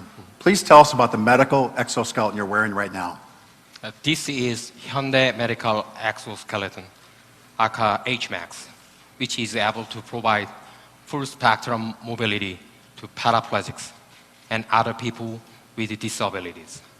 It can move for them, enabling them to sit down, stand up, walk on level ground, and even climb upstairs and downstairs. Hyundai Motor is well positioned to study developing robotic technologies like these because of our work on autonomous vehicles. Can you tell us more about that? As auto manufacturer, we have a large amount of expertise in developing and manufacturing mechatronics devices. Sensors, actuators, batteries, and other devices are key components, especially for autonomous vehicles. For making autonomous vehicle reliable, it is indispensable to recognize environment, process large amount of data, and properly react. The same thing is for robotics.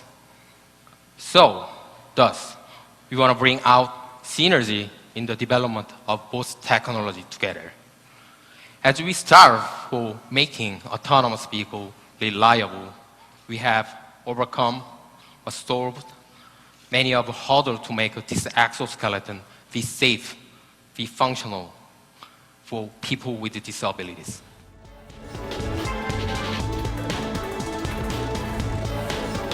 Welcome back to Detroit. Brian Cooley with Tim Stevens, our Roadshow editor-in-chief. We're getting toward the end of the day here, but didn't want to wrap things up until we checked in again with Henrik Fisker, chairman and CEO of Fisker Incorporated. You know him, of course, from the original Fisker Karma, also in 3 or 4 other operations right now.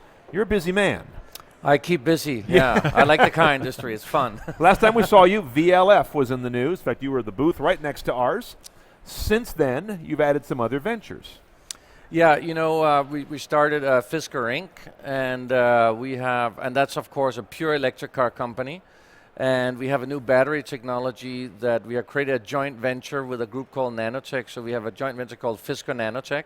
Okay. And we're launching a new vehicle with a new battery technology, which we're going to show this vehicle later this year. So that's, of course, an important venture. And then in the completely opposite sort of side of the spectrum, we have VLF together with Bob Lutz, where we're doing extreme sort of V10 and V8 powerful cars. So it's two completely different things, but a lot of fun, both of them. So let's start by talking about the battery side of things.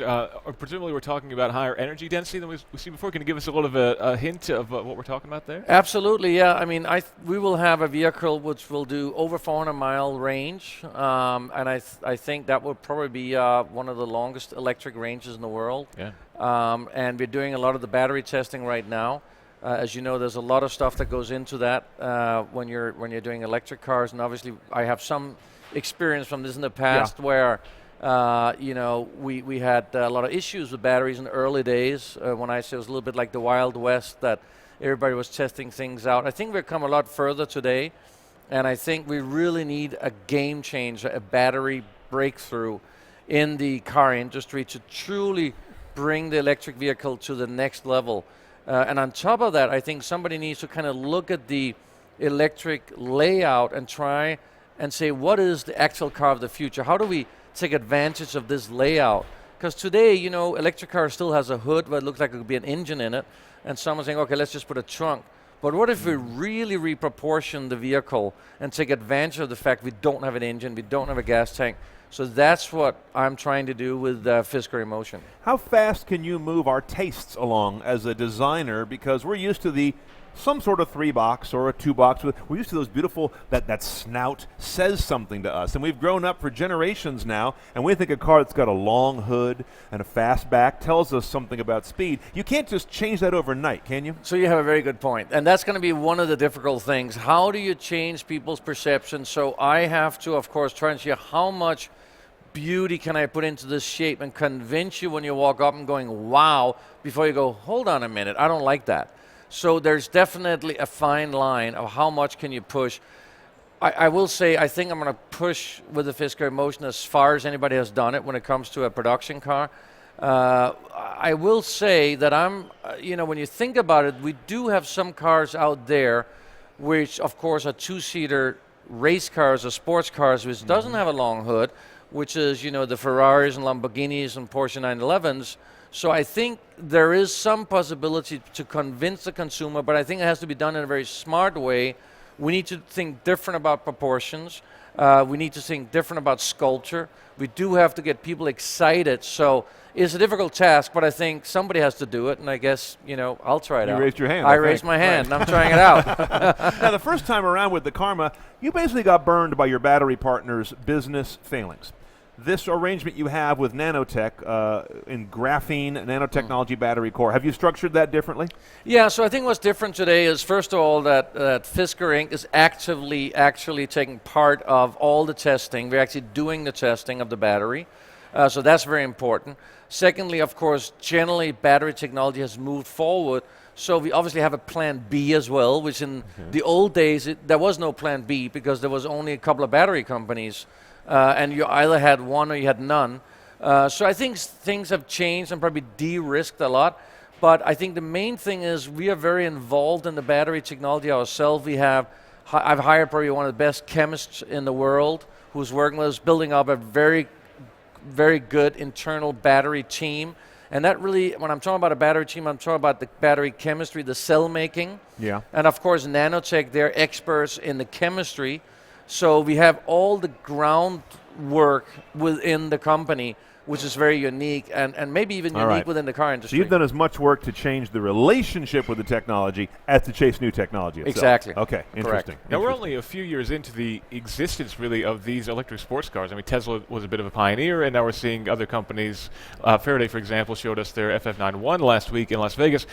It almost seems like the performance is infinite on these cars. Is there a ceiling in sight, or are we just really beginning to see the cutting edge of what we can do? Or is there more to come? I think when it comes to performance, I think there was an eagerness for everybody to show that electric cars don't have to behave like a golf cart. And I think that point has been proven now several times. Okay. And I wonder if really it's necessary to keep on beating each other with another 0.02 seconds from 0 to 60. I think now people get it. Yes, an electric car is super fast, and the question is how fast you're going to drive with your entire family in the car. It's different when you get in a two-seater sports car and you're alone on the track. Yes, that's very important. But when you're talking about, cars with a lot of people in them, etc., I doubt that sort of speed is going to be used very often. So I think for me, it's not about the speed in the future. It's really about range. It's about how fast you can charge a vehicle. And then it's about how long does the vehicle last. Because what nobody knows yet is, what is the resale value on my vehicle if my battery is out in 6-7 years? Huge question. We get that a lot from our viewers and readers very frequently, and there aren't any real clear answers, partly because the sector is still new, and partly because the technology's changed so much from the very first EVs less than a decade ago. So we have no great roadmap. We don't. But so one of the things we're looking at with our technology is to have a lifespan which is 2.5 times longer than we currently have today in the best batteries, which means well over 10 years. And I think that's another key, because it comes back to the resale value. It comes back to even the business case long term for what you're doing. So you don't have to exchange batteries too frequently because they're expensive. So that's one of the things we're looking into our technology, that it has quite a long life. I don't want to be presumptuous here, but I'm guessing we're not talking about a particularly large volume car at this point. So are you concerned about the status of the existing EV charging network in the U.S., or do you think it's healthy enough and robust enough to support a car like this? So I do believe that we're still seeing the EV market. It's growing fast, but it's starting from very small. So if you grow 20% out of almost nothing, it's not that much. So for us, that's fine, because we're a small car maker. I think the issue today is that all the car companies, the established, would like to make EVs. The fact is the market's so small. So one of the things I think is probably missing, quite frankly, is some consolidation. If you want to make a high volume EV today, I think it's very difficult for any individual car maker to make a profit and even to make high enough a volume. So I believe, and we believe at Fisker Inc., that we need to make an electric car with somebody else to create the volume.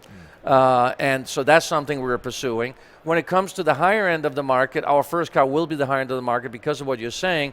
We don't have enough infrastructure, and people who buy a $100,000 electric car, they don't care so much about that because they got several cars. They usually they charge it at home.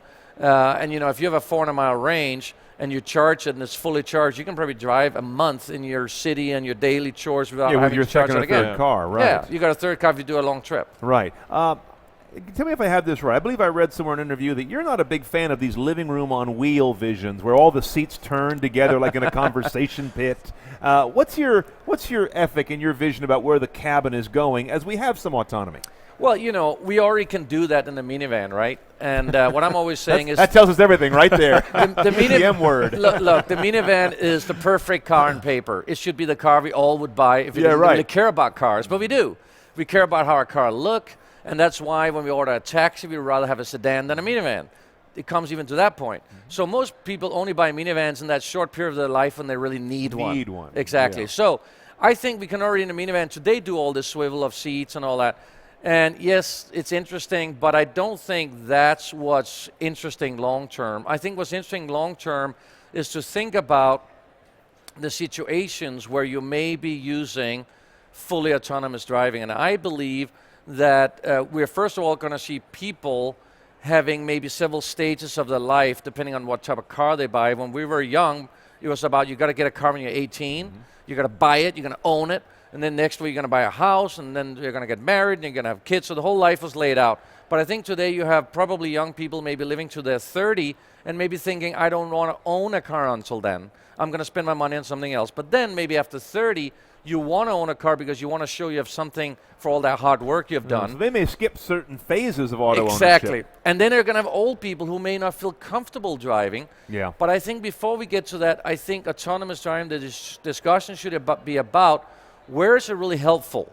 And I think when you sit, for instance, in a traffic jam and drive between 3 miles an hour and 20 miles an hour, it's very helpful because then you could probably sit and maybe order something online or answering some text messages, which actually people do anyway, even if they don't have autonomous driving. So I think at that point, That's what we needed, and that would be the least dangerous part if something would go wrong from sort of 3 to 20 miles an hour in, you know, a larger maybe freeway or larger highway, and not necessarily in our neighborhood. So I think that's where autonomous driving, I can see that being important. The other would maybe be between midnight and 3 in the morning when we have most people driving home from the bar and they may have drank too much. Yeah, so time of day use. Yeah, so I think we have to look more at when do we really need it versus let's just make it and everybody, you know, is going to use it, because they won't go that fast. So I think the next will be about when are we going to use it, and then if we are, what does that mean for the environment in the car?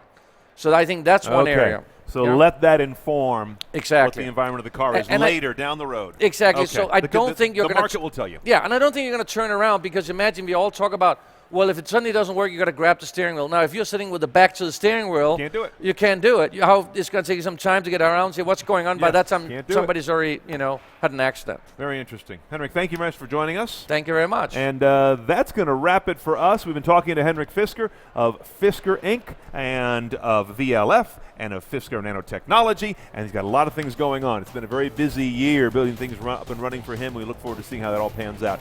That's it for us. Tim Stevens, Brian Cooley from Roadshow. We're back at it again tomorrow. The first day of Detroit is now in the books.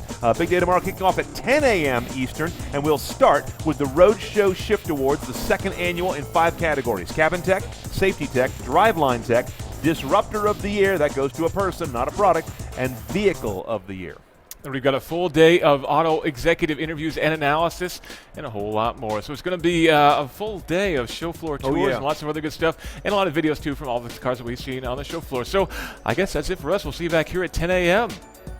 Bye, everybody.